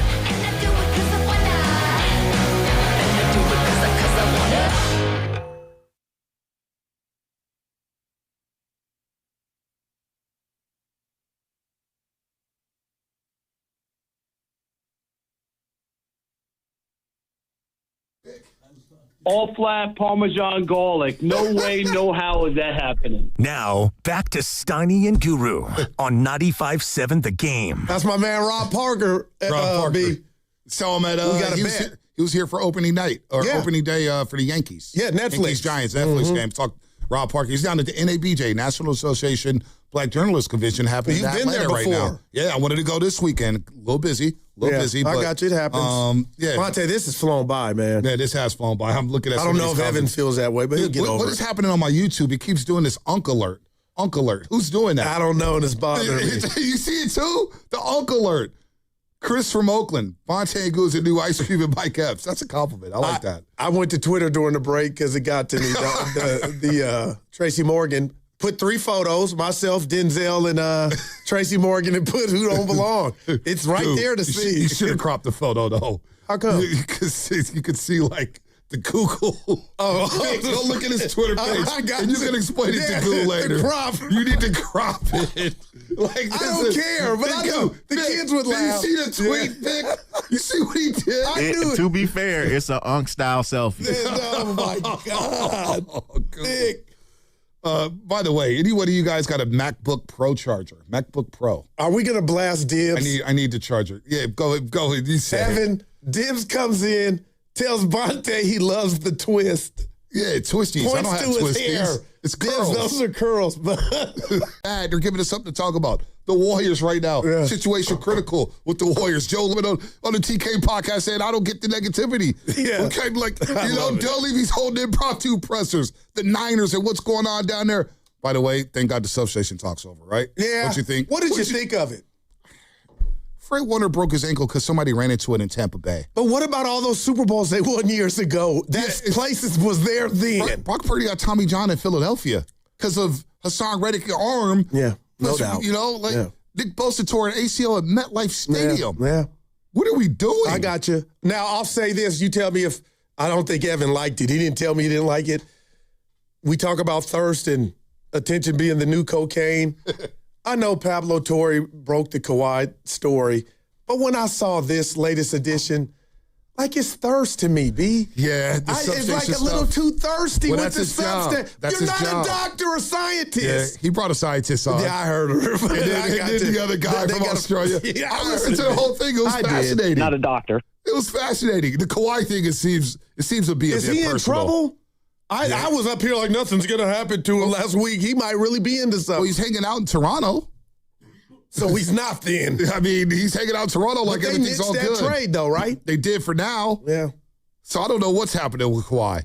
And What we an got interesting football, guy. 2 more. And Vic Tafer, we had him on from The Athletic. He said it best. We got 2 more weeks, and I'm going to watch tonight, tomorrow. I love me some preseason. We got Monday night You game. love preseason? Like, just the fact that uniform football- skin. That's yeah. all. What did you think of the Titans I uniform? was just, 49 Frankie hit me, said, just call them the Oilers. They're beautiful, Yeah, right? they are beautiful. But I just want hate the they're red. the Titans. I want the red face I mask. love though. that. I want and I want red the face Bills mask. to go back to the red ones. Yeah, it's true. Remember the red that? helmets, yeah, the Jim Kelly days. Yeah, no doubt. I do. Dude, those Titan uniforms look. Now, do the Niners have a new, they used to have the black with cap. Do they got a new alternate one? They still got the black uniform. Okay, and they only wear it one game, right? I don't like them. Yeah, remember they wore them against Seattle. I don't like them. Yeah, that was the wrong timing. There's certain teams that don't need throwbacks. You're right. I don't like it. The New York Yankees, Okay. they don't need a city edition. The Giants don't really need a city edition. And take They're the names, growing on me the Tuesday Take nights. the damn names off the back of the cream jerseys. Okay. You had Ooh. a classic jersey, and we're going to put names on them because nobody knows who the players are. We'll figure it out. Wow. We're fans. We know who the players are. You go in there. Can't help it. The Green Bay Packers don't need alternates. Wow. The And they got Cowboys- the worst ones, like the prisoner uniforms, the Packers. Yeah. Or is that the Steelers? Both of them. Oh, the Steelers. The prison, oh, the Nasty. black. Yeah, Just the nasty. Pittsburgh Steelers. Pack of M&Ms. Yeah, what do you need those for? Why? I don't know. I don't Money. get it. Money. It's money. It is money. The NBA does it, and they capitalize. Yeah. I miss the Valkyries wearing their home whites. You know, they're wearing I like them. What do you make of the Valkyries? They are they make it play look with easy. so much tenacity. But if I'm looking at them through, you asked, the prism of can they win it all? Yeah. What if I told you, B, I think we need a little more size? Well. Oh, holla. Yeah. Caitlin Chen. Oh, Veronica my God. Burton. I'm about to do a Q&A with them at Laughing Monk in the City. 4:00. Today? Today. I got my shirt in the car. Ain't about me. Got my shirt. I was supposed to do one with the Rook, and something came up, and little Daryl graduated. Yeah. And I wasn't there. Yeah. Who filled in for me? Cam. Oh, you're right. Now I got a bone to pick with Cam. Now that he's gone, I don't want to say it around him because he's being that weight room. We got grown man strength. Yeah, we do. But these young bucks, though, endurance is a problem with us. You got to be blue chew it and do it, right? I'm just kidding. But no, Cam, I gave him a dime. So I was supposed to moderate this panel, Union Square. I think Neiman Marcus or somewhere around here. All right. For the Oakland Roots. Oh, dope. Supposed to do something for the World Cup. I couldn't make it. So I threw Cam the dime. Cam did it. He posted on Instagram, so thankful to yada, yada, yada. Oh, don't tell me. Do not tell me Mr. Hill wasn't on there. I was like, Cam, you couldn't, you don't. Like, what's up, Cam? That's that new age stuff we're talking about. Just ignore who hooked you up. Oh, I know you were hurt me. A little bit. You just shouldn't be hurt. I was happy that he did a great job. But the origin was through. You were John Stockton. And now he's going to take all the gigs. Yeah. And there goes my money. What time is this? Right at 4? 4 o'clock. Cam's going to be up there, so hopefully Cam's not listening. Yeah. He's going to take some photos up there. So anyway, that's that. Cam. So you're standing on your answer of Yaxel, huh? Yeah, I'm putting a lot of stock in the Yaxel. But not mad at the other two. I'm not mad at Okay. Look, I think it's exciting. Am I wrong to be concerned about Bryce Eldridge right now and everything going on with the Giants? No, I'm going Willard. Numbers are numbers, but those are numbers. Those are numbers. But Philmo Mike knocked it out the park. Or Granny, baseball to me is the hardest sport. It's hard. Easy for me to sport. It is hard. And I believe this is just okay, youngster. You got off okay. You up there looking like Rod Carew or Barry taking walks. Now I'm seeing him like, he struck out again. Like, damn. Dude, you're going to watch this series, and it's going to be in your dome now. No, it's been in there. But he's had some good at-bats in Colorado. Coors Field, he's raked there. It's a hitter's park. We know it. But they're home. They're here tonight. Oh, yeah, they are home, right? Yep. They're at Oracle. Yep. I got that confused. Mm-hmm. I thought they were at Coors Field. Somebody, Old age. So I thought they were going to Colorado. It's a long homestand coming up. All right, let's go to front lines in Fremont. I need a break. Yeah. Let's do it, baby. Front lines, what's up? What's going on, fellas? Front line, the Guru and Bonte Hill, the Soul Patrol. Yeah. Hey, y'all doing a great show. I was just tapping in and say hello to you guys. I've been listening while I was on my way to work and everything, and you guys really bringing it. Have a great day. Have a blessed day. Guru, you know where I'm at. Take care, buddy. Bye. Hey, where you at, front lines? That was beautiful, man. That was beautiful. Where's he at? In the Bay. You know front lines? No, but he said, I know where he's at, and the Bay. You brought up 49er Frankie. His survivor pool's coming up. Yeah, you're in it? What do you mean? It's my friend first. Oh, yeah. No. You ever have a friend steal a friend from you? Dude, it's awkward, man. I honestly can't say I have. Okay, so maybe I haven't lived long enough. Well, there it is. Still a friend? Yeah. Frankie, I got to call you to find him. Mia's like, man, Frankie don't call you no more. I set up the group chat with 49er Frankie and Guru. It's not my fault 49er Frankie texts me separately. The TV guy, you're the TV guy. They traded in the radio. That's on your boy, man. Where's the loyalty at 49er Frankie? That's my guy. I made a deep run in the survivor pool last year. Man. His daughter won it. That's incredible. She knows her stuff. I told her she wanted to get into sports. She knows, like, your level, you, Evan, and all that. Has she ever called in?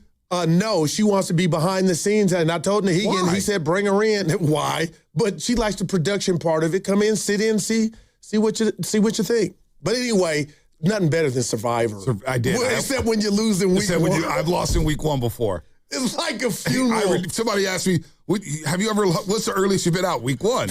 And I remember the game. The Bengals lost to the Patriots week one. Dude, wow. 2 years ago. Wow. But last year I won my boy Dwayne Fontana. You know Dwayne Fontana played at Reardon. Dude, I played it. My era. We played hoop against him. I won his pool last. I tied with somebody.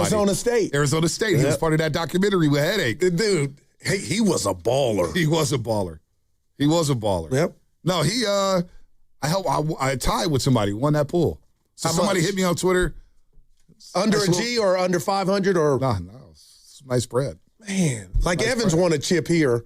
But you've gotten so big time, and Shasky's now following your footsteps. He finishes last. We do the draft on the morning show. It was awesome. Everybody called in, did their first pick. You leave us for NBC. You know, Street's talking a little bit. We forgive you.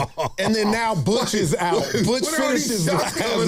We had a good show. That's where you started at. How do you leave the league, man? I left the league while I was here in 95.7. But you're in the, what do they call it, the celebrity league now? I'm not even in the celebrity.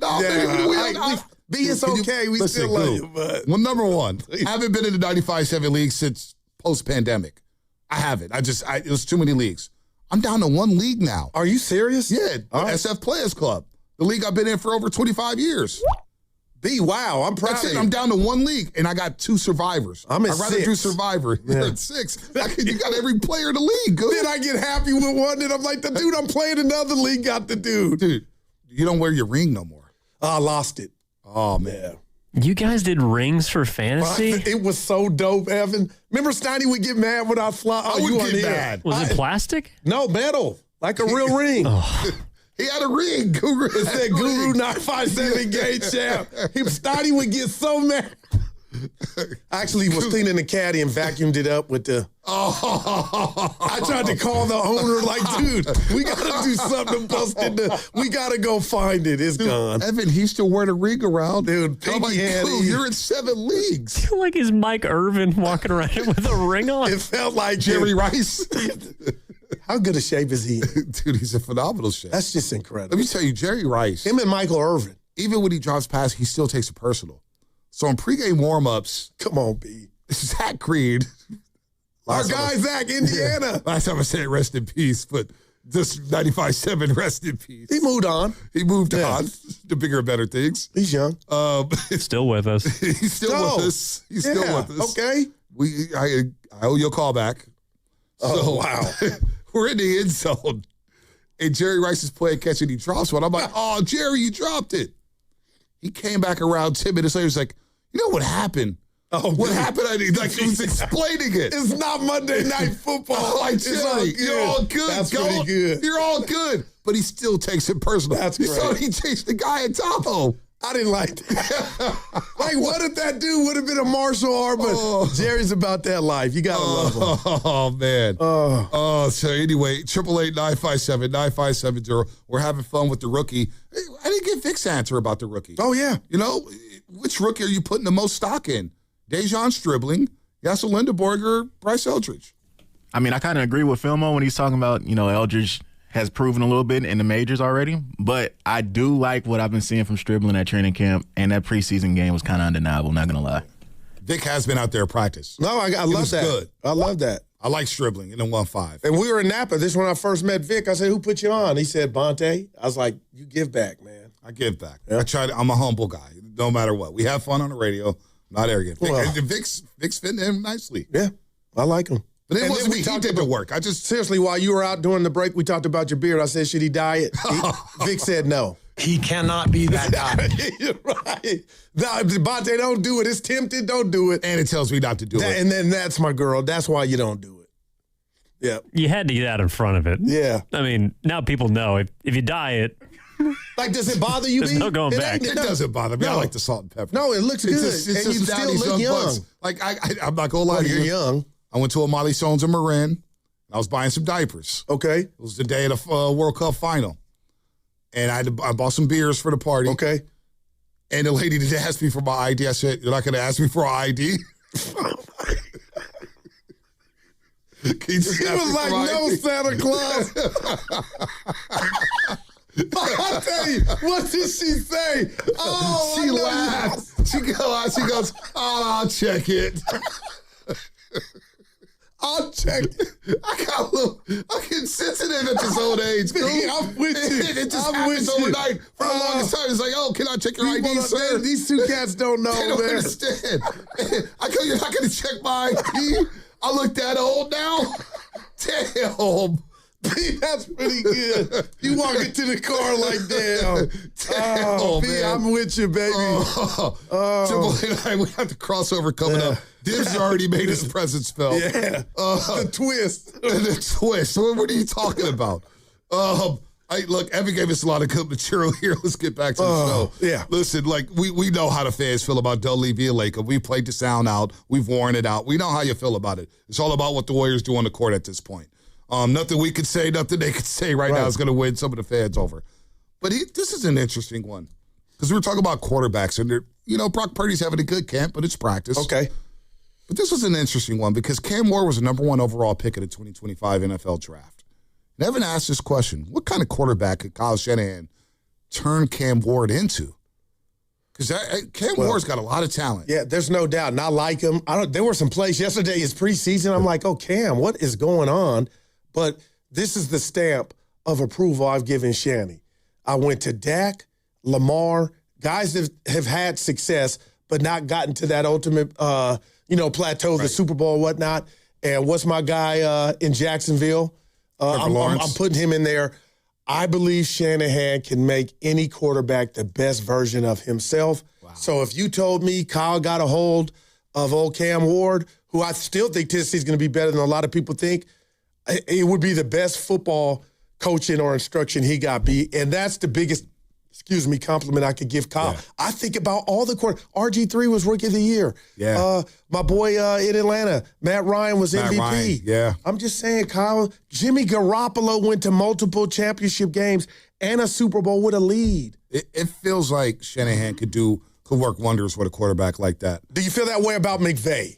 Or no, because he had Goff. They got there, lost to New England. But you know what, though? McVay showed me something. When he had Baker Mayfield for a week, man. And he had that comeback against the Raiders on Thursday Night Football, and Baker Mayfield ended up getting paid off of McVay. Right? Like, Sean McVay's that guy. Sam Darnold didn't start a lot here, said just him being in the building changed his fortune and went, and now he's a Super Bowl champ. Minnesota, and then, did you watch Hard Knocks, by the way? No, I don't know why. I need to do it. I watch it because of Seattle. Okay. And Darnold, the way he's throwing that ball.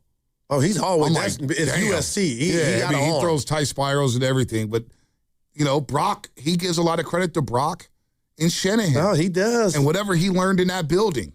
It's like, damn. That's interesting. So I do think I always thought, man, like, if he had a mobile quarterback, and I truly believe this, and I don't have any facts, it's just an assumption. But I believe in this assumption. When the Niners went out and traded all those picks in Miami for the right to number 3, and they drafted Trey Lance. You and I were shocked because we thought Kyle real quick didn't like that type quarterback. Yeah, we didn't. However, he said something after they got roasted on Monday Night Football by the Buffalo Bills in Glendale. He saw Josh Allen, and he goes, maybe that's the future. Remember that, Vic? He was like, maybe that's the future. We were doing the show then. Yeah, we were doing the show then. And then McVay traded for Stafford. The Niners missed out on that.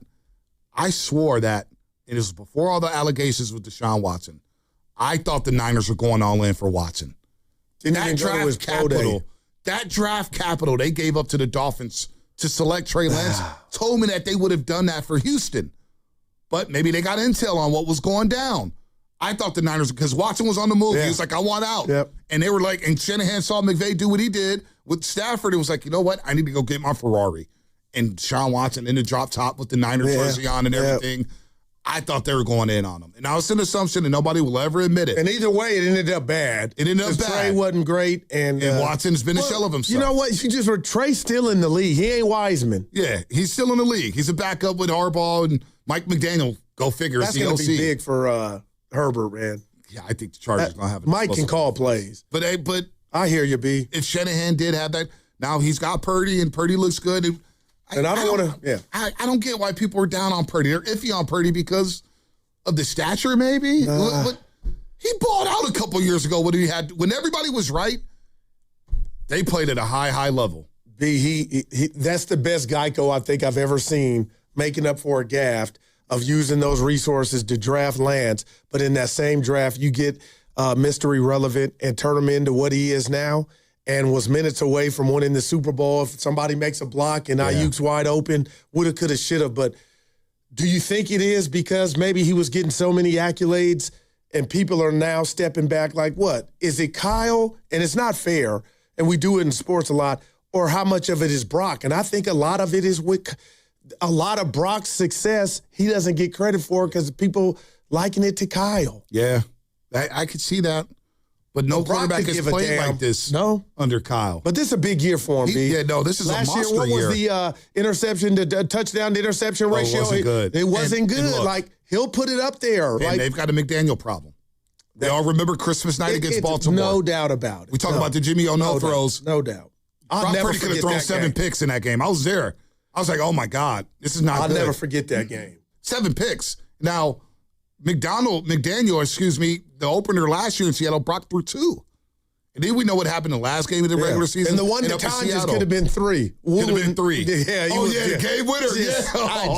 Yeah. I mean, he ain't even there. Look, there's a scoreboard. There's a guru scoreboard. Yeah, With no the doubt. no throws. And We're you watching. came up with that. Like, so he's got to tone down on that. But I'll ask you this: Debo, Stribling, a rookie, Kittle. Like, what do you expect from Kittle? If he's right, he's just got to be healthy. But that Carfax is growing, right? It is growing. Okay. It is. And that's why we talk about Steph and like you got to cash in when you can. You got to cash in when you can. Bosa concern you, the tendonitis? Hell yeah, it does. Coming off the ACL. Week to week. Hell yeah, it does. Man, and he's playing for money. So I don't know. Let's go to Frank in Atlanta. Frank in Atlanta missed the Niners game. He missed the Niners game, but he wants an opinion from the goo. Okay. Frank, what's up? Hey, what's up, man? How you doing, Monte? Good to see you on the radio. I appreciate What's you, Frank. up, Frank? Guru, I got to come down your road, man. Okay. You said something about my high school. My homeboys was telling me. You mentioned my high school on the radio. Tell me which one. The Cougars, man, the Cougars. Which Cougars? Newark Memorial? No, in Sacramento. Oh, Kennedy. That's where my son played ball. Okay. It was all love. It was all love, Frank. Okay. They was like, your boy was talking about us on the radio, and I was like, who? He was like, Guru on 95.7. I was like, he wasn't twirling the Cougars, was he? I come down the road. No, that's what my son was. We part of the Cougar family, baby, and my daughter play volleyball. Are the Cougars good? I never heard of the Kennedy Cougars. Yeah. I always hear the Folsom Bulldogs or, was it McClatchy? Yeah, McClatchy. They're in the same division. But yeah, Frank Kennedy's got some good history. Okay. I'm a Cougar, man. Oh, that's big, Frank. That's big. I didn't know that. We family now.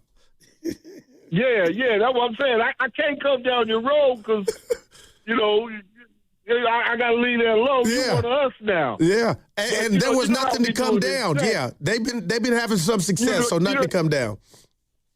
Yeah, okay. They doing good. That's good, man. That's good. Yeah, man, I missed the game last night, man. I was out at the spot, and they didn't show the 49er game. Well, I'll give you my biggest takeaway. I haven't even told it to Devontae. I'm worried about the running game outside of McCaffrey. Black didn't play. Yeah, it's a problem, Frank. Yeah. We got to roll here. We got the crossover coming up. Maybe we did take all the Black. And what's bugging you? And what's bugging you? Crossover Willard Dibs. What's bugging you? Presented by Atco Pest Control. Coming up next on 95.7 The Game. No one plans to call a lawyer, but a lot of people wish they had sooner. Because after an accident, the clock starts immediately. Insurance companies move fast. They call, they record, they push for answers. And one wrong move, saying too much, signing too early, trusting the process, that can cost you thousands. That's why waiting is the biggest mistake you can make. Call Beam Law first, before you speak to insurance, before you agree to anything, before you risk your case. This just isn't a claim. It's your recovery, your income, your future. Beam Law has recovered millions for clients across the Bay Area and has been named Best of the Bay by SF Weekly 4 times. If you've been injured or lost someone due to someone else's negligence, please don't wait. Call Beam Law now at 415-523-5555. 415-523-5555. That's 415-523-5555. Or visit hurtinthebay.com. That's hurtinthebay.com, because it's not whether you get knocked down, it's whether you get back up. Beam Law, they've got your back, Bay Area. Buy more and get more this fall at Ashby Lumber, your local Millgard certified dealer. From September 1st through October 31st, purchase qualifying V400 Tuscany or V300 Trinsic windows and receive a gift card valued from $200 to $1,000. Plus, earn bonus gift cards from $350 to $750 on qualifying patio doors and moving glass walls. Visit Ashby Lumber's Berkeley or Concord showroom for complete details. Milgard Windows and Doors at Ashby Lumber. What if you could have the most reliable fiber-powered Wi-Fi? And get this, what if you could keep it at the same price for 5 years guaranteed? Now through August 24th, new Xfinity customers can get our best price on gig Wi-Fi this summer before it disappears. Just $50 a month for 5 years. No annual contracts, no hidden fees, and our best equipment included. Plus, get online in minutes with same-day Wi-Fi. It's Wi-Fi that finds and fixes problems before you even notice them. Like super intelligent Wi-Fi with a sixth sense. Plus, it keeps you protected from online threats. And get Peacock Premium included for 2 years. Lock in your price and unlock the possibilities. Get it now at Xfinity.com. Xfinity. Imagine that. Restrictions apply. Requires paperless billing and autopay with stored bank account. Taxes and fees extra. Speeds vary. Use of fiber coaxial cable. Learn more at Xfinity.com/same-day Wi-Fi. FlexCar, we know radio ads are annoying, but not as annoying as car salesmen.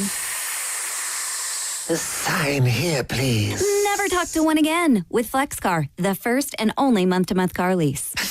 No, submit to my extortion machine. Insurance and maintenance included. Switch cars anytime. Switching Bronco to Camry to tell you ride willy-nilly? Oh, no. Oh, yes. FlexCar. You drive everything. 1-877 Cars for Kids. KARS Cars for Kids. 1-877 Cars for Kids. Donate your car today. 1-877 Cars for Kids. KARS Cars for Kids. 1-877 Cars for Kids. Donate your car today. Ready to get rid of that old car? Donate it to Cars for Kids. Call 877 Cars for Kids to speak to a friendly live agent. Donation is super easy, and your car can be picked up as soon as tomorrow. Go to carsforkids.org now or call 877 Cars for Kids to donate your car today. 1-877 Cars for Kids. KARS Cars for Kids. 1-877 Cars for Kids. Donate your car today. Did you know you can donate real estate too? Go to carsforkids.org. That's cars with a K. Carpal tunnel syndrome, heart failure that doesn't improve with common medicines. These are some signs and symptoms associated with ATTR-CM, or the cardiomyopathy of ATTR amyloidosis, a serious heart condition with symptoms that get worse over time. Amvuttra, vutrisiran, is a prescription medicine given by a healthcare provider that treats ATTR-CM in adults to reduce heart-related death, hospital stays, and urgent visits. In a clinical study, Amvuttra was proven to help people live longer and have fewer heart-related hospital stays and urgent visits over 3 years compared to placebo. Amvuttra lowers the amount of vitamin A in your blood, which can affect vision. Other side effects include pain in the arms or legs, pain in the joints, and shortness of breath. These are not all the possible side effects of Amvuttra. For prescribing information, call 1-833-256-2748 or learn more at amvuttra.com. Ask your doctor about Amvuttra for ATTR-CM.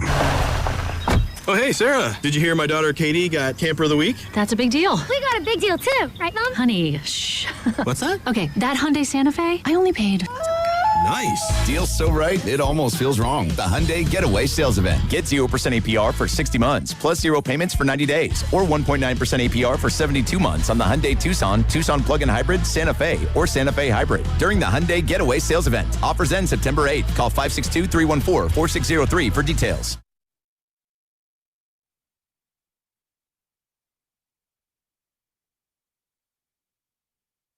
Oh, but he cheated. He took PEDs. So what? Now, back to Steiny and Guru on 95.7 The Game. This has been a lot of fun, man. A lot of fun. These hours have flown by. And Dibs, he's always running material. He's the man. He ran material on us at his 50th birthday. Remember that? Where's it? In San Jose. By the way, I love that. I love Is that the best? Dibs don't like it. I love it. I kind of like it. I love that. I mean, are you a grudge holder? Do you hold on to grudges? Oh, man. I used to. I think Bonte did. I used to. It is, That's your but lane. he's referencing something from the 95-7 The Game golf tournament down in the South Bay, and I was somehow emceeing, and I took multiple shots at Bonte Hill. Hey, Guru. In front of Jerry. I mean, whatever. Guru, I say all the time. The brothers. Oh, We were so easy now, okay. targets. Thank you. Austin in San Jose right now is about to call in. We were A easy guy who's already targets. dropped the R word on me. We were easy. No, it was a good time. And then I walked up with the cake. It was like, all right, Diz, enough of your $2 jokes. Oh, wow. That's a little hard. It was great. No, Diz, we were easy times. Like, man, let me get out of this room real quick. You were there in the room, and you were, 12 feet away, and you were in a great mood, and you were fairly new to the gig. And so, I don't know. Shoot your shot. It's all you got. Yeah. I went too far. You said this was for your 50th birthday? Right. Huh. It must have been what? Say maybe about 8 years ago? Roughly. Yeah. Roughly. Somewhere in there. Okay. Yeah. Tomorrow. It's tomorrow. Which is great because... and he gets very, very in his feelings about it, just so y'all know. Dude, what do you got planned? I did not know. Where's the cake? I'm mad. He is not here. Go get a donut. Yeah, go we get got donuts. The donuts out there. Pasta brought donuts. Wow. Yeah. Diz, we got to do something. No. Yeah. It's a milestone. No doubt. Isn't that an expression like say less? That whole thing about say less. When you get to have your birthday, it's do less. We'll do something in 2 years. That's a milestone. No doubt. Steph Curry, I think, will call. Isn't that the rule? I mean, he should. It'd be double Curry if I'm 60. Double Curry right there. I just hope I make it to Juan Toscano Anderson, There you go. JT. His number. So, yeah, thank you. I mean, what am I doing? Probably nothing. Those are the best. I bought my almost 4-year-old gardening gloves today with Paw Patrol on them, and so she's already ramped up to get out there and do some yard work. Happy birthday, Daddy. Get the rake. Get the Paw Patrol. That's awesome. Totally. So, anyway. Time, man. Wow, I forgot, man. Yeah. It was around this time. What a time to be alive. That's right. And it was that was a great event. Jerry Rice was there. Jerry and, Rice was there. You did bring me a cake, and I was completely inappropriately out of pocket. No, you weren't. It was a fun time. It took me 8 years to admit it, and I'm Bonte. No, it wasn't inappropriate. 8 years. Now you're taking it down, and now I feel bad for bringing it up. Bonte, it was fun. I don't know if I've ever expressed to you how sorry I am. It's haunted me for the past. It checks the math. 8 years. 8 years, yeah. Not only because you've become so successful, and I need to stay close to you, but because I feel as if I wronged you. Yeah. Please accept my apology, Bonte. It's acceptable. And Willard's in here with a fresh haircut. You got a big weekend. He does. Yeah, what you got going? I know when you ain't got a hat, you're ready. You're ready. You know me so well. My son is moving to Santa Barbara tomorrow. He's going away to school, and so we're going to take him to dinner tonight. We're going to take him out to a real nice dinner tonight. To commemorate the situation. You emotional? Like inside? My daughter leaves tomorrow at 5 a.m. Nobody asked, and I'm already. I will be. This one, each situation's a little bit different. I can't tell you exactly how this is going to hit me tomorrow. I got you. But life, man. Yeah, but he's also he's right down the road, and in about a week, I'm gonna because he's gonna make his way down and see family and what. But in about a week or two, I'm gonna go down and help him move in and take him to Target and show him where the grocery store is and show him how to shop for discounts and fill his refrigerator. No, I got you. So I'll see him. He'll be around. We went out. He works at Mill Valley Golf Course. They did a big thing for him yesterday. I went and saw him at work. We went and played this morning. Our last round together there until he's going to be back 1,000 times. But I did what any good dad would do. And I beat him. Now look at you. You don't take it and easy. That's an upset because his kid is good. This is a huge upset. I mean, he's got his mind. Maybe he was in his feelings. Yeah, no doubt. Right. I'm gonna throw that old man a bone. Right. Like if the Browns came to Levi's and beat the Niners by 3 tugs. That's kind of what happened this morning. It was a schedule spot, though, because, he's leaving town, his mind's everywhere, and you're thinking, one for the road, He was in his fields, and I'm like, I'm just playing golf on a Friday. Have you noticed any difference from his brother and sister handling their big brother leaving? His sister, for sure. Okay. Yeah, they're very, very tight. Yeah. And so she is, I think she's a little worried about being the oldest child in the house. She's about to start her senior year. So we get to do this for her next year. Monte and Dibs will find out. You got little one. Well, I don't know anything about that. I know you got your 2 boys. My kid's been shaving since 2017. Seriously. I was getting emotional on my daughter's preschool graduation. And I told you I loved it. No, they started singing "You Got a Friend in Me" from Toy Story. Come on. And they were hitting the booze, and I was like, "You got a friend." And I was like, damn. I've been there. And I'm like, she's not going to be with these kids next year. She's going to a whole new school. And they were so good for her in Montessori. And the teachers are talking to me. I'm like trying to wear the shades and not choke up. And Flip told me I need to get it together. It's like, come on, Bonte. Like, it's preschool. You're in a safe space here because this man and me, we are criers. We will cry. Like on the air during the break. Wow, I love that. At a kindergarten drop-off. My son graduated from Redwood Heights in Oakland, 5th grade, and all these kids who were from International and MacArthur, they're coming up and telling their story. Like, I'm the first member of my family to ever go to middle school, and I'm in the 5th row. I'll make you feel better. Weeping. This just happened like 2 months ago. Dibs will know the place. So Boyle Park in Mill Valley is where Little League takes place, and it's just a beautiful little kind of slice of heaven place. So we love our Saturdays out there in Little League games. Well, my son, who's 12, he played his last game. I was one of the assistant coaches. Jude played his last game, and it's a playoff, so you don't know if it's the last game. If you lose, it's the last game, and we lost. We lost like 3-1, and we're heading straight over to the pizza party. And I'm like, all of a sudden, as we're walking toward the pizza, I got the shades on, and I'm like, why is this? This is hitting me. And I had to leave.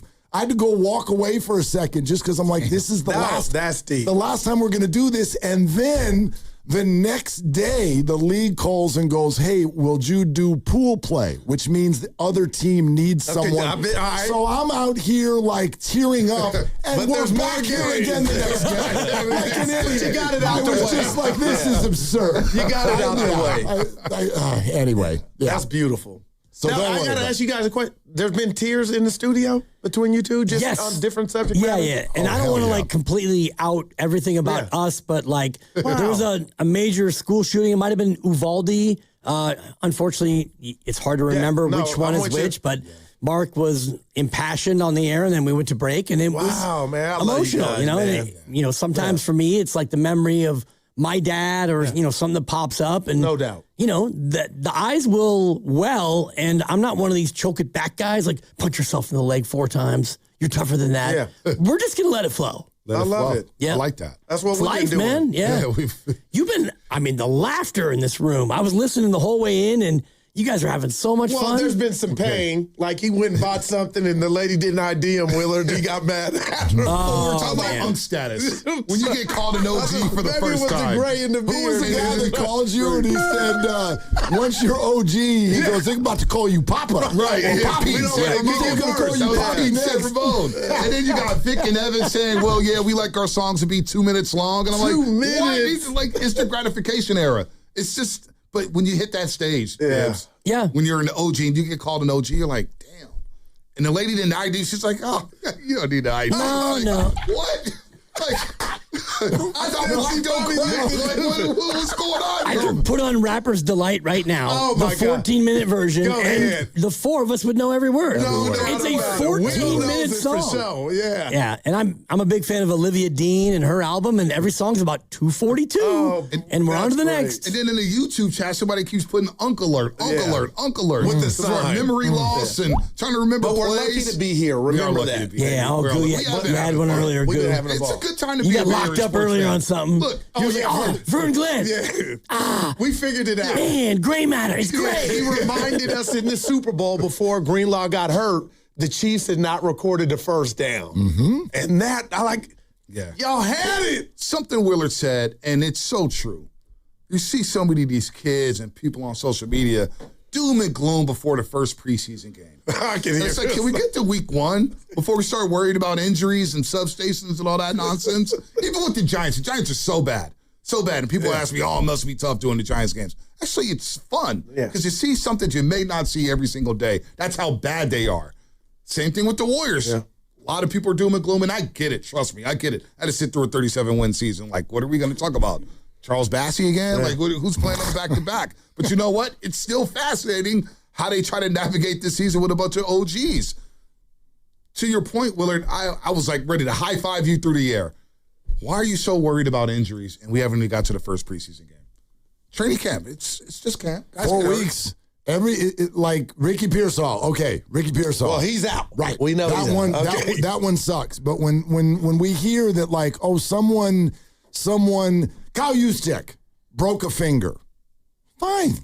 It's Kyle Juszczyk. He's got 9 more. Yeah, he's going to be ready. Or a calf at the summit when you brought a breaking news from McCaffrey. See, that's why I was not embarrassed. By God, I understood why we all felt the way we did.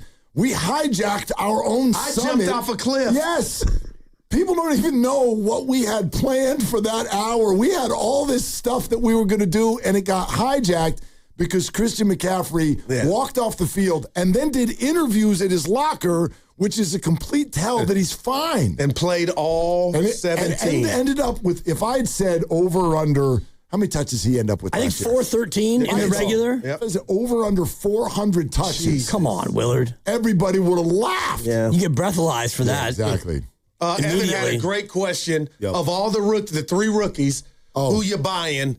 And I think you might have heard my answer. Eldridge, Stribling, or Yaxel. I did hear your answer. I didn't hear yours. Mine was Yaxel.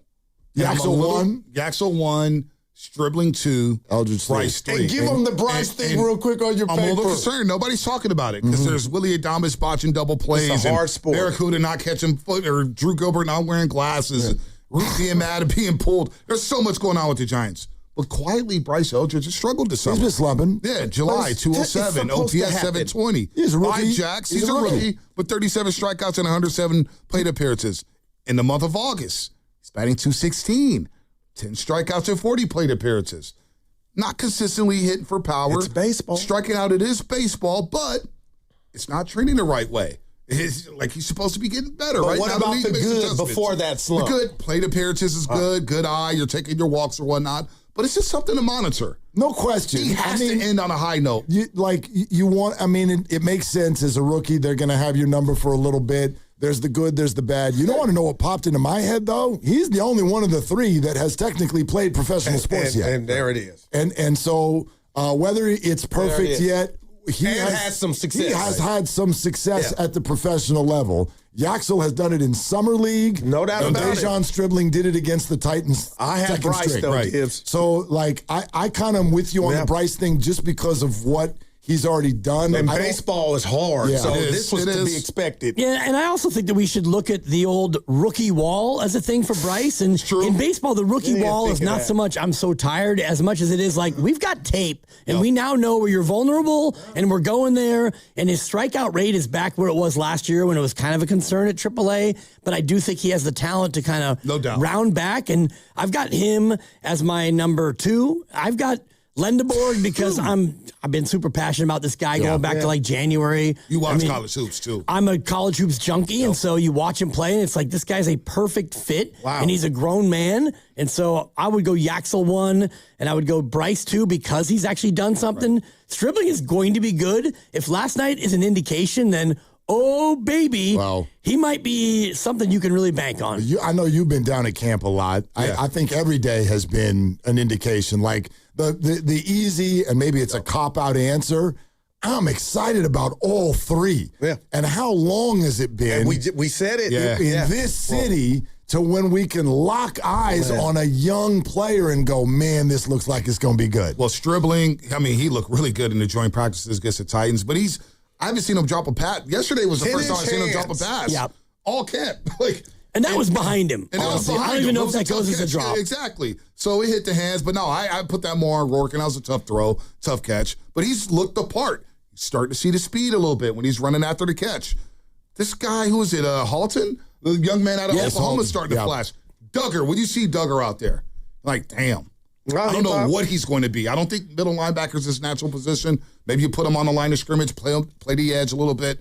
He looks the part, and he's getting reps with the ones. He looks like he's going to be a player. We'll see about Romello Height. It's still early on him. But so far, this rookie class, and even Kalen Black when he was healthy, look the part, but you got to stay on the football field. You Can't do. make the club in the tub, And right? the thing about Duggar, and I was sharing this with the guys on our thread, I think that he is right in line, central casting of the new hybrid. He's a linebacker. He's a safety. Yep. You can rush him off the edge in a blitz package. He's almost 6'5", and he's 240, and he's got speed and length. And so I do think they found somebody who can kind of be that wild card for the defense. It's actually covering tight ends. The Rams love to go 2 and 3 tight end sets, right? The Seahawks got a couple tight ends there. That's where Duggar comes into play. So all of a sudden, all these people who are quick to critique the draft, oh, the draft board stunk. They reached on guys.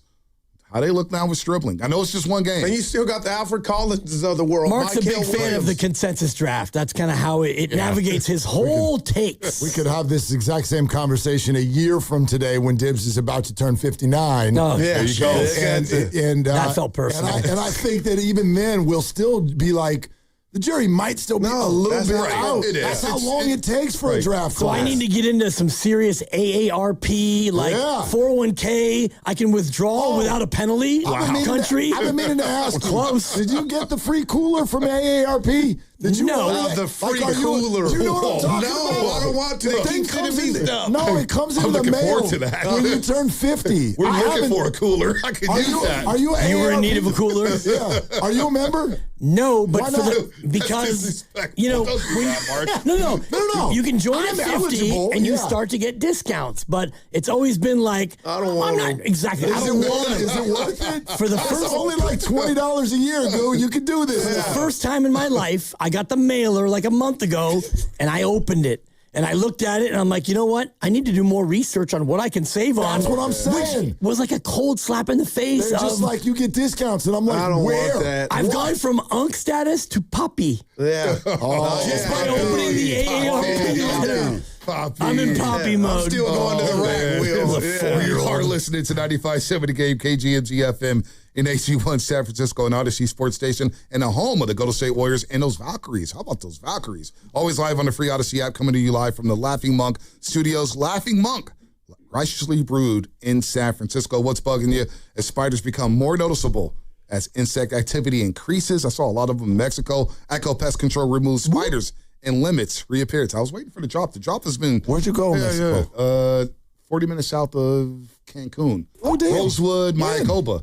When? A couple weeks ago when LeBron signed with the Sixers. We were in Cancun at that time. Yeah, really? I saw the news about LeBron in the bathroom at the Cancun airport. Wow, it's 40 minutes south of you. You got to pull. What were you eating? What's that? What were you eating in the bathroom? Nothing. I don't eat in the bathroom. This man brought an apple in the bathroom to get to work. That's disgusting. It was a Visit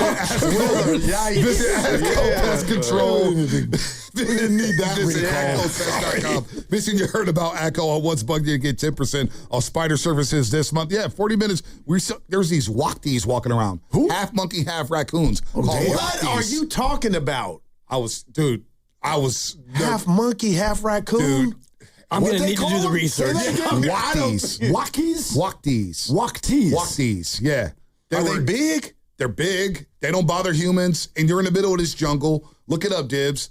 This is like at the resort? At the resort. Do they have tails? Jungle. They got tails. Yeah, of course they got tails. They got tails, Goo. They came by, a stampede of them, ran by our patio. I ran in the room with my youngest daughter, and my oldest and Anna's laughing at me like, what are you doing? They don't bother anybody. They're just walking around the resort. It's unbelievable, but the resort is very nice. What is their job? I've never heard of that. What's their job? Just find food. Find food. Chilling. Evolution, man. Shout out Darwin for the ongoing evolution. Ringtails like a raccoon. They can climb like a monkey. Yeah. And they've got a highly flexible pig-like snout. Oh. So they can root around. Yeah. Swinging from trees. Flexible snout. Right. So you could swing from trees. Yeah, swing from trees and like sniff out some food in the ground, and also like I can go raccoon on you if I have to. Yeah, they do. Yeah, they can if they want. Yeah, our resort just has some real big iguanas or something like that. There's some big lizards cruising around. We had some iguanas. Yeah, we had an alligator in the river. Than this. Yeah. Ask Megan from Sales. She was at the same resort I was at 2 weeks prior. Wow. Damn. Yeah. They had a great kids club, so Chester was able to make some friends and awesome. make pizza and guacamole and have a movie night. Wow. It's a fun resort. This animal's the Jaden Duggar of Mexican animals. There you go. Like flexible. There you go. And, lengthy and dangerous. Way to bring it back to sports. Haven't seen Duggar's really snout, good. but thank you. Nice job. What's bugging you, Bonte, now that you're here? What is bugging? Yeah, I got to think of one. Yeah, you didn't do your job. That's what's bugging me. You're supposed to remind me about this thing. My fault. I guess these young punks who like 2-minute songs. Like Vic said, just get to the point. Like with these movies, they're 70 minutes now. The Godfather. I watched The Godfather on a flight from Cancun, and Vic's like, I don't need 3 hours. Just get to the point. Oh, that hurt me. The patience and the attention span of these youngsters these days. It's bugging me lately. And that's also my old age. It's bugging me too. I get that. You're the youngest person in the room, Bonte. Yeah, and it's not even close, by the way. And so, you hang in there, little guy. Well, athletically. Yeah, how old is your oldest kid? 5.5. 5. Yeah. I mean, it's adorable. Exactly. My youngest is not quite 4, and don't close the book on the dibber. Don't come out and try to go to the bullpen. What's bugging me is a number of different things, quite frankly, but omnipresent truth. It's Dr. Seuss. Great author and so many different creative picture books, but Green Eggs and Ham. We've been reading it. My daughter keeps pulling it out. I get it. He doesn't want green eggs and ham. Do we need to go to a boat? Do we need to call on the goat? Do we need to have it in the rain and on a train? He doesn't want it. And you know what? You skip to the end. He tries it and he likes it. Let's go ahead and condense this baby. I don't want it. Take a bite. Turns out I like it. Book over. Wow. Come It on, is a long Seuss. Wrap it up. When Chestnut used to pick a book for bedtime of please no green eggs and ham. Right. This is a long one. Yep. You're in for a long ride. It's about 20 That's minutes. one of 11 books now currently under the couch, hidden. Can I ask you a question since and I know everybody in the room has sampled golf in the last few years. Bonte gave me a compliment. Yes, you've been doing it. What's your thought on a mulligan or a second try on the golf course? Depends on the situation. That's why I'm asking. And the group you're with. Okay. If you have a 7 o'clock tee time and you didn't get to the range, you can have a breakfast ball. But that's on the first tee. We also play about all the tees. We play in a tournament every summer in Truckee, and the rule is you get one mully. Okay. It's a tee shot off any tee. Exactly, and you get one. So okay. And that's pretty much it. It's accepted. Just one. Just the one. Okay. My thing is, and I just want to let everybody know this because there's nothing hoity-toity about this. I don't care how good you are at golf, but the rule is not I'm going to hit until I like one. That's not what we're doing, okay? You can suck. You can't be slow. And I'm running into this everywhere. Part of it is because I'm playing so much more right now because the lovely Christy is addicted to the sport. Oh, yeah. That's all we do now, which is a ton of fun. But the point is I'm out there constantly, and the more I'm getting out there, the more I'm realizing, especially a lot of beginners, think that you swing at the ball until you like one. And that's not how it works. It is so slow out there in some of these places. You can suck. Don't be slow. That's all. Well, mine is, I don't want to get too dark, but it's real, and it's worry. And I'm worried because I've been following these stories here recently in the Bay Area, and these women have been getting snatched up of all ages, and nobody hears from them or whatnot. And I choose to just trust our local news, and I'm getting these stories, and I'm ducking from man, this is happening. And I say this because my daughter's getting ready to go across the world back to North Carolina, and I'm worried just as a father of stuff like this pops off. It's been popping off everywhere, and I can hear, it happens everywhere. But, dude, I just can't shake the thought of worrying about my baby girl.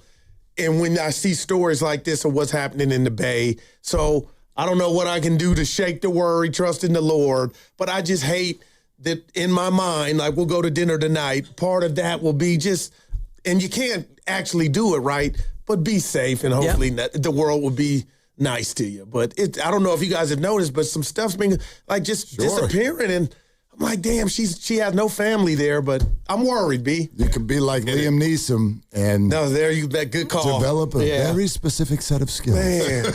Yeah. But what do you do with worry? Just trust in the Lord, I don't think that ever goes away. All right. And I know you've empowered her with the great decision-making and the awareness and all the rest of it. And I'm thinking about my daughter who's going to be petite. It's going to be about martial arts here pretty soon. Mom's got her in ballet. Mom's still working. Mom's got her in ballet. I'm thinking the 213 show. See if she could be listening. Not a minimum That day. was amazing. Let me try one more time. She's got her in ballet. And I'm thinking like taekwondo and a little karate. Yeah, no doubt. I'm with you. My daughter's in ballet too, dude. Soccer yet, Bonte, for you? She's getting into it, Okay. slowly but surely. She came down to the World Cup with me to a game. Okay. She understands who Messi is. Yeah, no, she was into it. She's into the Giants right now. Oh, well. Papa, the Giants win today? Oh, my No. I heard she's got the Giants going 82 and 75. I'm like, no, Don't we've been do losing that a lot. to her, right. Did they win today? No. Padres 5, Giants 4. Man, So if it's she likes baseball now, what's she going to think when they actually win Did a you couple see games? that write-up? What was it? Oh, yeah, New York Times. New York Times on Buster Buster? Oh, yes, I did look at that yesterday. Man. I mean, she likes the Bye Bye Baby song, so he goes popping when they playing it. When they hit home runs, they don't hit many home runs. They don't hit many home runs. Have to wait for Betty Koto to get a hold of There you one. go. Oh, man. All right, breaker. preseason football talk? I mean, we're for sure going to get into it. Only 2 more. I know I thought about preseason football being on What's Bugging You, though, because it's such a tease. It is. You get so excited about it. Yeah. There was one guy, I was at, we went and got a drink last night. We had a place that had the game on the TV, and someone walked up to the TV and looked at it. He got real close to it. He's like, damn it, they're losing. And I'm like, really, dog? Like, oh, man, you are into it. I wish I could get into it that much. It was a push if you're into betting on preseason. I wouldn't know my neighbor. Well, Mark yesterday was like, how do they do that? I mean, how do they set the line? Who the hell looked at this and went, I like Titans at 5.5. Preseason parlays. Come on, man. Yep. Well, have a good show. Yeah, we'll Have a be great listening, week. Good to guys. see you guys. Happy Good to see you birthday, guys, Dibs. too. Thanks, brother. Yeah. Yeah. You got You will it. have a couple black callers calling you, Dibs. You guys took them all. I hope. You took them all. Put Come on, emojis Dibs. up. Please. People of all colors are welcome this I've afternoon. seen you walk the Oakland Coliseum parking lot. There will be some brothers calling, Dibs. We got to go to break. Are they the smartest show in the Bay Area? You guys are an intellectual feast for the smart sports fan in the Bay Area. Wow. You're pretty much the smartest guys on the radio. We got to go to break. Good Lord, how big is your ego? Are they the funniest show in the Bay Area? Give it a laugh. Come on. You're a funny guy. Come on. Give me a laugh. You are funny dudes. Hit that S again. Are they the coolest show in the Bay Area? And no white boys. They're cool. That's what people are saying. You guys are phenomenal. This is one of the most perfect ways that I could end my day, getting the chance to talk to Mr. Mark and Dan, you know? We'll let you be the judge. Oh. All I know is it's a couple of Bay Area boys talking sports. I know nothing. Thanks. It's Willard and Dibs on 95.7 The Game. Hey, let's do this. Okay, Friday. David Lombardi in an hour. Guy Haberman in 2 hours. Oh, my God. Ooh. I am such a huge Guy Haberman I fan. know. It's almost like a man crush. Well, it's because and I he knows that. I bought early Haber stock. Yep. I heard him. He was going to get hired. I'm like, let me investigate this guy. Yep. And I heard him, and I was like, oh, my God, Dave Fleming, Roxy Bernstein, Guy Haberman. Guy Haberman. He's in that same, to me, he's in that same category. Like, he could call play-by-play of anything. Yep, he's great. And he called the 49er game last night, the devastating loss to the Tennessee Titans. But anyway, looking forward to talking to both of those gentlemen and kind of breaking down some of the positional battles and all the things that are developing. But I think our heads, same as Bonte and Guru, our heads are in a very, very similar space. That was exciting, not from any sort of a final score or preseason football sort of a standpoint, but I can't remember the last time here in the Bay it felt like this in terms of rookie excitement. And like there's a very clear name with each franchise. Obviously, the Sharks have been doing this for a little bit already with an exciting rookie who came in a couple years ago and has quickly already become one of the absolute best players in the entire sport. Like, that has been realized. It was expected and it's happened, and that's amazing. I'm not saying that any of these three, Bryce Eldridge, Yaxel Lindeborg, Dejan Stribling, are heading for that, but who knows? Stardom is on the table. It's so early. But, man, this summer, which has been a summer of discontent with regard to the results of Bay Area sports. This summer, I think, has been a lot of green checks in terms of the markers that Stribling, Yaxel, and Bryce Eldridge have wanted to hit. There's only so many things you can do so far. Yaxel and Stribling haven't played in a real game yet. But of everything that you want to see Yaxel do at Summer League, he did it.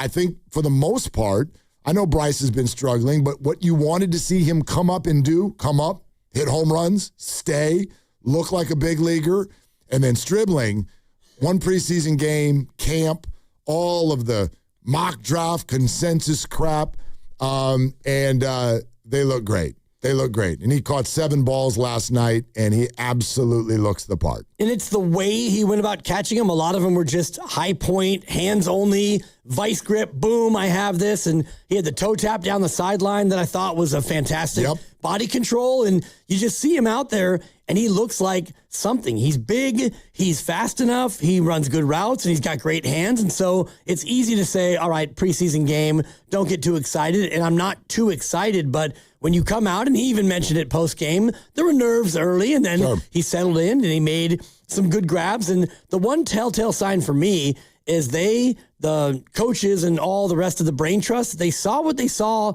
early enough to where they took him out of the game.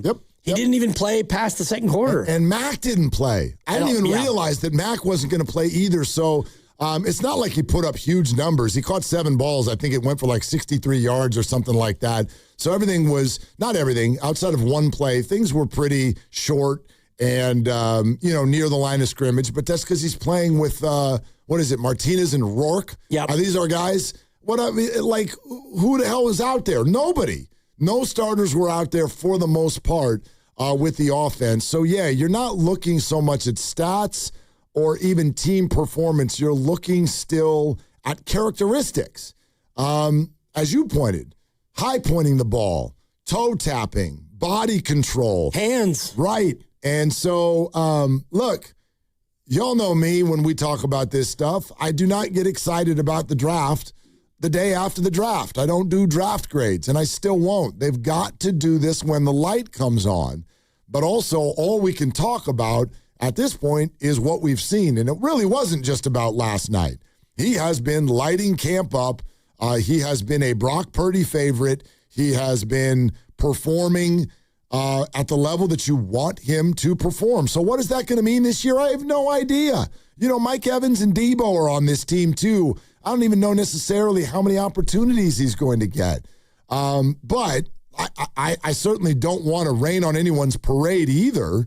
If you want to get excited about the rookies, I think that is completely in a fair space right now. Well, you should get excited about the rookies, and primarily this guy because he was your top pick, number 1 pick in the second round. And if you look at the room right now, the wide receiver room, Christian Kirk is unavailable. Mike Evans will be. I have no worry about that, but he is older, coming off his most injured year ever. Debo Samuel's a different receiver, and I think that he's going to play less than what people think, but he'll play in very specialized roles.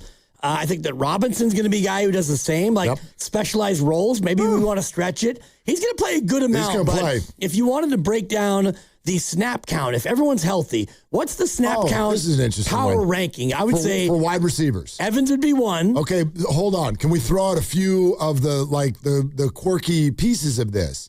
I mean, this probably wouldn't be fair, but am I to put injury likelihood into this conversation or no? I would say yes, but not catastrophic injury. Okay. Like, for example, if Mike Evans, it's a 17-game season and he plays 14 or 13, that's probably a fair, I think, mark where, maybe it's a short week and he's got a little bit of a hammy, and so you sit him. So I do think that if you want to play that into it, I still think Mike Evans would be number 1. I agree. Mike Evans number 1 on snap count over under. Right. But who's number 2? That's kind of the whole point of the bit, I think. And do you mean snap count at wide receiver?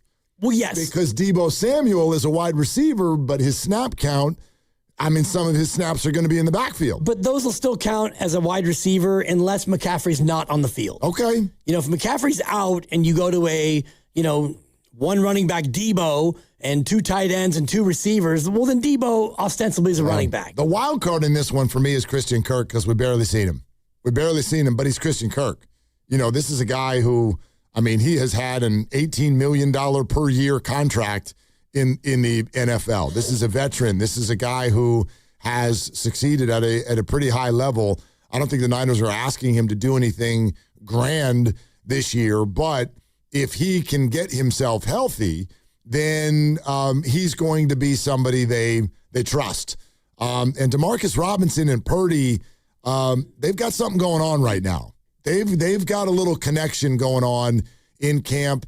Is that because Kirk and Evans have been sitting out, or is that because it's an actual thing?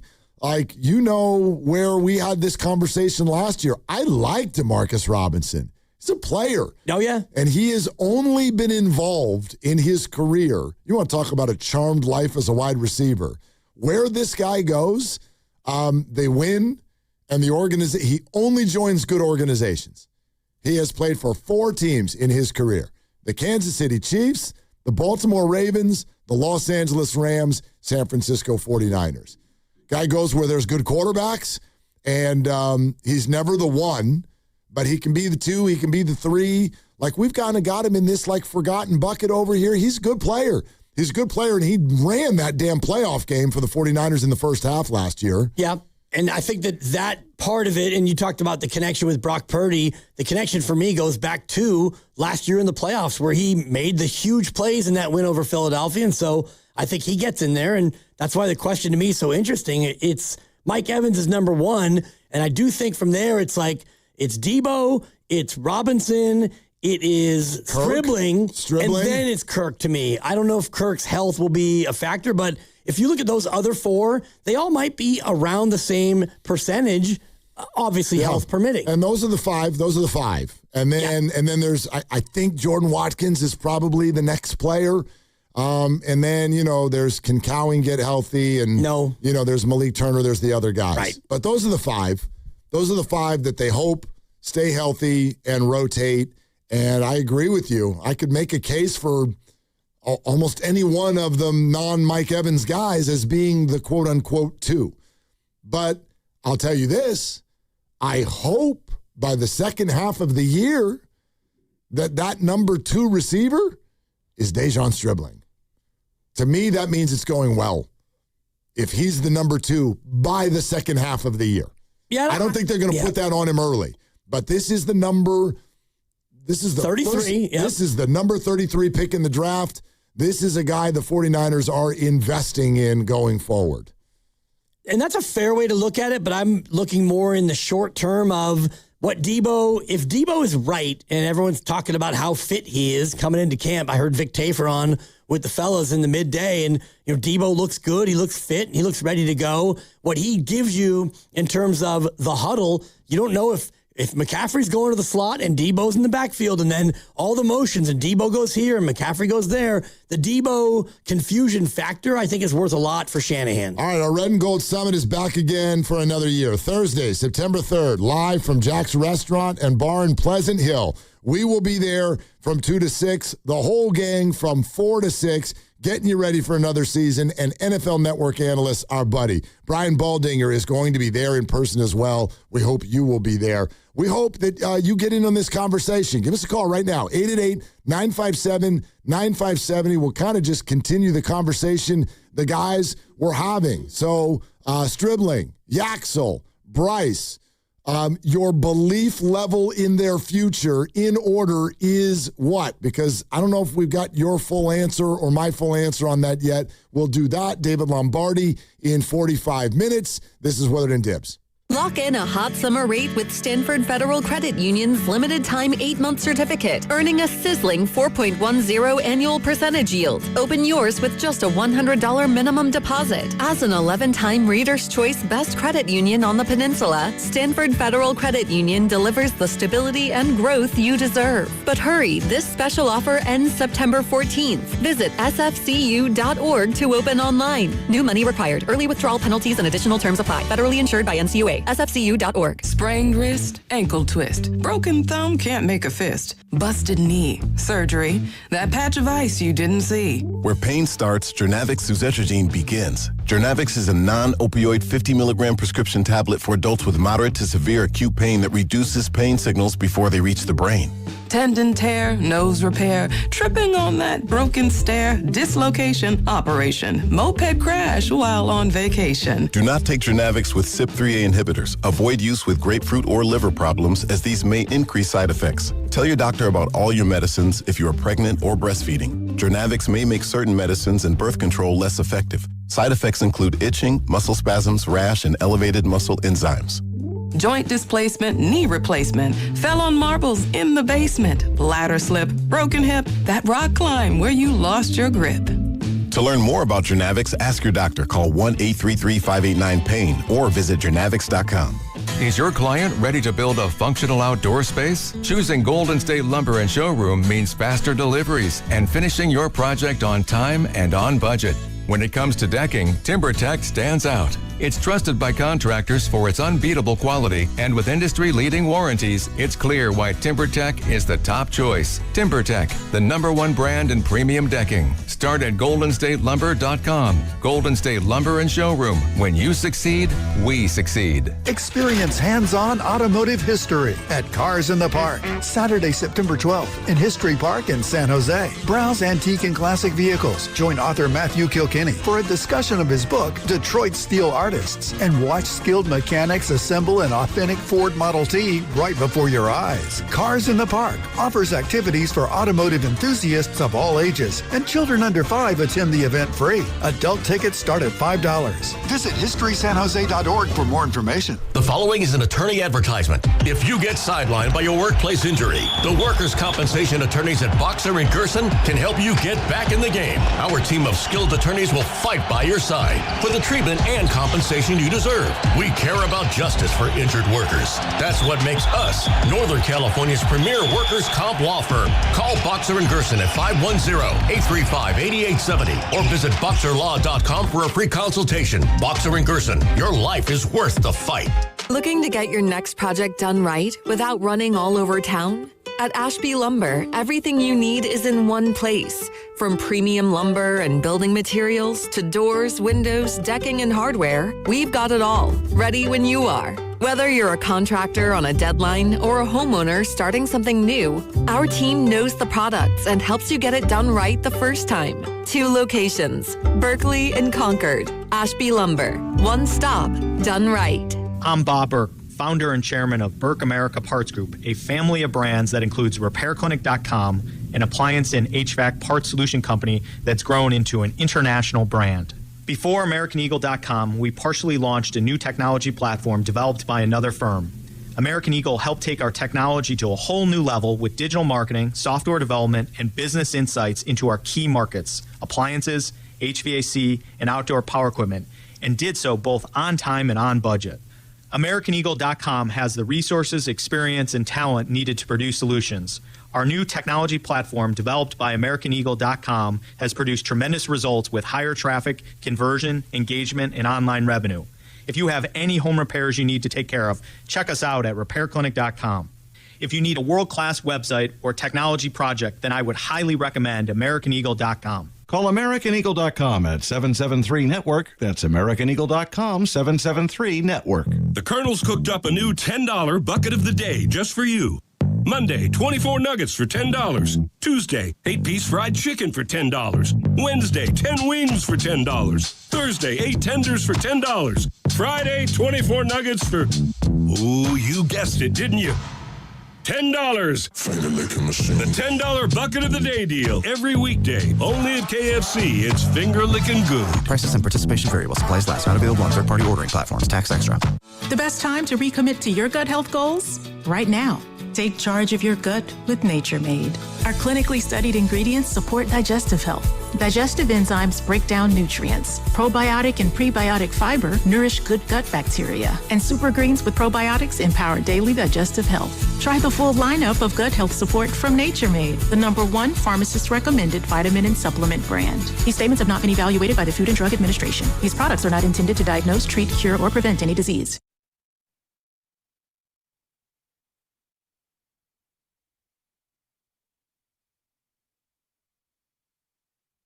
Now, back to Willard and Dibs on 95.7 The Game.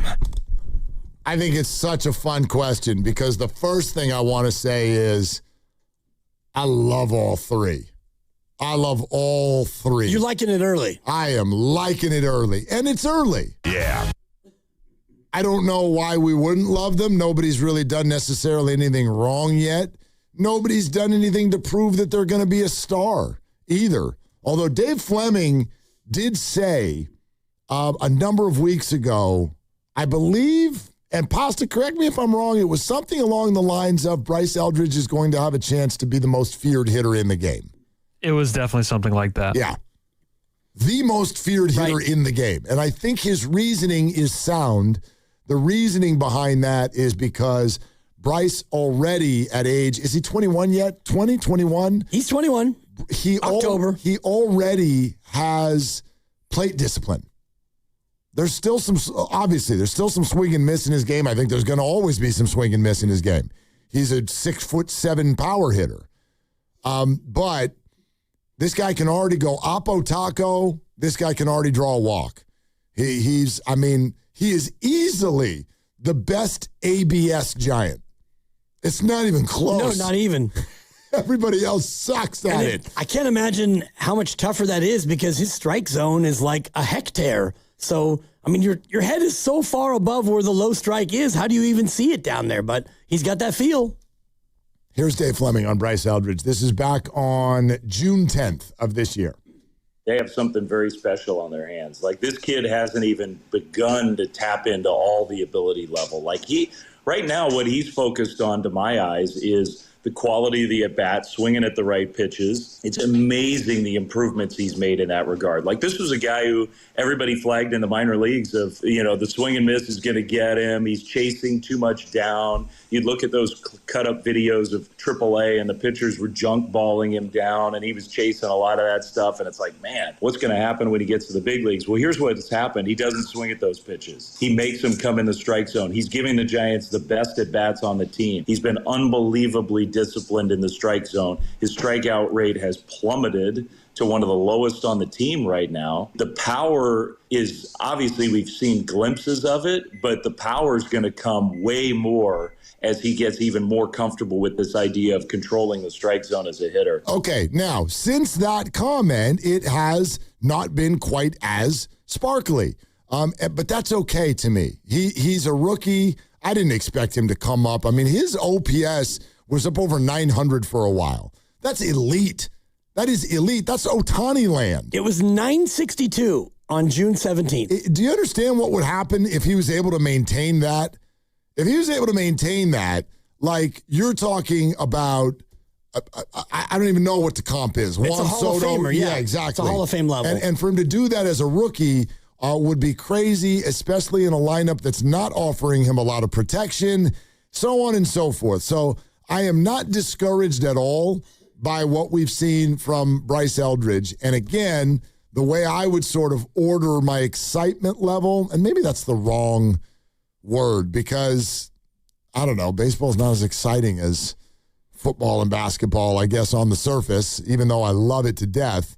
But if I was to kind of gamble on the future of these three, I would start with Bryce, and that's only because we've watched him have a measure of success at the professional level already, and we can't really say that about the other two. Right.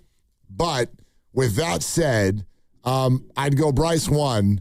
I would go Stribling 2, and I'll tell you why in a second, and Yaxel 3, and that is not a slight on Yaxel Lendeborg. Well, somebody has to be third. Somebody has to be third. Much like your kids, somebody has to be your third favorite, and you don't have to say it out loud. And I was driving home yesterday listening to the replay of the crossover, and you trying to pin me and Guru into this thing. I really do reject it. Yeah, okay. And I don't reject it for political reasons. It's not because the kids might be listening to the show, because they're not. Abe is the None only. of my kids are. Yeah, Abe is the only one who might, on an outside chance, be listening to the show. But I really, truly am like, is he right? Does every parent have a favorite kid? And I started to think about it, and I'm just like, I really I can honestly say no. I can honestly say I'm sort of built for this. I don't have a They try to do this to me all the time. If I'm ever alone with any one of them, they're like, I'm your favorite, right? And I'm like, yeah, absolutely. Absolutely. Say that to all of them. No! But they're all so different. They've all got their strengths, their weaknesses. You know, if you want to ask me, like, which one do you want to go to golf with? Which one do you want to go on a long drive with? Which one do you want to coffee with? Which one do you trust the most? Right. You know, like, which one does the chores the best? I can answer that crap. But favorite? It's early. You'll get to a spot. It's not that early. One of them's leaving tomorrow. It is early. And I mean, my parents, when they both passed away, Sue and Dwayne, rest in peace, it was pretty clear at that point, without them saying it, what their power rankings were. And it's because one of my siblings was there for them in the last hour, and one of those siblings was not. Anyway, it's a little bit like this, where we love all three of them the same, guys. Stribbs and Yaxie and Brycey Poo. We love you all the same, but my order is different. I bet it is. Yeah. And mine also goes into the situation that each of them enter into. Yaxel is entering into a situation where there are Hall of Fame players on the court with him. He's joining an older roster. I think to be a lottery pick type NBA 1 or 2, which is I think what you're looking for out of a lottery pick, that's maybe the hardest thing to do. I think baseball is the hardest sport, but I think being like, how many true NBA 1s are out there? And don't just give me the leading scorer. There are a lot of guys moonlighting. You're not an NBA 1, but you're the leading scorer because your team doesn't have a 1. There's probably a dozen I think you could look at. That's probably a good number. I mean, you go to Wemby and Shea. You could go to Kawhi, now in Toronto. He's a 1. Like the New York Knicks, Jalen Brunson's a 1, but they won the whole thing because they've got 1 through 5. Like, do the Raptors have a 1? Kawhi. Yeah. Well, I'm sorry. Okay. If he joins, he's not there yet. I'm skipping ahead. Like, right. How does that not happen? But because everybody cheating. Right. Well, and Giannis is a 1, and Steph's a 1, and Donovan Mitchell's a 1. The Joker's a 1. Do the Bulls have a 1? No. The Bulls don't have a 1. The Kings don't have a 1. Do the Hawks have a 1? I don't think so. Johnson's on his way. He's on his way, but has he proven it yet? Even New Orleans with Zion. Is he, like, Zion's a 1, but they're terrible. Yeah, so. No, you're not a successful 1. Right.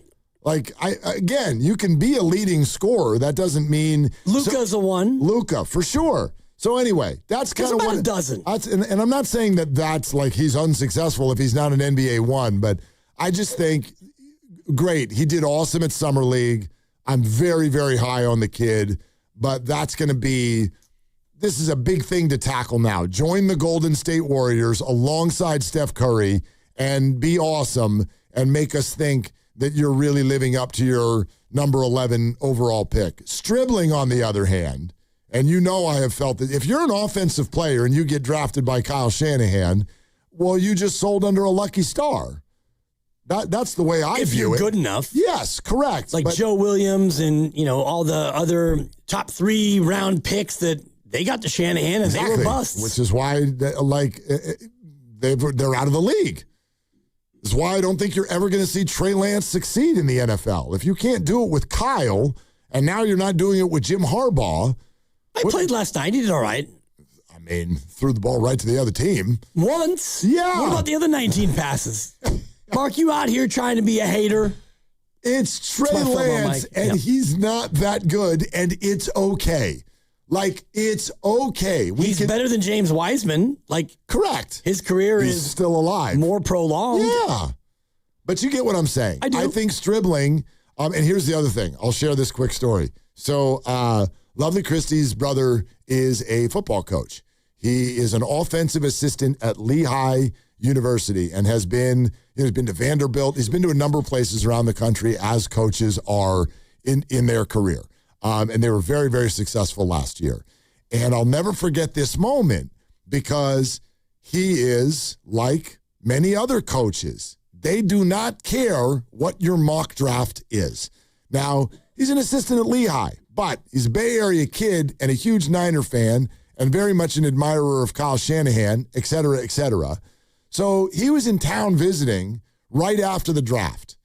And the discussion went to, hey, everybody's like ripping the Niners for going off the board and grabbing Dejon Stribling. And he stopped what he was doing. He was sitting at a table on his laptop. And he stopped and he looked up at me. And his eyes bugged out of his head. And he went, he is a dude. Really? Like he got fired up. And this is coming from somebody who makes a living grinding college football offensive tape. And he's like, you don't even know. Wait till you see this kid. Now, other people can have that opinion. Obviously, the Niners do too. But there are some characteristics with Stribling that I think we've learned are there. And now he's flashing them in camp as well. And if I factor that in now to Kyle's offense and one of the better quarterbacks in the NFL in Brock Purdy, I would argue that Stribling is set up for a lot of success. If he does the things that Correct. Kyle demands of his receivers. Absolutely. I don't think there's any sign, and again, it's early. I don't know how many plays he was out there for in the run game where he had to block, but this offense is predicated on you as a receiver blocking. And, in the past, it's been a lot of 2 running backs and 1 tight end, the 21 formation. They're not doing it now because Juszczyk is out with the broken finger and they have no other fullback. So it's much more of a bland, 11 personnel, 1 tight end, 1 running back. So if you get into 3 receiver sets, I do think that Stribling has a great chance to be that 3rd guy with Evans and Debo and then Kirk and Robinson filling in after that. What's your list? My list, it is Yaxel Lendeborg, even though he hasn't done it in the pro regular season level. What I saw in college and what I saw in summer league, again, those are tiny drops in a gigantic ocean, but his age, his skill set, his fit, his self-confidence, I've got him at number 1. For me, number 2 is Bryce Eldridge because he's gone out there and he's done it. He's young and he has really thrived, and now he's having a little bit of a tough spot, but he's somebody who has already gotten a legitimate, healthy taste of it. And I got Dejon Stribling at number 3. Again, not that I don't think that he's going to be a good player and have a good year, but football can be so fickle. If he has, a little annoying injury, he misses games, or if he's not necessarily up to par with Kyle Shanahan's offense right away. We know that Kyle Shanahan has got a pretty demanding threshold for rookies, especially wide receivers. So I think Stribling will be good, but in a tough contest, I've got him 3rd. Well, I guess there's also the question of speed. And I don't mean running speed. How quickly do these guys need to be what we're talking about for you to feel good about it? That's the other thing. So Bryce Eldridge right now is in the midst of, hey, like this year sucks. And so that's actually kind of a good thing. He's in a little bit of a snuggie with his stats because I don't think anybody really cares. We're not watching Bryce Eldridge strike out at a little bit too high of a rate in the middle of games that everybody really, really wants to win. It's just kind of, I mean, when I turn Giants games on right now, to be honest with you, Bryce Eldridge's at-bats are some of the only things that make me stop and watch. I don't really care what the final score is. This season has gone completely off of the rails. So that's kind of easy for him. Now, Stribling, in theory, is going to be learning in the midst of what we sit here today and hope is a playoff run. Yaxel is somewhere in between. We certainly hope the Warriors are going to be a playoff team. There's the pressure of Steph's clock is ticking, but I also don't feel like the fan base's expectations are through the roof right now, at least not until the Warriors either get Jimmy back or make some sort of a big swing and a move to make it feel like they're competitive and a contender again. So all 3 of them, for me, like in general, you kind of get your rookie year to make some mistakes and not be great yet. I think Peyton Manning led the league in interceptions as a rookie.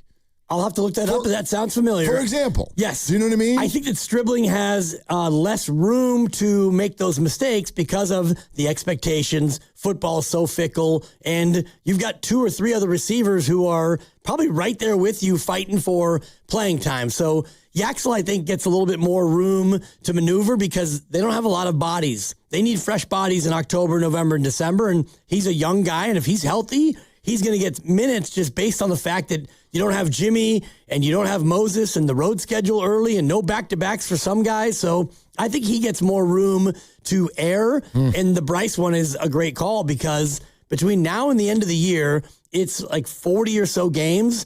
I want him playing in 38 of them and doing everything that he can do to succeed or fail or whatnot. I don't like that you sat him twice. I mean, maybe there's a game where, Why? He's just 21 years old. Yeah. Play 40. I mean, play 40. It's possible that he could be hungover, He's 21, right? I don't think you get hangovers when you're 21, do you? Boy. I mean, you're not supposed to. I remember, I was hungover the day after my 21st birthday. Well. Big time. Yeah. What? No, I went out with my brother. They crushed me, my friends. Mikey 1.0. Well, sure. And, crushed. Crushed. Right, and that was the rite of passage back then. Well, the crappy thing is they ruin your birthday. And the day after. That is the day after. They take you out at midnight on your 21st birthday, the day before, if you will, because your ID suddenly gets you in at midnight, and then you go into the bar, and you get absolutely crushed, and then you can't wake up the next day. You're like, it's my birthday, and I'm barfing. Right, or you pass out on the dance floor, and you get hoisted up by 2 bouncers and shown the door.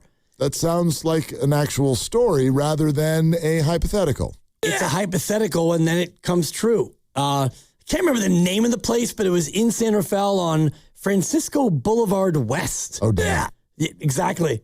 Just down from that Burger King. My brother was, authoring the evening. Wait, but that was you, not him, right? Well, that was me. Two bouncers? Out. Yeah. Carried you out? One with the legs and one with the arms. And they didn't do the 1, 2, 3 into the garbage cans. No, what did they do? They kind of just showed me the door. Yeah, my brother got me to the car. The guy is drunk. Yeah. Yeah. He's drunk at the 20. Mine was The guy is drunk. Bull's Tavern, San Luis Obispo, where they have something called a Bull's Sweat. Oh. You don't want one of those. Yeah. It's kind of like, you ever have leftovers after a night of some cooking, and the next day, instead of doing it the same way you did it that night, you just dump everything all on the plate? Gotcha, yeah. My dad used to call it glop. He loves glop. He just put the potatoes and the rice and the meat and the sauce and just corn and just glop. Just glop it all together and eat it. Well, that's kind of what Bulls does with the alcohol behind the bar there. Right, or in the tray, the runner. So you go ahead and you lift up that rubber thing. The trough. Yes. Yeah. The trough. You get one of those. Yeah. I was so hungover that I didn't actually come out of my apartment until dinner time the next day. Wow. And they took me to dinner. Wow. Wow. Took me to dinner, and they're like, okay, let's start drinking again. And I'm like, we're not doing that. And they're like, sure you are. You're doing that. They're like, we'll start you with something easy. Here's a kamikaze shot. Yeah. So I was at a Mexican restaurant, and they put a kamikaze shot in front of me. And I'm in college, so, like, you do what you're told. I mean, there's no, like, you're just going to get made fun of, or you're going to drink the shot. So I'm going to drink the shot. Just the mere movement of shooting the head back straight to the restroom. Right back to it. Adios, my breakfast. Let's go to JT in San Jose. Hi, JT. Thanks for calling. Hey, how's it going, guys? Yeah, I mean, I think we all watch the same game, right? I feel like we're trotting out the Warriors because we have the same veterans on the field, and what's going to happen? Trent's going to be hurt throughout the year. Kittle's going to get hurt. Debo's going to get hurt. And then yesterday is a good example of what your backups are going to look like. So that's kind of like what my season's going to look like. The same thing for the Warriors. So I'm picking like 8-9 wins at most. Just targeting to see that we haven't structured that line better. Defensive line, there's not enough rotation. offensive line, you're not going to run the ball. Well, Purdy's going to be running for his life. You sound like a ton of fun to watch a game with. Hey, I can tell you this: my partner, she's a big Raider fan, and I sit down and break down a lot of the stuff that's on there. You know, I used to watch tape, and it's really tough. I mean, there was a couple of good things out there. I think Grayson's a good thing moving forward, but you can't hold on to these little things like that because you don't have any backups. You're only as good as your second and third strings are in your rotation. Our division's too strong. Yeah. They're just already there. I mean, we're a couple years away from JT, I love you for listening and calling, but I just could not see one thing the same way that you do, and I don't know how the hell your partner is a Raider fan, and you're the pessimistic one. Like, why don't you talk to her about Mendoza look good now. What the hell is going on here? You live with a Raider fan, and you think this looks like bad football? She already knows what's to come. I enjoy watching her because we have two TVs set up, so she's able to see her game. I'm able to see my game. I already know what the outcome's going to be in that game.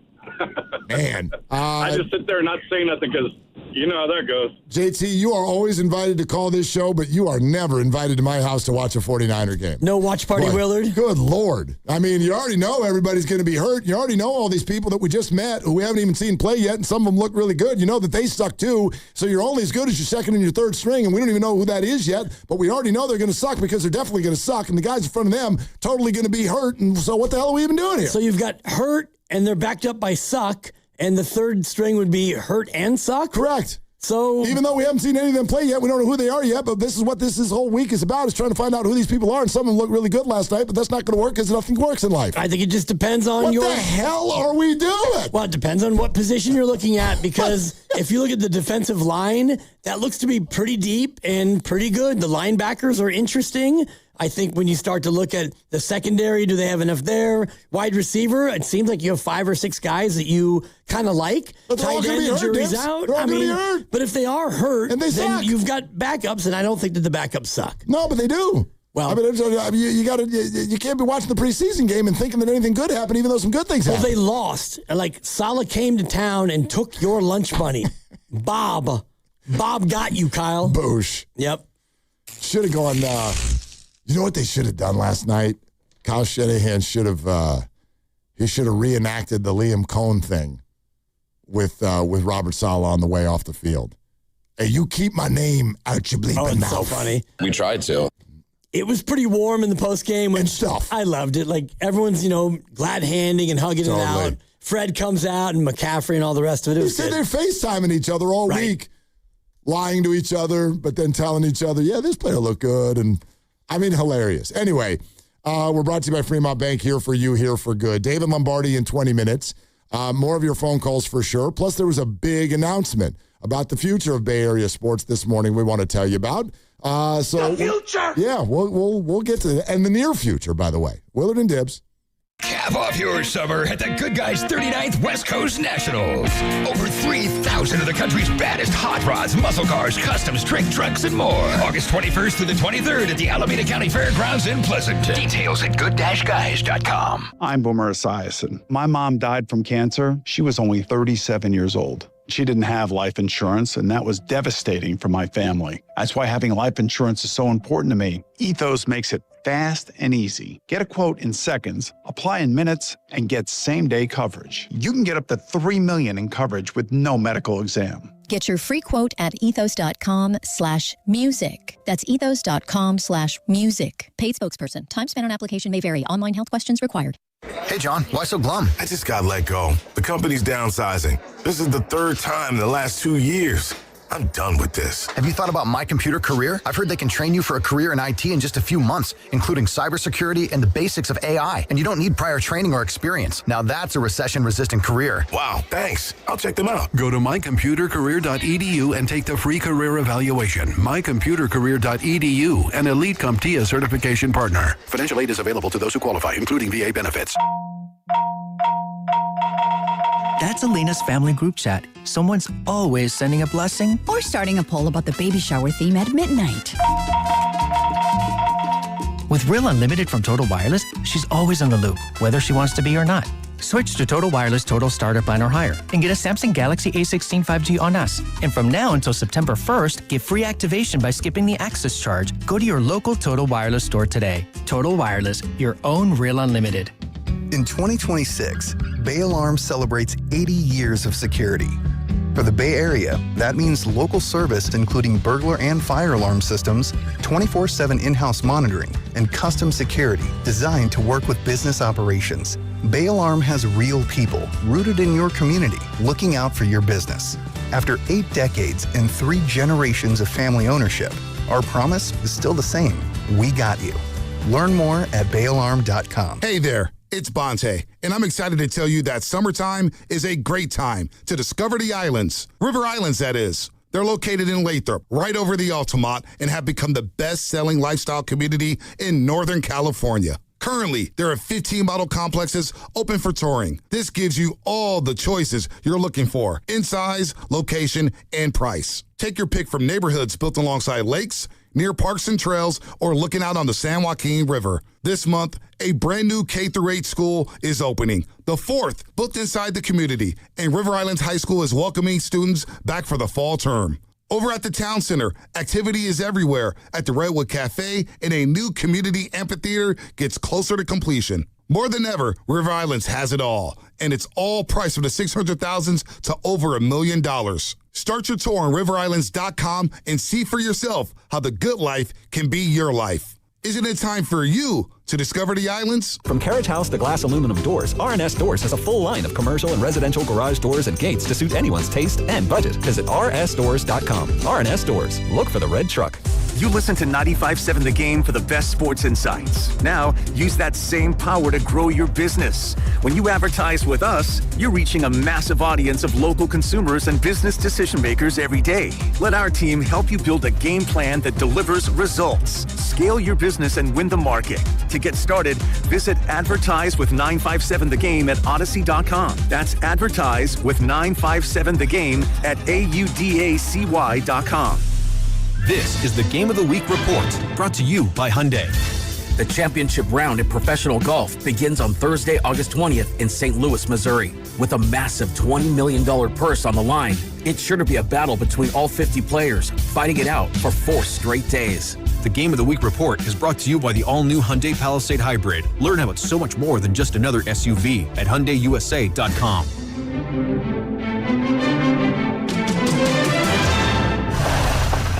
Oh, hey, Sarah. Did you hear my daughter Katie got Camper of the Week? That's a big deal. We got a big deal, too. Right, Mom? Honey, shh. What's that? Okay, that Hyundai Santa Fe, I only paid... Nice. Deal so right, it almost feels wrong. The Hyundai Getaway Sales Event. Get 0% APR for 60 months, plus 0 payments for 90 days, or 1.9% APR for 72 months on the Hyundai Tucson, Tucson Plug-in Hybrid, Santa Fe, or Santa Fe Hybrid. During the Hyundai Getaway Sales Event. Offers end September 8th. Call 562-314-4603 for details. Shop the Sherwin-Williams sale and get 30% off Duration, Superdeck, and Woodscapes products August 14th through the 24th. Whether you're refreshing your interior or exterior, we've got the colors to bring your vision to life. And with delivery, getting everything to your door is easier than ever. Shop online to have it delivered or visit your neighborhood Sherwin-Williams store. Retail sales only. Some exclusions apply. See store for details. Delivery available on qualifying orders. You know that Big Bargain detergent jug is 80% water, right? It doesn't clean as well. 80% water? I thought I was getting a better deal because it's so big. If you want a better clean, Tide Pods are only 12% water. The rest is pure, concentrated cleaning ingredients. Oh, let me make an announcement. Attention shoppers, if you want a real deal, try Tide Pods.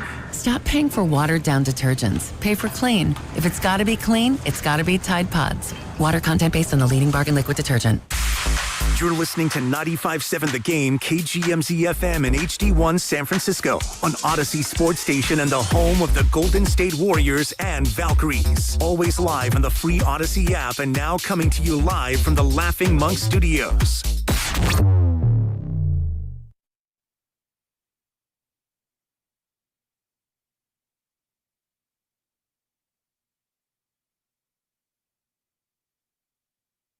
Hello, Willard. Hello, Dibs. Now, back to Willard and Dibs on 95.7 The Game. I hope I never get jaded. I really do. Here's what I mean by that. Oh, I've got something too on this. That, I hope, is never not like chills-worthy. That's Bob Costas. And that's him calling back the next day after he was already on the show. Hello, Incredible. Willard. Hello, Dibs. Hello, Bob. Hello. I mean, that was awesome, and I don't want to tip my 16th anniversary list of 16 memorable moments. That's going to be on there now. What is that, like 357 days away? Oh, no, it's the first. So, we're down at about 3. I don't know if it's a leap year next year. No, it's an odd one. So, yeah, somewhere in there. 350. Already working on the list. Okay. Open to submissions. The Major League Baseball All-Star Game will be in San Francisco in 2028. Awesome. I think it's great. And I was sharing with the group earlier, 2007, I actually got tickets given to me from the radio station where I worked to go to the Home Run Derby. Whoop. So I took one of my former players from Drake, and it was awesome. I was there. I was there with Bruno. At the Let's Derby? go San Francisco. Matt Holliday, right? I guess. Didn't he win? Vlad Guerrero. Vlad beat Matt? Yes, sir. Okay, I believe you. It's a long time ago. I just remember standing in the Holiday hit a bunch, though. I was in the right field arcade thinking, oh, yeah, everyone's coming out here. I'm just going to sit here and get them all. Nothing. Like a 91% to left field home run derby. Completely. And that was how long did it take you to think of the fact that Bryce Eldridge, who will definitely be in that home run derby, is not going to hit any home runs? Because right center field is 4,000 feet away, but left field's regular. They should change the format, and they should put targets on the fifth archway. Like, just put targets on the wall and say, you know what? You don't have to hit a home run here. Just go ahead and pepper one of these giant 12-foot targets. Oh, yeah. So I just want to say apologies to left-handed hitters in Major League Baseball who are awesome. I'm sorry. Welcome to the Home Run Derby at Oracle Park 2028. You are not the betting favorite. Probably not. Yeah. And, the McCovey Cove had about 150 floatables, boats, and rafts, and canoes, and all the rest of it. And how many balls went out there? I can't remember the total, but it wasn't a lot. Wasn't enough to go around. That's for sure. They'll advertise it again. That's just the way they do it, right? Remember Netflix night with the Yankees on opening night? McCovey Cove, and the ball's going to come out. It's like, no, the ball's not going out there. It'll go, but not very often. What are we at right now in the 26-year history of this park? Splash hits? A little bit over 100. And I know those are only Giants ones. Yeah, I think it's 106. I'll confirm, but... Yeah. Pasta, don't you have that number just off the top of your head? He's having a conversation with some people in there. Anyway, do you have the splash hit counter? 109, I believe. Yeah. 109. 109. See, I knew you'd have it like you didn't even need to look it up. 109. So, essentially, give or take a little bit here or there, 4 per year. Yeah. And Barry Bonds was here and helped himself. Yes. Yeah. So, how many non-Bonzers? Do we know that? I have it right here. How many non-Bonds of the 109? There's 36 Bonzers. Yep. So that 36. Would be 73. 73. Non-Bonds. 3 per year. Going backwards, Bryce this year. Last year was Rafi Devers, Dom Smith, and Yaz. Okay. Before that, it was Elliot Ramos, Late Night Lamont, and Patrick Bailey. Ramos, the only righty. And then you've got Yaz, Jock, Late Night, Crawford, and Lamont again in 23. Lamont Wade, who was here over the weekend, by the way. Yeah, he's got 6. Actually, he's among the leaders. Yeah. So anyway, Jock Peterson with a quiet 4. Jock Peterson. He just makes me laugh. Just the thought of Jock Peterson. There was just so many things. I think enough. Should I say this? You should. I was trying to make a comp to that level of Bay Area quirky athlete who was kind of better than we remember, but he annoyed us in ways, and he was quirky. It ended with the Puso Dos thing. He was super fun out in left field. For people that don't know this, if you were out there with your bleacher seats, he would talk to you after every pitch. Sometimes I'm like, dude, you got to turn around. The ball's coming. But he was super fun. He was somewhat successful. He also was a former Dodger. I loved that. I'm like, yeah, put the Giants uniform on and tick the Dodger fans off. But it ended weird, and he's not a great player. I'll tell you what, I will mention, here's why sometimes I also laugh. So someone very close to me, I will not mention who, had a nickname for Jock that was a little body shamey, which is why I'm going to keep the person's name out my mouth. Would it be Jock Ederson? No, but that would have been I'm just good. spitballing here. I mean, Croc Peterson, he eats out of a crock pot? He was a big guy, and he also bloused his jersey. Mm-hmm. You know what I mean? Yeah. Like, he didn't tuck that. There was just a lot that looked like it was kind of hanging out there. So this person referred to Jock as Fatty McStuffins. Wow. Not really a play on his name. I can't even believe you said that. Very direct and very personal. That's Fatty McStuffins out there in left field. Yet, I was like, wow. I mean, he, swinging a drive, the guy's got pop. Yeah. And I went to a game one time where he got a walk-off walk. Okay. A walk-off walk. Yeah. It was just a walk off. That's fine. Yeah. And I'm sure he walked to first. Like, what's the rush? He made it. Game's over. Yeah, no. He had a 3-homer game in San Francisco. Remember that? Yes. And then Gabe took him out in the 7th, right? Or benched him the next day. Something. Anyway, let's go to Matt in the city. Hi, Matt. Thank you for calling us. David Lombardi in about 7 minutes. What's up, Matt? Hey, guys. How's it going? Great, man. Hey. Yeah, just when you thought we peaked in meaningless baseball, we get the All-Star game. That's really great. Next question, will we have any All-Stars? Anyway, go ahead. I don't want to go there. Yeah. I was calling because that last caller, I mean, good God, take the sharp stuff away. Who invited the fun time bear? The season hasn't even started yet. I mean, I kind of feel like what's going on with Bay Area fans and Niner fans, it feels like when your big brother gets caught drinking, and so your dad's yelling at you too, and you were home the whole time. Like, they're not the Giants and the Warriors. They drafted well. Strips looks good. You've got Kittle, Warner. I mean, they're rehabbing. They look okay. Bosa's the only kind of worry. Purdy's healthy. We were a game away from the NFC Championship game last year with an injury-riddled team. It's a clean slate. Things look all right. I mean, this is the gloom and doom from the Niner fans right now is crazy. It's just it's unfair. I don't understand it. It's a bummer. It's Friday. We lost to the Titans in August. It's not going to matter. Who cares? I mean, that caller. I was just like, this guy. I'm worried about him. Matt, I'll take you a step further. "Quote unquote," we did not lose to the Titans. People trying to make we lost to the Titans. That was not the 49ers last night. Thank you, Matt. Appreciate it. I agree with you completely. Even if your negativity, whoever you are, even if your worry and negativity, even if you have a point, you're not right yet. You can't just live life like they're definitely getting hurt. Well, you can live it however you want. You're not right or wrong, right? Well, That's the thing. But I don't, I'm with Matt in that I don't get where that comes from.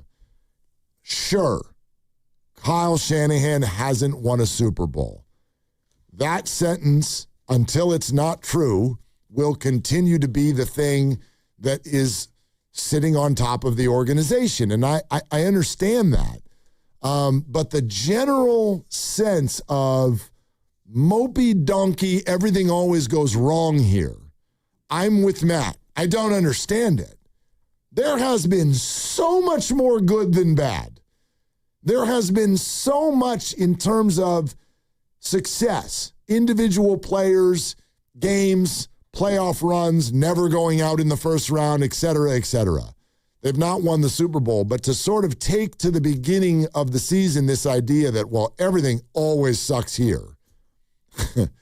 I don't understand it. Sure, do whatever you want, but I don't have to get it. I don't understand it. I normally do understand it, but when you look at last year and you talk about everything goes wrong, well, not everything went wrong, but a lot went wrong. You lost Ricky Pearsall, you lost Brock for a while, you lost Bosa, you didn't have Warner, Kittle got hurt in the playoffs, he went 12-5. So just because everything goes wrong, you could have a complete duplicate of last year where Brock plays 9 of 17 and Mac is really good. And, Fred Warner misses a handful and Bosa's out in week 4 and Michael Williams, all the rest of it. And you can still be a playoff team. Yeah.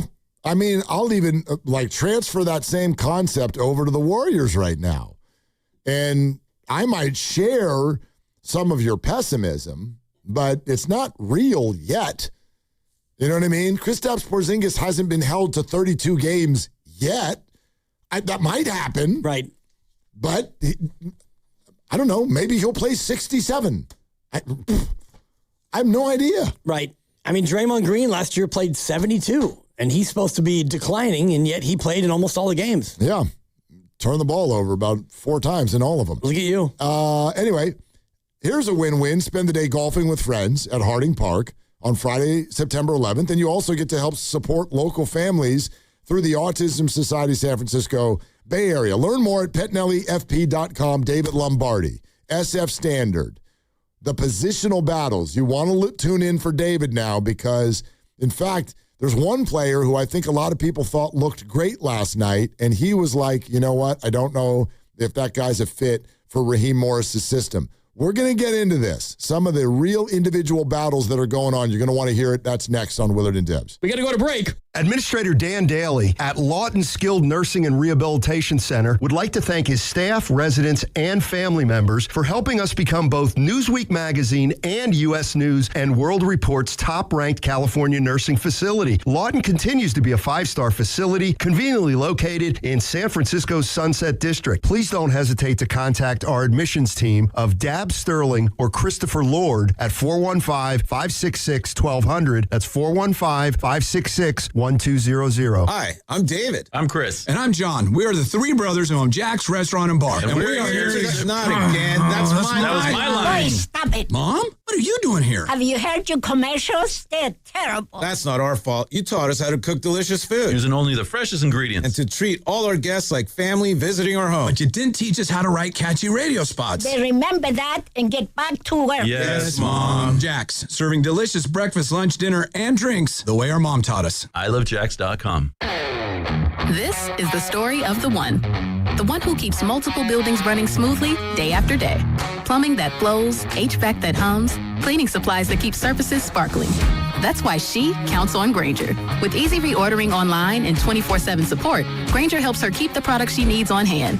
So shelves stay stocked and buildings stay ready. Call 1-800-GRAINGER, click Grainger.com, or just stop by. Grainger, for the ones who get it done. What if you could have the most reliable fiber-powered Wi-Fi? And get this, what if you could keep it at the same price for 5 years guaranteed? Now through August 24th, new Xfinity customers can get our best price on gig Wi-Fi this summer before it disappears. Just $50 a month for 5 years. No annual contracts, no hidden fees, and our best equipment included. Plus, get online in minutes with same-day Wi-Fi. It's Wi-Fi that finds and fixes problems before you even notice them. Like super intelligent Wi-Fi with a 6th sense. Plus, it keeps you protected from online threats. And get Peacock Premium included for 2 years. Lock in your price and unlock the possibilities. Get it now at Xfinity.com. Xfinity. Imagine that. Restrictions apply. Requires paperless billing and auto-pay with stored bank account. Taxes and fees extra. Speeds vary. Use of fiber coaxial cable. Learn more at Xfinity.com/same-day Wi-Fi. When you get injured, you're not just facing pain. You're facing an insurance company. Insurance companies don't send compassion. They send adjusters, a trained pack whose only job is protecting the insurance company. You need a guard dog. When the insurance company unleashes its pack, Habas Law unleashes a pack that's bigger, smarter, and trained to ferociously hunt down every dollar you deserve. And trust me, every insurance company already knows the names of the biggest dogs in the fight. Habas Law. Visit habaslaw.com. Omar Habas is a California licensed attorney. Offices in Northern California, including San Jose. Past results do not guarantee future outcomes. Jay Vineyards returns as the official sparkling wine of the Golden State Valkyries. As Jay celebrates its 40th anniversary, the team invites all wine lovers to experience the artistry, hospitality, and California soul that defines Jay Vineyards. Every offering at Jay is an invitation to discover the bounty of Sonoma County, where guests explore local ingredients paired with Jay's celebrated sparkling Pinot Noir and Chardonnay wines. Make Jay your next wine country destination, located just 70 miles from Chase Center in Healdsburg. Is your client ready to build a functional outdoor space? Choosing Golden State Lumber and Showroom means faster deliveries and finishing your project on time and on budget. When it comes to decking, TimberTech stands out. It's trusted by contractors for its unbeatable quality, and with industry-leading warranties, it's clear why TimberTech is the top choice. TimberTech, the #1 brand in premium decking. Start at goldenstatelumber.com. Golden State Lumber and Showroom. When you succeed, we succeed. Ready to get rid of that old car? Donate it today to carsforkids.org. Call 1-877-CARS-FOR-KIDS. Donation is super easy, and your car can be picked up as soon as tomorrow. Call 1-877-CARS-FOR-KIDS to donate your car today. That's CARS with a K. Finding great candidates to hire can be like, well, trying to find a needle in a haystack, but not with ZipRecruiter. Its powerful technology actively finds and invites qualified candidates to apply to your job. So while other companies might deliver a lot of hay, ZipRecruiter finds you the needle in the haystack. See why 4 out of 5 employers who post a job on ZipRecruiter get a quality candidate within the first day. Try ZipRecruiter for free at ZipRecruiter.com/team. That's ZipRecruiter.com/team. ZipRecruiter. You've got a big day, so you use Unstoppable Scent Boosters to give your laundry non-stop freshness. So no matter how long the day goes, you can't stop this power, this walk, this pose, this strut, this look, this talk. Your clothes will be so fresh you can confidently strut into that end of the day meeting like a bosses. Let's talk business in my office. Add new Unstoppable beads to your wash for 24-hour non-stop freshness so you can smell unstoppable. The best time to recommit to your gut health goals? Right now. Take charge of your gut with Nature Made. Our clinically studied ingredients support digestive health. Digestive enzymes break down nutrients. Probiotic and prebiotic fiber nourish good gut bacteria. And super greens with probiotics empower daily digestive health. Try the full lineup of gut health support from Nature Made, the #1 pharmacist-recommended vitamin and supplement brand. These statements have not been evaluated by the Food and Drug Administration. These products are not intended to diagnose, treat, cure, or prevent any disease.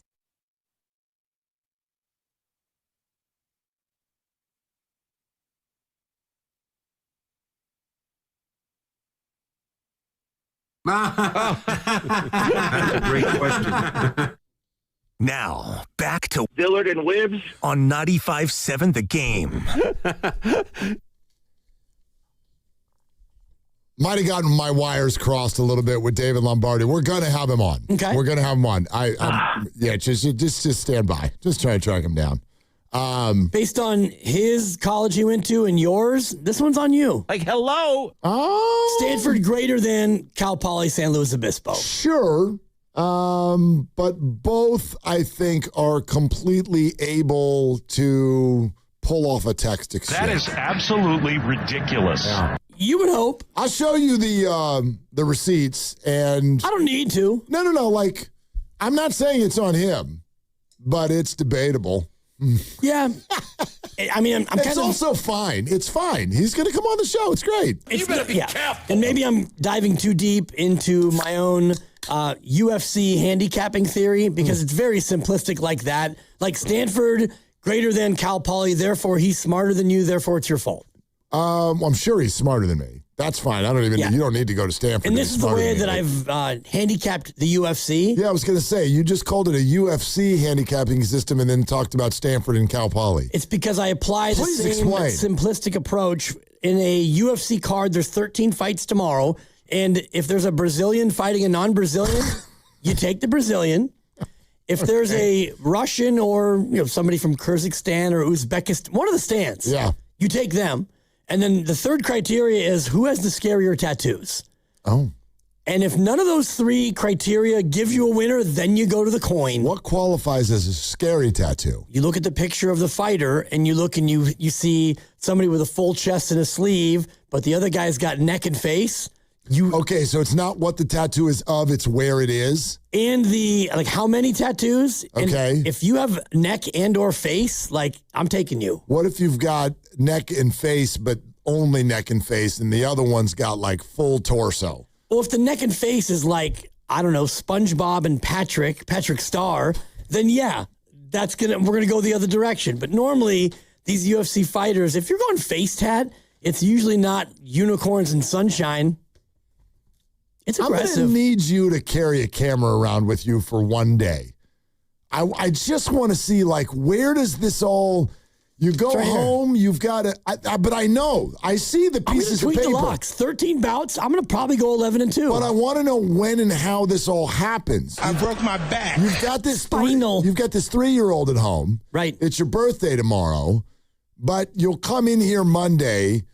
Like, the Niners will play a game. You watch it 13 times. If I can, yeah. You've got scribbles that are about UFC and who's Brazilian. And you're probably, people don't realize this, you're probably already working on your March Madness bracket. I cannot wait for the opener, High Point and Liberty. There you go. You have a system.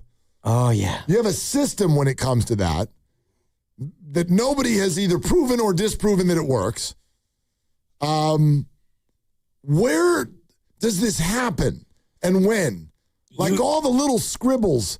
Right. Like, I'll do this tonight. It's one of the few nights of the year that I'll do this because I actually have a way too early fantasy draft tomorrow. Oh, wow. There's a reason. It's the destination sensation. That's a buck, yeah. Yeah. So I got work to do tonight. Sure. Because it's early. And you have to do a lot of work when it's early because the consensus mocks have not fully been formed yet. Exactly, because all the drafts haven't happened. Right. We got camp reports we're still working through. For example, like today, and my daughter gets a little amount of time to watch TV in the morning, so wife goes off to work. We put on Bluey. She's locked in on Bluey right now. Da-da-da-da-da-da-da-da. It's very captivating. I sit in the other room, and we go to the pencil. Why did the Bluey theme sound exactly like the March Madness theme? No, that's da-da-da-da-da-da-da. That's what you just did. No. Yeah. That's why Victor's laughing. He's like, that's totally what you just did. You're like Bluey. That's Round what of 16. It's bingo against Bluey. Yeah. That's what you just did. Bluey versus Blue's Clues in the round of 16. In my head, so do the Bluey. That's what you just did. That's the exact same thing. No, that's what you did. Stop the music. That one ends with ska-da-da-da-da-da-da. It's the same thing you just put the Bluey SC doesn't at the climb front the of it. ladder like that. That's different. Find the Bluey theme. I'm sorry, YouTube audience. This has got to be really annoying. The point is, they can hear you. They can hear you. You do the same thing. Bluey's on, and so I ran through the 13 bouts. It took about 8 minutes, and I thought, you know what? We're going to test the theory. Brazilian, Russian or former colony, scarier tattoos, flip a coin. So I'll let you know how we do. All right. I can't wait. That's how I enjoy my UFC. Tell me about it after it's over. Oh, yeah. Yeah. That's perfect. So, great. Okay. Anyway. Anyhow. 888-957-9570 is the number. I don't want to make two. One guy called us, and he's like, everything's awful, and they don't have any good backups, and the first string are all going to get hurt, so this is going to be terrible. I never like it when you get a comment here or there, and then people will do a show, and they'll be like, everybody is saying that the Niners are going to stink. I don't think everybody is saying that at all. But I do wonder kind of where everybody's at on this. We talked about it off the top of the week and took some calls with regard to the idea of just as the season approaches, in a general sense, are you feeling optimistic or pessimistic? That's a more reasonable question to me. But if anybody out there sort of has that, bad things always happen to us, that's the one I don't really relate to, I guess is the best way for me to say it. I don't really understand it. I'm wondering if people are not acknowledging at least how I see this right now. Are there pitfalls? Are there injuries that are already in place? George Kittle, for example. Are there two really good teams in the division with you? These are all facts, but are we not acknowledging and agreeing with the fact that the 49ers have some really good players? And they are, to me, one of 8 to 10 teams in the NFC that must be dealt with. Like, I don't know how you would power rank the NFC, for example. I think that you could do it in a reverse sort of a fashion, and you could strike teams first and foremost. Right. And I think you would strike. Who would you strike from you the would record? strike Arizona. Okay. You would strike 3 in the South to be determined. I don't know, like Atlanta, Tampa, New Orleans, and Carolina. Are you going to get 2 of those teams to make the playoffs? I don't think so. I might strike them all. One of them will make the playoffs. No, I understand that, but that doesn't make them a contender. That does not make them a factor. Gotcha. In other words, like if New Orleans wins the division and the Niners get a wild card and you go to New Orleans week 1 of the playoffs, you're favored. Yeah, the only one would be Tampa. If Tampa wins the division at 10-7, you go there. It might be a tighter line because Tampa, I do think can be a dangerous team. But to the point of this conversation, yeah, strike them all. So that's 5 off the table, and I would strike Minnesota. Okay. And beyond that, I still think people are high on Jaden Daniels now, but I don't believe in Washington. Yeah. But if you want to leave all 4 of those in play, you're at 10 teams. Okay. We 10 struck teams. 6. You've got 10. And I would put them ahead of Washington, the Niners. And Would you put them ahead of the Giants? I would put them ahead of the Giants. Would you put them ahead of the Eagles? Maybe. I mean, they're going to. That game in week 17 could be a tiebreaker sort of game. What if I told you you're not allowed maybe? Then no, I wouldn't. You wouldn't. You put the Eagles ahead of the Niners. Yes, they have to go to Philadelphia, and that is the toughest part of the Niners schedule. Well, sure, but that's you're spotlighting one game. I'm talking about in more of a power ratings. So if you were to do NFC power ratings right now, you'd have the Eagles ahead of the Niners? They're tied in the odds to win the NFC. Yep. So that would be that's why it's debatable. I'm not trying to lead you to water. I would put Philadelphia ahead of them just because they could get to that game week 17 and have the same record. And Philadelphia, I believe, would be favored. And if they won that game, they'd have the tiebreaker. And thus, I would put them, based on the location of that game, I'd put Philly ahead of them. I do it in a much more simplistic form. I just think the 49ers are a better team than the Eagles. I think they've got a better coach. I think they've got a better quarterback. And I think we saw them play just last year in Philadelphia in January, and the 49ers beat them. I think the Eagles are redoing their entire offense. They got rid of their best receiver. They may be great, but I've got all kinds of questions about that offense right now. So I like the Niners better than the Eagles. I'll admit that it's close. What about the Cowboys? You going to put the Niners ahead of the Cowboys in a power rating? It's tough. I would probably, based on the schedules, I would put Dallas ahead of the 49ers. Interesting. I think the Niners are heading for a 10-win year. Okay. Well, and again, I'm just going do you think they're better? Do you think they're better than blank? I'm imagining you don't think they're better than the Rams or the Seahawks. No. Okay. Neither of them. But you think the Eagles and Cowboys are better than the Niners? If you want to look at the tiers of it, I think that Seattle and the Rams are at the top, and I don't think I'd put any of the North teams up in that group. And I think the second tier would be Detroit and Chicago and Green Bay and Dallas and Philly and the Niners. Okay. So it'd be the top 2, and then the next 6 to me is kind of a mishmash, and you go to Dallas, you go to Philly. You have a schedule that you're going to be able to prove it. I know. I'm still not trying to make it about when they play them. I just, you know what I mean? Like if somebody made you rank the top 10 right now, it's not, there's no way to know if it's right or wrong or the other. I just wonder where you would put them on the list. You mentioned those other 3 teams in the North, Bears, Lions, Packers. I'd put them ahead of the Bears. Okay. Did you put them ahead of the Lions? I would put them ahead of the Lions. You put them ahead of the Packers? Probably not. Okay. I would put them behind the Packers. Okay. Sounds to me like you're putting the Niners maybe at about 6. Yeah, it's about right. Okay. And again, I'd probably have them a little above that. I already made my case about why I think they're better than the Eagles. The Cowboys is the hard one for me because my heart won't allow my brain to kind of say what it thinks, and also history. The Cowboys are talked about a lot before every season, and then they just disappoint and disappoint and disappoint and disappoint. I think this is the year that they're actually good. I think they're going to win the NFC East. Yeah.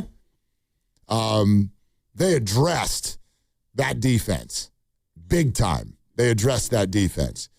Quinnen Williams, I love who they picked in Caleb Downs coming out at the safety position. I think they're going to be good enough to then go along with an offense that was already one of the better offenses in football. Yep. So I think the Cowboys are going to be really good. I think so too. And, I'm not trying to make this about the record when I try to see who is better than whom, but they do have a lot of these games against some of these other teams we talked about. Yeah. They do play Dallas on the road. They play Philly on the road. So are the Niners going to be good enough to beat Seattle and LA twice and, beat the Giants and beat Philly and beat Dallas and be 15-2? I'd be stunned if that were the case. I look at the schedule, and I'm less concerned about the roster and the injuries and the backups. I do think that especially defensively over the last couple of drafts, they've addressed a lot of their defensive depth. And offensively, you brought in Kirk and you brought back Debo and you got Mike Evans and, you got a couple of young running backs. And so I think the offense is also deeper than it's been. You throw out the number 15-2 as a hypothetical. If I said to you, whoever's the 1 seed in the NFC, whoever, doesn't matter, is whoever wins this thing over or under 14.5 wins this year? Totally. Oh, it's an under. I don't think anybody's going. I would be mildly surprised if anybody gets to 14.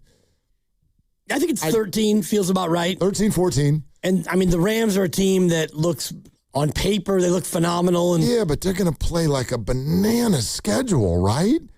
First, I know Seattle won the division, but I don't know, man. Like, Rams, okay, obviously Australia, game 1, Niners. And then they get a home game on a Monday night. So it's a full week and a half later, they host the New York Giants on Monday Night Football. Then short week at Denver, then at Philly, then they host Buffalo. They get Arizona, the Raiders. They get the Chargers. They go to Washington. They've got Green Bay on the schedule, Kansas City on the schedule, Niners on the schedule again, Dallas, at Seattle, at Tampa, Seattle again. That's the back half after their bye once we get to Thanksgiving. Packers, Chiefs, Niners, Cowboys, Seahawks, Bucks, Seahawks again. Whew. Yeah. Pow. Well, the Niners is not much easier. No. Their final 5 are Rams, who have an extra 3 days of rest. Yep. At the Chargers, both on a short week. At Kansas City, the Niners have the rest advantage. Yep. And then Philadelphia, and then at Arizona, who had been home for 5 of the last 6. Not that Arizona's going to be really dangerous. They might be, but that is not an easy last 5 for the Niners. Not at all. Not at all. And I do think the 49ers would be well served to make some hay early in the season because that back half, as you just detailed, once you get into December, that's definitely the beef of the schedule is that 4-game set from December 13th to January 3rd, where it goes Rams, Chargers, Chiefs, Eagles.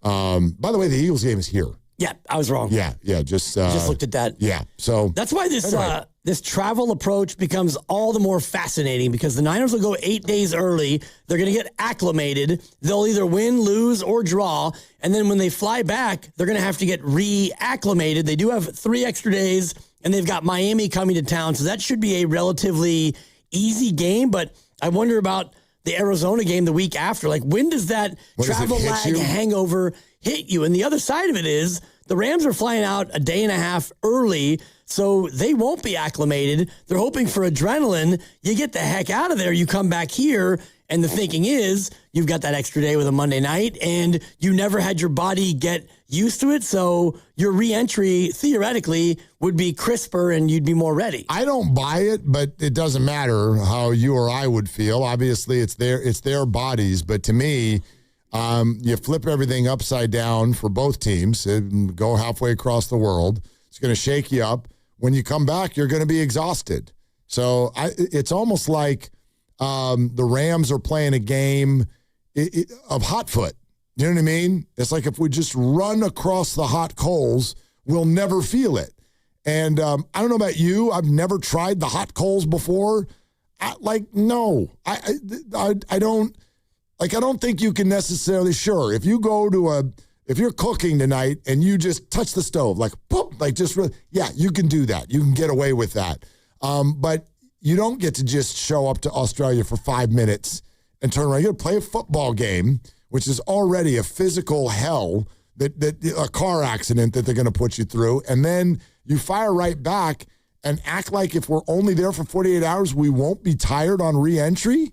I can't think that that's true. You'll be tired, but the thinking is you'll be less tired. And the way I look at this is, I guess, when you have the game to open in Australia, if the Niners are there for 8 days before, I think that they'll be more acclimated and more ready to play that game in that moment because they have been there. The Rams are coming in hoping that adrenaline carries the day.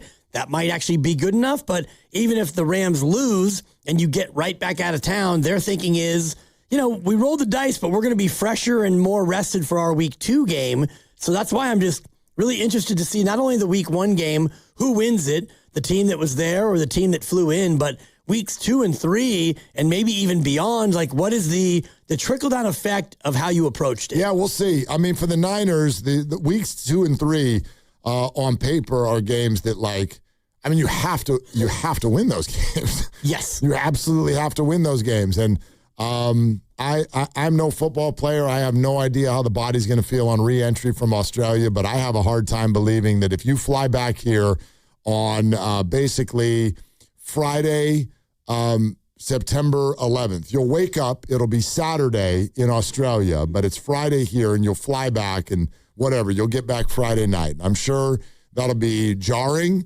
and who knows, you might be 0-1, and you might have some new injuries, and all that's really difficult. But you will have 9 days before you play the Dolphins. Come on.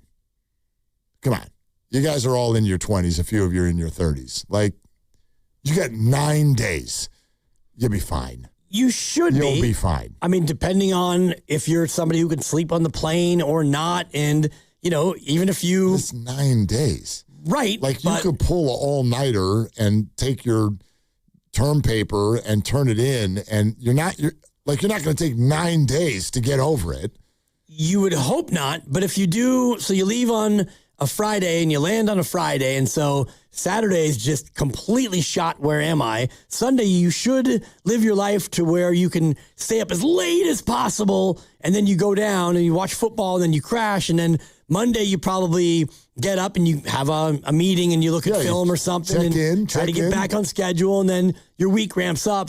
And then Tuesday's an off day. I mean, you're not practicing until Wednesday. For the most part. So depending on who you are, it might affect you one way or the other. And the other side of it is we fly in and oh my God, we're in Australia and we got a game in 19 hours. Let's go. And we're all revved up. And then you fly home. It's did that even happen? That thing was such a blur. Yeah. I mean, look, I'm not trying to diminish it. I don't want to dismiss it. That's not my place at all.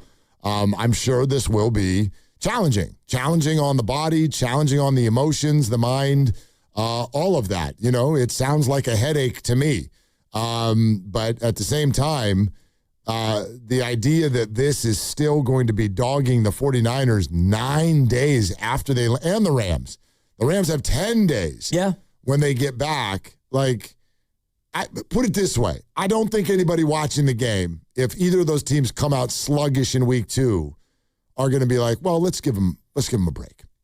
Let's give them a break. They were in Australia there's no breaks. Week and a half ago. Right, and you play on the Thursday, so yeah. You'll be okay. Should be. Then, if that was the prevailing wisdom across all sectors, then the Rams would go 8 days early, and they would just go there and get acclimated. But they obviously think that there's an advantage to not getting there and acclimating to that time. Yeah, no, I'm with you. And all of us have been somewhat oddly fascinated by this travel approach by these teams.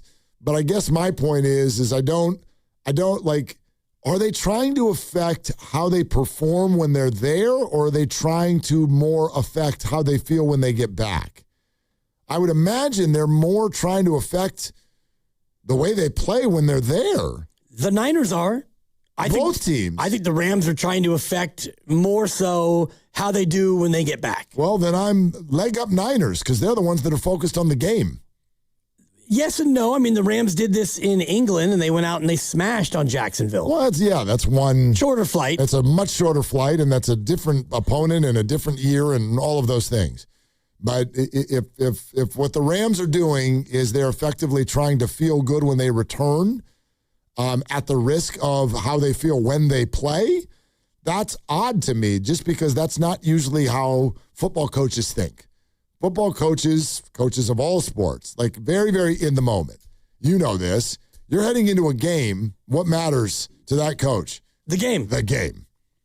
We're going to worry about afterwards, because I don't even know whose legs are not broken afterward. I don't even know. I don't think that they are taking this approach because they're just going to, knock off the game and punt on it. They obviously think that they can make this work on both ends. You land, adrenaline, you play the game, and then when you get back, you'll have a better recovery time. All right, we're brought to you by Fremont Bank. Here for you, here for good. Guy Haberman in a half hour. He called the game last night. That's a lock. We know that's happening. I'm going to chase Lombardi a little bit more here, and hopefully we'll get him coming up. And then it's higher or lower day, and it's Dib's birthday tomorrow. So it is the number 58. 58, brother. Number 58, okay. I figured it might be. Yep. All right, 888-957-9570, Willard and Dibs. So old. And it's Dan Dibley here. You said straight to me, but it turned out it was a little bit of a delay. But I can wait because Fight Night is here, and there's no better place to trade the action than Kalshi, America's #1 prediction market platform. I already gave out my system, my locks, and right now, Makhachev is trading at 74% to beat Machado Gary in the main event, meaning a $100 trade pays out $129 if he's able to take down Machado Gary. On Kalshi, you're trading against peers in a live market, meaning there's no house, and as the probability changes, you can buy in and out of your position. For a limited time, download the Kalshi app and use code DIBS, D-I-B-S, to get $20 when you trade 20. K-A-L-S-H-I. Kalshi, trade on anything. 18 and over only. Restrictions and eligibility requirements apply. Event contract trading involves risk and may not be suitable for all investors. Kalshi products are not available in all jurisdictions. Prices, values, and available markets may differ from those mentioned here. For more information, see kalshi.com/regulatory. Injured at work? Don't wait. Every day you delay can mean lost wages, delayed medical care, and more stress for your family. At Boxer & Gerson, we fight for people just like you. Construction workers, delivery drivers, factory workers, restaurant staff, hardworking folks who get hurt just trying to earn a living. We won't back down. We get results. You work hard, you deserve real help. Call Boxer & Gerson now at 510-835-8870 or visit boxerlaw.com. The consultation is free, but waiting could cost you. Boxer & Gerson. Justice for workers. You've worked too hard to wonder if your wealth manager is actually working for you. The decisions you're facing, what comes next, who you trust, have consequences that last. Getting it right matters. Baylord has been in the Bay since 1969. No parent company, answering only to their clients. The kind of people who understand what you've built and what's actually at stake. The right wealth manager changes everything. Find out if Baylord is yours. Baylord.com. That's BAILARD.com. Are you curious about who offers the best deals on top-rated Samsung, LG, and Sony TVs? The answer is surprising. It's not online, and it's not the warehouse clubs. The best deals on top-rated TVs are at Video Only. Don't believe it? Then check out the trade-in deals at Video Only. How about $500 for your old TV? Try doing that online. Before you buy that new TV, drop into Video Only. If you don't, you'll be sorry. Hey there, it's Bonte, and I'm excited to tell you that summertime is a great time to discover the islands. River Islands, that is. They're located in Lathrop, right over the Altamont, and have become the best-selling lifestyle community in Northern California. Currently, there are 15 model complexes open for touring. This gives you all the choices you're looking for in size, location, and price. Take your pick from neighborhoods built alongside lakes, near parks and trails, or looking out on the San Joaquin River. This month, a brand new K-8 school is opening, the fourth built inside the community, and River Islands High School is welcoming students back for the fall term. Over at the Town Center, activity is everywhere at the Redwood Cafe, and a new community amphitheater gets closer to completion. More than ever, River Islands has it all, and it's all priced from the $600,000s to over $1 million. Start your tour on riverislands.com and see for yourself how the good life can be your life. Isn't it time for you to discover the islands? Thinking about upgrading your sleep? Now is the time to shop Sleep Number. Trusted by millions for nearly 40 years, Sleep Number offers superior comfort, personalized adjustability, temperature benefits, and value that is unmatched in the industry. And right now, during the Sleep Number Labor Day sale, all mattresses are on sale. Invest in your sleep and experience firsthand Sleep Number's personalized comfort. Stop by a Sleep Number store or sleepnumber.com to learn more. Hey, it's your boy Guru. When it comes to pest control, control? Don't guess. Go online and get the facts with Atco Pest Control. Atco is a family-owned local company that's been protecting the Bay Area homes for over 40 years. And quality service does not have to come at a crazy price tag. If you're dealing with ants, spiders, rodents, or anything crawling where it should not be, visit AtcoPest.com. That's ATCO Pest.com to learn more and schedule service today. Atco's got you covered. This is the story of the one. As a maintenance engineer at a beverage manufacturing plant, he starts his day knowing every line is ready to run because Grainger delivers the industrial-grade products he needs to keep mixers, conveyors, and packaging equipment moving. With Grainger's vast selection of bearings, belts, and motors, he keeps operations running smoothly, so nothing grinds to a halt. Call 1-800-GRAINGER, click Grainger.com, or just stop by. Grainger, for the ones who get it done. I checked Allstate first and saved hundreds on my car insurance. Really smart. Unfortunately, I didn't check if I took the gas hose out of my car's tank. Ooh, not smart. And I drove off while still attached to pump number 3. Yeah, checking first is smart. So check Allstate first for a quote that could save you hundreds. Potential savings vary, subject to terms, conditions, and availability. Allstate North American Insurance Company and affiliates, Northbrook, Illinois. It is not hard to destroy a college. Last season, the podcast Campus Files brought you stories of fraternity drug rings, stolen body parts, campus cults, and more.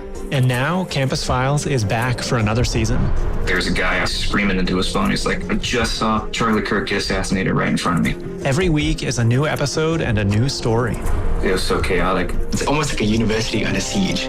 Listen to and follow Campus Files, available now wherever you get your podcasts.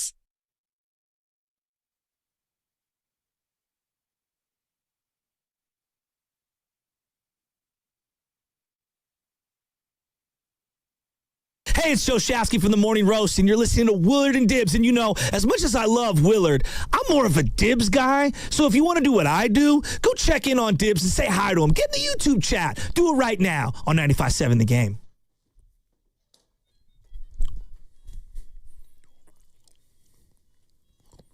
Mom! It's Bluey! Dad! So I know that much jauntier than the I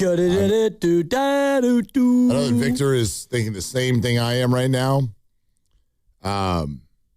Your rendition of that tune prior to it actually being on the air inaccurate was horrible. Okay. Yeah, it was just absolutely horrible. I appreciate you being so quick to put me down. Yeah. You know, you put Your yourself... birthday's not till tomorrow now. You put yourself out there and you try to provide entertainment, and you're just there to shoot me down. No, I didn't say it wasn't entertaining. I just said it wasn't accurate. That's all. Yeah. Okay. Well, I think I learned my lesson. But it's 2026. Accuracy doesn't matter anymore. I guess. I mean, who needs facts? Well, you've got just make the it substation. Exactly. Make it up. Yeah. Did you know, Dibs, that in 2014 the substation doubled in size? Big upgrade, Mark. Yeah. Yeah. Okay. So there's that. But hey, I screwed up today. So it's okay. And we all screw up. What did you do? I forward promoted David Lombardi before I had it set in stone. Okay. There you go. So now I can forward promote David Lombardi at 5:15. All right. Yeah. Look forward to that. Now I can do it. Okay. Because before you said 3:15 and he was not available at 3:15. So 5:15. There's a whole story, but yes, he was not. As it turned out. Yes. And Guy Haberman in 25 minutes. And I know that will make you feel good. Always. Because that's your guy. He's a great guy. He's a great guy. Fantastic at what he does. And he actually was really good at what you do, which is hosting a radio show. And he's good at everything he does. You know, I should put out another 15 memorable moments list in honor of our 15-year anniversary. Okay. And maybe I'll do the 15 least memorable moments, including the time that he and John Middlecoff decided to have Indian food delivered into the studio. You have a big thing about that. It just normally, my thing about it is aromatic food at the workplace. You have a big thing about that. It's more about the sanctity that is our shared space. Okay. We all share this, the Joes, Steiny and Goo, you and I. And I think that there are certain things that we should respect about the other people here. Trash being left around, empty coffee mugs, and aromatic food. See, I don't put those three things in the same boat. That's just me. But you don't do aromatic food. Like, you don't do... But I would. Like, I could. You're not going to bring in some filet of sole from yesterday, microwave it, and open it up and just have it stink up the room. I would do that. You're not a big leftover fish eater. Right, but I would do it. You would do it now because you know it would bug me. That's why you would do it. No, my point is if I wanted to do that, like if that sounded good to me, leftover salmon, I would not take your nose into account. Right. And I get that. Trash and mugs where I had coffee this morning, you're completely right. But my lunch, I'm sorry, that's like this area outside the studio is all of our shared space too. Am I allowed to eat out there? You are, because that is, wait for it, a designated kitchen and dining area. This is not. What about over there? That is... Where we just left donuts, sticky donuts, because somebody's birthday is tomorrow, right over on that table. That is a de facto hybrid area based on our space limitations. This studio... And you've been in this business long enough to know. Yeah, I just don't agree with you. Normally you don't eat food in the studio. Now we all do. I'm eating food right now. You're eating like dried, or those pretzel bites. They're peanut butter pretzels. And I love those. Those are not going to harm the aromatics, nor... They could. What if you hated you might peanut get butter? crumbs in the keyboard, which is annoying, but... No, I don't eat over the keyboard. Exactly. I don't use the keyboard. I'm not Spadoni. I don't put up 87 internet windows during the show. I bring a laptop. Anyway... Haberman and Middlecoff, Indian food. Okay, we'll ask him. It stank for about 4 days. We'll ask him about it. He won't remember. Yes, he will. He remembers everything. He's a very smart guy. Let's go to D-Dubs in Rincon Valley. Hey, D-Dubs, thank you for calling. What's going on? Hey, it's funny you guys are talking about snacks in the office. Yeah, snacks. It reminded me of a story in the 90s. I was a young man working at GTE MobileNet. I brought Kipper snacks, took my break, went in the break room, cracked them open, eating away, and in comes the district manager. I thought he was going to punch me. Can you imagine people walking in to get a cell phone and all they smelled was pickled fish? Hey, you know, it was hilarious. I would just ask them, why don't you like the smell of pickles? The pickles are delicious. Oh my God. Anyway, it was that brought back a funny memory. So, you know, it's early preseason and our beloved Niners are going to do their best. But I'm not sure if anybody picked up on Kyle last night. And my wife's in the medical field, and we're sitting down watching, and he said he doesn't look right. And I waited a moment before I said anything about the recent concussion and broken ribs and so on and so forth. And I said, honey, you know, you're right. He doesn't look right. He looks like he's having difficulty focusing, and I don't really know what's going on. But I'd like to hear your take. Did anybody else pick up on that? D-Dubs, thanks for calling in.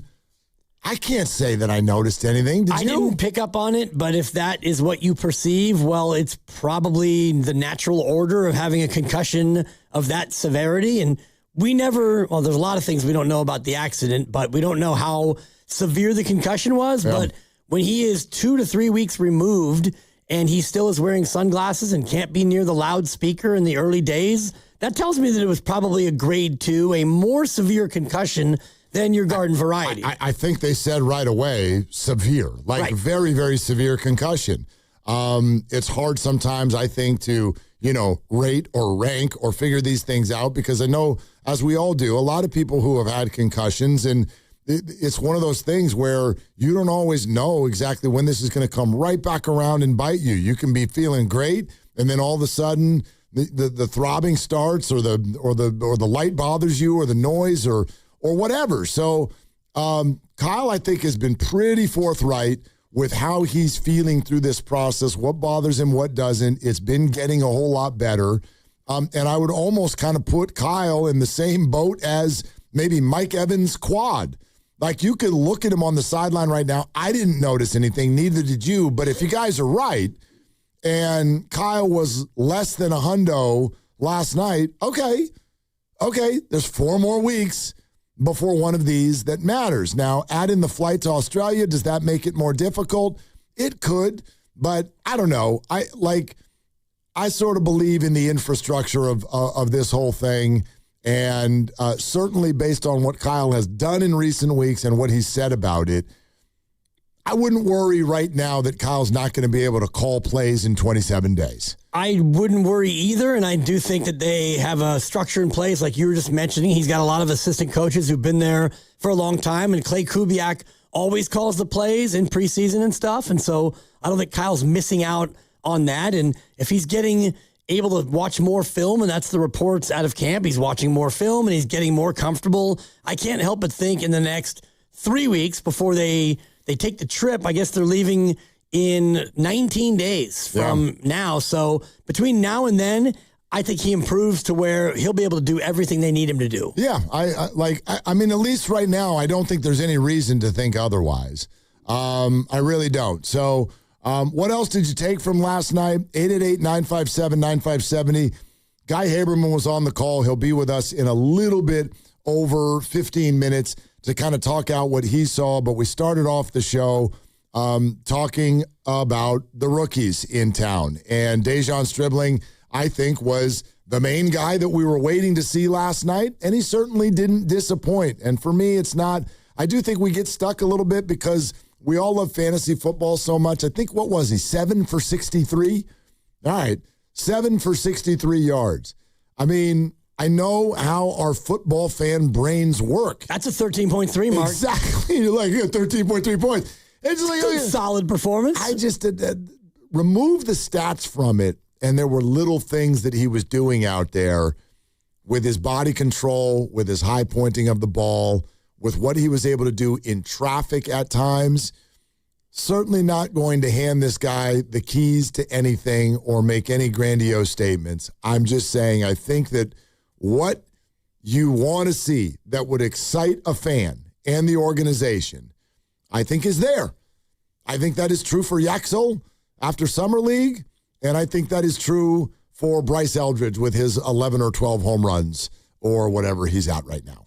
He's at 12, I believe, and he was like unbelievable. Then the splash slam, and he is kind of normalized a little bit, but he'll get to the offseason and be able to look at probably 450 at-bats in a real major league rookie year and make the adjustments, because the pitchers have adjusted to Bryce Eldridge, and now he has to adjust to the adjustment, and the same thing will happen to Dejan Stribling. And honestly, it'll happen to Yaxel Lendeborg even more so, because think about what we know about Yaxel, Mark. We know in Summer League, as the dude, as the number one on the Summer League team, he looked comfortable, and he went out there and he played great. Well, you're not going to be the one on the real Warriors, and you may not be the 2 at times. And when Jimmy comes back, you might not even be the 3. So his adjustment is coming from within. Stribling's adjustment will be from real grown men defenses who are going to see him and see exactly what he can and can't do. You're listening to 95.7 The Game, KGMZ FM and HD1 San Francisco and Odyssey Sports Station, the home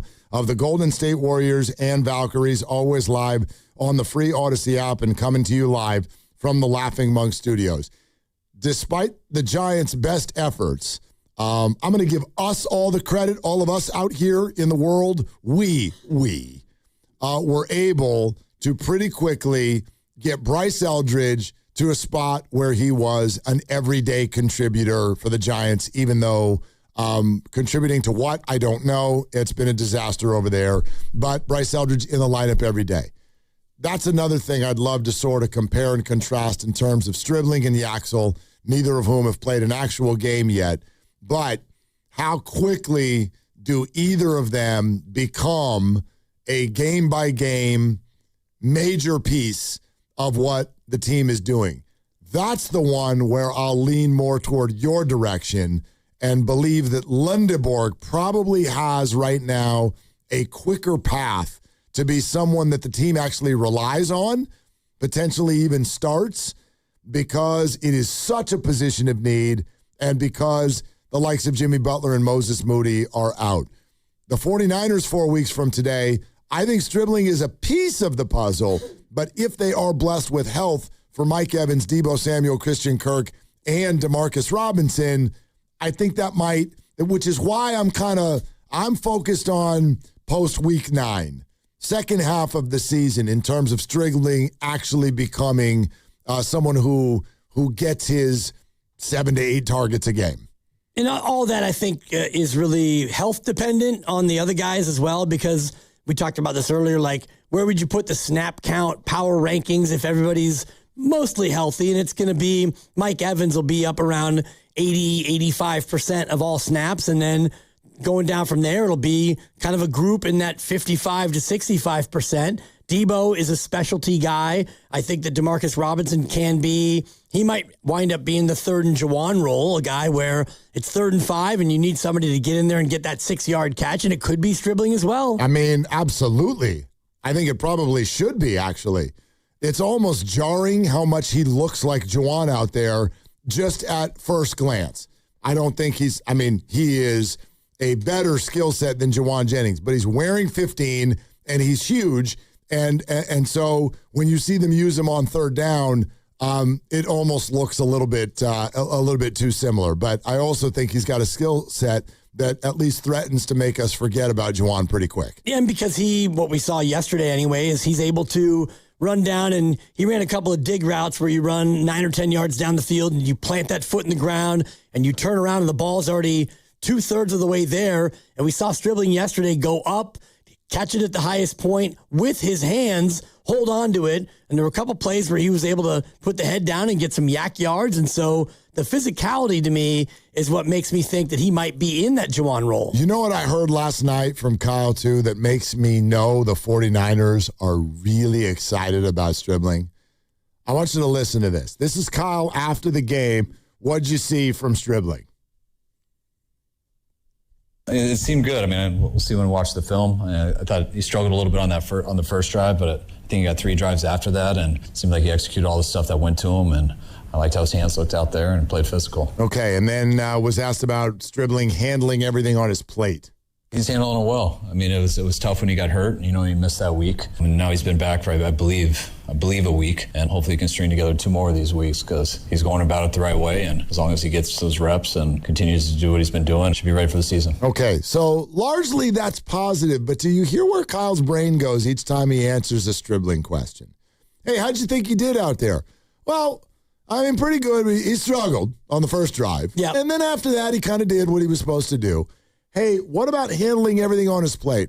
Well, I mean, it really was a bummer that he got hurt that one time and he missed a whole week. And now he's got a week back, so that's good. He's kind of going about it the right way, and I hope that he's able to string 2 more weeks together.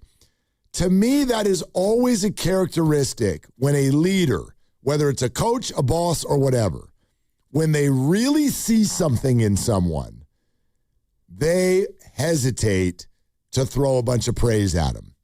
Because they're trying, I think, to keep the drive high.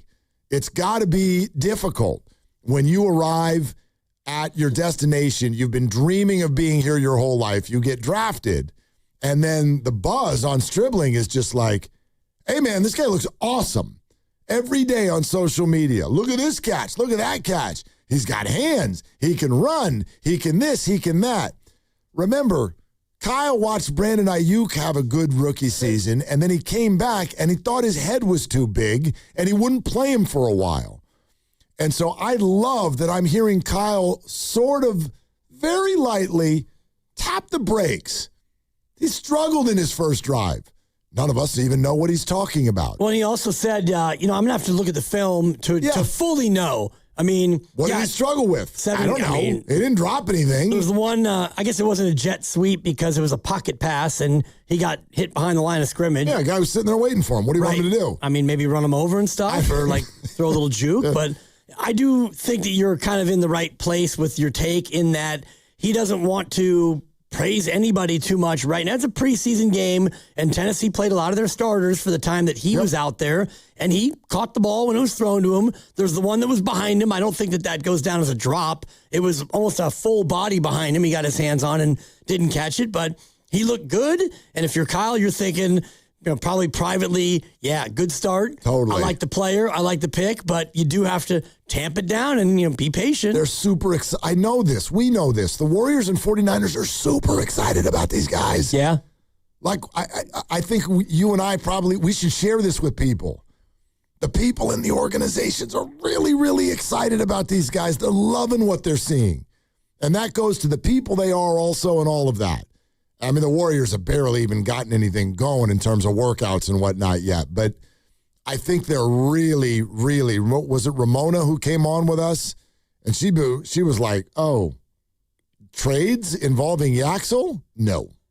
The Warriors have no interest in including Yaxel Lendeborg in a trade conversation.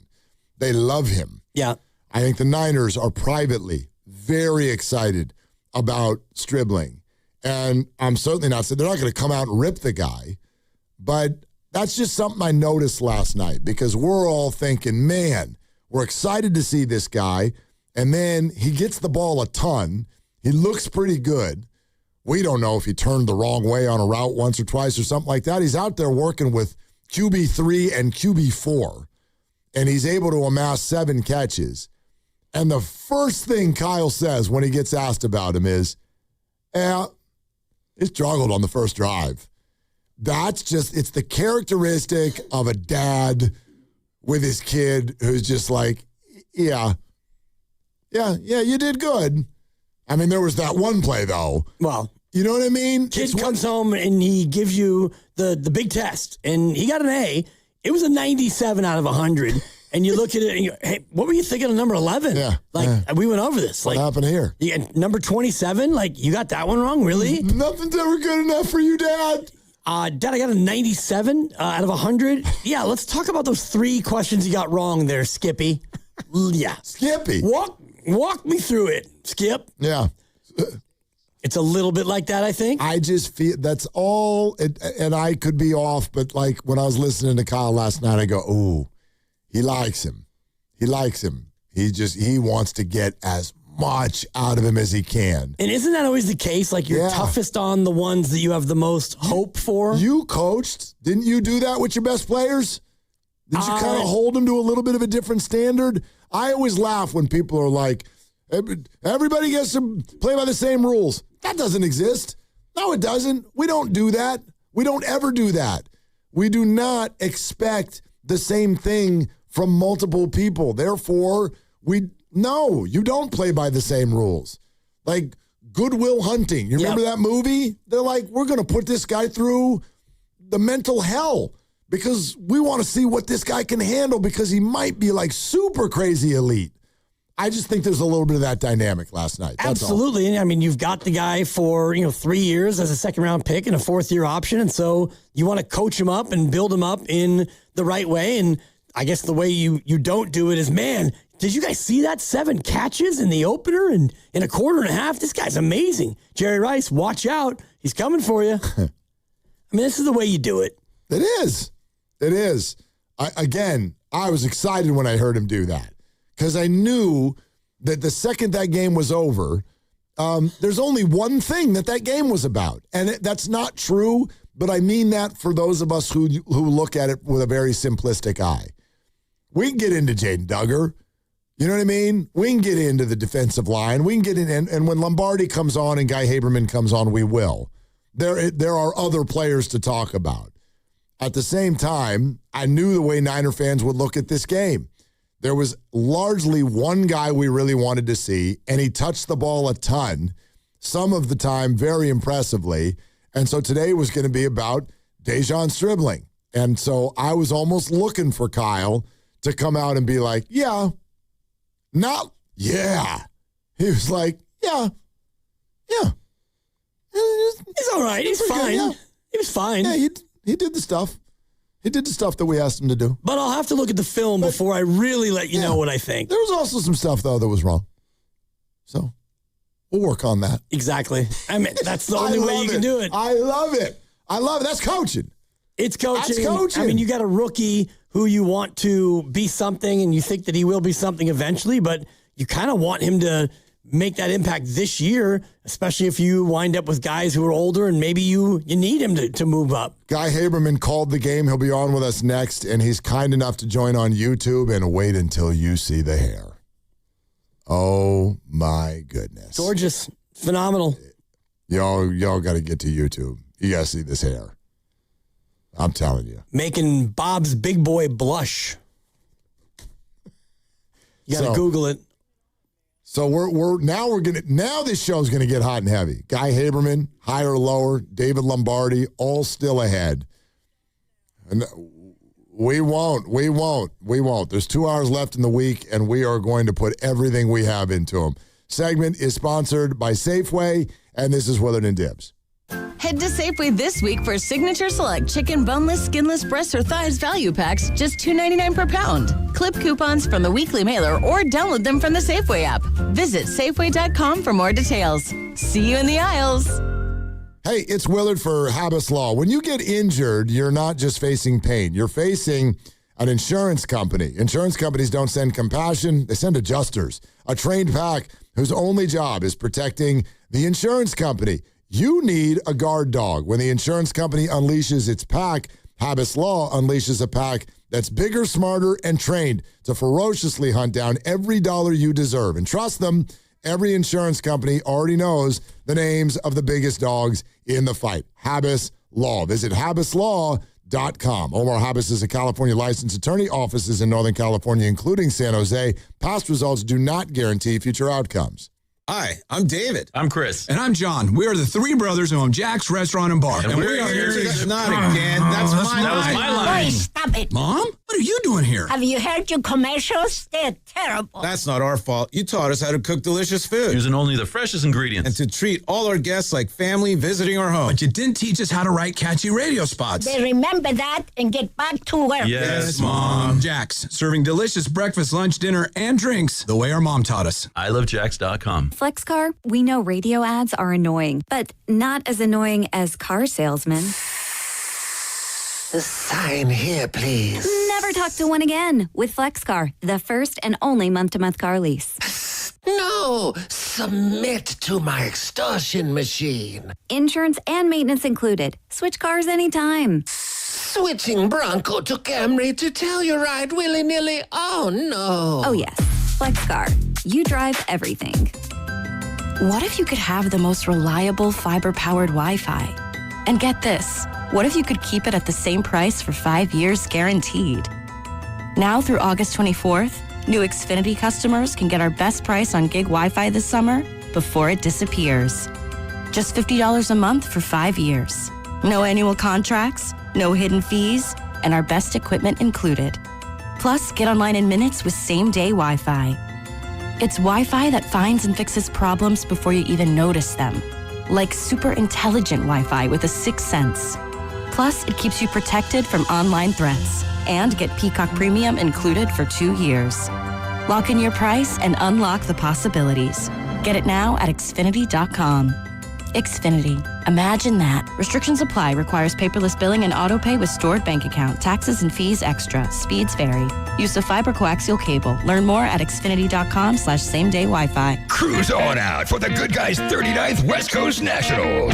Over 3,000 classics. Good Guys Autocross racing action. A huge automotive swap meet and so much more. August 21st to the 23rd at the Alameda County Fairgrounds. Details at good-guys.com. Looking for something fun for everyone? Join the Autism Society San Francisco Bay Area for its 3rd annual Family Festival on Saturday, August 15th from 11 a.m. to 2 p.m. at Sunnyvale Baylands Park. Enjoy live music featuring JD and the Shout, arts and crafts, carnival games, a scavenger hunt with prizes, and special barnyard animal visits. Explore community resources and grab lunch, popcorn, or a snow cone. Admission is free. Bring your family, friends, and neighbors for a welcoming celebration of community and inclusion. Info at sfasa.org. Sponsored by Pettinelli Financial. Thinking about upgrading your sleep? Now is the time to shop Sleep Number. Trusted by millions for nearly 40 years, Sleep Number offers superior comfort, personalized adjustability, temperature benefits, and value that is unmatched in the industry. And right now, during the Sleep Number Labor Day sale, all mattresses are on sale. Invest in your sleep and experience firsthand Sleep Number's personalized comfort. Stop by a Sleep Number store or sleepnumber.com to learn more. In 2026, Bay Alarm celebrates 80 years of security. For the Bay Area, that means local service including burglar and fire alarm systems, 24/7 in-house monitoring, and custom security designed to work with business operations. Bay Alarm has real people rooted in your community looking out for your business. After 8 decades and 3 generations of family ownership, our promise is still the same. We got you. Learn more at bayalarm.com. This is the story of the one who keeps multiple buildings running smoothly day after day. Plumbing that flows, HVAC that hums, cleaning supplies that keep surfaces sparkling. That's why she counts on Grainger. With easy reordering online and 24/7 support, Grainger helps her keep the products she needs on hand. So shelves stay stocked and buildings stay ready. Call 1-800-GRAINGER, click Grainger.com, or just stop by. Grainger, for the ones who get it done. Hey, it's Brew, and I feel like everything in my life depends on being connected. Whether I'm uploading a video, hopping on a call before my show, or video chatting with my family back in Michigan, I never have to think about my Wi-Fi. And that's why Xfinity stands out. You get the most reliable, fiber-powered Wi-Fi with the best equipment at one price for 5 years guaranteed. No contracts or commitments. Plus, you can get online in minutes with same-day Wi-Fi. Restrictions apply. Not available in all areas. Use of fiber or coaxial cable. Learn more at xfinity.com/same-day Wi-Fi. Xfinity, imagine that. San Francisco will be cloudy tonight with a low of 59. Weather brought to you by Staples. It's the most wonderful time of the year at Staples. They've got back-to-school supplies as low as 25 cents, up to 40% off select tech and more at staples.com/back-to-school. Staples, that was easy.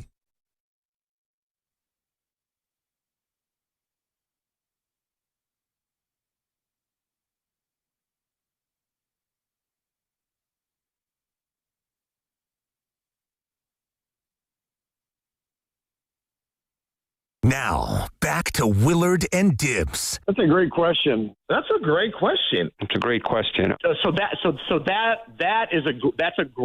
a great question. On 95.7 The Game. You have those people in your life where just like when you hear their name or just a reference to them, it just kind of puts you in a good mood. Like, I don't know if Guy Haberman knows this about you. Like I told you earlier today that he was coming on and you lit up. Yes. You look like a Christmas tree. Right. I think that he's a great guy. I have fond memories of working with him and fond memories of his wedding down in Fresno. Oh, that was a flex. It's like you know what I mean? Like it's a flex. We turned this whole thing into, and then you were just like, I was invited to his wedding and you weren't. Well, it's because I was an unabashed fan at the time and I still am today. And I take no credit for the greatness that he has in his career. However, I've never heard you do that with any broadcaster. It's not credit that I take, but my Haber stock, it was not a penny stock, but I got in early. Okay. And that Haber stock is close to being at a retirement wealth situation because this guy's a monster. Where do you see the hair? Get to YouTube right now, everybody, because joining us on the River Islands guest line, and he was on the call for the 49ers air quotes game last night. Actually, I should have put the air quotes around 49ers. Some of those guys won't be on the 49ers, but you know what I'm saying. I was on the call last night, and he joins us now live on Willard and Dibs 95.7 The Game. Hi, friend. How are you? What's up, friends? The flex, that was a flex from Dibs, but the flex wasn't that he went to my wedding. The flex is that he went to Fresno. That's really what Dibs is. That's a big flex. It was a fun wedding. Not everybody gets to go to Fresno. No, I'm sure you look back occasionally, Guy, as Mark and I do with our 5 marriages combined. You look at the pictures in the wedding album. It's like, oh my God, I invited so-and-so, and I wonder if I'm that guy for you. Like, oh, that's right. Dibley was at our wedding, hon. No, you're not that guy. Yeah, I'm dodging tennis balls over here. Oh, my God. I saw that. You're on the list of people whose names I can recall. Yeah. So, That's good. That's great. But it's That's great good. to see both of you guys. And yes, Dibs. In all seriousness, Dibs was the first. I don't know about stock, but Dibs was one of the original originators of hyping me up all the time. That's what Dibs was on the front lines of. Haberstock, I believe, is what it was. It was called, which is up today just because of last night. So I'll leave it super open ended for you. What stood out to you? I mean, you mean other than Dejoun's dribbling? I mean, I had a feeling that's where you'd go first.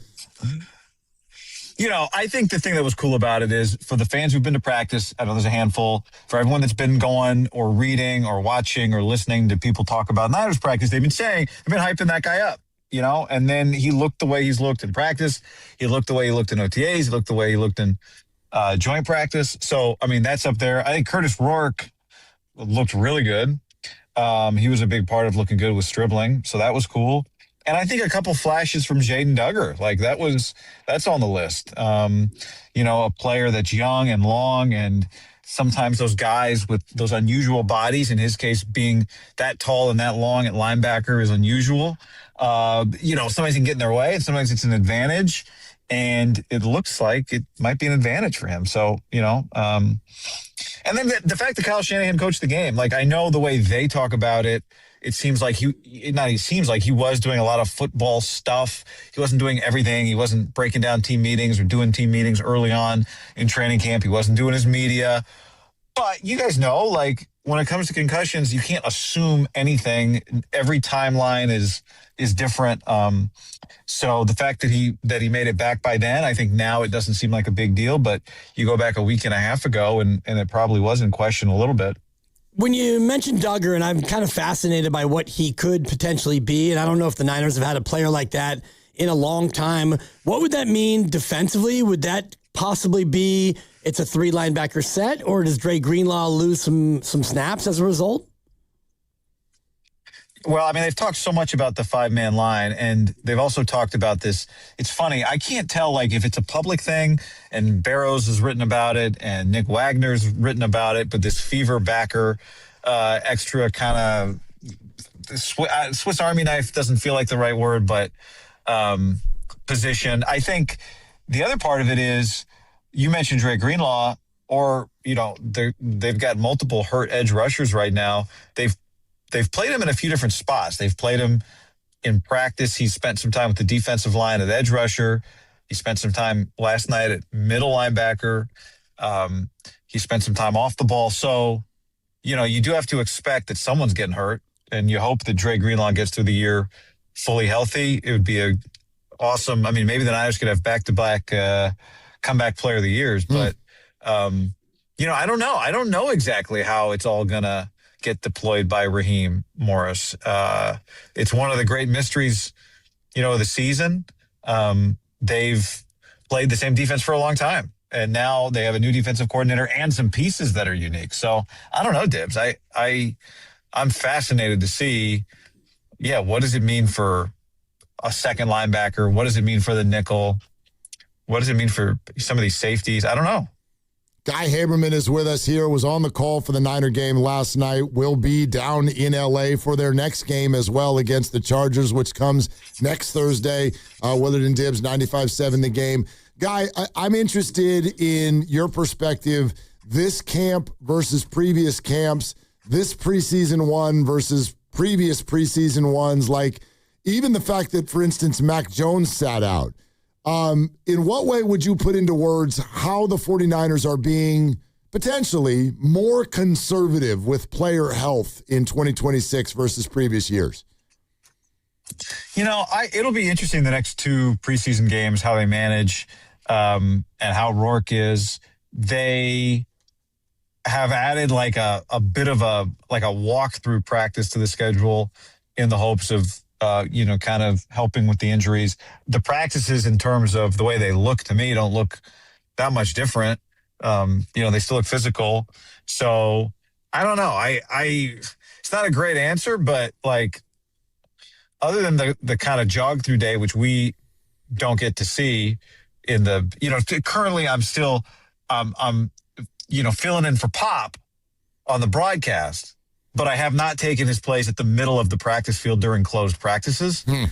I have not gotten that access yet. You know what I mean? I'm like media. If it's a closed practice, I don't go, which is fine. Gotcha. I like to hang out with my media brethren on the sideline. But Dibs knows, Greg used to be in there kind of midfield, kind of listening in on the play. I'm not getting that treatment, which is fine. T-Rock will do that and tell me what happens. But I don't know. It kind of looks the same. What I get to see in due time, and we're rapidly approaching the trip to Australia. I'd imagine that you're going to make the trip. And what is your anticipation for the 8-day lead up, as opposed to what the Rams are trying to do, which is the get in and get the heck out?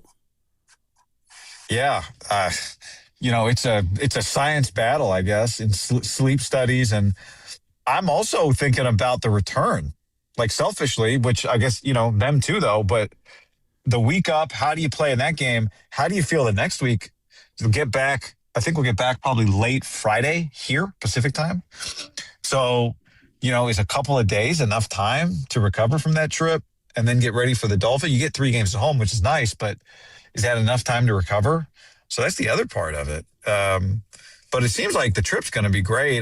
The stadium sounds awesome. I don't know if either one of you have been there. Nope. Melbourne Cricket Grounds. Yeah, the silent R. Melbourne. Yeah. Which I'm like, am I a fraud if I say it that way, or am I being respectful? I'm not sure. Well, when they go on their second international game later this year, how do you pronounce that country? I do say Mexico. You do? Okay, then you can say Melbourne. Yeah. So to me, you get to pick which way you go. You just have to be consistent.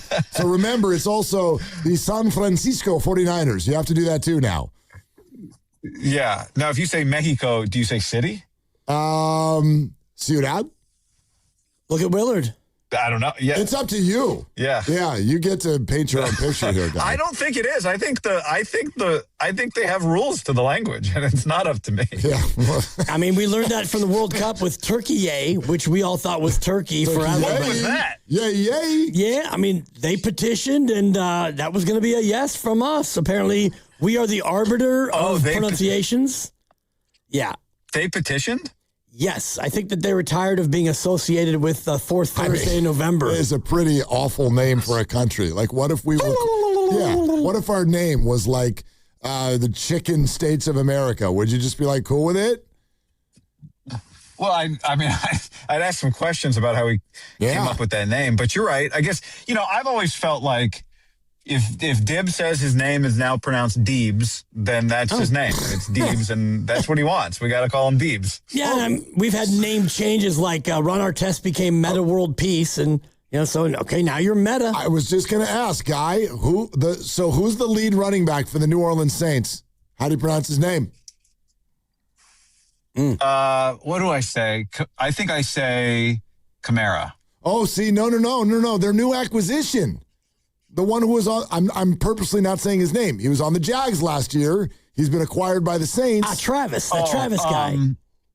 Yeah, well, I mean, I remember the older brother was ETN, but I know there's been some debate about this. Well, he said his name is pronounced Etienne. Yeah. Etienne. He plays for the Dolphins. Etienne. Yeah, Travis Etienne. And I'm like, I keep telling my sons, because they're getting ready for fantasy drafts, and they go Travis Etienne, and I'm like, that's not his name. He has updated his name. We gotta update the way we say it. Yeah. I did. There were a couple brothers that played. One of them had played in the NFL for a few years. Good player, actually, named Starlo Tulele. Oh, yeah. If you guys remember him. Of course. Defensive lineman. He played at Utah. And so one year we did a game and he was Starlo Tulele. And then he had a brother named Lowell. And they said Lotulele, and then it was Lotulele, Lotulele, and I don't remember there was a third version. Now, this is not the same, but similar. Many years ago, I was calling Fresno Grizzlies games back when they were the AAA team for the San Francisco Giants. Yes. Are you with Doug Greenwald? Yeah, that's a drop, because whenever you flex about something that you've done, we play the in honor of Roxy Bernstein, who name dropped his way through a show and set records. Is that a flex? No, it doesn't actually matter if it's a flex or not. If you say anything in life that you've ever done before, it's a drop. Yeah. If I was like, I was at the grocery store last night, it'd be like, whoop. Okay, Yeah, got it. Okay. Got it. Yeah. That's really good. I like it. Yeah, thank you. Emmanuel Burris was on the team. Whoop. You may remember Emmanuel Burris. As you well know. And we were calling him Manny Burris. And then somebody said after like 2 weeks, like they were like, his mom emailed. She says his name's Emmanuel. Stop calling him Manny. Yeah. So the mom and when mom says it's Emmanuel, it's Emmanuel. Do we know that it is Odigizua, or are we going to get tripped up in an 11th, week 11 kind of, you've been doing it wrong the whole time? Yeah, we could. I asked, but, sometimes guys I've found over the years, they, especially in college, is like someone's like, is your name like this? And they're just like, yeah. They don't correct, they just kind of roll with it. But I mean, Osa's now been in the league a few years. I'm hoping we're getting it right. I think we're getting it right, and it's pretty fun to say exactly like it is. So I'm going to go with it until we hear otherwise. But anyway, Guy Haberman is with us here on Willard and Dibs 95.7 The Game. Hey, in the race for we hope we never see him, what did you think of the two quarterbacks last night in the race for QB3? Curtis Rourke is the guy. I mean, that's what it looks like, clearly. They invested in him last year. They spent time with him. He looked more mobile than he did. Get the sound effect ready. I called a couple of his games at Indiana a couple of years ago. There it is. And yep. I'm just telling stories about things nobody saw or heard, I think, is every one of my references. Not true, Guy. But he played like on a torn ACL. He looked really mobile last night. Looked really good. So, he's the man. He's QB3 right there. What do you make of their overall sort of status in the NFC West? I mean, the big bad wolf is like status. Was that my partner's a coupon guy. I'm coupon, so there's a lot of those out there. But where do you slot the Niners in the NFC West, Guy? Well, I mean, they're clearly third, right? Which is fine. It's a fine place to be when, you get the Super Bowl defending champs are second and the Rams are the favorites. But I don't see any reason why I shouldn't say I don't see any reason. Yes, I do think they can win the division. I think it's going to be very difficult I'll be interested in the other two quarterbacks. To me are the big part of it, right? Like, can Darnold run it back again? He's had now 2 really good years, but last year he turned the ball over a ton. It's part of the reason they won the Super Bowl is they stopped turning it over in the postseason last year, Seattle. And Stafford has just it's not a rebirth or a resurrection. I always liked him in Detroit. I thought this guy's on the Lions, like let's cut him some slack. But like what he has done in this next stage of his career is incredible. Can you hit him? Can you get to him? Can you bang him up a little bit? Their season hinges on him being healthy. So, the Niners being third in this division also might mean third in the NFC in terms of just like where you stand in the pecking order right now. You don't want to finish third, obviously, but, this is why this week 1 game, I think we're so conditioned over the years to have these international games where you're like, well, it's somebody in the Jags and it's on at 6:30 a.m. Pacific. Right. But this is such a huge game, right? This game is massive. Winning this game is going to feel huge for one of these two, just given the trip, and it's going to feel like almost winning 2, and losing it's going to be a stomach punch for whoever's got to make that flight back and try and recover from it, particularly if it's the Rams, because this is their home game in this series. To that end, how would you sort of handicap, I'll spotlight 2 players, they're not the only 2, but how would you handicap right now Nick Bosa and George Kittle in terms of their chances of playing in that game? Well, George, I was talking to Cam Inman and Matt Mayoka the other day. Yep. Oh, yeah. Should I not wait for the sound effect? No, you got it. Going, you got it. Yeah. And honestly, that probably should have been 2 drips because Cam and Mayoko. But go ahead, Guy. You were saying. I was a little surprised. They both thought Kittle was going to be back based on the way he looked, the way he's working out on the field by week 1. This idea, like, would you put him on PUP? I don't think you want to do it. You want him, the 3 games at home, weeks 2, 3, and 4, I guess the perfect time for him to play because you're not traveling. Like, you don't want him to miss that. So we've seen him, the fact that we've seen him, that they'll practice, they'll have an open practice tomorrow. So we'll see is Bosa back? Like, at least we've seen in the last week, not in pads, but George on the field working. We have not seen Nick for several days now on the field. So, that is concerning. I mean, I don't see how it's not concerning until we see him back. You got to be a little bit concerned about it. Guy, great work as always. Fun to see you doing your thing last night, and have a good trip down to L.A. I think the Chargers are going to be an interesting squad this year. Yeah, I can't wait to see Herbert. I love watching that guy throw. If we see Herbert. Well, Tuesday. I'll see him at the joint practice. Tuesday. See him at the joint practice. Exactly right. But maybe he'll play. Yeah, it's a good question. Yeah. All right, guys. It's great to see you. Guy, thank you so much, my friend. Thank you.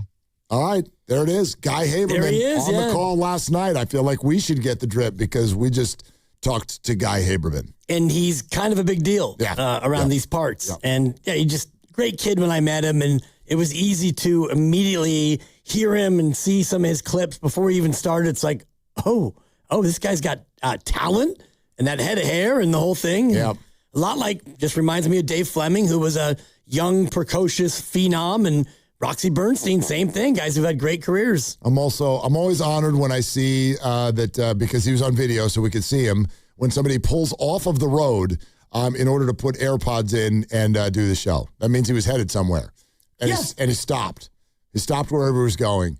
Stop what you're doing, so that he could talk to us. 20 minutes too, Appreciate it. A little car Zoom. You didn't have to do that. Sometimes we get people on speakerphone and the quality's not as good. So that's just Guy. He wants to do everything at the top of his level. Is Madison Beer at the joint practice on Tuesday? I don't know. I don't know what her tour plans are, but hey, those two are, doing the thing, coupled up, engaged. Yeah.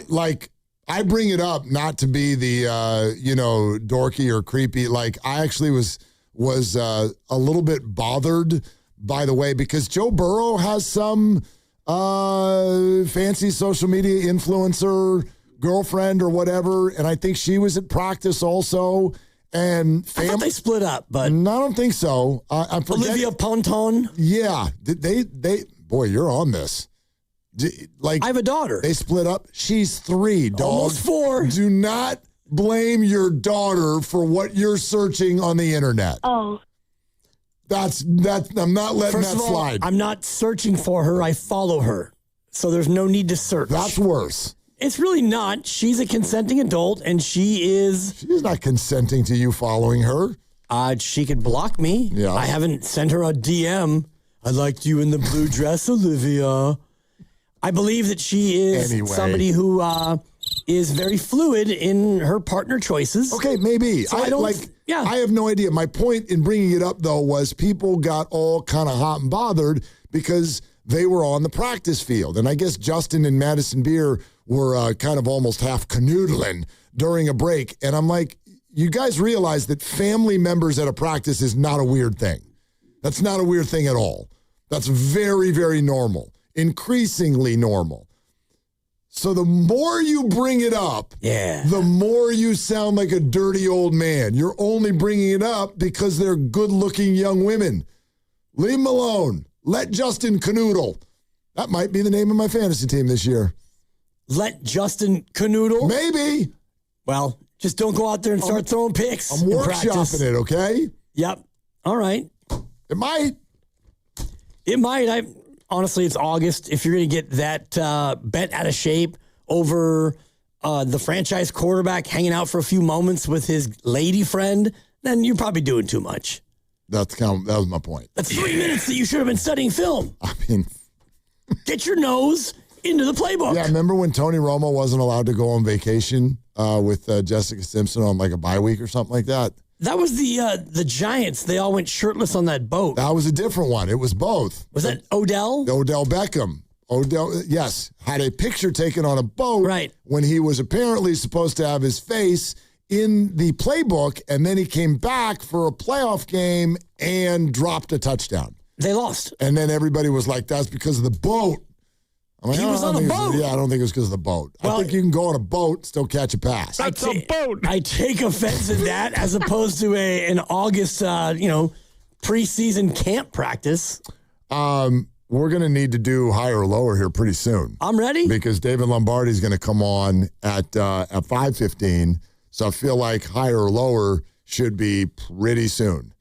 Pretty soon. Oh, and then also in this last hour, there's a Warrior thing that kind of just came up. Somebody who is pretty tight with the organization reacted to that Mike Dunleavy press conference in a pretty interesting way. Okay. So we should talk about it. We'll get to that coming up around the bend here as well. So higher or lower, got some Warrior stuff. David Lombardi, who I think has some real insight on, especially on the defensive side of the ball. Some players that were used to being a part of this defense that he thinks might not necessarily be great fits for the Raheem Morris system. So we're going to get to all of that.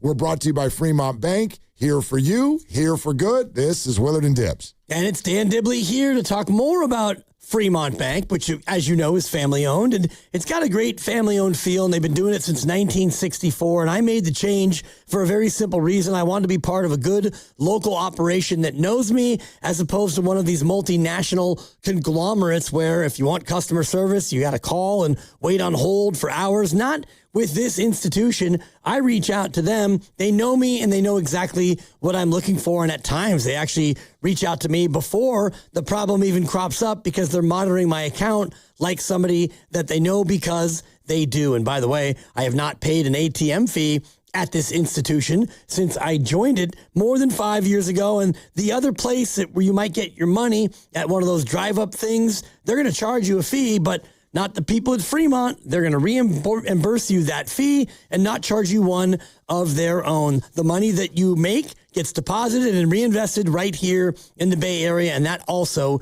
is pretty awesome. Go in and see for yourself. Fremont Bank, proudly celebrating 60 years, here for you and here for good.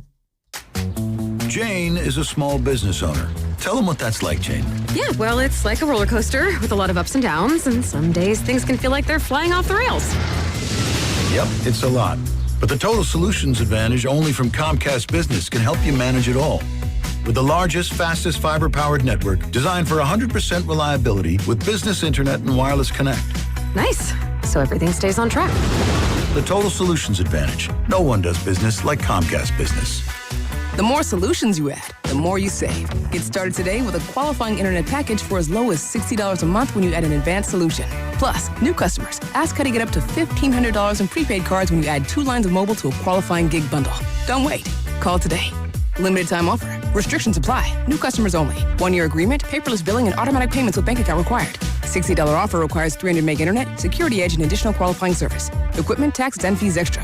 Prepaid card offers end 9/13/2026. Think you've got baseball figured out? Put your predictions to work on Polymarket, the world's largest prediction market and official partner of Major League Baseball. Trade on who's winning the division or taking home the Cy Young or MVP and who wins it all in October. As every game changes the season, the markets move too, creating new opportunities to trade. You're trading against other fans, not the house. Download the Polymarket app today and use promo code BLAZE to unlock $20 free for your first trade. That's promo code BLAZE. Trading not available in all jurisdictions. Check local regulations before trading. Restrictions and eligibility apply. When it comes to hiring a plumber, heating, or HVAC/R contractor, think UA Local 38. With non-signatory companies, that low price up front can quickly turn into added charges once the job begins. But with UA Local 38 signatory contractors, you know the cost up front. There's no surprises. Local 38 professionals are craft certified and complete over 10,000 hours of training, so you know the work is done right. For quality, accountability, and peace of mind, choose UA Local 38. Learn more at ualocal38.org.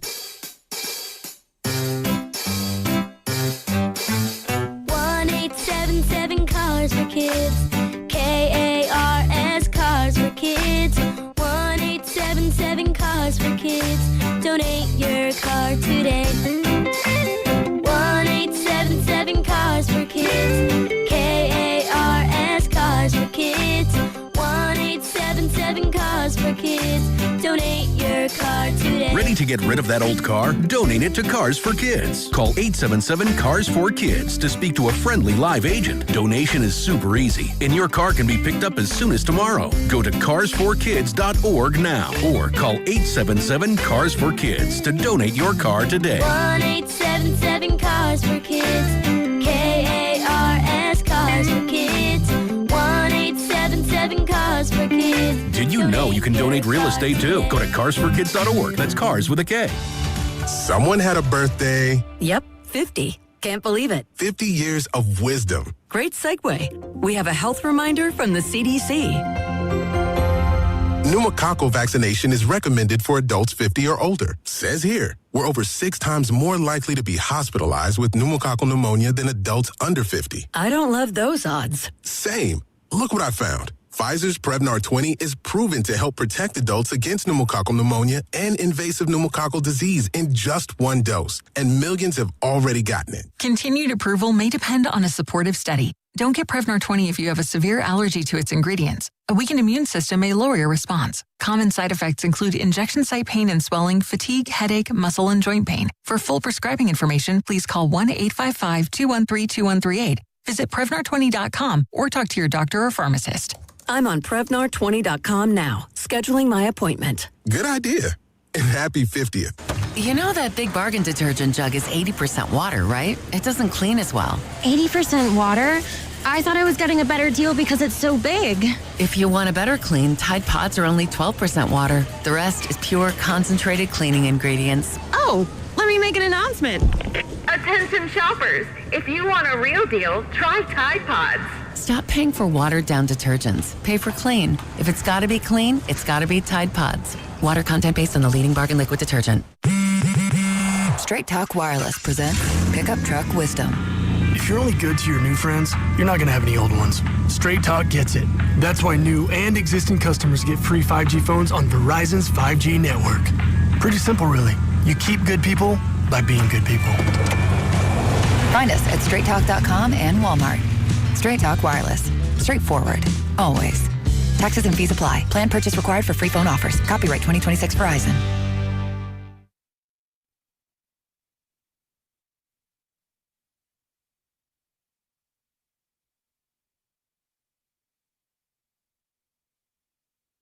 Now, back to Willard and Dibbs on 95.7 The Game. Hello, Willard. Hello, Dibbs. Hello. This is not a shot or a criticism. You know, I love San Francisco Giants baseball. Yeah? I love going to Oracle Park.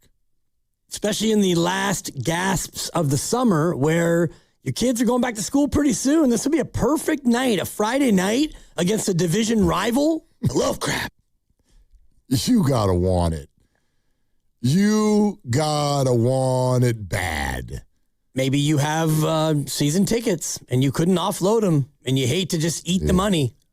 The 48-73 Colorado Rockies visiting the 50-71 San Francisco Giants. The sun nowhere to be found all day long. It was kind of raining at my house.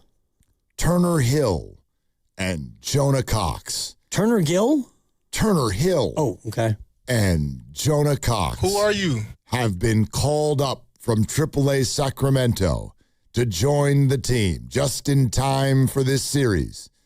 Also, Willie Adames has a back strain and will not be performing for the time being on the left side of the infield, where his counterpart, Matt Chapman, has just been transferred to the 60-day injured list. Kyle Freeland, with his 6.63 ERA. You know I love Kyle. Will go up against Landon Roop with his 4.22 ERA. And someone is going to win this game. Probably neither starter, but a team will win. And yeah, that's unfortunately where we currently are. And if you want to get excited about Turner Hill and Jonah Cox, then yeah, come on out and see the future. The future. The present. I like to follow the Giants farm system. Not like one of the, I'm not a crazy. Right, but Bette Midler from a distance. You don't want to follow them when they're here. You should still be on the farm. We should be better than this. I've never heard of Turner Hill. Who's Turner Hill? Pasta? Apparently, he had a 26-game hitting streak in AAA. Only ended because he got called up, right? That's correct. I mean, let the kid break the record. What's the record? I don't know what the record is, but that is the record. That was the club record. It was a club record. Right. It's not like the league record or AAA record. No. Almost to 56. Almost halfway there. Right. Joe DiMaggio. Not anymore, unless he gets sent back down tomorrow. Right, and the streak is still intact if he doesn't play in AAA again. Is the lineup out? I don't know. I mean, I'm sure it is. No. Yeah. I don't know.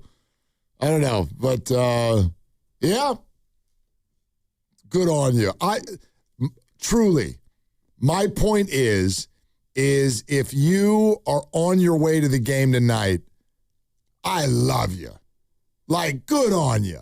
You're awesome. You're awesome if you're going to this game tonight. I'd go to the game tonight. That's not in the plans, but yeah, there's a lineup out tonight. Yep, and it's I'm looking at it 1 through 9, and there are a grand total of 2. 2 of the 9 were in the lineup at the start of the year, and that would be Devers and Jung-Hoo Lee. Right, and then Bryce Eldridge has been in the lineup for a while now. So it's a little bit of a cherry pick to say, but as far as your regular lineup, if you want to look at your 2027 starting lineup on opening day, 3 of the guys are in the lineup tonight, I would guess. Bryce Eldridge! Is the catcher, is it pronounced Kisner? Kisner, yeah. Kisner. He was with the team last year. I know, but when you have a KN in the English language, the K is silent and you say the N, and this is the other way around, and it keeps tripping me up. He should be Andrew Nisner. His bat's pretty silent, too. Yeah, thank you. That's a 4. Good job, Pasta. You know what I'm saying? Knock, knock. Your name should be Nisner, not Kisner. You can't just make an N go away. I've never heard of a silent N. What are we doing here? Well, have you ever heard of a silent N? I was just thinking about pneumonia, but it's the P that's silent in pneumonia. We use the N, and silent is the first letter. Like if you have one of those garden gnomes on your lawn, the G is silent. This guy, it's Knizner, and he goes with Kisner. Nisner. Somebody just threw an N in there. I hate it. What's it doing in there? I can picture him as a Nisner. kid going to the parents and going, "Can we be Kisner, please? No. Because this Nisner is bringing me down." Hello? The Nisner. Stop that. The Nisner. All right. Boy, it is Friday now. Yeah, it we sure just is. did a segment on Nisner. What the hell? Okay, so David Lombardi's going to be on in 22 minutes, so we should probably do the damn thing. You want to just do it? Let's just do it. Okay, so David Lombardi, and then also still on the show, Marcus Thompson said some things on the Warriors Plus Minus pod that I think y'all are going to really want to hear, because he had a takeaway from the Mike Dunleavy press conference this week that's worth hearing. So that's still ahead on the show as well. But it's Friday, and around these parts, on Friday, we play higher or lower, and this one is a special one. I appreciate you saying that, Mark, because coming up tomorrow, I will be turning 58. So I thought, you know what? It's the 14th of August. Not a ton going on. I could have done a Kisner one had I known, but thank you so much. It's one of those things where your birthday comes and you look at the number and you go, oh, God, really? So I thought we could play with it. 58 is today's number because as of tomorrow, that will be the number of years that I've lived. So it's higher or lower, 10 items. Our contestants will have to determine if that item is higher or lower than 58. Time to introduce our contestants. He's number 2 all time in wins, but it's been a little while since he's gotten a W. You can't spell Willard without a W and a couple of L's. It's Mark Willard. Hi, Dan. First of all, happy birthday, and also Nisner. Yes, thank you. Up next, he's making his 3rd appearance on Higher or Lower. He debuted with a victory. He followed it up with a temper tantrum. It's Victor Harris. And if it doesn't go right, I will throw another one. Happy birthday, Dibs, and I need to reclaim my spot right now. I love it. Thank you, Victor. I don't think you were here, Willard, but he went 0 for his first 4, and he just burst out of the chair, and he had to walk it off because it turns out He had higher hopes than that. Our third contestant, as Mark Willard tries to recover, he's done his Drake impersonation. He's gone back to back. He's got 4 titles. It's Pasta Steven Risotto. Yeah, let the giggling begin. For those of you not on YouTube, Mark Willard and Steven Risotto both down for the count. I actually had water fly out of my nose. At the portrayal of a Victor Harris tantrum. Apparently that brought the house down. Well, we're going to try to go forward here with this game. It was so surprising. I wasn't expecting that. Yeah, it was pretty funny in the moment. God. And he's back to redeem. Oh, it burns. It's Willard against Risotto against Harris. Let's play higher or lower. And again, happy birthday, Dibs. Thank you. The number is 58 in honor of my 58th birthday tomorrow. We start with the defending champ. And then we'll go to you, Willard, if you can. Regroup. It's higher or lower. I feel like all of us have already won today. That was pretty awesome. Steven Risotto, we start with you. Higher or lower than 58. Total number of times a player has hit 50 or more home runs in a single MLB season. I'll go lower. Willard? Higher. Victor Harris? I'm going lower. It is lower. 54 times has a player hit 50 or more home runs. Risotto point, Harris point. We'll start with those two for item number 2. Higher or lower than 58, Steven Risotto. Number of years since the assassination of Robert F. Kennedy. Oh, God. I'll go higher. Victor Harris? Lower. Mark Willard? Hang on, I'm doing quick math. Here's 32. Because I think I know. Math is hard. It is. Yeah, higher. And when do you think it happened, Mark? Right around 1967 or 68. It is higher. 1968, June of 1968. Yeah. So it's been 58.2 years. Yeah. Which is higher. Higher than 58. Did you say JFK or RFK? RFK. RFK. Oh, okay. JFK's been 62 years, I believe. RFK, That's right. the one who got rerouted through the back kitchen, and then they were waiting for him. Sirhan. Sirhan. Yes. Yeah, like Ruben Boomshay. In many ways. Yeah. Risotto the point, he's got 2. Willard the point, he's got 1. Victor Harris also tied for second with 1. We sally forth. Higher or lower than 58. I turn 58 tomorrow. We start with Risotto. Off to a good start, looking for a three-peat. Steven, total regular season NFL touchdowns scored by the pride of Monte Vista, Zach Ertz. Ooh.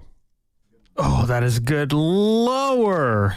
Willard? Lower. Victor Harris? I believe in him. I'm going to go higher. Yeah, your belief was misplaced. It is lower, Victor. 57 touchdowns for Zach Ertz in the regular season. That was close. Risotto 3, Willard 2, Victor Harris 1. I'm so upset. Still seated. I'm hoping for one of these tantrums It's right now. early. We'll go to item number 4, and we start with Risotto. Higher or lower than 58. Steven Risotto. Total number of career goals scored by Julie Ertz in her 4 years at Santa Clara. From Zach Ertz to his wife, Julie Ertz. Okay. Oh, higher. Willard? I agree. Higher. Victor Harris? I'm going higher. Yeah, you guys all struck out. The answer is 31 goals in 4 years for Julie Ertz. Good career. No points there. Risotto 3, Willard 2, Victor Harris 1. Time out. Willard.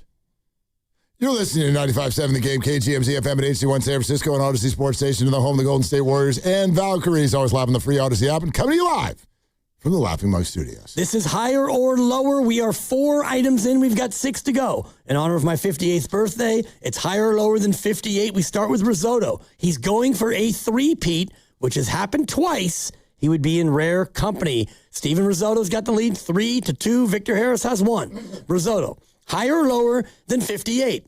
Number of pitchers in Major League Baseball with a 20-win season and 2,000 career strikeouts. I will go lower. Willard? Number of pitchers with a 20-win season and 2,000 strikeouts. Higher. And Victor Harris. We're going to go lower.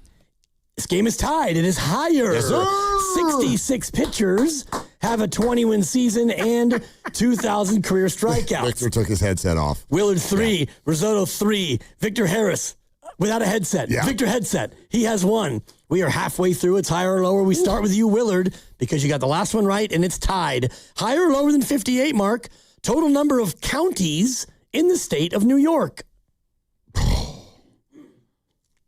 Total number of counties in the state of New York. That's what I said. Higher. Risotto? Lower. Victor Harris? Lower. Vic, don't leave. And please don't leave. It's higher. It's higher. 62 counties. See, that was in one the of those state. that the fact that you were even asking, because it seems like it should be way lower. Than 62? No, than 58. That's a lot of counties for a wee little state like New York. And so you went the other way. Exactly. You went higher. Well done. Willard 4, Risotto 3, Victor Harris still in the studio, I believe, with 1. He definitely took his headset off now. We've got 4 to go. We start with Willard. It's higher or lower than 58. I turn 58 tomorrow. Willard, total number of career top 5 finishes at major championships by Jack Nicklaus. Total number of top 5 finishes at major championships. By Jack Nicklaus, the Golden Bear. Hello, friends. This is higher or lower? 18 wins, but I also know he's got a truckload of second places. I'm going higher. Risotto. I'll go lower. Victor Harris. I'm going higher. It is lower. Damn it. 56 is the correct answer. Yeah. How many second places does he have? Like He's got 20-something? Yeah. That's why I thought maybe, come on, mix in some third, fourths, and fifths, dude. I mean, still 56 appearances, let alone 56 top 5s. Victor is checked out. It is Risotto 4. It is Willard 4. It is Victor Harris with 1. 1? Yeah, he's I got there. 1. Yeah, it's getting late early. How many more do we got? 3 to go. Okay. 3 to go. All and right. we start with Risotto in a tie game. Pasta, higher or lower than 58. Career Pro Bowling Association titles won by the all-time leader, Walter Ray Williams Jr. Higher. Willard? Higher. Victor Harris?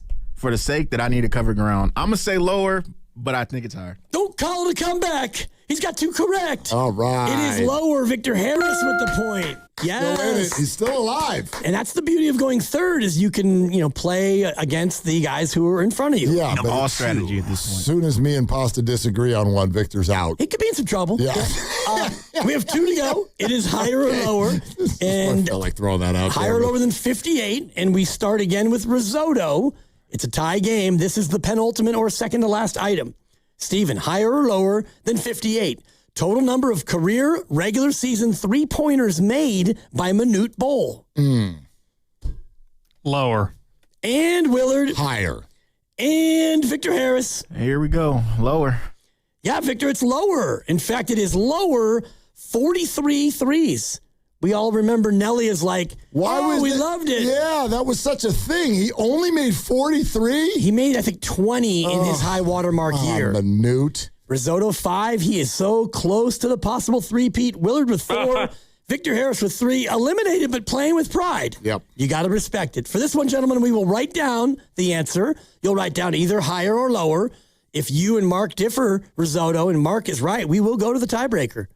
Here it is. Higher or lower than 58.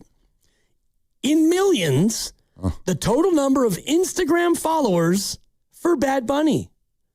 The contestants will write down higher or lower. 58 is the number. In millions, the total number of Instagram followers for Bad Bunny. They are writing down their answers. We'll start with Victor Harris when he is ready to go.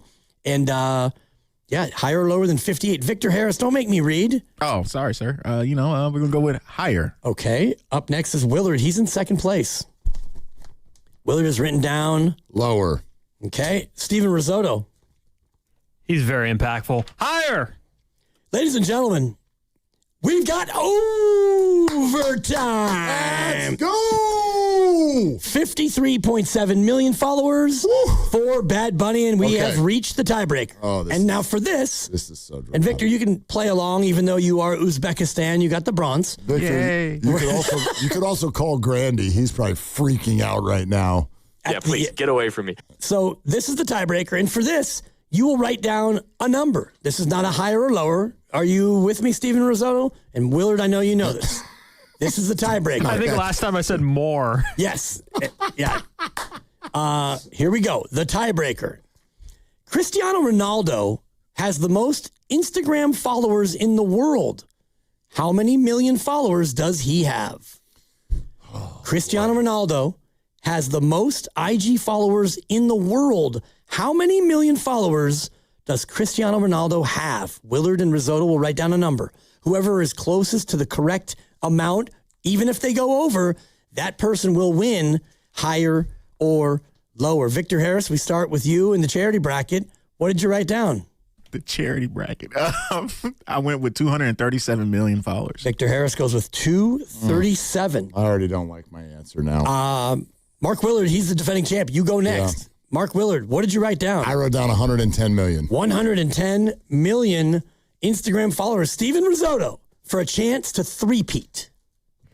I wrote down 350 million. 350 million. The correct answer is 678 million. Steven Risotto has gone for a three-peat in higher or lower. Congratulations, Steven. Gutsy performance. This one's for you, Dan Dibley. Thank you, Pasta. 58. Make it the best year possible because you deserve it. 678 million. Time out. Followers. Stop the music. That was a birthday song. It's incorrect. It does not have 678 million followers. What does he have? 679 million followers. So, oh boy, they must have either rounded up or he picked up a mill since I wrote this morning. So play the music again. However, this game is being played under protest. Gotcha. So I will be launching that with the league office, and I'll let you know how it goes. Shut up, Willard. Well, that's Thanks, fine. Grandy. He's here. Wow. Yeah. Wow. Stretch more. Wow. Wow. Yeah. All right, no. Congratulations, There's a Pasta. picture of him and some other shirtless individual, and his 12-pack is on display. Hey. Who's on that? Ronaldo? Yes, and that picture has been liked 21 million times. So there you go. Yeah. 679 million followers. It's a three-peat. Wow. Wow. Wow. Are you one of them? No, I'm not. Yeah. Are you one of them? I am not. Victor? No. So we could give him 4 more right now. Boost him right on up. Yeah. No they're doubt. Waiting on that. Good Lord. That might be the only soft spot in your higher or lower game is the tiebreaker. Well, Instagram followers. I mean, Bad Bunny, it has like 1/10 of Ronaldo. That's crazy. Yeah. 680 million? It's a good number. The other that's too many. tiebreaker I thought was a little bit more obtuse and difficult, so I went with this one. You had a second tiebreaker? I always have to determine what the 10th item will be, and I do a tiebreaker off the 10th. My other one had to do with the population of the smallest county in New York State, which is Hamilton County, 5,000 people. A little bit too random. Yeah, okay. Well, anyhow, Pasta. All right, good job, Pasta. Pasta comedian, I'm going to kiss you. Yeah, good for you. All right, 888-957-9570. David Lombardi's going to join us in 5 minutes. That got tucked in there nicely. By the way, did the Warriors plus minus thing, is it up or are we still working on it? Okay, don't have that yet, so we'll hold that. But a little preview of it. I want everybody to hear all of this. But Marcus Thompson, the Athletic, and as tapped in, I think, with the Warriors as anyone. I mean, he literally wrote the book on Steph Curry. Kind of had a takeaway from the Mike Dunleavy press conference that suggested what he felt Mike was saying is that this group of Warriors, whoever they are, you basically have until the trade deadline to show us that you got something. And if you don't, we're blowing this thing to smithereens. And I wonder what that looks like, though. Like, you're blowing it to smithereens. So here's his point. And, you know, Brian Windhorst, in a way, has made this point as well. Few times this week we've played stuff from Windy where he's like, look, I get that you can be frustrated that the Warriors have been kind of inactive. But he's trying to dispel the idea that the Warriors have disrespected Steph or failed Steph or not done enough. What Wendy keeps saying is, will you please just wait to see what happens next? And all of the expiring contracts that the Warriors have, Marcus's point, and it's a good one, is if you get beyond the trade deadline, they're worthless. They are no longer expiring contracts. They're just a salary slot. They are expiring contracts, but exactly. They are just a salary slot. And this is a great point that he's making, because everyone, when we've talked about, hey, it's great to have optionality, flexibility, it's great to have all of this cap space, but great players don't end up at free agency anymore. So what has everyone said whenever I bring that up? People go, yeah, but whenever a star becomes either a malcontent or the team feels like it's to move on, the Warriors can be the team that can tuck that in. Sure, you can do that, but in order to trade for these guys, you have to have trade pieces and salary matchers and all of these things. So it doesn't mean it's an absolute, but the bottom line is that expiring contracts on the trade market lose their value as soon as you pass the trade deadline. Yeah, and you can have the salary slot, but if no free agent who's making what Jimmy makes is available, then you're looking to fill that with two different players, if you can even swing that. So I do think that it's become much more of a trade league as opposed to a free agent league. So it's interesting what Marcus said in that, to where, yeah, show me that it's worth us going out there and making a big move. And maybe Jimmy Butler plays before then, maybe not. But if you get into February and you're sitting at, 28 and 23, and you've been mostly healthy, and Yaxel's look good, and Pods has gotten better, and Gee the same thing, and you're a winning team, and you're the 7 seed maybe, at that point you can rightly go to management and say, yeah, we've done this, get us a little more help. Well, I think the whole idea puts an urgency on the front half of the season that maybe wasn't there.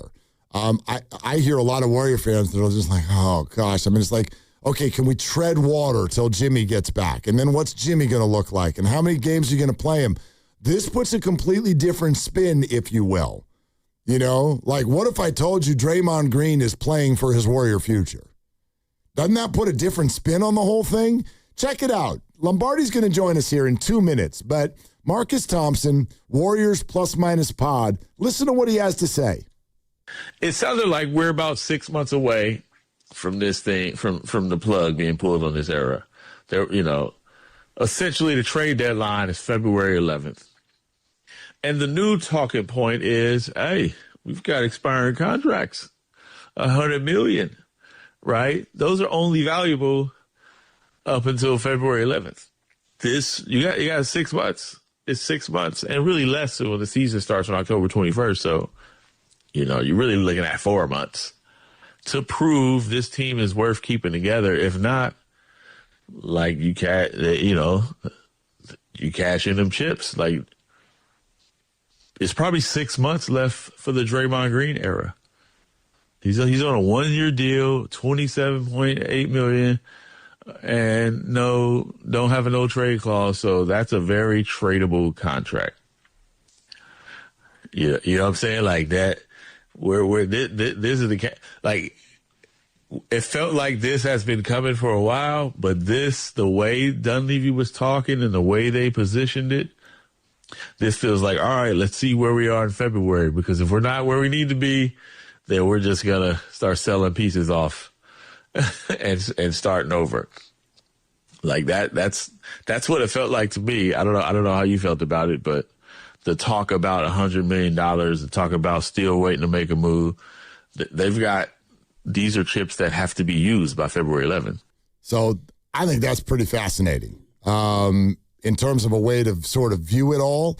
So we can get to that a little bit more, a little bit later on in the hour. That was Marcus Thompson on the Warriors Plus Minus Pod that just came out earlier as a reaction to the Mike Dunleavy press conference, which happened this week as well. In fact, it happened on the same day as joint practice for the 49ers, and Mike Dunleavy was in attendance for that as well. Last night, the joint practice turned into an actual preseason game, Niners and Titans. Dejon Stribling was the headliner, but there was a lot more. And I was fascinated by some of the things that our next guest said on Twitter with regard to specific position battles and maybe some guys that were thinking have a stronger hold on their position than we might think, particularly with Raheem Morris coming in and a system that's different and may not fit some of those guys. So let's bring him in. Joining us now on the River Islands guest line on Willard and Dibs is none other than David Lombardi, SF Standard on the Niners. David, good afternoon, man. What's going on?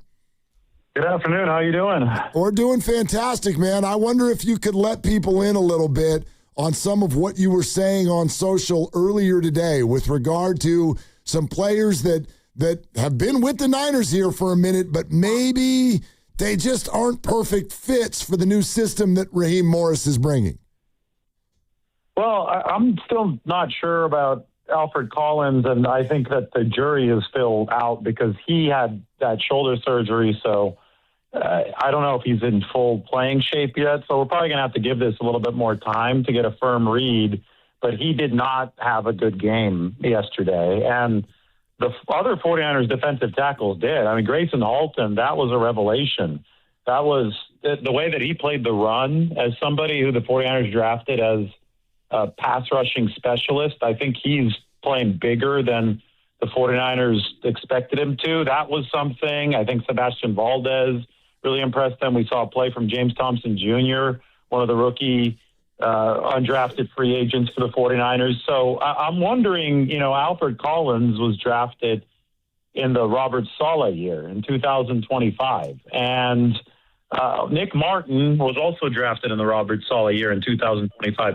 I think when you look at profiles, look at Nick Martin versus the linebackers the 49ers have brought in this year. The guys they brought in this year, one of them has a 7-foot wingspan, which is longer than anything we have ever seen at the linebacker position, as Jaden Duggar. The other one is 6'4", so he's got similar measurables lengthwise to Fred Warner. And Nick Martin is below average in terms of size. Now, he's a firecracker. I mean, the guy can really move, and he's very strong. He put up a bunch of bench press reps, but he's just shorter and he's smaller. And it's from a height-length profile, very different than what Raheem Morris has been trying to implement with just pure length. I mean, I was in that locker room yesterday, and it was unbelievable because very rarely do you feel a shift when you're, next to NFL guys because the league is so, tailored. Everything is, the margins are narrow, so there's not much difference between team to team as far as size. Even like a bad team is going to have athletes who are similar size as the very best team, and it's usually the very smallest details that differentiate teams. The 49ers at linebacker have gotten so noticeably taller and longer this year. From 2025 to 2026, it is the biggest single most noticeable shift that I have, seen in real time over my 10 years covering the team. And I just wonder, will somebody like Nick Martin fit into that room? How are they going to make him fit into that room? Maybe he will. Maybe they do have a package for him right now, so we'll see how preseason goes. And then at defensive tackle, I wonder how Alfred Collins is going to fit, where it really seems the 49ers are going shorter and stouter at that one defensive tackle position. Somebody like C.J. West, I think, is going to really, really eat in this new system. And Sebastian Valdez actually fits that perfectly. I think he's really short and really heavy in the interior. I'm wondering about the Jaden Duggar piece of it. Is this following along with league trends? In other words, are the Niners seeing what Seattle has done and other teams with longer hybrid linebackers, and now they're following suit? Well, I think it's a little bit of that. I think, mainly it's a way to combat what offenses are doing, and that was really started by the 49ers, right, with Kyle Shanahan. So you could trace this back 10, 15 years to when the CMCs and players like that started showing up on the scene, and that is multi-positional offensive weapons. When the offense breaks the huddle, you're not sure if it's going to be a run or a pass. You're not even sure what formation they're going to be in because the personnel, the 11 players on the field, have the ability to flex into, a number of different lineups. So as offenses really perfected that over the course of the past decade plus, defenses have had to become more adaptable as well. That's where the Nicky Manwari types of the Seattle Seahawks have come in. And I think that it's just a natural antidote, right, to what those offenses are doing. Now, for the 49ers, this has also been an injury-fueled kind of shift. What Kyle Shanahan said after Robert Saleh left to become a head coach is, we got so hurt last year, we need to find ways to stay ahead of the curve even if we lose players. So say the 49ers start losing a lot of defensive linemen, they want to be versatile enough to go more linebacker heavy. Say they lose a lot of linebackers, they want to be versatile enough to go defensive line heavy. So for 9 years, it's been 4-3 and maybe some 5-man fronts. I think they ran them 8% of the time last year. 5-man fronts a 3-4 kind of concept. Now you're probably going to see, I don't know, it'll be maybe 60-40, 70-30. It's going to be a lot more of the 3-4 base stuff, though, for the 49ers, because they're giving themselves that flexibility up front, and it should help them overcome, roster challenges if there are some injuries over the course of the season. David Lombardi, SF Standard. David, I think there are certain Niner fans that might be, scratching their head about this sort of concept a little bit. Robert Saleh was very loved, and Robert Saleh did great things, down his best players and got a head coaching job because of it.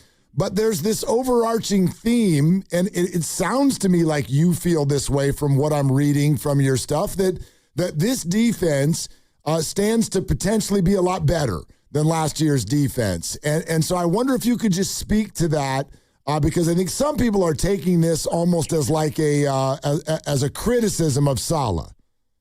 Well, first off, let me establish this. The 49ers defense, and I've written this plenty of times, I've said this plenty of times, before Nick Bosa went out, and then Fred Warner followed him out 3 weeks after that. Bosa got hurt in week 3. Every single metric had him as a top 5 defense over the first 2 weeks of the season. And that included a game against the eventual Super Bowl champions on the road against the Seattle Seahawks. So what Saleh was able to put together last year through the offseason and camp, even though that defense was very young, remember that they turned over a lot of talent. They let those veterans go. They spent their first 5 picks of the draft on defensive players. What they came out with before guys started getting hurt was really good. They closed 2 games with their defense, with their pass rush. First Nick Bosa in week 1, and then Bryce Huff in week 2. So what Saleh was running last year, I have a ton of respect for. And I think that had the 49ers stayed healthy, it would have been one of the better defenses in the league. I'll even maintain that they would have been Super Bowl favorites had they been able to stay healthy last year. I mean, they literally went into Seattle and beat the eventual champions on the road. They dominated them statistically when they had that defense. So I think what Saleh put on tape, what his defense put on tape last year, I think I need to put that out there. I think it was very good. Kyle Shanahan's point is that the league is constantly evolving. The 49ers would have loved to have kept Saleh because they believe that he also had evolved the defense. It wasn't the same defense that they ran 2017 to 2019. Even within the first stint, he evolved that defense greatly. They brought Chris Kosaric in 2019. So they believe that Saleh would have continued evolving. He's not going to be able to run the same stuff in Tennessee. He's also going to have to become more amorphous. That's just the general way that things are heading. So the best option once Saleh left for the 49ers was somebody like Raheem Morris. Look at his background. He started in Tampa, which is the root of all the 49ers principles. That's 4-3. That's the Tampa 2.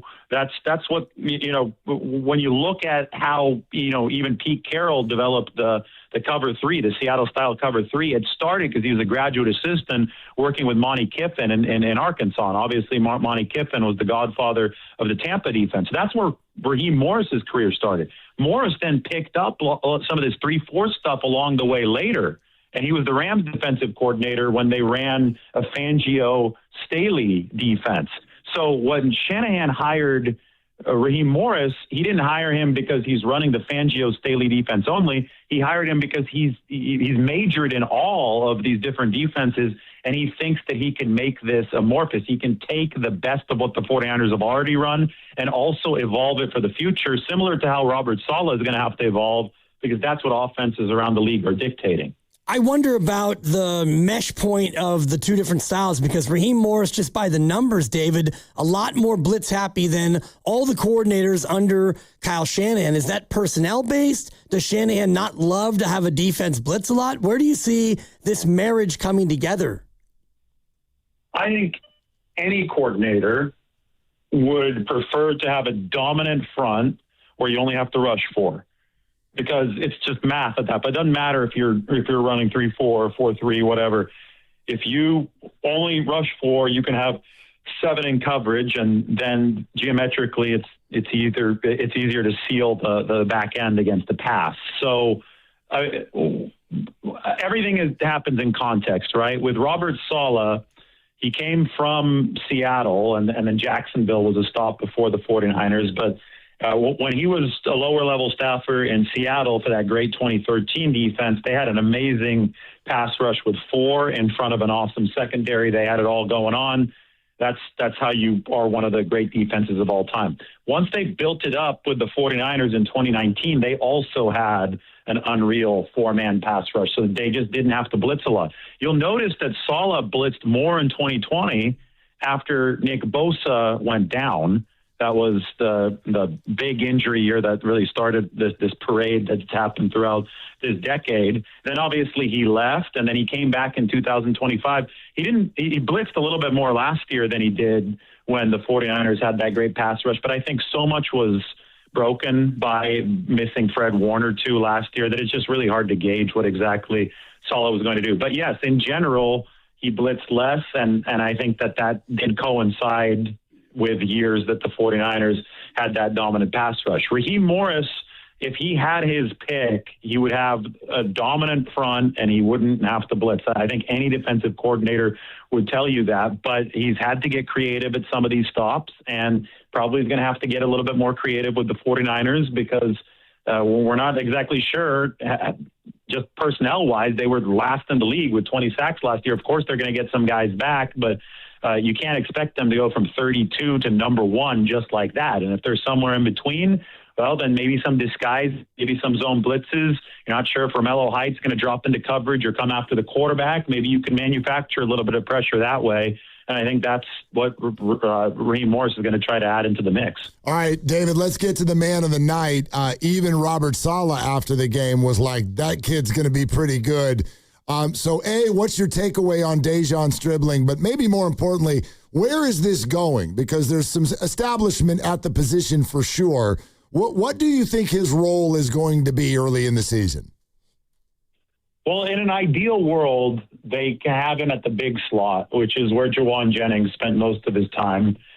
And that opens up insane matchup advantages for the 49ers because this guy is similar to Juwan Jennings in a lot of ways, but different in that he has a 4.36 40 as opposed to a 4.7 40. So at the big slot, you either get the defense to commit a safety to the receiver, which means they probably have to bracket double him somehow, which means that Mike Evans would be one-on-one at the X receiver position, which would be a feast for Brock Purdy and Mike Evans. Or you get some kind of smaller nickel back on him, and then Dejon Stribling's got the 6'3" height to where he can win one-on-one. So it just creates a lot of headaches for opposing defenses if he can be at that position. Now, the 49ers plan over the offseason was based on Ricky Pearsall playing the Z, playing the flanker.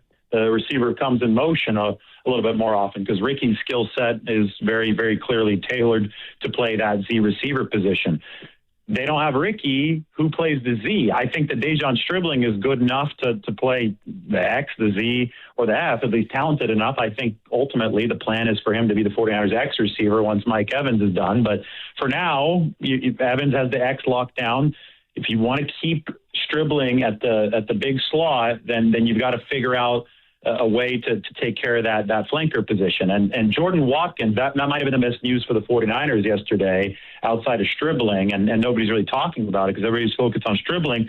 But Jordan Watkins, I thought looked good. And I thought that he answered some of the questions that I had about him over the course of training camp. There was a couple sketchy plays over the middle in training camp. He made some tough catches over the middle yesterday, guys, and he's primarily been playing the Z. I don't think he has to take Ricky Pearsall's full workload there. I think that you're going to be mixing and matching guys, and Stribling could be there as well. But the more you can line Stribling up inside, the more I think it unlocks everything for this offense to just eat. And if that ends up being the case, then they're going to have numbers advantages essentially every single time they drop back to pass, because they also have Christian McCaffrey and a guy named George Kittle on this team. So it is an embarrassment of riches if they can stay healthy and if they can lock down that flanker position. And I know they're skating on thinner ice now that Ricky Pearsall's out for the season. Does Deebo Samuel still have enough left to be that flanker? I'm just, as you were mentioning the pre-snap motion and all the rest of it, I just couldn't help but think about 19 problems, and when he was at his best, can he be good enough still to where he can lock down that spot? I wouldn't count on him to lock down that spot, because, the important context of the Deebo addition is that the 49ers were planning to get him, or tried to get him. They were trying to get him even before Ricky Pearsall's PCL flared up again. So what does that tell us? That tells us that they weren't trying to get Deebo Samuel to be the full-time lockdown Z receiver. They wanted him to be, and I say this with the utmost respect because I have a lot of respect for Deebo Samuel's game. He's one of the most unique players that we've ever seen with his ability after the catch. But I think they really wanted him to be a glorified gadget weapon, and I think they still do. Now, last year, the gadget weapon was Sky Moore. You use him 4 or 5 times over the course of the season. You don't use him very often offensively, right? For Deebo Samuel, I think there was going to be heavy usage in relation to other gadget weapons. And I think that the 49ers right now, he might have a larger role because Ricky Pearsall's gone. Maybe more of that Z is picked up. The slack there is picked up by Deebo Samuel. Maybe it's a timeshare in between Jordan Watkins and Deebo Samuel. So obviously the workload and expectation changes now that Ricky Pearsall's been hurt. I think that Deebo Samuel will still be able to handle it if he can stay healthy over the course of this season. But I don't think that this is 2021, 2022 Deebo that would be counted on to basically lock that position down full time. David, I'm super interested in Kalon Black and dealing with an injury. And Tim Ryan had kind of a comment last night that didn't necessarily sound very optimistic on his timetable. What do you know with regard to Black, and what kind of a role can he still carve out early with this missed time? Well, core muscles are tricky, and he's got the adductor injury. So I'm not sure on the timetable. What I do know is that Black is a ball of muscle, and so much of what they like about his game is rooted in that strength, whether it be the yards after contact, it's close to 3 yards after contact per carry at Indiana, the pass protection. He was really, really physical, and in the short amount of time that we got to see him at the start of training camp, and they weren't even tackling live to the ground, so we didn't get to see a lot of that yards after contact balance. And so I can't wait to see it. But the problem with a core muscle injury is that it's at the center of that entire muscular system, right? So you got to make sure that he's fully healed before he heads out there. I don't know the timetable. I know the 49ers right now, that running back position is really thin. That's why they had to bring in Zamir White for the preseason game. Good news is that Christian McCaffrey is essentially good to go. They're just managing him right now to make sure that he's 100% for week 1. But you'd love to have at least one of the two, right? Kalon Black or Jordan James ready to go. What's I'm waiting for right now is Isaac Grendo. He's still on PUP. He tore the pectoral muscle. He's running fine, but I guess that the pectoral muscle isn't back to where it needs to be to take contact. But it seems like, man, if he could get back out there, it seems like this is a really, really good opportunity for him to seize with James and Kalon Black both out. Golden opportunity, and it's a shame that injury might keep him from at least having a crack at it. David, any sense from you or things that you've heard as far as what the plan is for Brock Purdy over these next 2 preseason games?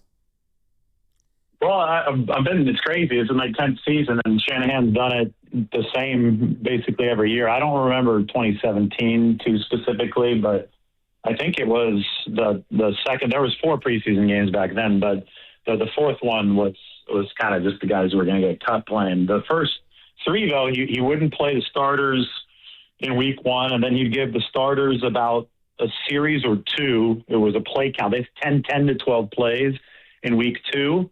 And then week 3 would be a quarter to 2 quarters, just depending on how much work he felt that they were getting on each drive. So if it's just a bunch of 3 and outs, then maybe he keeps them out there a little bit longer. So we're entering week 2, and I would expect a series or 2 for Brock Purdy and the starters. And, starters with an asterisk, guys like Trent Williams and Christian McCaffrey, you probably just bubble wrap throughout the whole preseason. Same thing with Nick Bosa. That's what they've done in the past. By the time that week 3 hits, you can expect a longer stretch of Brock Purdy out there.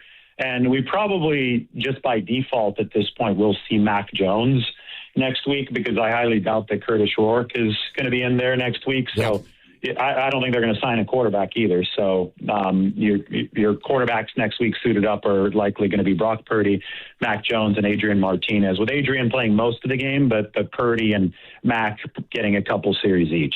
David, great stuff, man. We really appreciate you coming on today. Yeah, no problem. I hope you guys have a great weekend. Yep, you too, man. There it is. David Lombardi, SF Standard, with the inside on what's going on. So those are the 2 names that he brought up off the top that I thought this was really interesting today, because I know a lot of people who watched that thing last night and they're like, Nick Martin looks really good. And I'm not saying that Nick Martin is DOA by any stretch, but David brings up an interesting point that Alfred Collins and Nick Martin are both recent draft picks when Robert Saleh was running this defense. And there might be some tweaks and adjustments being made. There certainly are, in fact, with Raheem Morris coming in. And those 2 guys might not quite fit the bill with what the Niners are doing next. And then combine that with, they may have found some young guys at the defensive tackle position that they didn't really know that they had. And obviously, Grayson Halton is definitely one of them. You mentioned Sebastian Valdez. Like, there are some guys that are clipping at the heels. And Alfred Collins is a second rounder not that long ago, just last year. And David flat out said he has not had a good camp. Yeah. And if you start to look at the numbers and the number crunch as you go through it, if you're not going to be in the first or second string, well, you better be an elite special teamer. And I do think that Nick Martin plays a lot of special teams, and so he might be able to keep that spot more than just being out there as a linebacker. Because if you look at the defense, like Odigizua and Bosa and Warner and Greenlaw, they're not playing special teams. Upton Stout, maybe a couple of them. Lenore, probably not. So you do need some of your backup linebackers and some of your backup D linemen to be also available to go out there on special teams. I love it. It's exciting. I love it. And that's, to me, this is the fun part of the first preseason game. It's not the game. It's not the game. It's starting to get tape on individuals and seeing, because these even aren't this to me is not the red lights coming on, but it's like the orange lights. You know what I mean? Football teams and coaches will talk often, and quite frankly, it's players more so, who, when they get to retirement, they're like, yeah, there are guys who really flash in camp. But then the game starts, and it just doesn't translate. So Dejon Stribling and others who had their game sort of look like it really translated to the field last night, it's still just preseason. You don't, use Sharpie, but that's very, very encouraging. And so that's what I love about it. I love seeing all of these positional battles kind of get down to the nitty-gritty. And then the whole thing is just like cooking dinner, man. It's like, what are the ingredients?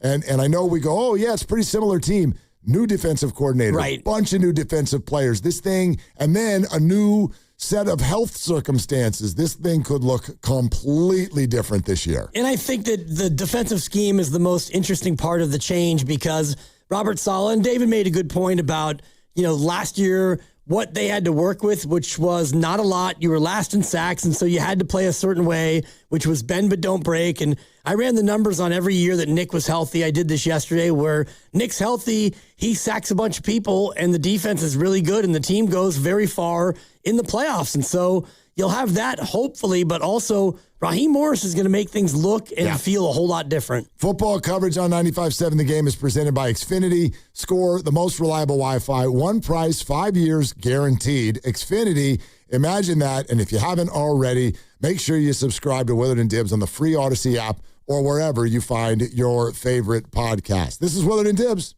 Yeah, Dan Dibley here for Fremont Bank, which, as you know by now, it's my bank, and it has been for more than 6 years. And I love this bank because it's a family-owned bank with the family-owned feel. They started back in 1964, and when they did that, it was just one branch, but now they have 21 branches. So if you go around in your Bay Area, you're going to find a Fremont Bank branch, and you're going to see it, and you're going to think, you know what? I want that full-service banking with no compromises, and you should. It's not a big box bank. It's a good local bank. And when you deposit your money with Fremont Bank, they reinvest it locally into businesses, philanthropy, home ownership, all the good stuff that makes our Bay Area the best area in all of the country. And that's why you should be a Fremont Bank customer. The money stays here. It's local. It's not a big box bank. It's a good, solid local bank. And we talk about Fremont Bank, and you know that they're here for you and here for good.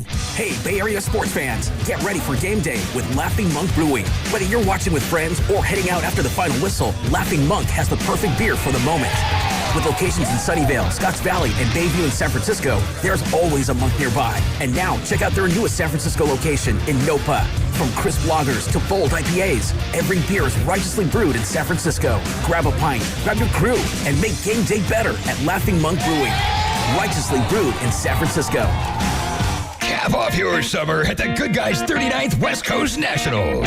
Over 3,000 of the country's baddest hot rods, muscle cars, customs, trick trucks, and more. August 21st through the 23rd at the Alameda County Fairgrounds in Pleasanton. Details at good-guys.com. Jane is a small business owner. Tell them what that's like, Jane. Yeah, well, it's like a roller coaster with a lot of ups and downs, and some days things can feel like they're flying off the rails. Yep, it's a lot. But the Total Solutions Advantage only from Comcast Business can help you manage it all. With the largest, fastest fiber-powered network designed for 100% reliability with business internet and wireless connect. Nice. So everything stays on track. The Total Solutions Advantage. No one does business like Comcast Business.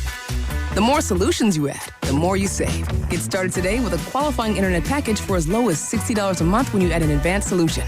Plus, new customers, ask how to get up to $1,500 in prepaid cards when you add 2 lines of mobile to a qualifying gig bundle. Don't wait. Call today. Limited time offer. Restrictions apply. New customers only. 1-year agreement, paperless billing, and automatic payments with bank account required. $60 offer requires 300 meg internet, security edge, and additional qualifying service. Equipment, taxes, and fees extra.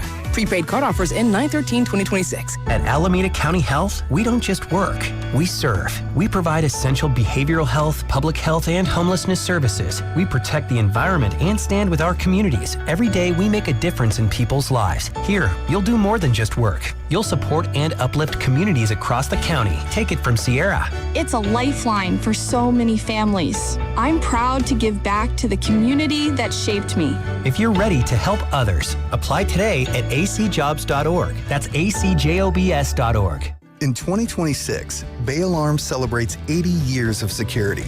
With burglar and fire alarm systems, 24/7 in-house monitoring, and local service, our promise to the Bay Area remains the same. We got you.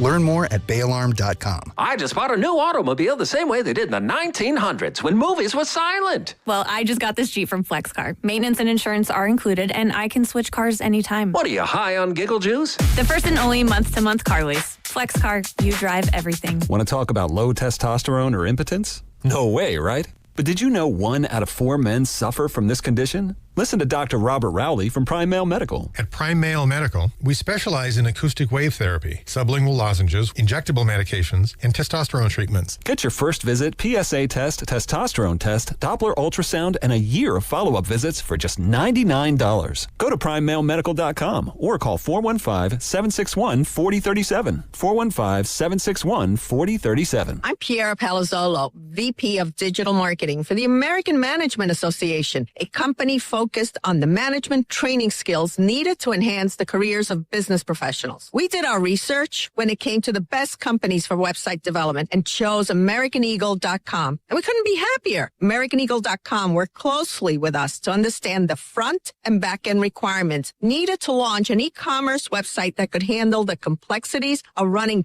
thousands of seminars nationwide. Our robust new website and improved SEO saw immediate increases in site traffic and web revenue. If you're in need of managerial effectiveness and success, visit our website at amanet.org. If you're in need of a website that provides an unparalleled consumer experience, I highly recommend AmericanEagle.com.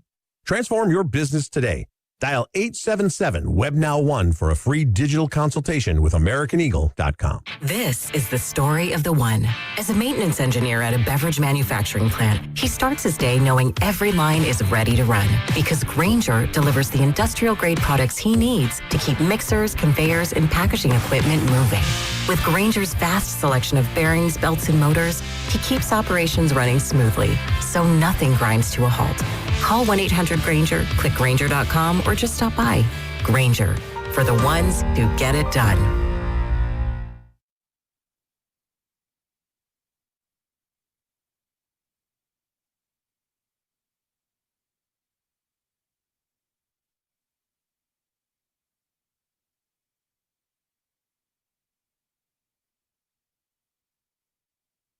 Now, back to Willard and Dibs. Absolute pleasure. Willard and Dibs, y'all take it easy. Have a good one. Enjoy the game tonight. On 95.7 The Game.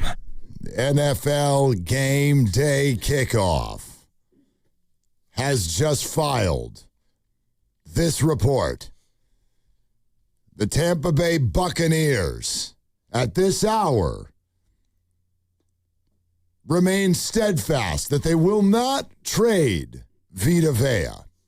However, they have been fielding calls, and at least 3 teams have called to check in on defensive tackle Vita Vea. Adam Milpitas, as you well know.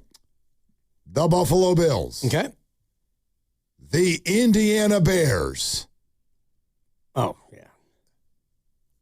And the San Francisco 49ers. Go Warriors! All right. That's exciting. Yeah, I mean, we'll see what kind of chess or chicken or whatever's being played here between. I don't know what the Buccaneers are doing. You don't have decided about the Bucs this offseason. They know that they keep winning a stupid division. So all of these players who are like, hey, and I know that they didn't win it last year, but it went down to the last game in the last second, and the Panthers won the division, and everybody was 8-9 or something like that. I mean, the NFC South has just become ridiculous. So Vita Vea is not getting a deal, and Baker Mayfield hasn't gotten a deal, and they want a deal, and the Bucs are like, we're not actually contenders, guys.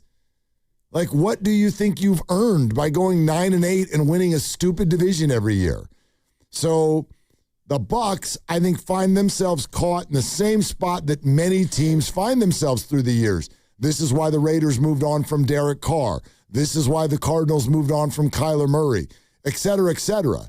Good quarterbacks, good-ish, and they can keep you kind of relevant. Right. You might make the playoffs, but it's not like you're actually going anywhere. You're not going to win the big fella. Not with those guys. And I'm just wondering if that's what the Bucs are feeling right now with their high-priced guys. They could be feeling that way. And, Baker Mayfield is, probably the 13th or 14th best quarterback in football, to your point. Sam Darnold was in the same spot, and then he won the Super Bowl, so he gets obviously a little bit more room with which to work. So if you go that route, then you're going to be in the market for the next quarterback, which means you're probably looking to tank, and your guys like Christian Wirfs and Vita Vea, they might get disgruntled and want to leave, and then you get your quarterback, you get him up to speed, and then Ibuka is going to be needing more money, and your Bucky Irving's going to be needing more money, and your tight end who's really good, he'll probably want to get paid. So they're in a little bit of a tough spot if they want to rebuild because they have a lot of good players in a weak division. They're not a bad team. I mean, they're not a bad team. They beat the 49ers last year. That was the game Fred Warner got hurt in. But, the quarterback thing, obviously, you have to choose a direction. Do you want to build your cap around a quarterback that is making 50+ mil, or do you not? And I get it. This is a tough decision. There were a lot of Niner fans, a year and a half ago that we shouldn't do that with Brock. You should not do that because he's not. You don't want to run your cap that way because he's not that good. I happen to think those people were wrong. So do the Niners. But Baker Mayfield is. I think Baker Mayfield's really good, but he had a hard time staying healthy last year. And he's a good player, but he's not a great player. And so, I don't know. The resume for the Bucs the last few years might not fit the way the front office actually views it because their bar in the NFC South is very low. Yeah, and so you can keep trying to set the standard at that bar, which is basically 9-8. 10-7 is a slam dunk. No doubt that you win the division. I actually was looking at this the other day. It has been since 2020 that two teams in that division won 10 or more games. And that's a long time when you've got the NFC West last year with 3 teams that did it, and the NFC North the year before, 3 teams that did it. So you could look at that a number of ways. You could look at the South and say, we can go ahead and keep our good players, lose the quarterback, get a new quarterback, and still go 7-10 at least. Looking at that Niner receiving core after just listening to David. Okay, Mike Evans, right? All right, Mike Evans. And then you were asking him about Debo. And he's like, yeah, but Debo's going to be a hero over there, and there's going to be a lot of, call him kind of a glorified gadget, but plus. He's going to have some time out there, but he's going to move all over the field. And then he started going into, obviously, Stribling and then Jordan Watkins. And he never mentioned DeMarcus Robinson or Christian Kirk. He never even mentioned those guys. I wonder where this is going. I really do. And I think that it could evolve quickly once we get 5, 6, 7 games into the season. And when you watch what we saw from Stribling last night, to a lesser extent Watkins too, I get a feeling in my belly that the Niners receiving core, the future of it is going to evolve before our eyes this year. If you think of the receiving core almost the same way the Warriors have built their roster, everybody's on a short-term deal. Everybody, not Stribling, and Watkins is a later pick, but also only a second-year guy. But DeMarcus Robinson, final year. Debo, 1-year deal. Christian Kirk, 1-year deal. Yeah. Mike Evans, he got 2 or 3 years, but there's flexibility on the back end of it.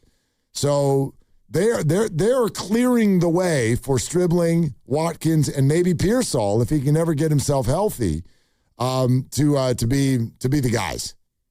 And I think that they'll be clearing the way this year if Stribling really looks good and he pops, and if Watkins can get healthy and he contributes. Well, now there's not enough footballs to go around, and some of these guys who are on expiring deals, they might get a little bit antsy, and they could be good trade targets. A wide receiver trade is one of those ones you can make pretty easily at the deadline because you just learn the terminology and the routes, and you can go be a plug and play. Let's take a couple calls before we go. Let's do it. Yeah, Dwayne in Stockton. Hi, Dwayne. What are you doing?